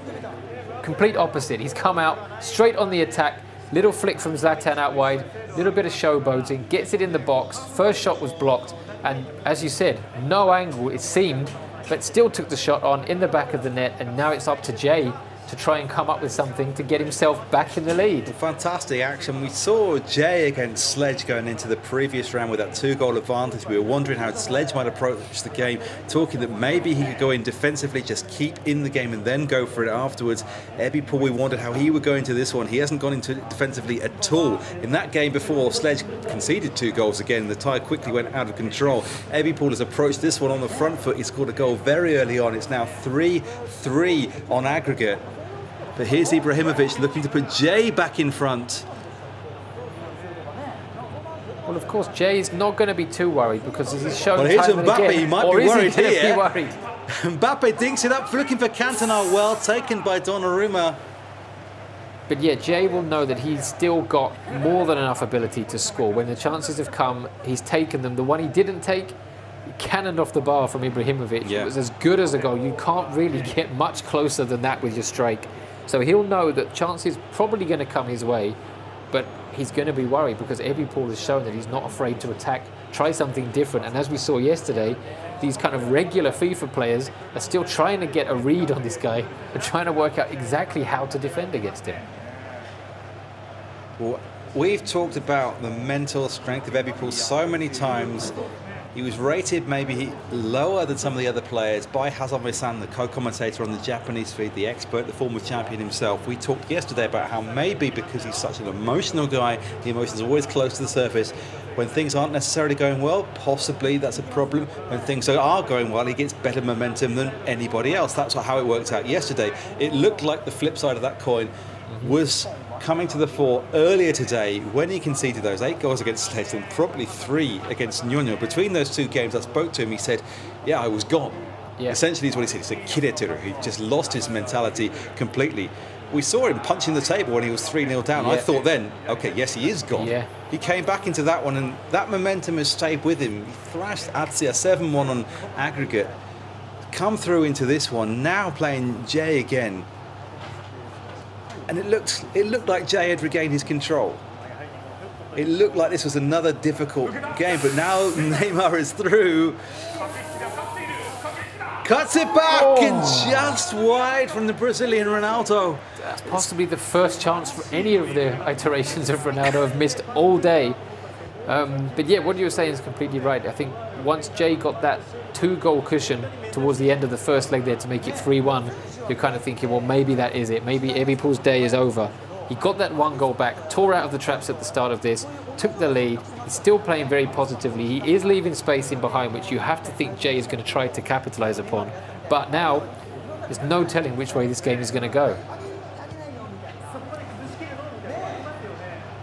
Fofana in the midfield, really in the balance. 3-3 on aggregate. That late goal in the first leg looking all the more important now. Ibrahimovic, though, dancing around and scoring a superb goal to put Jay back in front.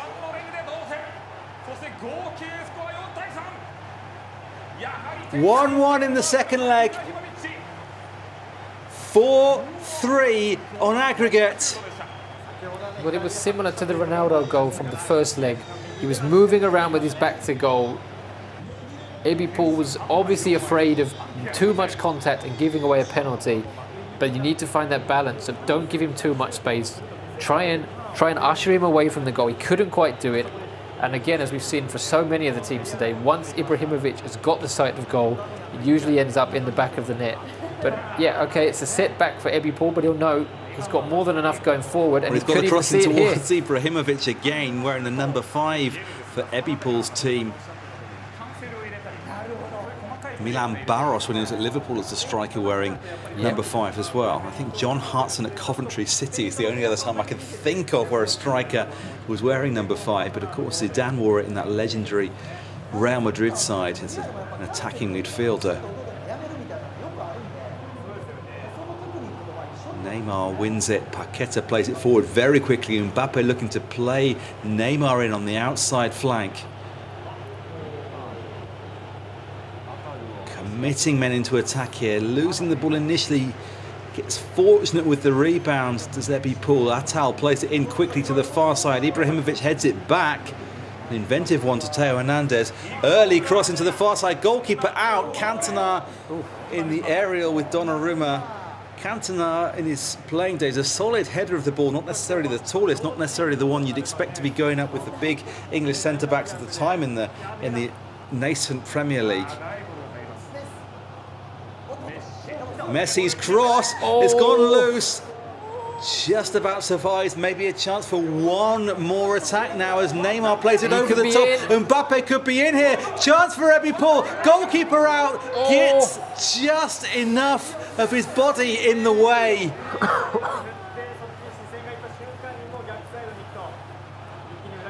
Ibrahimovic, that looked such a good chance. Really well timed with the goalkeeper. Theo Hernandez heads away. Clock still ticking. This is surely the final attack. There was no additional time signalled. Neymar plays it in. Paqueta keeps possession. He's got to have to play this one in quickly. Run out of time. That was such an opportunity to level things up again, but it just goes to show 1-1 at half-time here, 4-3 on aggregate. This tie is so unpredictable and so much in the balance. Well, from each attack, we mentioned it earlier on today, or possibly yesterday, I forget when, we spoke about that Japan against Belgium game at the last World Cup, where Japan had the 2-0 lead pegged back, it was 2-2, had a corner right at the death. Rather than playing it safe, they decided to put it in the box, and within about 15 seconds, they conceded at the other end and they were out of the competition. And we just saw it there where Jay was pressing. It looked like he might have got in again, might have extended the lead. Suddenly, we're up the other end and Ebi pulls in behind, has the shot, keeper gets a slight touch, and the ball was just spinning and spinning. And I think everybody here was just getting closer to their monitors, looking to see what's the angle, is it going to dip in? Agonisingly over. And I think that's pretty much what we're going to have in store for the next 45 minutes. It's just going to be end to end, and we're not going to know who's going to win until the final whistle goes. Well, we've had nothing but thrills and spills with Ebi Paul throughout, whether on the winning side or the losing side. Nothing but high quality matches from Jay as well. Ibrahimovic plays it in, Cantona's in there. Remember Cantona scoring a headed goal against Blackburn Rovers in the top of the table shootout in January '95. That seemed to have given Manchester United the edge in that season's title race. A few days later, Cantona had that incident with the fan at Selhurst Park, the famous kung fu kick, which turned the title race the other way around. He wasn't a notoriously tall player, but he had that heading ability. He's been difficult in the areas against the goalkeeper, though, of course, in this particular game. Messi looks to squeeze it through, well cut out by Cordoba. Theo Hernandez just giving time for Ebi Paul to assess and switch the play to the other side of the pitch. Left to right, right to left. That's the way he liked to play yesterday. We haven't seen quite so much of that today. That use of the width, spreading left to right, right to left, trying to work the space that way to play in a forward pass. But he was one of the players who was most commonly trying something a bit different, especially as games wore on. He would just try something that he hadn't tried earlier in the day. We spoke before to Nasri and Agu, and Nasri said that what gave him the key in that final before was he changed his formation because he knew that Agu would be preparing to play against him in a different formation. Those kind of things. The players all know that they're being watched so closely by the other participants that it's finding something different. And Ebi Paul seemed to have a limitless supply of tricks up his sleeve to suddenly try something different. So maybe he will suddenly switch back to that quick change of side from right to left or left to right and find a way through, because he now needs a goal again or he's going to be out of the running. Here's Ronaldo going up against Marquinhos, still 30 minutes of game time to play. Ibrahimovic with the through pass. Cantona collects. Had the two runners, and Marquinhos again charging out of the defensive line. Excellent defensive controls from Jay, just to deny the space as the forward runners looked like they would be able to target that space in behind. Using the secondary player controls here, the player lock. Theo Hernandez works it in quickly to Milinkovic-Savic. Cantona. Theo Hernandez. Ibrahimovic. Keeps possession. Ibrahimovic. Patient control. Theo Hernandez. Milinkovic-Savic is there. Paqueta. No space in the centre of the pitch, but just probing, trying something different, not paying off. Maybe Jay can launch a counter-attack now. Pressing back Ebi Paul. Ibrahimovic with the interception. Just in terms of saving time, that could be important. Cantona, really good forward pass. Cantona with the finesse shot. The rebound breaks for Mbappe. Oh, and if only that pass had reached the far side, it could have been the opening for Neymar, I think. Well, there was something else that eBay had the possession, and as we said, he was trying something different. He tried a shot from almost 40 yards, which no one else has done, but it came off of a defender and almost bounced into the path of his striker. And that was something that was said a lot. Say a player like Frank Lampard in his career, he scored a lot of goals with strikes from distance. You touched upon Pep Guardiola before, saying that he doesn't encourage his players to do that because there's less chance of it going in. But for Lampard, he would get so many strikes that maybe caught a deflection, hit a divot on the pitch, maybe hit a teammate on the way through. That element of surprise where the keeper maybe isn't set or you don't know, and there's a lot of players packed in front of you, what's going to happen. Ebi Paul there tried something similar where he thought, well, why not? No one's been doing it. Had a strike, and it nearly worked out for him, nearly fell kindly. But he's got 13 minutes now to try and come up with something else to find a way through. Well, fans of Chelsea's rivals in those days would complain that Lampard seems to score a lucky goal every other week. I'm sure Lampard would have used that old adage, the more I practice, the luckier I get. Except for at the World Cup. Well, here's Cantona! Yeah, of course, except for the World Cup when Lampard did score, but it didn't count. Similar to the goal we said that Pedro Mendes didn't get against Manchester United. Well, that did then inspire Sepp Blatter, the FIFA president at the time, to change his mind on goal line technology. England... England would not have won that game. England would not have won the game. We'd just like to say, as two Englishmen here, we often hear about this from England fans in Japan, of which there are many.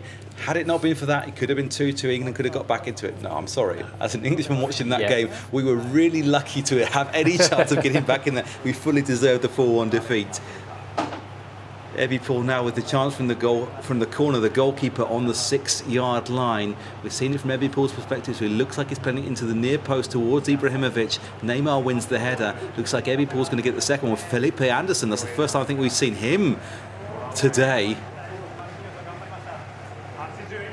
He's really using his squad to surprise the opponents. Maybe players that he's used before on the eFootball game. Maybe just lots of options at his disposal. In towards Ibrahimovic. Wins the second ball again, Ebi Paul. And Paqueta had gone down in that clash with Ronaldo off the ball. An accidental collision, but it just meant that he wasn't there to pick up the loose ball. Jay now attacking behind. He's maybe got an overlap with his Ibrahimovic running at the far post. Only needs to keep possession though. Yeah, 5 minutes to go. If he can just run down the clock now, he'll be quite happy. And Ebi Paul just needs to get possession. Ibrahimovic through to Ronaldo. This could be it. He can't quite get it past, but given away by Ebi Paul to the back. This is a chance for Ibrahimovic. Marquinhos goes down. No foul. There's a fair collision. They just took each other over. Now there's a break on the other way. Adama Traore is back on the pitch. Incredible action at the end. We're into the final minute. Ebi Paul needs to win the ball once. Jay just needs to keep it to ensure his place in the plate final here. Neymar keeps it. That will be enough. Surely Marquinhos slides out. It's a corner kick. There won't be enough time for Ebi Paul to break down the other end. Final whistle goes. Jay makes it through by a single goal on aggregate. Ebi Paul's eJ.LEAGUE weekend, this weekend of glory, comes to an end.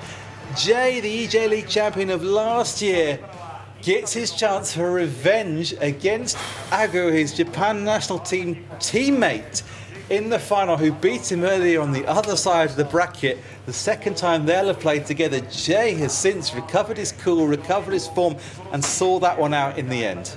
Well, I felt a bit like Nasri in his earlier game against Ledger at the end. I didn't realise until the final whistle. I was just holding my breath in. Both players were going back and forth, back and forth. It looked like Jay was going to get the goal that would finish it. Then suddenly there was that collision and you're looking at it going, is it a penalty? Is it live? Is it the end? Then Ebi Paul broke and you're thinking, well, this is it. And then it was over up the other end. Neymar then suddenly found himself in. You thought, well, this could be the seal. What a finish. I mean, Ebi Paul, we touched upon it beforehand, but I think he can definitely leave with his head held high. He mounted a terrific comeback after such an abysmal start to the day. Yeah. He's taken Jay again all the way. Jay said he wanted to get that kind of revenge after losing in the semi-final yesterday against Ebi Paul. He's managed to get the revenge, but eWorld pushed him all the way and has shown the people that might have tuned in today, having heard the first of them yesterday, what he's all about and what he brings to the game. Well, esports fans in general in Japan will have been familiar with eWorld from his eFootball exploits, and around the world, of course, because he won the eFootball World Championship last year. Jay, famous to eJ.League fans over the last few years, had difficult matches yesterday. Eyes watering. We spoke yesterday to Hazame-san, who was caught on camera in tears when eWorld was in tears. He said in Japanese, "Morainaki," so it's just like he caught the bug, the kind of the tears hit him afterwards as well. It wasn't from any special connection. It was just he was moved by the moment as well. Jay looking somewhat moved. Now, we've said many times how Agu had expressed that Jay hasn't been on form. Jay admitting that, but he's finding his form again. It's two really good stories of these two players. As with all 8 of them that we've seen this weekend, but eWorld, the ebbs and flows over the course of the weekend. Both of them in particular have had the most ups and downs, you would have thought. For sure, yeah, and we say it in all sports. The best teams, the best players, even when they're not in form, they do find a way somehow to still come through at the end and win. Agu said before, when he said about beating Jay earlier, that he knew Jay wasn't quite on form, but he couldn't have any room for sentimentality. He couldn't feel like, well, he's not on form, I don't want to go for it. This is a world where it's about winning. You have to win. And they know, especially today, you have to win because there's only these 2 tickets available. And we touched upon it a couple of times. Agu said that Jay's not in his best form. He wants to play against the best Jay. Jay has now come back, despite dropping into the losers competition. And now we're set for another head-to-head between the two of them, the 2 Japan players. Agu said earlier that he wants to show he's the best as the captain is the oldest. Nasri said, no, well, now I'm the best. Came to camera there and said, champion, I'm #1. Now, Nasri is already taking his break. Now we're going to have Jay and Agu going head-to-head. There's only 1 ticket left. All throughout the day we've said, the players are going to get another chance. They're not out of it until they've lost in that losers competition. Now we're down to, this is it, 1 game left, the 2 Japan players, there's that little bit of narrative between them, only 1 ticket up for grabs. Exactly, 3 Japan players in total. 1 of them already has their place in the FIFA eWorld Cup Global Playoffs. Only 1 of the other 2 can. Nasri, as he said to us earlier, I'm not entirely sure where he sits at the moment. Most of the players have been watching the matches as they go ahead after their respective eliminations. Nasri not well, they had a very today. big TV screen, similar to this size in their preparation room, so, and some nice sofas, so maybe Nasri's gone back there just to take a moment to himself, go and relax, have some tea, and just soak it up, because as he said, he couldn't really watch the games until now, he was so nervous, he'd been so involved in it. And we touched upon it a bit earlier, there's 2 chances to get that ticket. The winner of that first one is able then to just switch off, relax and enjoy the end of the day. Whereas now we've got the other 2 Japan players, still got that 1 game to go, and after 2 days of intense action, they must just be completely exhausted.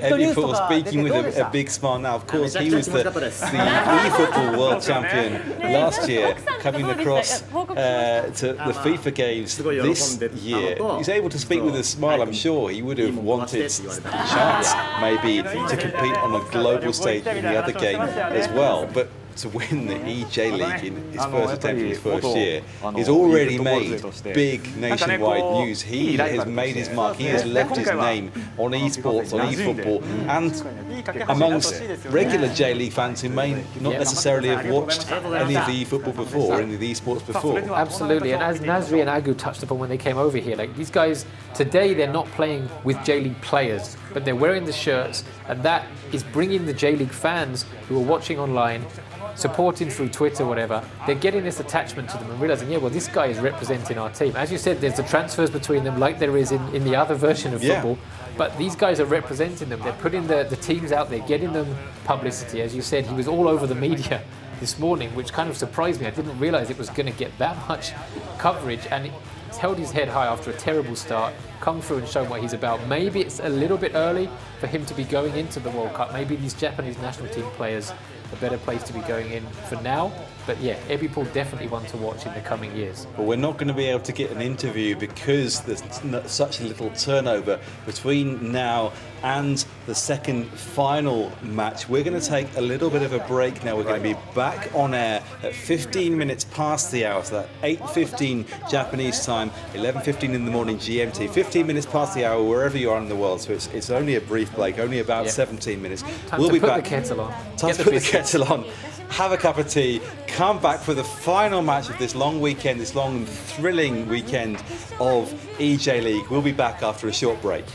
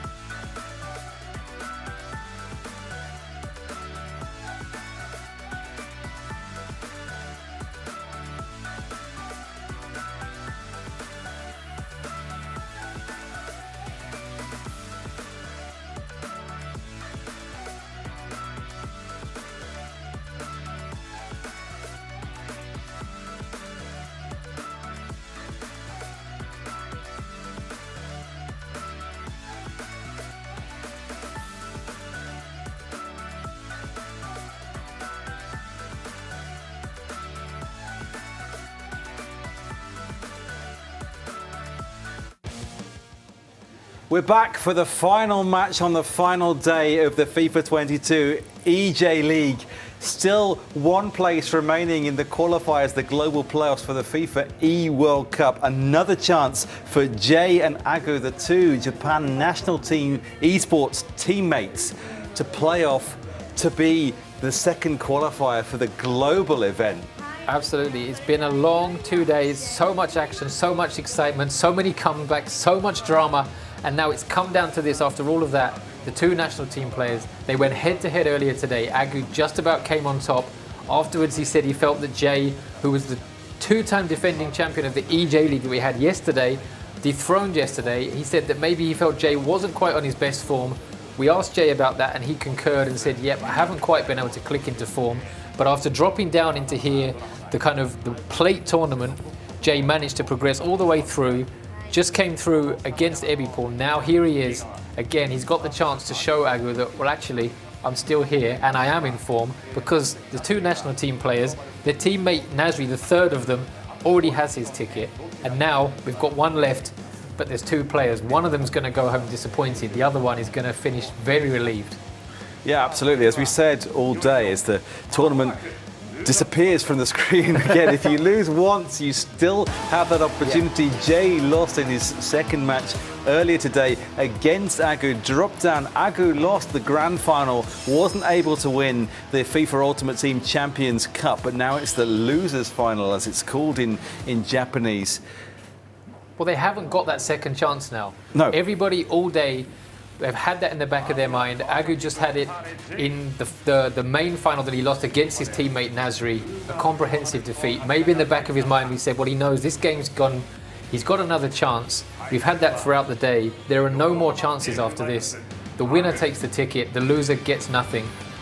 And it's pretty much anyone's game, I think. Yeah, absolutely. We've said, if you lose once, you get a second chance, but there is only one second chance. Agu didn't need a second chance until he got to that grand final that we saw before, lost to Nasri in really good spirits, both before and afterwards, joshing around, play fighting together, both before and after the game. A little bit of talk about their rivalry. The rivalry obviously exists between these two, a lot of respect between them. Agu was quite emotional when he talked after the game with Jay earlier because of the history of esports and gaming in this country. So they've known each other from playing online as kids when they were at secondary school together almost 10 years ago. Before esports, before competitions like the eJ.LEAGUE became a big thing, they became two of the biggest and best gamers within the online community here in Japan. Esports started to develop. They've been there from the beginning. They've known each other from the beginning since childhood, essentially. And now only one of them can get a place in the global playoffs for the FIFA eWorld Cup. Well, and Agu and Nasri as well, they touched upon after the final the pressure they feel, the responsibility they feel of representing their J.League teams, the shirts they're wearing today. Of course, the players they're controlling are from the the world elite, star players, players that are no longer there, the legendary players, but they're wearing the shirts, they're representing these clubs. And you're seeing the messages come up along here. And there's fans saying, everyone send your messages to this hashtag, get behind Agu. Other people saying, Jay, get your revenge, you lost to Agu earlier. The fans of these clubs, the fans of these players are getting involved in it now. And as you said, there's that narrative behind it. This isn't just two guys playing FIFA against each other and the people watching, we don't really know, we don't really mind who's winning.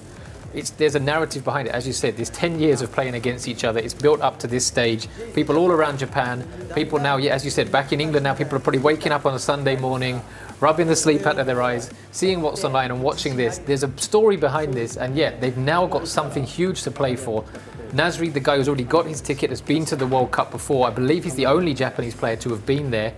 These two guys want to get a ticket and try and join him in those playoffs and join him in the history of esports here, of getting there and representing Japan in the FIFA eWorld Cup. Well, these three players, Nasri included, plus these two, have done more than anybody within the FIFA gaming spheres to build up esports in the football side in this country. We're getting ready for the secondary final between these two players. Jay is going to be at home in the first leg, representing, of course, Kawasaki Frontale, wearing that light blue shirt. Yokohama F. Marinos represented by Agu throughout the competition. The away team in the first leg will be wearing white shirts and navy blue shorts. These players know each other so well. Their story goes back so many years. I'm sure it will continue for many years to come. This is the latest chapter. For me, learning about these players' stories and the history of how they built up their own teams and their own careers has been the most interesting and heartwarming part of the entire weekend, together with all the thrilling action that we've had on the pitch, which is about to get underway again. Our final match of the day, our final match of the weekend, the final match of the eJ.LEAGUE for this year. Well, absolutely. You said it just before we came on. We came into this as well as kind of newcomers to it. It was something new for us. We didn't really know much about it. We were learning as we're going about these players. And you said as well, I'm now really into this. I want to do this again. I want to follow these players' career. I want to see them again. I want to meet them again and see how they go on from here. And I'm hoping that's come through to the people watching at home as well, that, yeah, these guys worked so hard to get here. Obviously, it's fun for them. Obviously, there's millions of people around the world that love playing these games and want to do it. But the level of, we've seen comments coming through too saying the levels of concentration of these guys is phenomenal. And to do it for 2 days, we spoke to Nasri after he won his ticket, and he said he was just so focused, so nervous, he wasn't able to enjoy the rest of the competition. Yeah. Now he can. Hopefully the people at home can do that now and watch this game, and from now on too, keep watching, keep supporting these guys and seeing how far they can go. It's made a difference, of course, with the players being here all in the same location, because when they're playing remotely, of course, they have their online relationships, and I'm sure they keep in touch via messaging or social media as well. We'll just break with Messi for the shot here, blocked by Fofana. But now they're all together in one event. They can see how well they get on, but it makes things different for them as well. Watching, as I did, the qualifying rounds were not covered in English, so we watched them for our preparation when they were covered in Japanese. They were talking to Hazame-san, the Japanese co-commentator, on the telephone with interviews then, so you could only get a brief glimpse into their personality. This has been on the surface here all weekend. And reflected as well, of course, in their players. Jay looks to take advantage with the play concentrated at the moment in the Yokohama half, well blocked off by Kante in the starting lineup alongside De Bruyne in that midfield for Agu again today.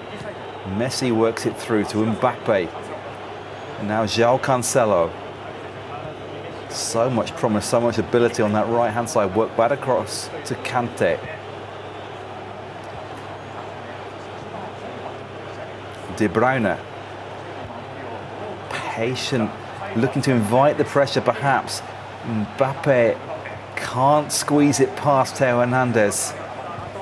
These players know each other so well. Agu fairly comfortable in the end of that previous meeting in the opposite side of the bracket, which saw Agu getting all the way through to the final there. Jay dropping down but fighting his way for this second chance. Ronaldo looking for something different into Ibrahimovic. Risky passes working for Agu there, but Kante seen off nicely by the pressure from Paqueta.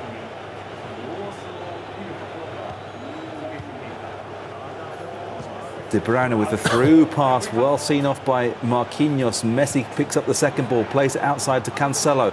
Cross blocked off. Messi now. The pass back to Cancelo was neatly blocked off by Jay, but he's got it through this time. Cancelo with the cross in, Ronaldo was underneath it. Marquinhos gets the header away. Jay now with the chance to break out. Ibrahimovic making the run off the ball, creating a bit of space. Jay won't force the issue initially, then goes directly from the back up to Ibrahimovic. It concedes possession, and it could be a break now from Messi's ball over to Mbappe. Well seen off again. These players, maybe that experience of losing to Agu earlier has just given Jay a different focus, or maybe like Nasri did, he's adapted his tactics a little bit to do something that's catching Agu off guard slightly. Absolutely, we spoke about it a little bit before with the way that these players know each other so well that it is finding those tiniest of margins to give you the key to victory. Nasri said, yeah, he changed his formation, using one that he hadn't used all day because he felt that Agu would be expecting something different.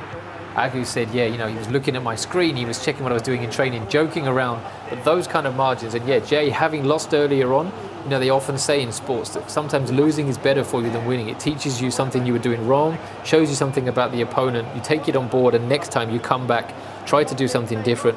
So far, standing out for me, the pace of this.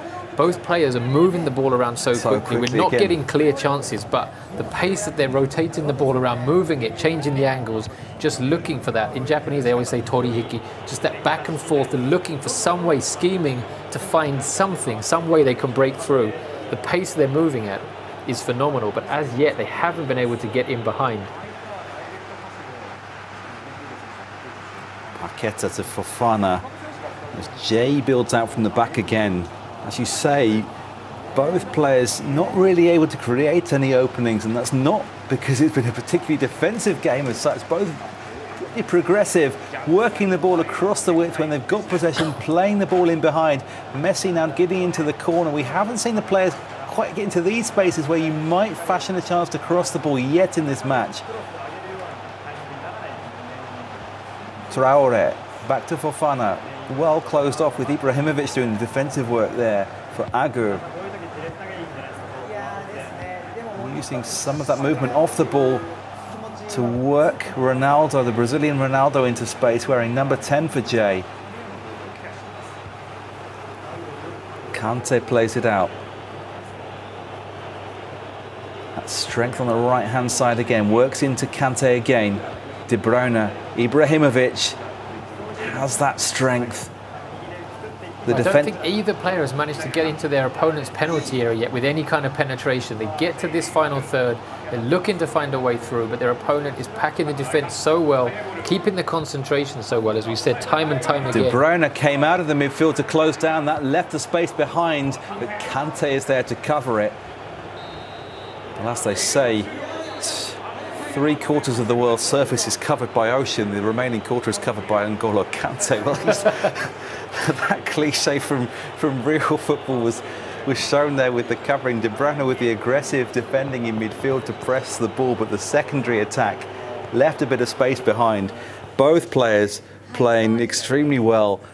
Yeah. And able to block off those chances. The dribbling percentage is 100% for Jay, 94% for Agu. They're not conceding possession easily at all. Absolutely. It reminds me a bit of, I think it was the first year after Leeds United came back up to the Premier League, played against Manchester City, and there was all the talk beforehand about it being Pep Guardiola against Marcelo Bielsa, and they put on this game of just both teams keeping the ball, moving it around, so progressive. It ended up being 0-0, which nobody saw coming. No. But it was just from the first to the last whistle. It was both really teams really trying, yeah. and usually, especially in England, where there's less of an appreciation traditionally for that kind of side of the game, the tactical, the possession side of the game. Even in England, where 0-0s are usually seen as being drab and dour, everybody was just sort of transfixed to the game, and it was similar this first half where there weren't chances, but it always felt like we were on the cusp of something happening. We're underway for the second half of this first leg, and immediately a long through ball just aimed through on the right hand side by Agu, fractionally offside. The intent was there. The intent perhaps right at the start of the half to do something to catch his opponent off guard. Jay using that player lock just to get a brief time to move the secondary player. Ibrahimovic.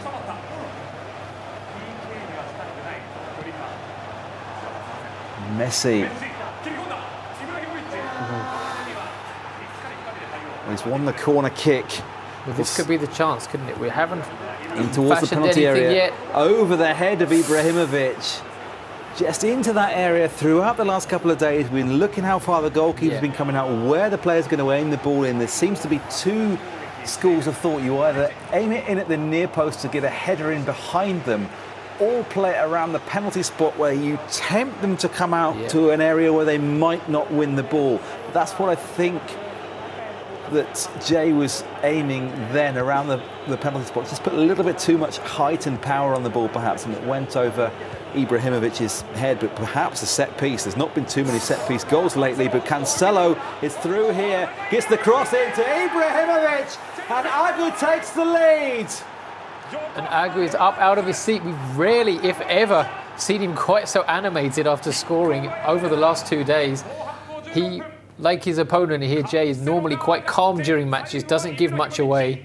But yeah, we just said that it seemed like both players were constantly on the cusp of something. It was so tense. The concentration levels were so high. He's finally made the breakthrough with, again, the lofted ball, high ball up to the back post, hung it up. Ibrahimovic coming in with that header. 1-0 up. Agu finally let out that roar of relief, and now it's up to Jay again to kind of come back and see if he can find a way back to get the equaliser. Well, both players, perhaps Agu in particular, smouldering a little bit with the tension side, so much focus there. I mean, he's a Manchester City fan, employed by the City Football Group for his e-football team, or his e-sports team. Pep Guardiola, you're just talking about him as a manager, is very much like that on the touchline, a very intense personality. His brain moves so quickly. I don't think he's by any means an aggressive man by nature, but just when a goal goes in or something happens that upsets him, then his reactions are always there. Ebipool, perhaps the most expressive player that we've seen all weekend, but I think just given the nature of this game, given the nature of how it's like that Leeds-Man City game, I think that's why we saw the reaction from Agu, aware as he was that it's such a strong opponent, who's now on the attack now with Ibrahimovic. Timed the shot. Doing so gives you that extra bit of accuracy and power, but it takes a little bit longer, perhaps just to get it away.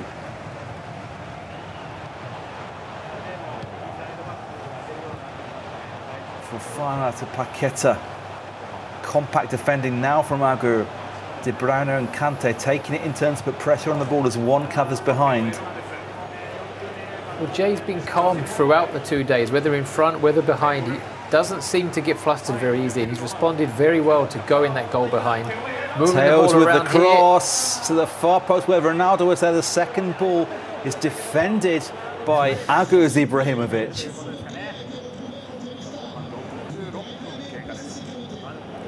Cancelo down the line for Mbappe and out of play.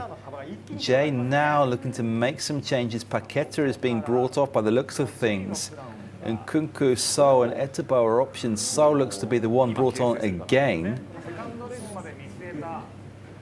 Just adjusting within his defensive tactics.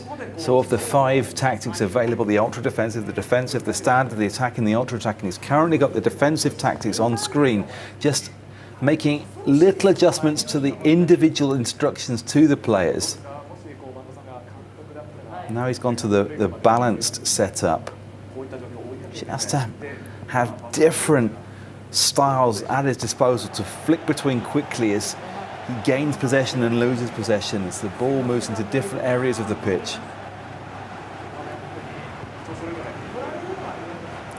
Fofana with the player lock there to get Ronaldo initially looking to run behind, then he comes short for the pass. Here's So.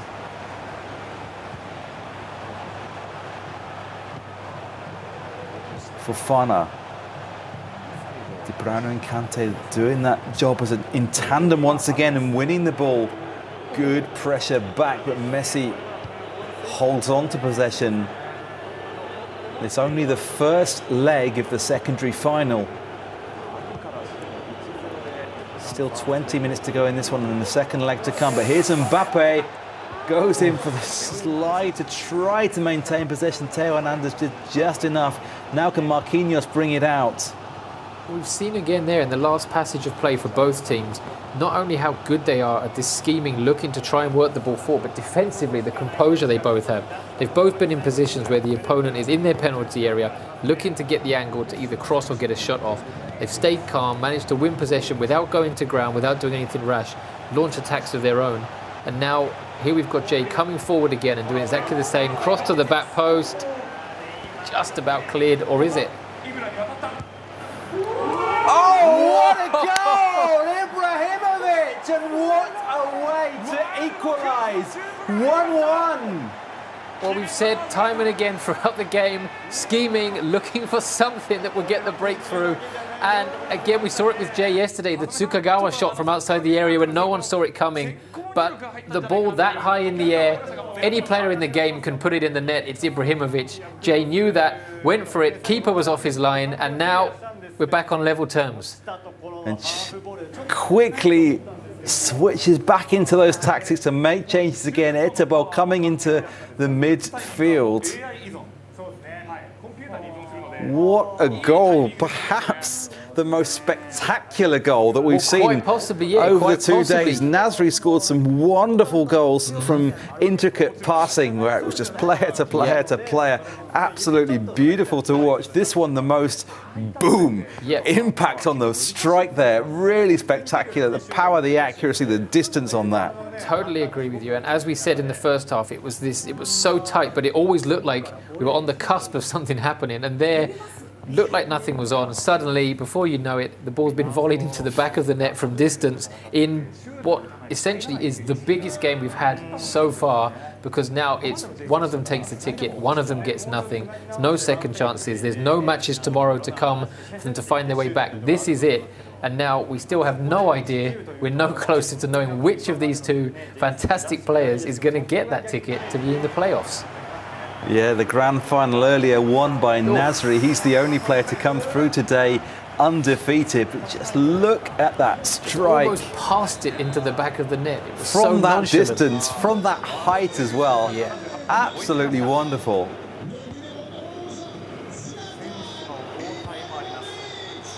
Well, it's almost one of those goals. We've heard the players throughout the 2 days talking about when there's a mistake, when there's something unlucky that goes against you. I think that's maybe the first time we've seen a goal where I think even Agu would just say, well, what can you Ronaldo looking to go possibly even better in terms of distance. Messi with the big switch. Both players been a little bit more bold now with their choice of play, realising that the intricate play isn't necessarily doing it, but there is a chance with those more direct actions, the use of the width of the pitch, the higher balls in towards Neymar, and now Ibrahimovic with the chance. Whoa. Can't quite connect, but he wins the corner kick. Played short into Messi. Messi versus Messi. Messi versus Messi. Things are getting messy in the penalty area, and this could be the last chance for a goal in this first leg. Can Agu get in behind? Another superb big switch. Dest, the substitute, is on. The run off the ball. It brought Neymar offside. He came back looking for that pass from Ronaldo. So you've said it so many times today, but now there's that risk of attacking and leaving yourself open.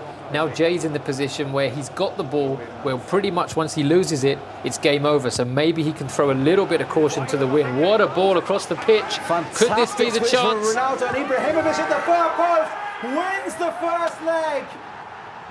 Zlatan Ibrahimovic, what a superb piece of play. Well, it all came from that big switch from left to right. Suddenly opened up the play. Agu was on the back foot. What does he do? Do you press the ball? Do you focus on the middle?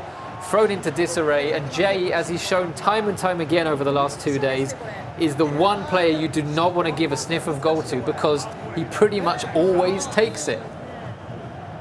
It's a surprise when Jay doesn't score and there's an opening. It's almost the final kick of that first match.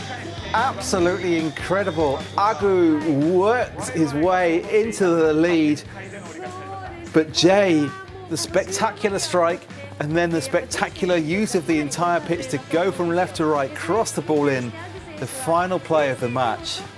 Thriller. Absolute thriller, and we still have another one to go. This is not finished yet. There's a second leg to come. As we said during the game, the tension here in the studio, it's actually fairly quiet throughout the 2 days, especially the Japanese commentary team. They've been very loud. The guys watching, all the people behind the scenes have been kind of getting caught up in it, but there's like a kind of a tension hanging over the studio. And the ending there, first of all, that ridiculous goal from Ibrahimovic, and then, as I was saying, this is Jay's chance. Can he do something different? Took the chance, and now Agu needs to reset. We're not going to get any kind of a break. They're basically going straight into the second game now. Agu now needs to recover his composure and try and work out how he can now turn a 1-goal deficit into his favour, come back and get that ticket. We can just see Jay's monitor in front of us now. On the big screen behind us, we can see both players eyeballing the screens, making their changes. On our monitor, Jay is making... VAR, someone wants VAR. I'm not sure what for. Both those goals looked pretty legal to me. Or maybe an offside shout for that final minute goal from Ibrahimovic. I thought he was level at least. But Jay making more pre-match changes than I think I've seen so far. Of course, we only get to look at one of the players' monitors on our monitors here in the studio. Jay, the designated player one of these two players in this match. So we're seeing what he's doing. He's changing an awful lot of things around. Well, again, they've just played 90 minutes. He doesn't want to come out with the same approach because he knows that Agu has just seen that. He's going to be ready for it. We saw for the first pretty much 70, 75 minutes there, they were pretty much cancelling each other out. He doesn't want the same thing to happen again. So he needs to try those tiny, subtle differences, which again, Nasri told us before his game just now, that's what he had to do to throw Agu off the scent. Maybe Jay now has seen that and thought, well, I need to do something different. Maybe it's a strategy, a formation that maybe Jay is not so used to, but he realizes that maybe it will give him a slight edge to just throw Agu off the scent and maybe try something different like he did just there. The second leg of this final match of the weekend is about to get underway. Agu, the home team in the Yokohama F Marinos home strip of blue, white and red, taking on Jay. Jay with the 2-1 first leg advantage, that dramatic last-minute winner, but only the last minute of the first leg. There's still another 90 minutes to come. Jay will be in the Kawasaki Frontale away strip. A dramatic stand behind the goal greets the players as they come onto the pitch. Jay wearing the white, Agu in the blue, Agu 2-1 behind and needing to do something to change this match. We think both players have made lots of subtle adjustments. We'll have a look at whether they've changed any of the players.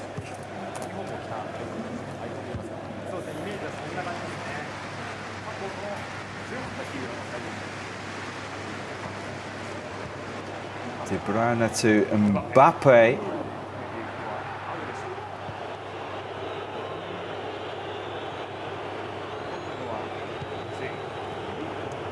Already hear the home crowd, as it were, booing the Kawasaki players in possession. That ever so slight advantage, which we think the home team might just about have. Agu's going to need something here if he's going to get back into the game. The goalkeeper's off his line, a little bit risky, and Rudiger clears up for him. We said before about how Peter Schmeichel liked to charge off his line during his playing career, something that wasn't quite as common at the time as it is now. Well, we said that Agu needs to try something different, but I'm not sure that is the key to coming back into this game, unless he knows something that none of us do. Schmeichel, of course, did score in his career, I believe.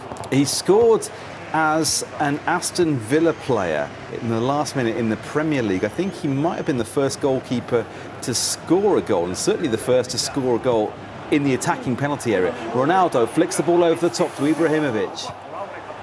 Did he not score for United in Europe as well at some point? Yes, maybe he did in the UEFA Cup against Rota Volgograd Volgograd in the first round against Rota Volgograd in the UEFA Cup 95-96. It was enough to preserve United's unbeaten home record in Europe at the time, but they still went out on away goals.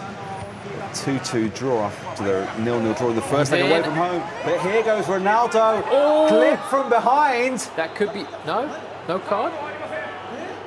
No card. Well, now we should be getting a call for VAR, surely. Well, VAR would be looking for Dogso there. De Bruyne with the free kick, saved by Donnarumma. No one quite able to match the quality of that free kick that Nuno showed us in the round of 16 of the eJ.League. Well, surely that was denying a goal-scoring opportunity. Denial of an obvious goal-scoring opportunity. It's called in Japanese Dogso, just from the abbreviation. Is it really? Yes. Well, that surely, if anything, is denying an obvious goal-scoring opportunity. Like it, but Ibrahimovic with the goal-scoring opportunity at the other end. Well, we've not seen a single yellow card. We've seen so few free kicks in general. That one, it looked like he might have been through. You wonder how that affects the players, because obviously this isn't a human making the decision. The referee is completely AI within this game, even within the esports environment.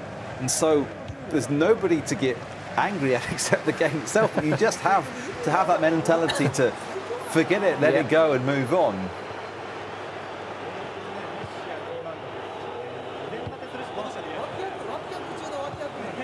J.League.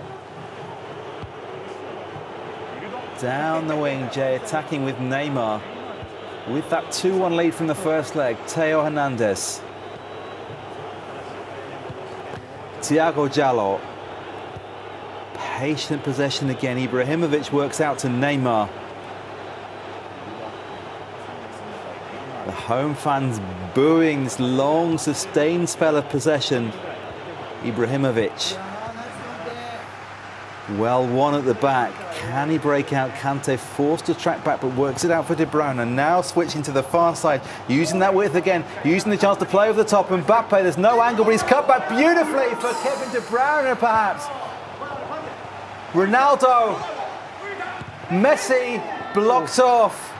Brilliant attacking. Brilliant attacking, but that block by J.League is possibly the block of the tournament so far. It looked like it was certain to be a goal. Ibrahimovic with the header! And that is a goal. The corner tactics working again. Agu takes the lead in the second leg, 2-2 on aggregate.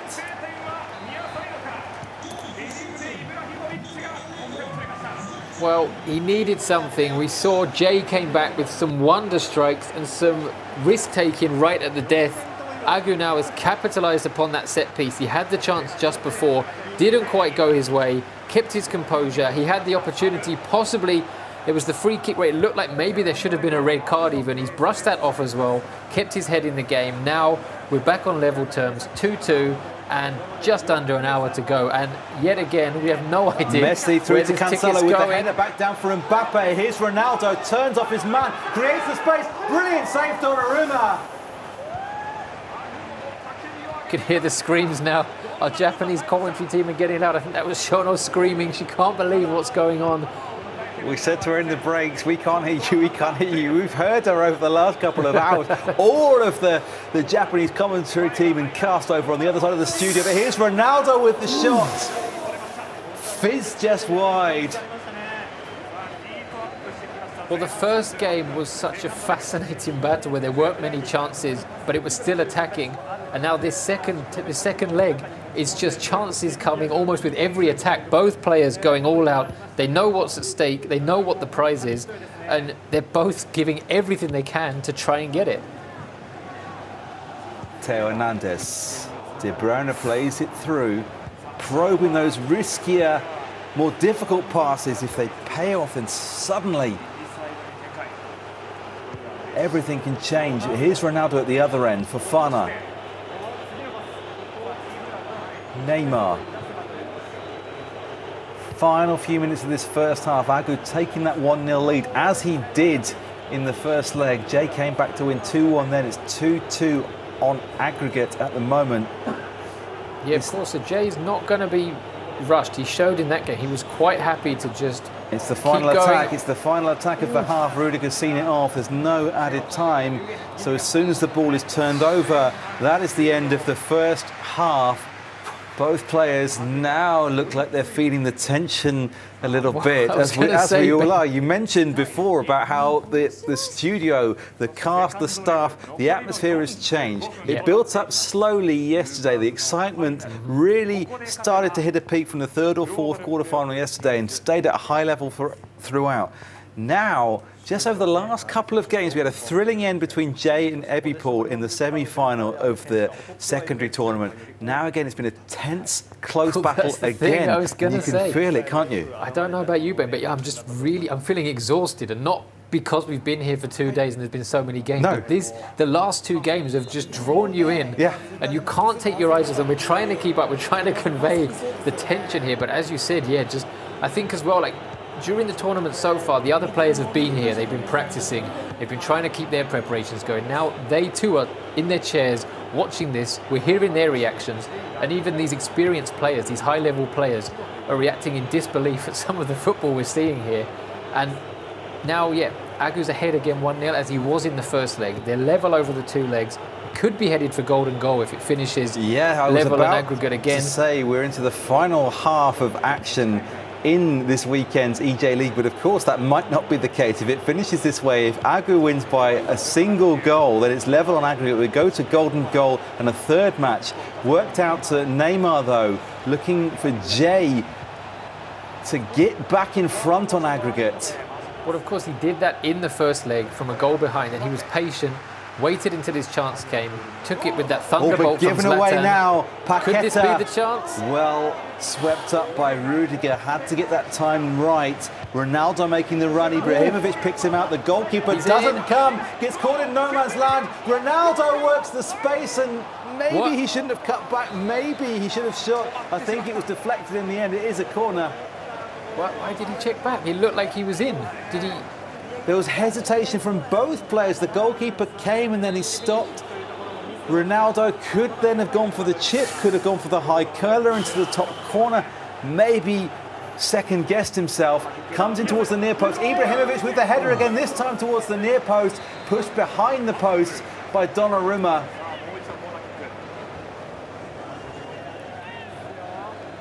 Donnarumma out close to the 6-yard line. Ibrahimovic running, trying to get that space at the near post. He's 12 yards out this time. He goes to the header towards the far post. A really, really risky pass from Traore, but he's kept possession and able to work it down that right-hand flank to Messi. Well, we saw, I think it was Sledge. And now through the middle, it's Ibrahimovic. Can he get the through pass? He can't. Covers the ground again. It's now a break, possibly at the other end. Ronaldo was making the run. Mbappe deep in midfield. Agu has kept the possession of the play. Swept up once. Theo Hernandez gets the second ball. De Bruyne through to Ronaldo, blocked off by Thiago Jallo. Another excellent block. De Bruyne though turns his man, gets the ball across. Thiago Jallo sweeps up again. More and more tense as the clock runs down past 60 minutes. 30 in-game minutes to go. We still don't know who's going to win. It is still 2-2 level on aggregate. Well, you see counter-attacks in every game, every weekend, and you sometimes see counter-attacks. Yeah.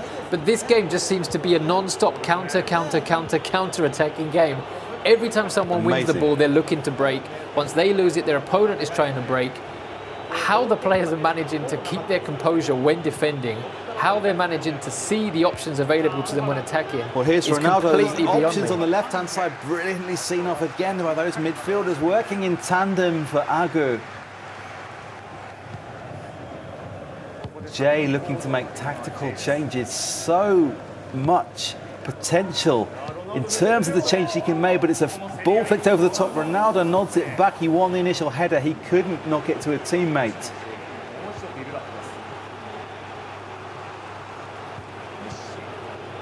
Well, we mentioned about the golden goal. None so far today. 3 matches went to golden goal extra time yesterday. One of those featuring Agu went to an extra period. Neymar with the cross. Ibrahimovic with the header down. Doesn't go directly for goal. Looks for Ronaldo. It's come back for Ibrahimovic now.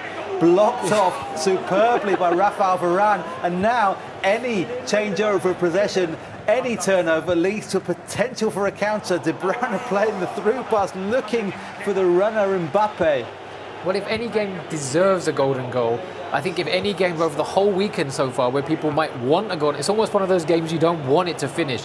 We said before, Mikey was joking around ahead of Nasri and Agu's final, just get it over with, we want to go home. But I don't think anyone wants to go home. I think we could quite happily sit and watch this game for a few more hours yet. These two players putting on an absolute spectacle here. And as you said, we still have no idea which one of them is going to win it. Neither of them deserve to lose. I think it's fair to say that.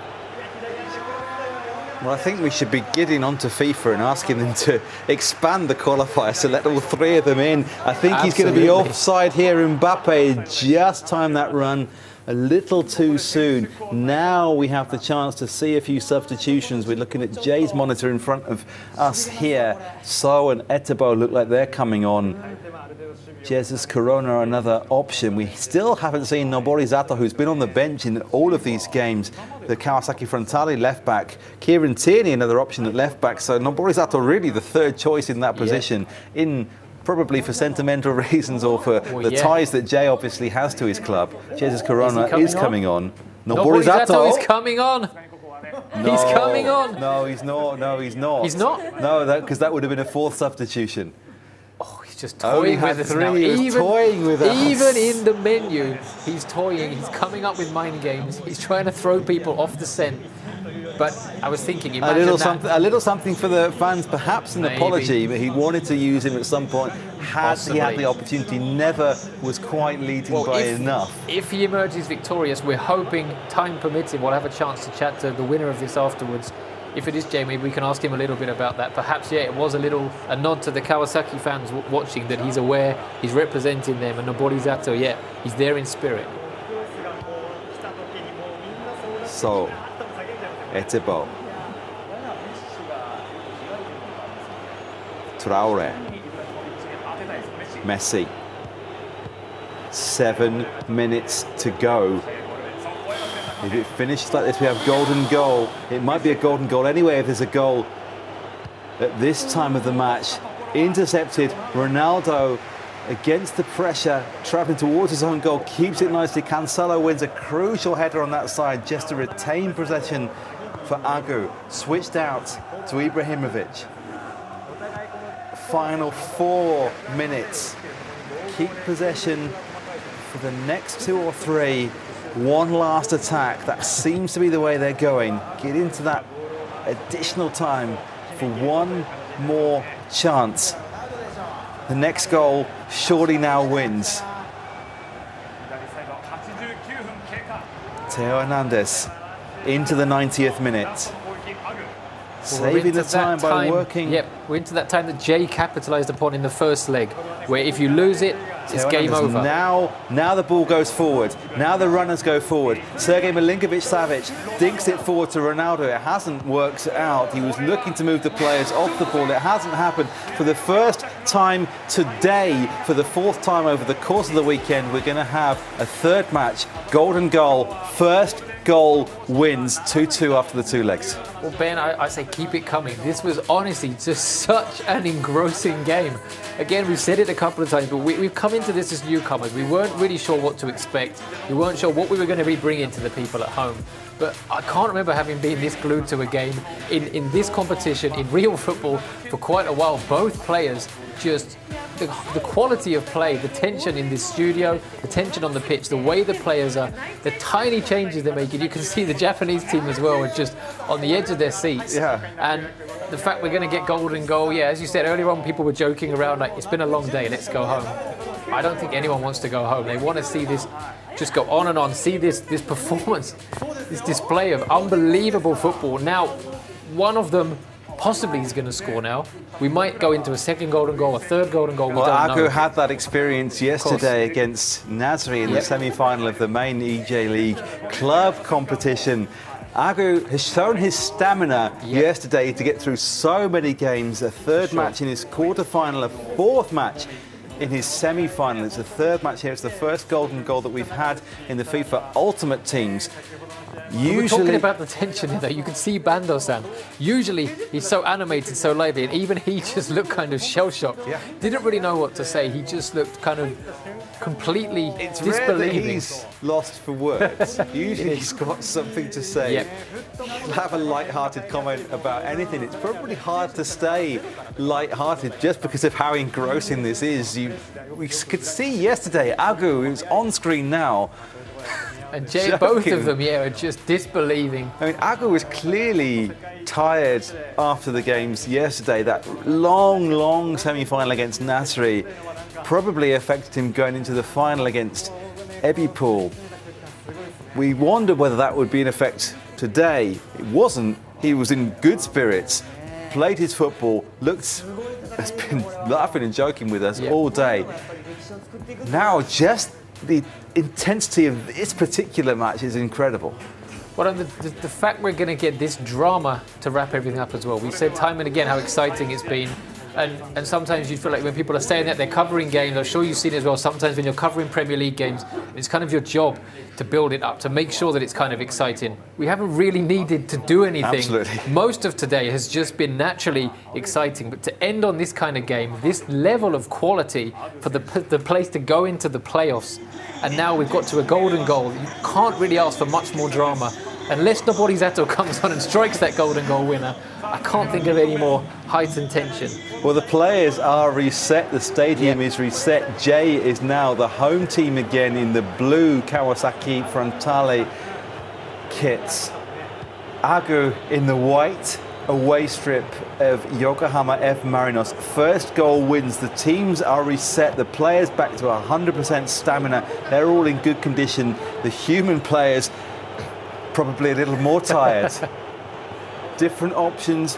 They might have different players on their benches today. They might have different little tactical tweaks just to try to fool their opponent. They know each other so well.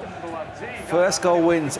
Even Ebipol, one of the more attacking players in the whole tournament, admitted to us yesterday, when you go to golden goal, the first priority is not to concede. Ronaldo with the first chance. Ronaldo breaking inside, off the byline, got the cutback, but he carried it across the line.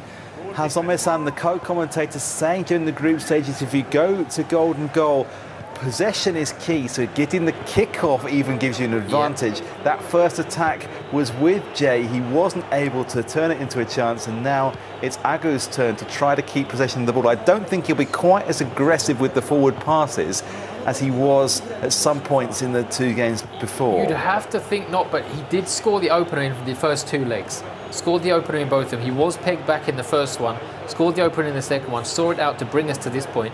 So he'll know he's done it in the last two games. He's capable of doing it. Jay will have that in the back of his mind as well, not to do it again. Can you do it 3 games in a row? We don't know. We might even go into a 4th or a 5th game. But at the moment, I'm quite happy to just keep watching these two going. Well, here's Mbappe looking to work it through. Ronaldo was there. Thiago Jallo with yet another block. Really nicely worked with De Bruyne in that tight space. Thiago Jallo, you can tell why the best players are using him in their FIFA Ultimate teams, because his ability to block off the ball has been superb.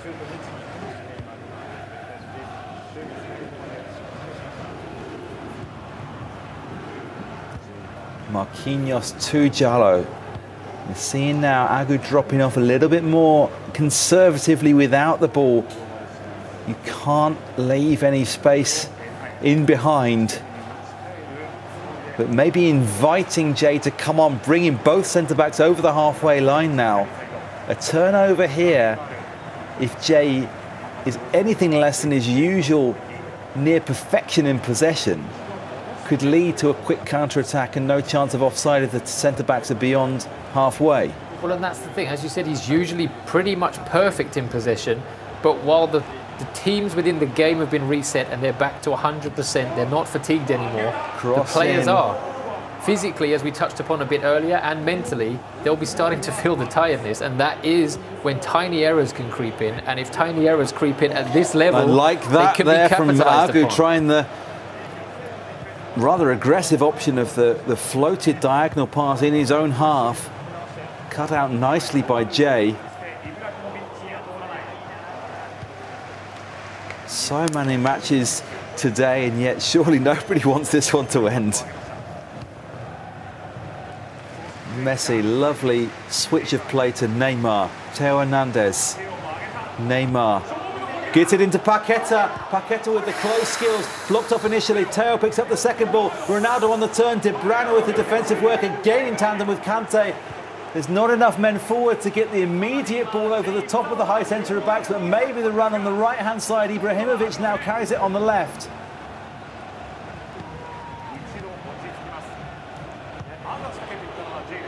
But didn't force the issue then. He had that experience of the diagonal pass in his own half that didn't go well.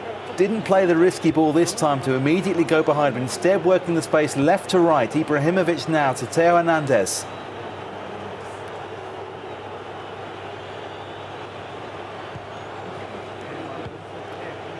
Varane switches out. Careful play, taking his time. Next goal wins, remember.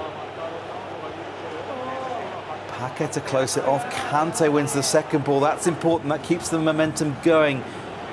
Well, of course, now, like you said, they're taking their time because they know they can afford to, because it's the next goal wins. When you've got other games, you know you can take a risk. If you do concede, you've always got the chance of coming back. They don't have that now, so it is in effect. It's almost like a game of volleyball or something. Once you're in possession, it's your chance to be attacking and to make something happen. When you're not, you need to just sit tight, make sure you don't concede. Just offside, trying the probing pass there to Messi. Well, we've seen both players, particularly Jay, but both players with lengthy spells of possession. Yeah. If that pattern's going to repeat, then perhaps Agu can hold on to the ball until the 44th, 45th minute, then go for one last attack at the end of the half, knowing there won't be time to but get if he the loses it counter-attack. in a position like that, then Jay will have the initiative to do the same thing and capitalise upon that, I don't know what you'd call it, the kind of golden minute, where you have that free pass to go for it, knowing that there's no risk at the other end. It would be golden today. We saw Agu score around this time before. In previous matches, we've seen Jay with a variety of options, but the corners have been key. The set plays between these two equally matched players. Maybe in the golden minute you could do that. Ibrahimovic looking to run around the near post with the goalkeeper out on the 6-yard line.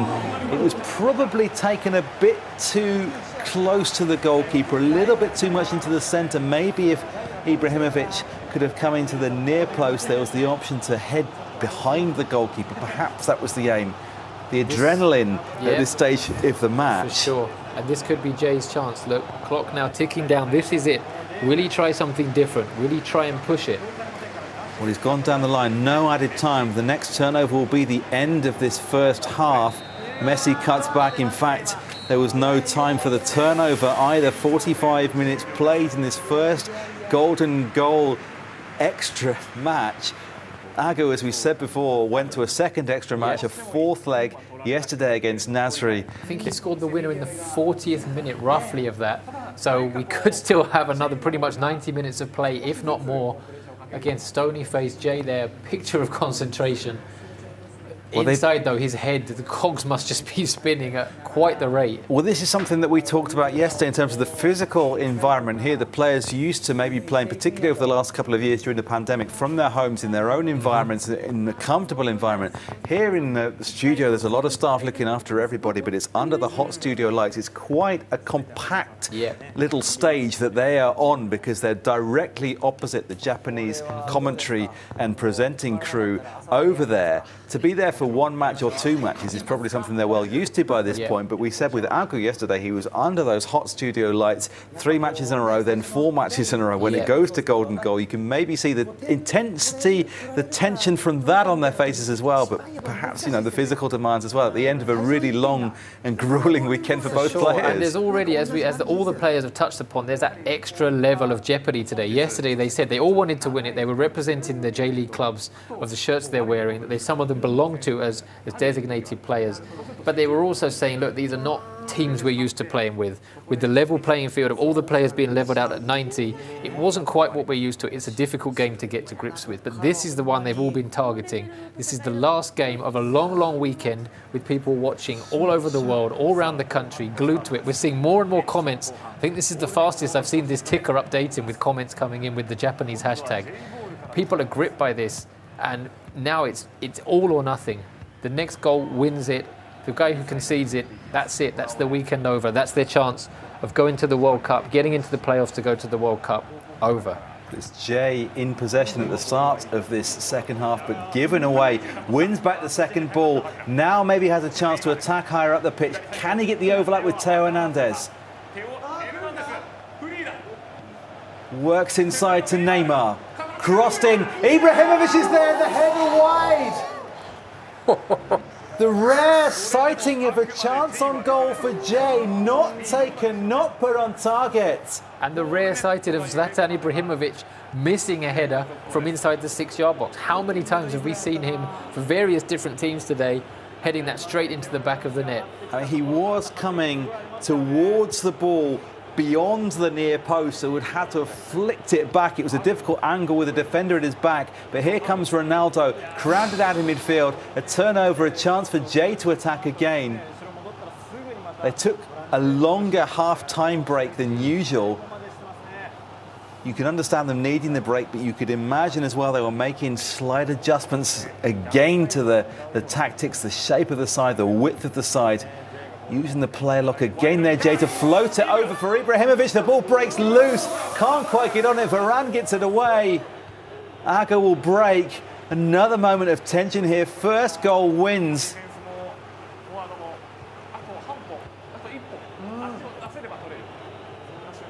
Well, I looked at the clock then and was about to say, well, there's half an hour to go. What are they going to do? But the clock now is pretty much irrelevant. It's irrelevant. Next goal wins, whether it comes in this game or the next game or well, this attack. Over the top, it could be now. Mbappe blocked off. There it is. Goal. Aga wins. Mbappe scores. Aga is the winner. Well, we were just saying the clock was no longer relevant. The goal could come at any point. And before we'd finished talking, it came. Agu looks disbelieving. He's had quite the roller coaster over the last couple of days, and he's done it there. He got a break of luck at the end. The studio has just erupted into applause. But I think that's probably for both players. Obviously, he got the ticket, but I think both players there. Yeah, the caption on the screen. Qualification assured for the global playoffs of the FIFA eWorld Cup. He joins Nasri there. Both of them will, if we have time, join us for an interview after the ceremony. He qualifies for that, but both players, both Agu and Jay, putting on another fantastic final for us in what was called the Losers Tournament, the plate event, the repechage event, but the prize was the same. 2 places available for those global playoffs of the FIFA eWorld Cup. All 3 Japan national team players had that pride, had those relationships between them, wanted to show who was better than whom. Agu said earlier he wanted to play Jay on top form. Maybe earlier in the competition Jay wasn't. I think Jay has got closer to top form then, made it a real challenge in this game. Well, the thing I'd be worried about, if that was Jay, if that wasn't Jay on top form, then okay, he didn't get the ticket this time, but you have to feel like if he's going to get better from here, next year's competition, 2-3 years down the line, he's surely going to be in the mix because, as I said, everyone was applauding at the end. Obviously, the applause was for Agu for getting the ticket, but I think it was just to both players. The game they just put on there, over 2 legs, and then an hour almost of the 3rd golden goal leg. Okay, the goal at the end, there was a kind of a lucky break, it fell, but both players had put so much in to get in that breakthrough. I said it during the commentary, like, neither player really deserved to lose it, whichever one could do a great things at the World Cup if they can get through the playoffs for Japan. And yeah, what a terrific way to round off 2 days of really, really gripping action. Well, applause for both of these 2 players, but applause too for the 8 players who made it through to these final rounds and gave us so much thrilling action over the last 2 days, both in the eJ.LEAGUE club competition yesterday and the FIFA Ultimate Team competition today. Of course, the 40 players who qualified for the group stages that were played out 2 weeks ago and 2 busy days then streamed on our Japanese channel, English channel for the first time here. And you know, we've learned a lot. Hopefully the viewers around the world have learned a lot about these players, the qualities that they have, the human sides about it, but just the intensity of that last match was a really fitting way to end, regardless of which of them won. Well, absolutely, yeah. As you said, all of the players, the way that it's competition itself is getting bigger and bigger, more popularity, obviously amongst people playing it, and then the level obviously getting higher and higher. But the amount of interest it's getting, the fact that, they decided we want to do an English coverage, we want to put it out there to the world, and us both coming from, a real football background, covering different iterations of the game, coming into this, we weren't really sure what to expect. Were we going to do it justice? And I hope we did, because I think we were given the material. We didn't really need to do much. We didn't need to kind of add much into it. The players drew us in with, as you said, the human side of it, from speaking to them on camera, off camera, watching the games, and to end on that game where, as we said, it was like a hush descended over the studio. Everyone was completely engrossed in what was going on between them, and everyone kind of wanted every attack to end in a goal. But there was also an element of kind of thinking, well, no, because if they score now, it's done. I think probably for the sake of the players' health, it's good that it is over now. They can just switch off, relax. We spoke to one player who we won't mention the name. We said, you've probably earned a beer. He said, I'm going to have a few tonight. And I think that will probably be the same for several of these guys. They'll want to go back now kick off their shoes. I'm hoping they're not going to play any more games of FIFA tonight, but well, we wonder because Hazame-san, I saw before I went to bed last night. I had to do a little bit of other work before I went to bed. Just went for a quick walk to cool down afterwards. I saw as I was going to bed, he was playing FIFA last night. You know, he's been talking, not just yesterday and today, but 2 weeks ago as well. He's been talking to the players. He's been busy with all of this, and yet he's still had time to switch on and play another game. I guess having seen them play all day, I can understand the temptation to pick up a controller for themselves. I mean, these players, they don't just play, obviously, eJ.LEAGUE. Agu is in his own team, run by the City Football Group. He's got other matches, he's got other competitions that he's in. Some of these overlap with each other, so they have to schedule around that. I'm sure they'll be busy. They always have their practice to go for. If there's another competition with other teams coming up, they'll practice in the different teams that they'll be using then. But they deserve a break, they deserve a bit of relaxation. They do, but yeah, as you said, maybe for him, as a former player himself, it's like us, when you're kids, you watch football on the TV, and when the game's finished, you get the ball, you go down to the park with your friends, you want to have a kick about it, inspires you to do it. We're kind of amateur, well, you play kind of as casual. I played when I was younger, when I was at university, and I haven't really played since. But yeah, having watched this now, we've said a couple of times, we walk past the chairs over there when we go to the break room, we were kind of like, I might want to sit down and have a go at this. I'm sure we'd be absolutely terrible compared to the level we've seen here, but it does draw you in. Me in particular, not that I wasn't aware of it before, but I've really felt the difference between being a gamer and being an esports player over the past couple of days, because I don't know, I'm kind of the opposite, because unlike Hazame-san, I'm just a casual gamer.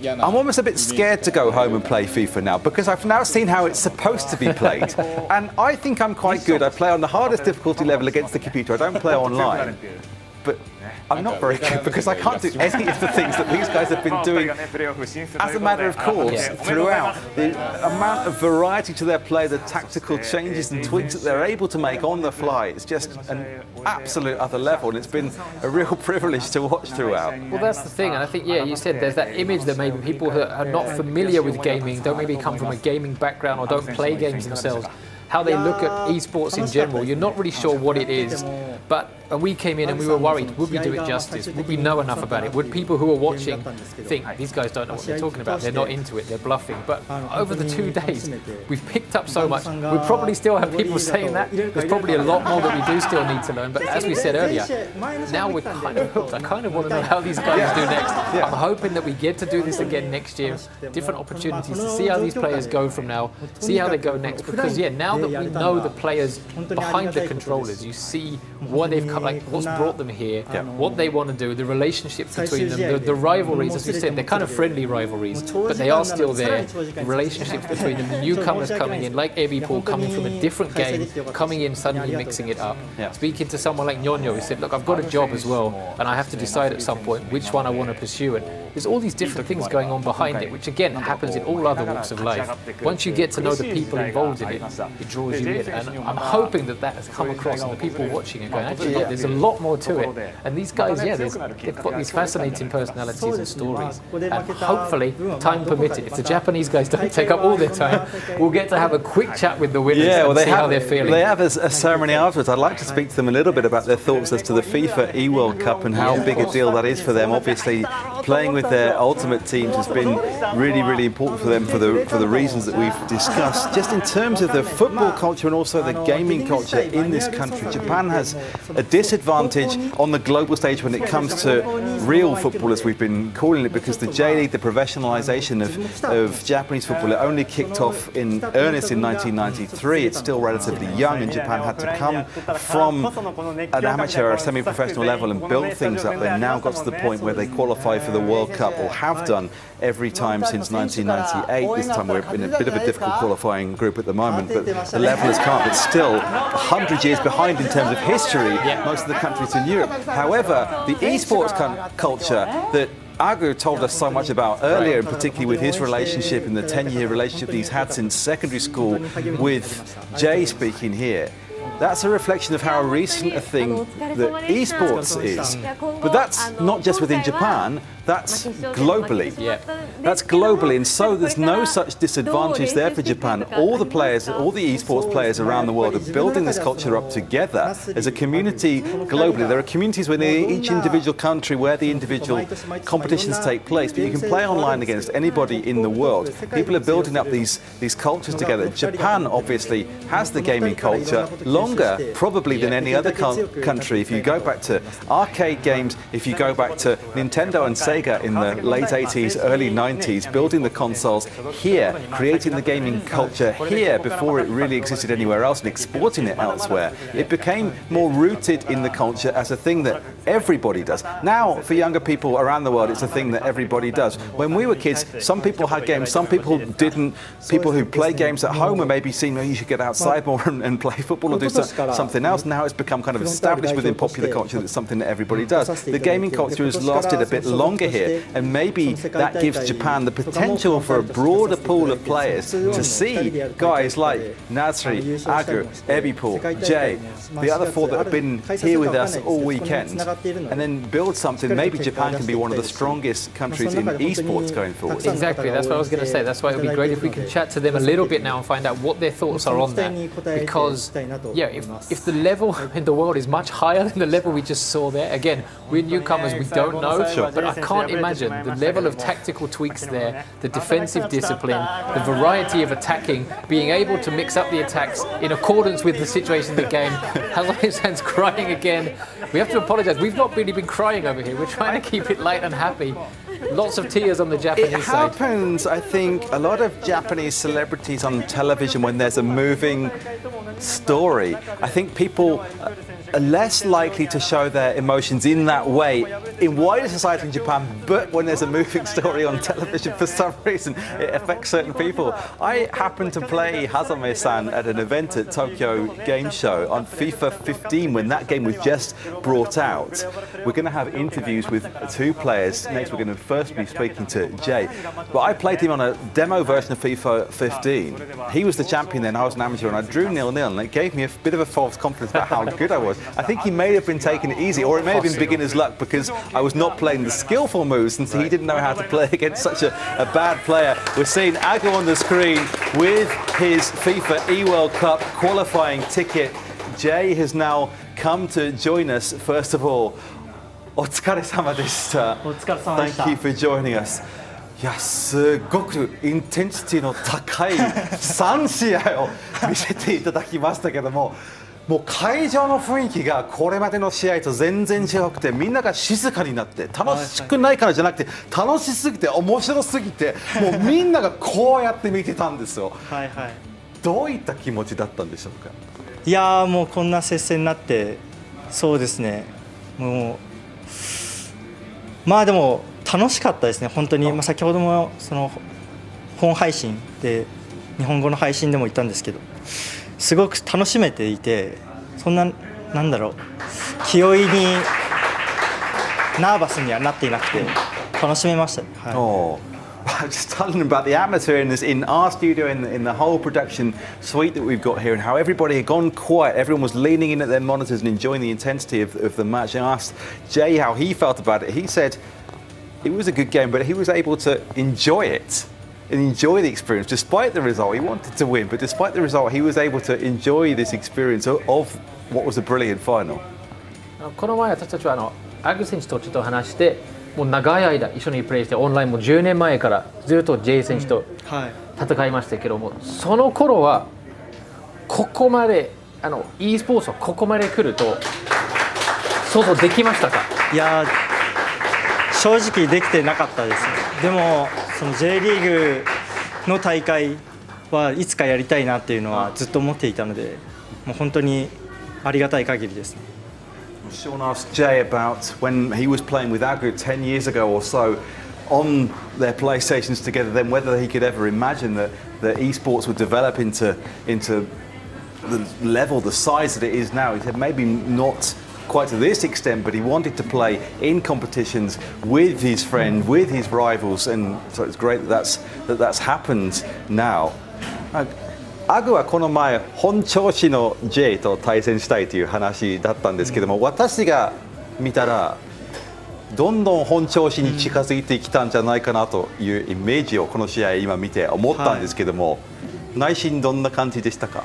まあそうですね、この大会通してどんどんそのコンディションは上がっていったんですけど、まあ、去年のその2連覇、ここでその2つタイトル取った時よりかはやっぱりだいぶ自分としてはまだまだだなっていうのはあるので、その今後どこかの大会で自分の本調子出してしっかりと結果出して優勝したいです。I asked about what Agu commented earlier about wanting to play Jay at his best. I asked if this was closer to his best. He said maybe, given the difficult tournament that he's had over the last couple of days, that it was a little bit better, but he still feels he's a long way from his peak. And next time we play in the eJ.LEAGUE, next competition that he has to play, he wants to be at his best and show the rest of us what we can do. We're going to swap over now for the two champions from today.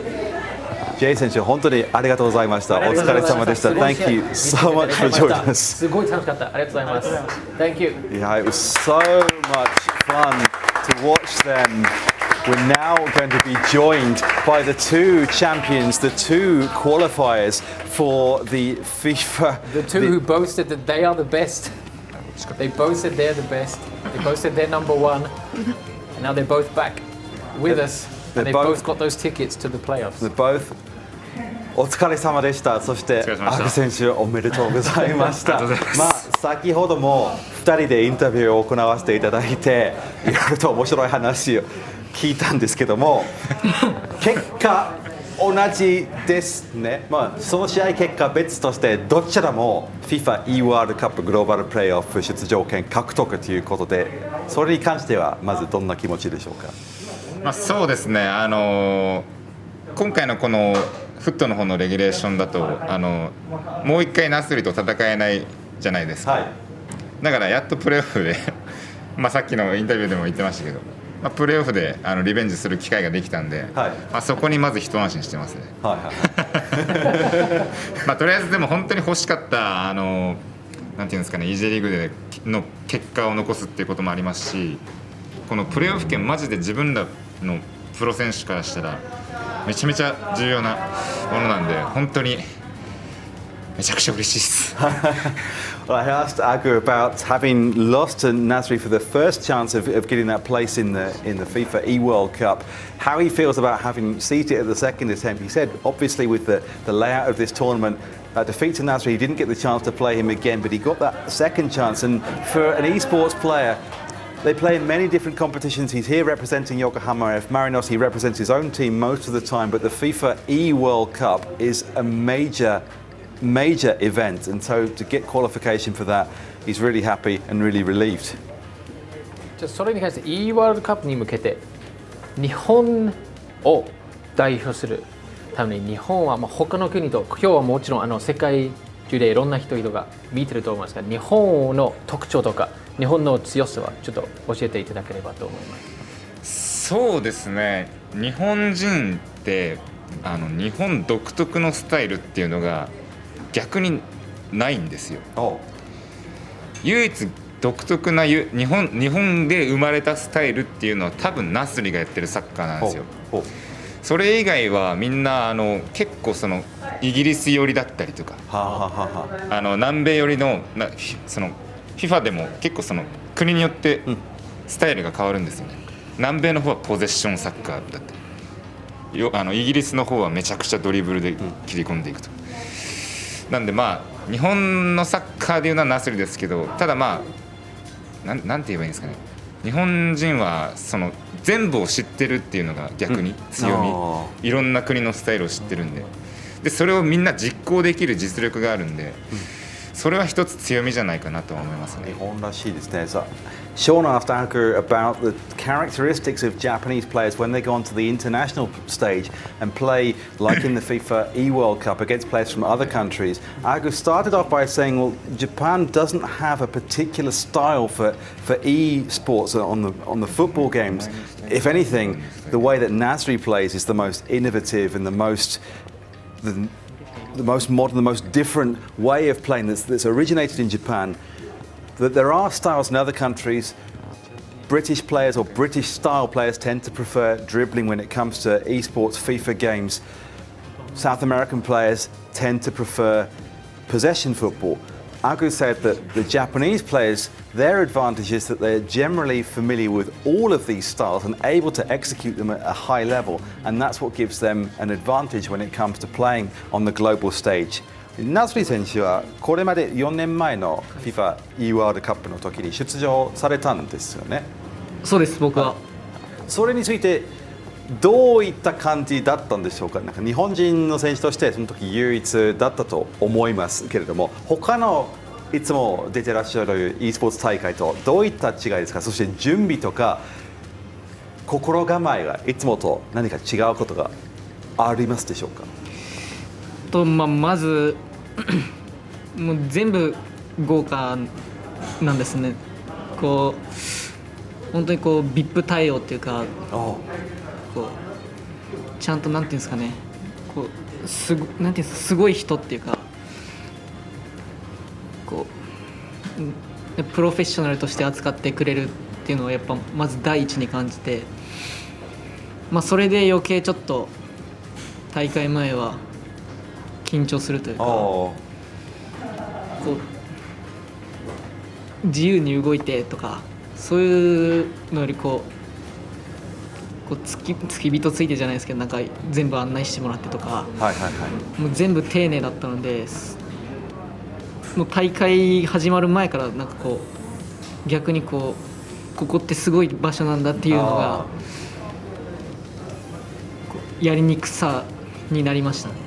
なるほど。I asked Nasri about his experience playing in the FIFA eWorld Cup last time as the sole representative from Japan.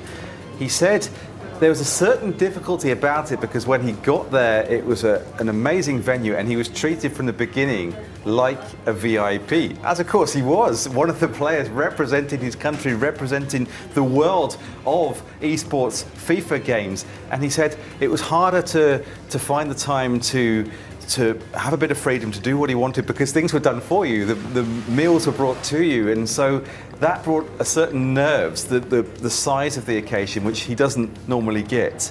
I think we have time for one more question if you want to finish things off. I think that's a great place to end it. I think just we want to wish them both best of luck in the playoffs, and hopefully, they can continue to put on games like they showed us today. いや、もうすごく楽しませていただきました。本当にグローバルプレーオフに向けて私たちももうファンになった、皆さんのファンになったので、それは正直な気持ちなんですから、これからのことをすごく追っていて応援していきたいと思ってますので、これからのことを本当に応援してます。頑張ってください。ありがとうございます。ありがとうございました。頑張ってください。ありがとうございます。Well, thank you very much to our two champions today. That brings us to the end of our eJ.LEAGUE coverage to the weekend. We had eWorld winning the eJ.LEAGUE club competition yesterday, Nasri winning the FIFA Ultimate Team competition today, Agu winning through the second chance event, winning an amazingly intense and dramatic final on golden goal to get the second place in the FIFA eWorld Cup. What a weekend.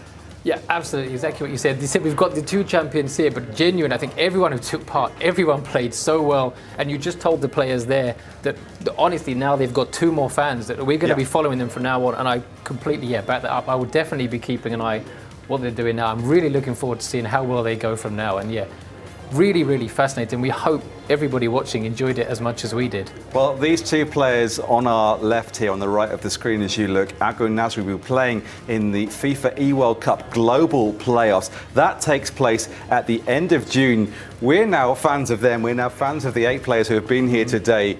We're going to be looking forward to that. We hope we have a chance to bring more Japanese esports, FIFA games and other action from Japan to you. Thank you so much for joining us over the last couple of days. Thank you to all the players and all the staff here. Thank you, Sean.